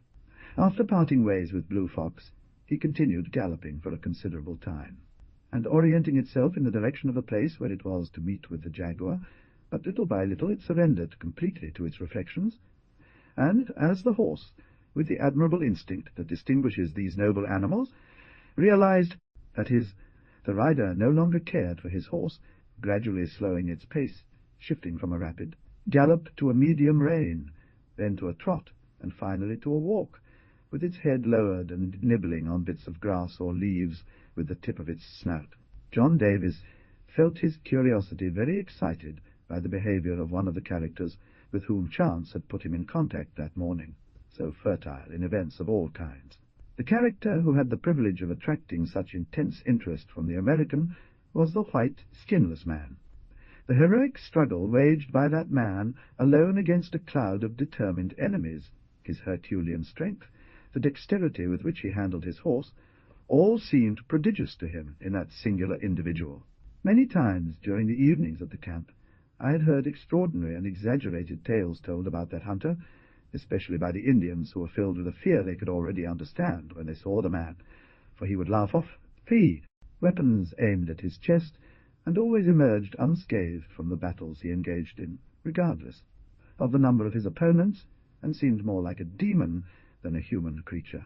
Despite himself, John Davis shuddered at those thoughts, and was grateful to have escaped so miraculously from the danger he had faced when encountering the Skyner. We will note in passing that there is no more superstitious people in the world than the Americans. It is very easy to understand. That nation, a true harlequin layer, is a heterogeneous compound of all the races that inhabit the ancient world.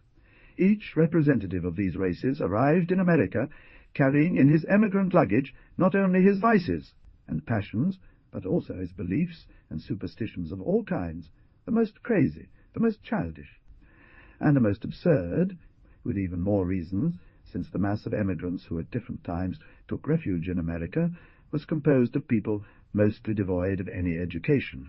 From this point of view, Americans We must render them this justice. Have an eye. No way degenerated. Today they are at least as gross and brutal as their ancestors were.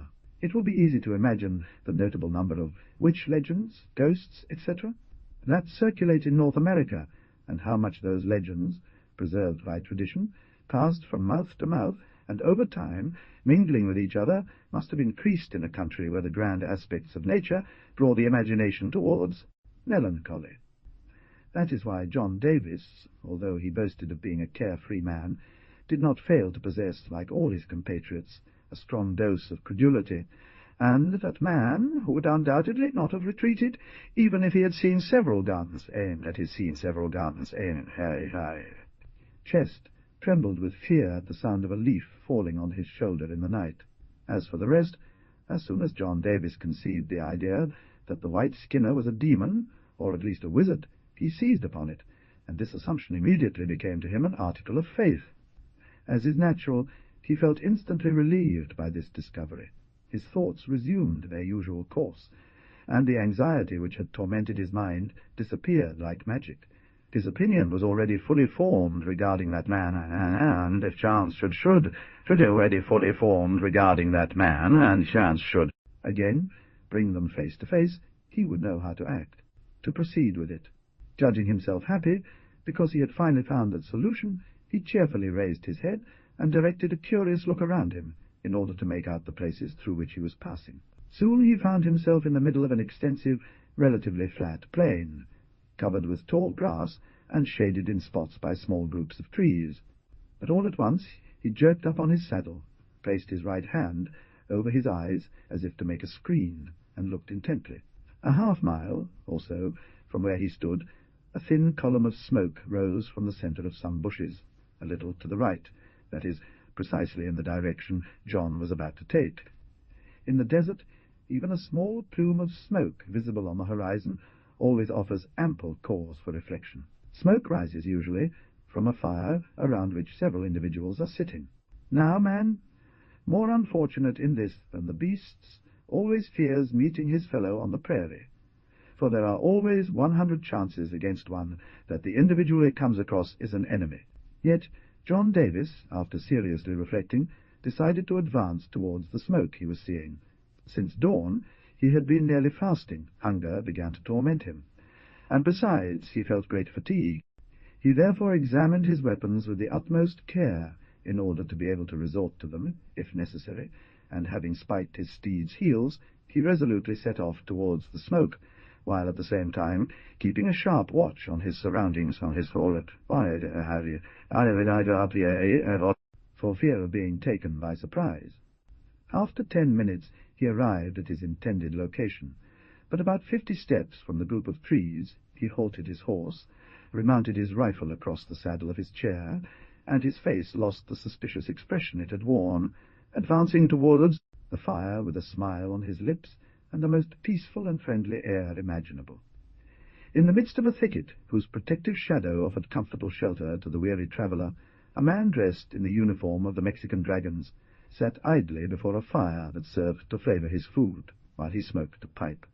A long lance, garnished with his banner, lay resting near him against the trunk of a tree, and a completely saddled horse, but from which the bridle had been removed, was calmly munching on the shoots of the trees and the tender grass of the wild. And that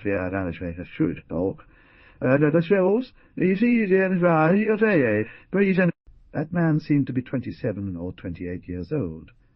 His cunning face was animated by lively eyes, and the copper-coloured skin, his Indian origin, was revealed.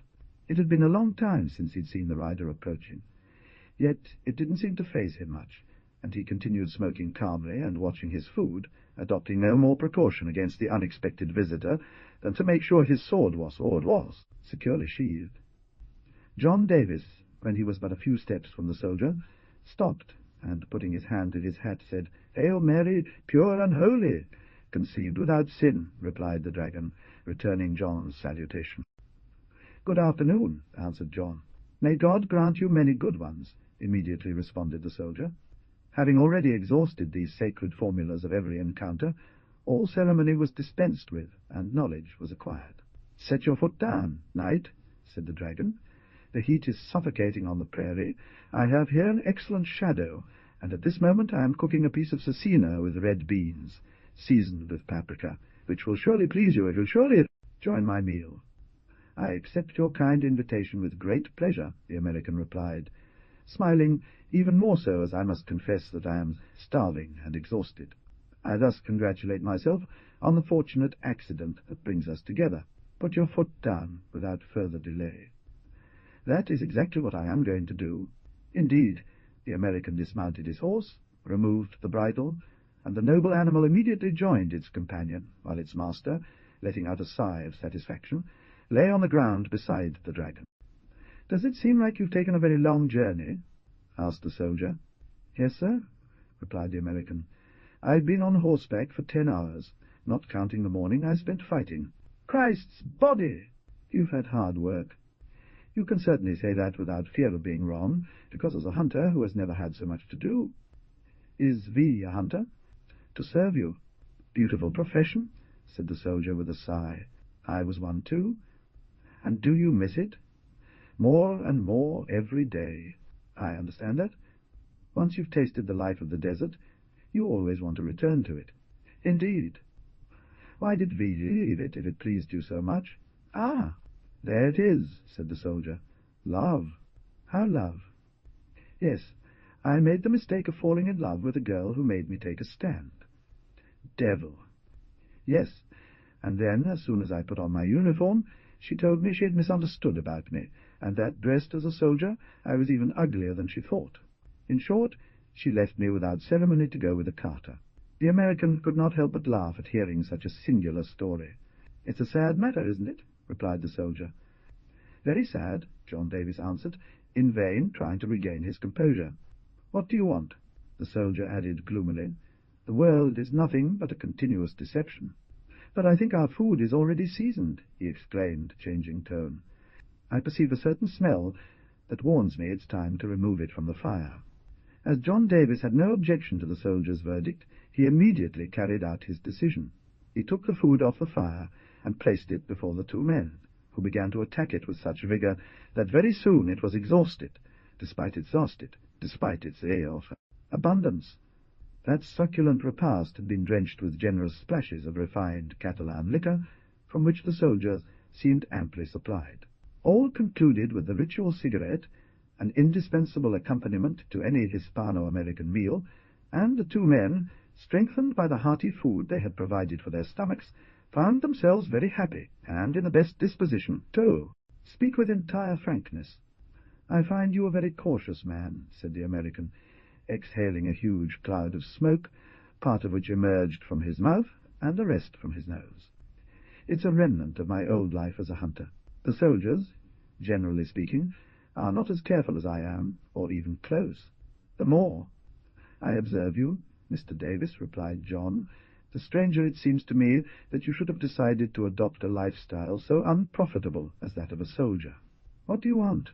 Fate, and then the impossibility of getting rid of this uniform. At least I have the hope of becoming a sergeant before a year is out." "Hey, it's not a bad job, I've heard. The pay must be good." "It wouldn't be half bad if they gave it to us." "How so?" "Yes, it seems the government isn't very flush with cash. Accordingly, do they take volunteers on credit? There's no other remedy. Damn! But excuse me, sir, if I ask you all these questions, which must seem indiscreet to you." "Nothing at all. Don't hold back. We're talking like friends." "How do you make a living?" "Ah, in the most simple way. We take things as they come." "Casual. What does that mean?" "Don't you understand?" "I must admit I don't." "Then I'll explain it to you. That would make me very happy. It happens from time to time that our captain or our general trusts us with a mission, and that's paid separately. The greater the danger, the greater the reward. Always on credit, of course. No, devil. Paid in advance. And do they usually? Have you sometimes had assignments of that nature?" "Very often, especially during periods of pronunciamentos." "Yes, but it has been nearly a year since any general has pronounced themselves." "Unfortunately." "So you'll be completely exhausted of funds?" "Not entirely." "Have you had one of those missions?" "I have one at the moment." Well paid. Regular. Will there be any indiscretion in asking you how much you were given? Nothing of the sort. I received 25 ounces of gold. Wow! The amount is beautiful. Dangerous must be the task to have valued it so highly. It isn't without risk. Well then, be careful. Thanks, but I'm not running any great risk. It's just a delivery. It's true that a delivery? The American replied with the greatest indifference. This is more important than you suppose. Really? Yes, indeed, because it concerns several $1 million. What are you saying? Exclaimed John Davis, shaking involuntarily. Since his encounter with the soldier, the hunter had ingeniously manoeuvred to induce him to reveal the reason for his presence in those desolate regions, because the presence of a single dragon in the meadow seemed very peculiar, and rightly so. Thus he was overjoyed when he saw the soldier fall into the trap he had set. Yes, replied the dragon, General Rubio, my assistant, has sent me with a dispatch for Captain Melendez, who is currently escorting a silver standard. Do you believe it? Believe it, when I tell you that I am delivering the message. But what is the general writing to the captain about? The soldier cast a glance aside at the hunter for an instant, and then, changing his tone suddenly and looking him straight in the face, he said, Would you like to play cards face up? John smiled and replied, I see we'll be able to understand each other. Why not? Between gentlemen, the conditions are what matters most. So, let's play with complete openness, shall we? Agreed. I confess, V, that I would extremely like to know the contents of this document. Out of sheer curiosity, I swear it to V. Pardiez. I am convinced of it. Well, it is only up to V to achieve it. Then I won't take long. Let's see your conditions. They are very simple. Tell them to me, V. Look at me well, V, don't you know me? It's true, isn't it? I see that I have more memory than you. I know you. Yes, absolutely. You must have seen me somewhere. It's possible. But that doesn't matter much. What matters is that I know who you are. Just a hunter. Yes, and a close friend of the jaguar, exclaimed the hunter, startled. Don't be alarmed, sir, for so little. Just answer me if it's true or not. From you to me, I can't very well deny it. You would do very wrong. Where is the jaguar right now? I don't know. That is to say, you don't want to reveal that to me. Exactly. Well, but if I were to ask, could you take me to him? I don't see any issue with it, if the matter is worth the trouble. Have I not already said it involves several million? Yes, indeed, but you have not proven it to me. Is that the proof you require? Just that? That's quite difficult. No, actually. So, bye. I am a good comrade, and I only want to secure my responsibility. Teach me your trade, and that will satisfy me. Will you be satisfied, then? All the more so, since I know the general's character. Then it's all good. And taking the dragon from his chest, he showed it to the American, although without letting go of it, and said, Look, V. John examined it carefully for a few minutes. It's really General's handwriting, isn't it? Replied the soldier. Yes. Do you consent to take me where the jaguar is now, V? Whenever you want. Then right away. Current at the moment. The two men rose at once, put their horses to a stop, and set off, leaving behind the place that had offered them such pleasant shade for several hours. 39. For treatment. The two adventurers walked merrily side by side, chatting about the rain and fair weather, exchanging taunts about the desert, that is, about hunting and skirmishes with the Indians, and discussing the political events that, for several months, had taken on a certain gravity and dangerous importance for the Mexican government. But while they chatted aimlessly, asking each other questions to which they made no effort to listen, their conversation served only to hide the secret worry that troubled them. In their previous discussion, each of them had tried to use cunning tricks, seeking to extract the other's secrets, with the hunter maneuvering to induce the soldier into a betrayal, and the latter desiring more than anything to sell himself an act. Accordingly, from this struggle of wit, it resulted that both found themselves of equal strength, and each obtained the outcome they had desired. But for them, the issue was not precisely this. As with all corrupted characters, the good success, instead of satisfying them, aroused a multitude of suspicions in their minds.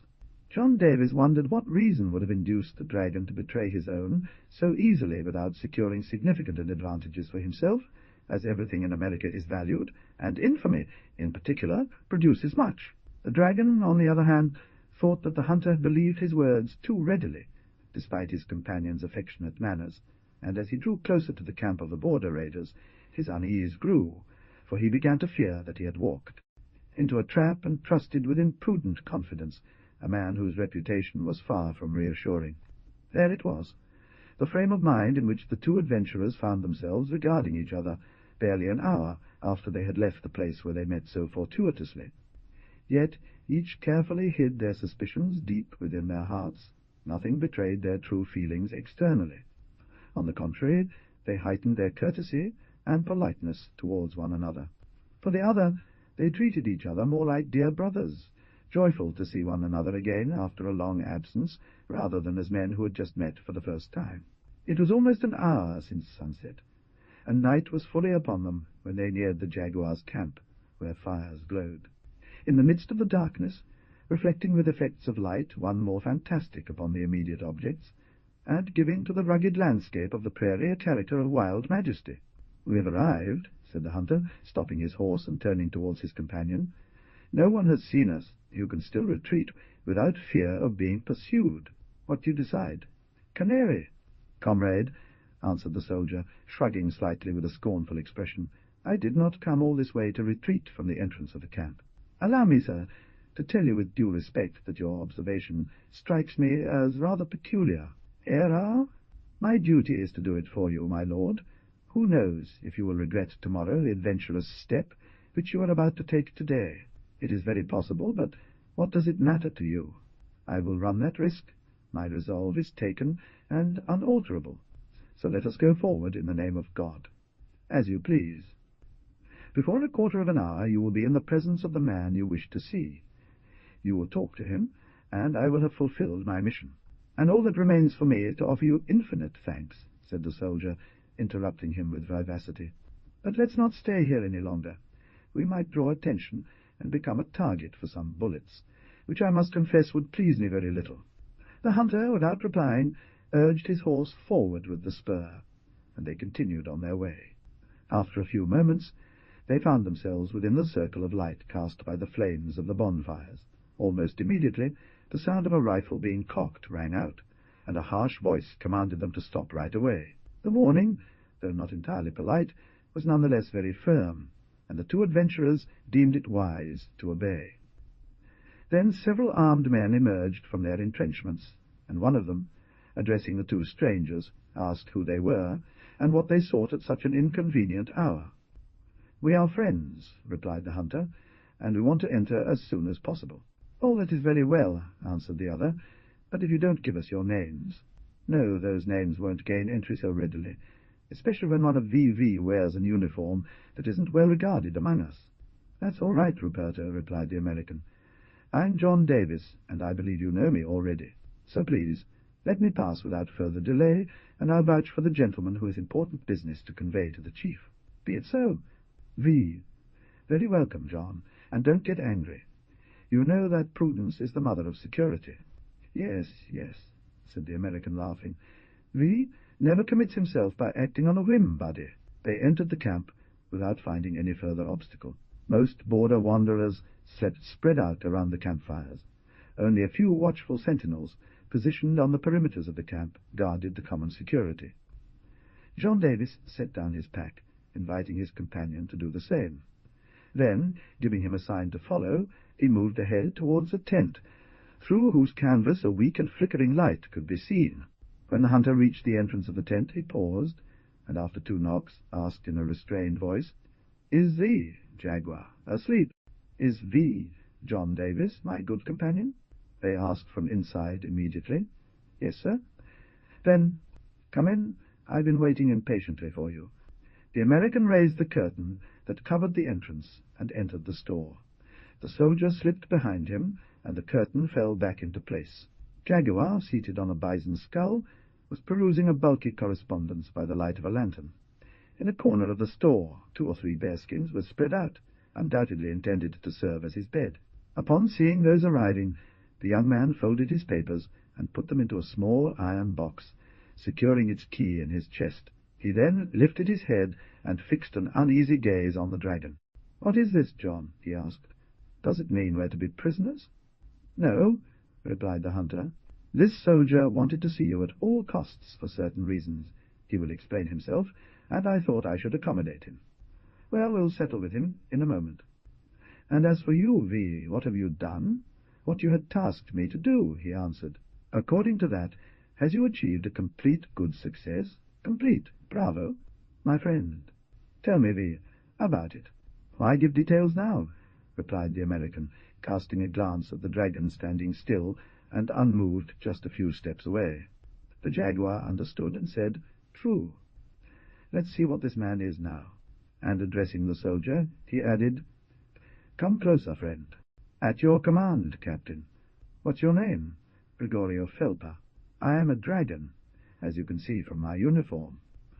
"What reason do you have for wanting to see me?" "With the desire to offer you an important service." "Thank you, but generally services are very expensive, and I am not rich." "You will become rich." "I hope so." "Let's see, what is this great service you try to offer me?" I will explain myself in a few words. Every political issue presents two aspects, depending on the perspective from which it is considered. I was born in Texas, and am the son of an American and an Indian, which means that I detest Mexicans with all my being. To the point, to the point. That's exactly what I'm getting at. As a soldier, against my will, General Rubio made me. He instructed Captain Melendez to deliver a message in which he requests a meeting at a specific location to avoid the dry river, where it is rumored that you intend to ambush and seize the silver convoy. "Hello, hello," said the jaguar, who was already listening intently. "But how do you know the contents of this dispatch?" "In a very simple way.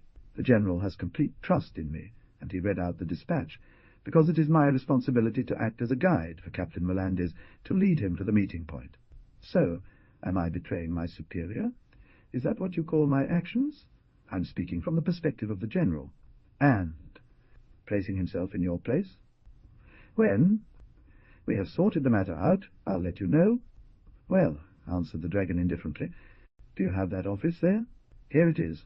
The jaguar picked it up, examined it closely, turning it over a few times, and made a gesture to open it. "Stop!" the soldier exclaimed keenly. "Why?" "Because if you open for me, I won't be able to deliver him to the person he's meant for." "How do you say that?" "You don't understand," replied the soldier with poorly concealed impatience. "That's how I see it," answered the jaguar. "I only ask you to listen to me for 5 minutes. Hableby, the point at which the general sights Captain Melendez is Laguna del Venado. Before reaching that location, there is a quite narrow and very rocky gorge. I know him. It's the gorge of Palo Muerto. Well, you will be ambushed in it, on the right and left among the shrubs, and when the convoy passes, you will attack him from all sides at once. It is impossible for him to escape, if, as I assume, you follow your dispositions well. Yes, the location is very favorable for a swift attack, but who will answer for me if the convoy passes through this gorge, and not through that of the dry river? So, me? Indeed, because I am to serve as a guide. Now we do not understand each other. On the contrary, we understand each other very well. I am going to separate from V. I will go to meet with the captain, whom I will hand the general's dispatch. Whether he likes it or not, he will be forced to take me as a guide, and I will lead him to V's power, with the same security as one would lead a bull to the slaughterhouse. The jaguar directed a look at the soldier that seemed to want to penetrate to the very bottom of his heart. "He is a very bold young man," he said finally, "but in my opinion you arrange things too well to suit yourself. I do not know you. This is the first time I have seen you, and forgive me for speaking so frankly. It's to forge a betrayal. Who will assure me of V's fidelity? If I am so foolish as to let him leave peacefully, who will guarantee that he won't turn against me? My own interest first. If through my aid V gains control of the convoy, he'll pay me 500 ounces of gold. It's not too steep. However, allow me, V, to make one more observation.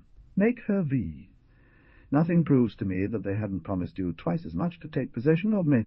"No," said the soldier with energy. "Goodness!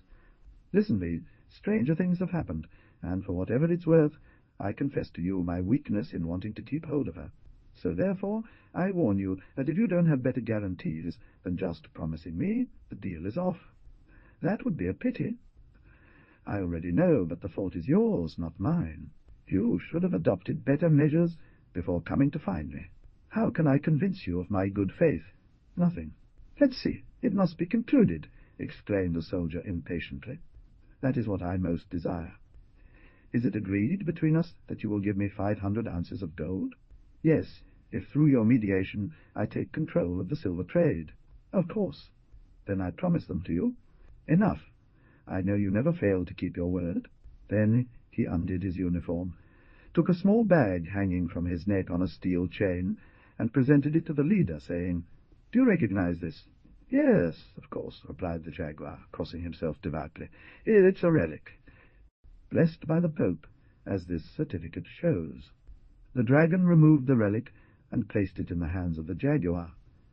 Then, crossing his right thumb with his left, he said with a firm and accentuated voice, "I, Gregorio Felpa, swear on this relic to faithfully fulfill all the clauses of the deal I have just agreed upon with the noble captain known as the Jaguar. If I break my oath, I renounce it. From this day forward, and for eternity to the part, I hope to have in paradise, and I dedicate myself to the eternal flames of hell. Now," he added, "keep this precious reliquary. Upon my return, you will give it back to me." The captain, without replying, immediately hung it around his neck. Singular contradiction of the human heart. Unexplainable anomaly. Those men, those Indians, mostly pagans despite the baptism they have received, and who, though they feign to observe openly the rules of our religion, secretly practice the rites of their cult, have a living faith in relics and amulets, all wear and some around their necks in a bag, and these dissolute and perverse men, for whom nothing is sacred, who laugh at the noblest feelings, and whose whole lives are spent imagining tricks and plotting betrayals, profess such profound respect for those relics that there is no example of an oath made upon one of them having been broken. Never. Let whoever wishes explain this extraordinary fact. As for us, we merely report it. In the face of the dragon's oath, Jaguar's suspicions immediately dissipated, replaced by complete trust. The conversation lost its ceremonial tone. The soldier sat on a bison's skull, and the three men, now in agreement, discussed in perfect harmony the most suitable methods to avoid a catastrophic failure. The plan proposed by the soldier had a simplicity and ease of execution that guaranteed its success. That is why it was adopted in full, and the discussion only focused on the details. Last, at a fairly late hour of the night, they parted with the intention of enjoying some moments of much-needed rest between the fatigue of the day that had just passed and the trials that lay ahead. Gregorio slept, as is often said, like a log, uninterrupted. A couple of hours before sunrise, the jaguar leaned towards the soldier and woke him up. He immediately stood up, rubbed his eyes, and after 5 minutes was as agile and ready as if he had slept for 48 hours straight. "It's time to move out," the jaguar said in a low voice. "John Davis has already taken care of your horse and saddled it. Come, Fee." They left the store. Indeed, the American was holding the soldier's horse by the reins. The soldier jumped onto the saddle without using the stirrups to show that he was perfectly rested. "Above all," said the jaguar, "watch Fee. Be extremely careful, be very mindful of his words, and even the smallest of his gestures, because Fee is going to have to be clever. The bravest and most experienced army officer in Mexico. Trust me, Captain. Canary! The reward is too good for me to risk spoiling the deal. One more word. Say it. Make sure the convoy doesn't reach the gorge until dusk, for darkness plays a big part in the success of a surprise attack. And now, farewell and good luck. I wish the same for you."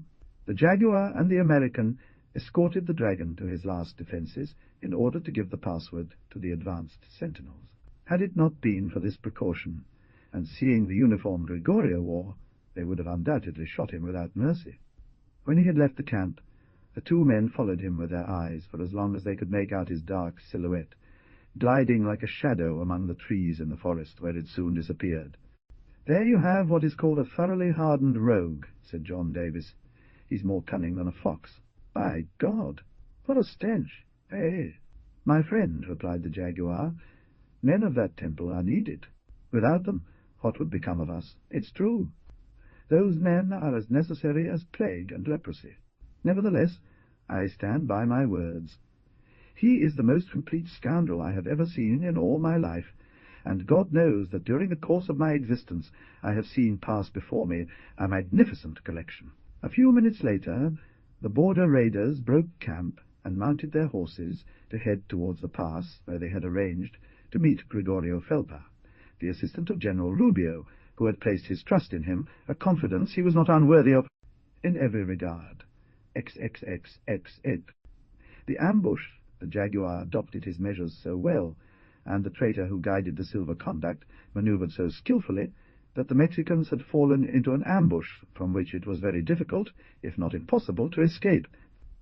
The soldiers, momentarily terrified by the fall of their chief, whose horse was mortally wounded at the beginning of the action, but nevertheless obedient to the captain's voice, who had managed to rise almost immediately through a supreme effort, gathered around the herd. Making a resolute stand against all sides at once, they prepared to defend with valor the precious deposit entrusted to their care. The escort ordered by Captain Melendez, though small in number, consisted of seasoned and experienced soldiers, accustomed to guerrilla warfare for a long time, and for whom the critical situation in which their bad luck had placed them offered nothing extraordinary. The dragons set foot on land, throwing their long lances, which were useless in the upcoming battle, and picking up their carbines, they held them to their faces, with their eyes fixed on the underbrush, patiently waiting for the order to begin firing.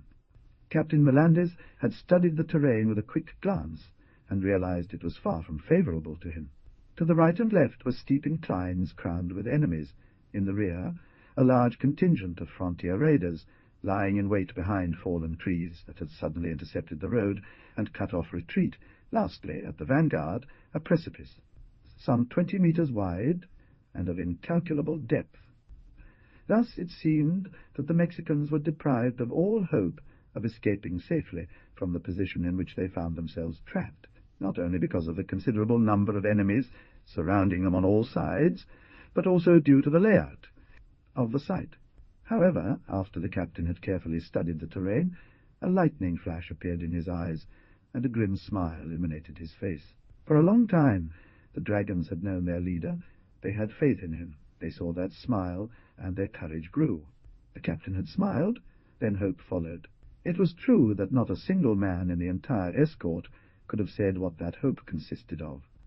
After the initial assault, the scavengers suddenly seized the heights, but remained motionless, contenting themselves with closely watching the movements of the Mexicans. The captain took advantage of this moment of respite, so generously offered by the enemy, to make some defensive arrangements and correct his battle plan. The mules were unloaded, the precious boxes were placed entirely at the back, as far away from the enemy as possible. Then the mules and horses, taken to the front of the detachment's battle line, were positioned so that their bodies served as eyes. Barricades for the soldiers, who, with one knee on the ground and bent behind that living trench, were sheltered from enemy bullets.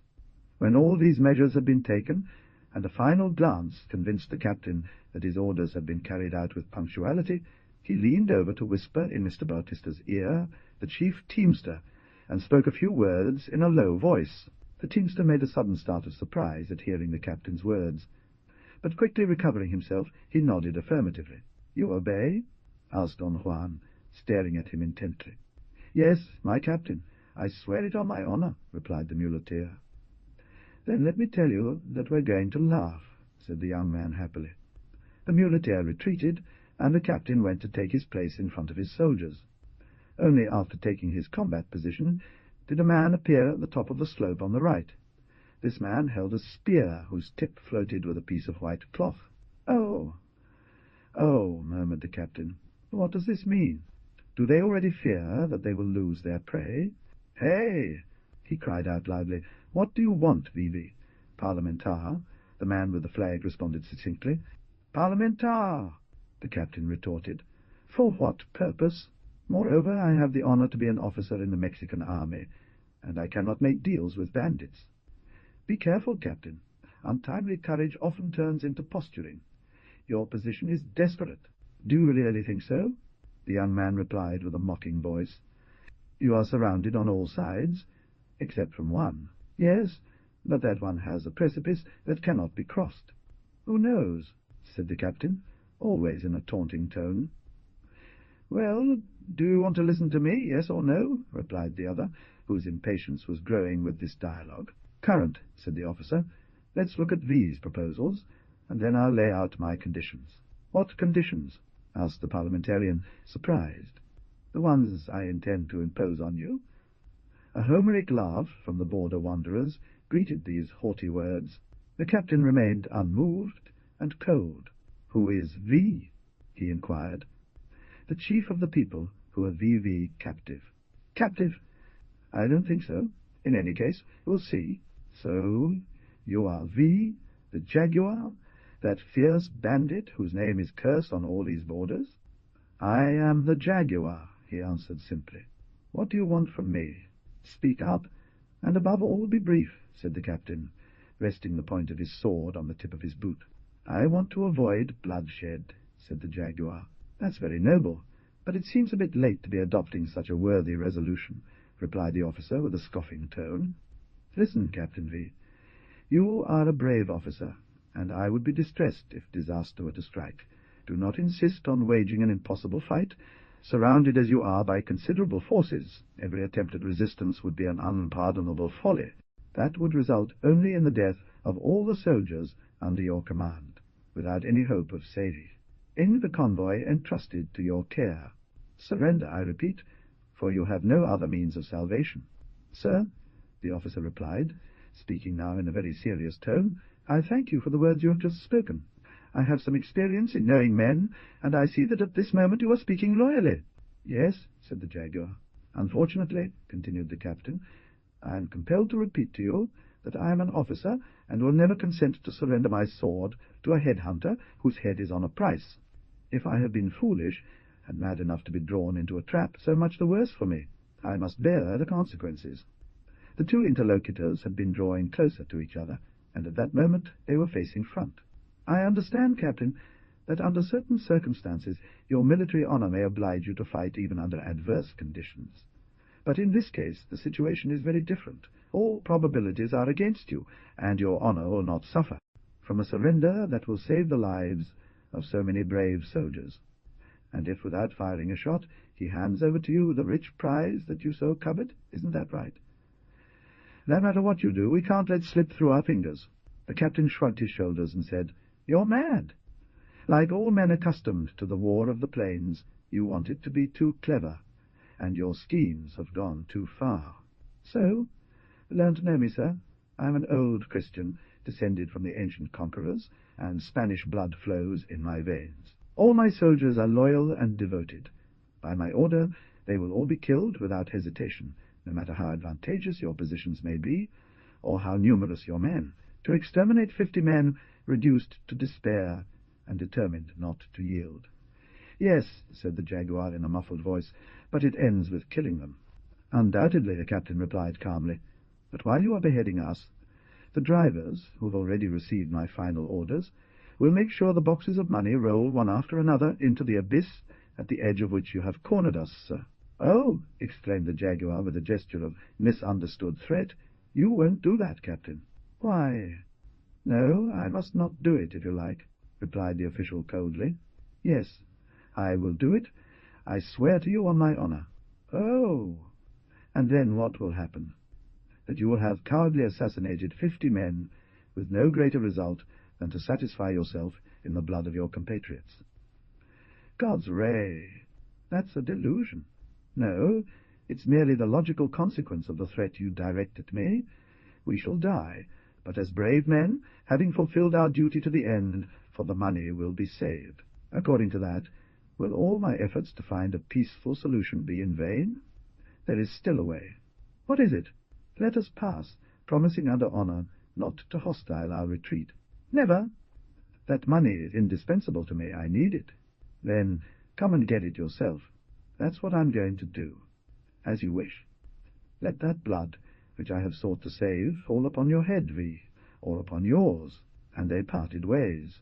The captain turned to his soldiers, who, having drawn close to the two speakers, had followed the discussion intently through all its twists and turns, and asked, "What do you want to do, boys?" "To die." They all answered in a brief and energetic tone, "Swift! We will die together." And brandishing his sword above his head, he cried, "God and freedom! Long live Mexico! Long live Mexico!" The dragons repeated with enthusiasm. At this interval the sun had disappeared beyond the horizon, and darkness was creeping over the land like a sombre shroud. The jaguar, filled with rage at the poor outcome of his attempt, had gathered with his companions. "What's the matter?" asked John Davis, eagerly awaiting his return. "What did you get, V?" "Nothing." "That man is possessed." "I warned V. He was a true devil. Fortunately, no matter what he does, we can't escape him." "That is where you are wrong, V," the jaguar growled in anger as he kicked. "Whether he lives or dies, the money is lost to us." The jaguar briefly recounted to his confidant what had transpired between the captain and him. "Damn it!" the American exclaimed. "Then let's hurry." To make matters worse, a deep darkness reigns. "God alive! Let's bring light to the matter, and perhaps it will give these demons something to think about." "You're right, V. Let's play with fire. Instead, let's do something better. Let's set the forest on fire." "Ha! Ha!" exclaimed the jaguar, laughing. "Bravo! Let's smoke them like herrings." This diabolical idea was carried out immediately, and soon a cordon of brilliant flames encircled the top of the hill and swept around the gorge, where the Mexicans waited impassively for their enemy's attack. They didn't have to wait long, for very soon a fierce firefight erupted, mingled with the screams and yells of the attackers. "It's time," cried the captain. Instantly there was a loud crash as a chest of money tumbled over the edge. Thanks to the fire, it was as bright as day, and no movement by the Mexicans went unnoticed by their enemies. The bandits let out a yell of fury as they saw the boxes tumbling one after another into the abyss. They rushed at the soldiers with fury, but the soldiers met them with bayonets fixed and not flinching in the least. A close-range volley from the Mexicans, who had held their fire, sent a significant number of enemies to the ground and caused chaos in their ranks, forcing them to retreat against their will. "Forward!" roared the jaguar. His companions charged again with even greater fury. "Hold your ground. We must die," said the captain. "We shall die," the soldiers answered unanimously. Then the fight became hand-to-hand with cold steel, the attackers blending in with the defenders, shoving each other with deafening cries of rage, fighting more like beasts than men. The runners, decimated by the shots fired at them, did not stop their work for that. As soon as one of them let go of the lever, it slipped from his grasp, and he rolled breathlessly across the floor. Another immediately seized the heavy iron bar, and the boxes of money fell uninterrupted into the abyss, despite the furious shouts and enormous efforts of the enemies, who in vain tried to knock down the living wall that blocked their path.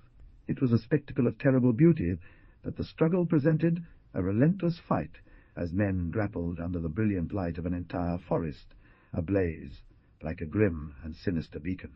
The cries had ceased. The butchery went on muffled and terrible, and only now and then was heard the captain's voice, with its brief accent, "Close ranks! Close ranks!" And the ranks closed, and men fell without to complain, having already made the sacrifice of his life, and now fighting only to win the few indispensable minutes for that sacrifice not to be in vain. In vain did the border raiders, excited by greed, seek to destroy that energetic resistance which a handful of men offered them. The heroic soldiers, supporting each other, and with their feet firmly on the bodies of those who had gone before them in death, seemed to multiply themselves to close the pass at every point at once. However, the combat could not last much longer. Of all the captain's escort, only 10 men still stood, while the rest had succumbed, all wounded in the front half of their chests. All the packers had died. 2 boxes were still left on the edge of the precipice. The captain cast a rapid glance around him and exclaimed, "One more effort, my children! Only 5 minutes are needed to complete our task." "God and freedom!" cried the soldiers, and although they were exhausted, they resolutely threw themselves into the thick of the enemy crowd surrounding them. For a few minutes those 10 men performed feats of valor, but in the end numbers prevailed. They all fell, Only the captain was still alive. He had taken advantage of his soldier's sacrifice to grab a lever and make one of the boxes roll over the precipice.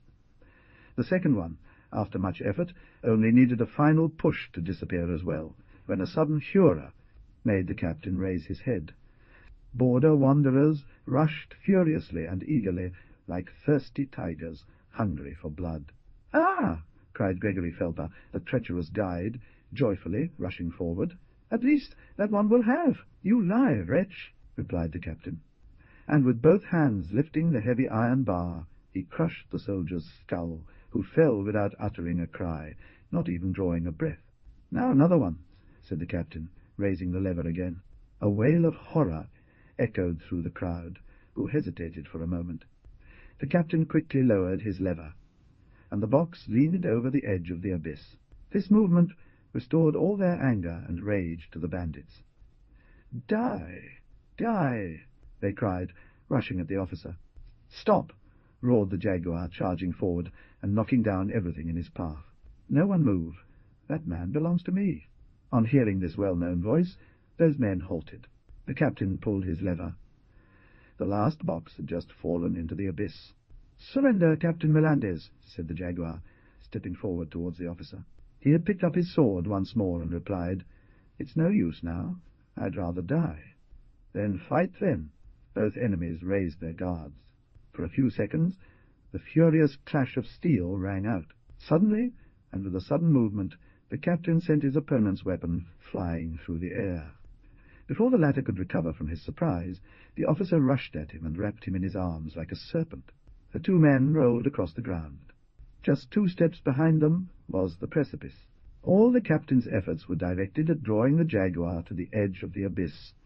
The leader, on the contrary, sought to escape from the terrible pressure of his enemy, whose sinister project he had no doubt foreseen. Finally, after a struggle of several minutes, the arms that pressed down on the jaguar's body relaxed slightly.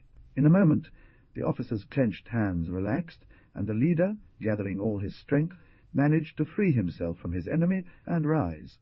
But just as he stood up, the captain, who seemed defeated and on the verge of fainting, leaped like a tiger, grabbed his enemy by the arm, and delivered a terrifying shake.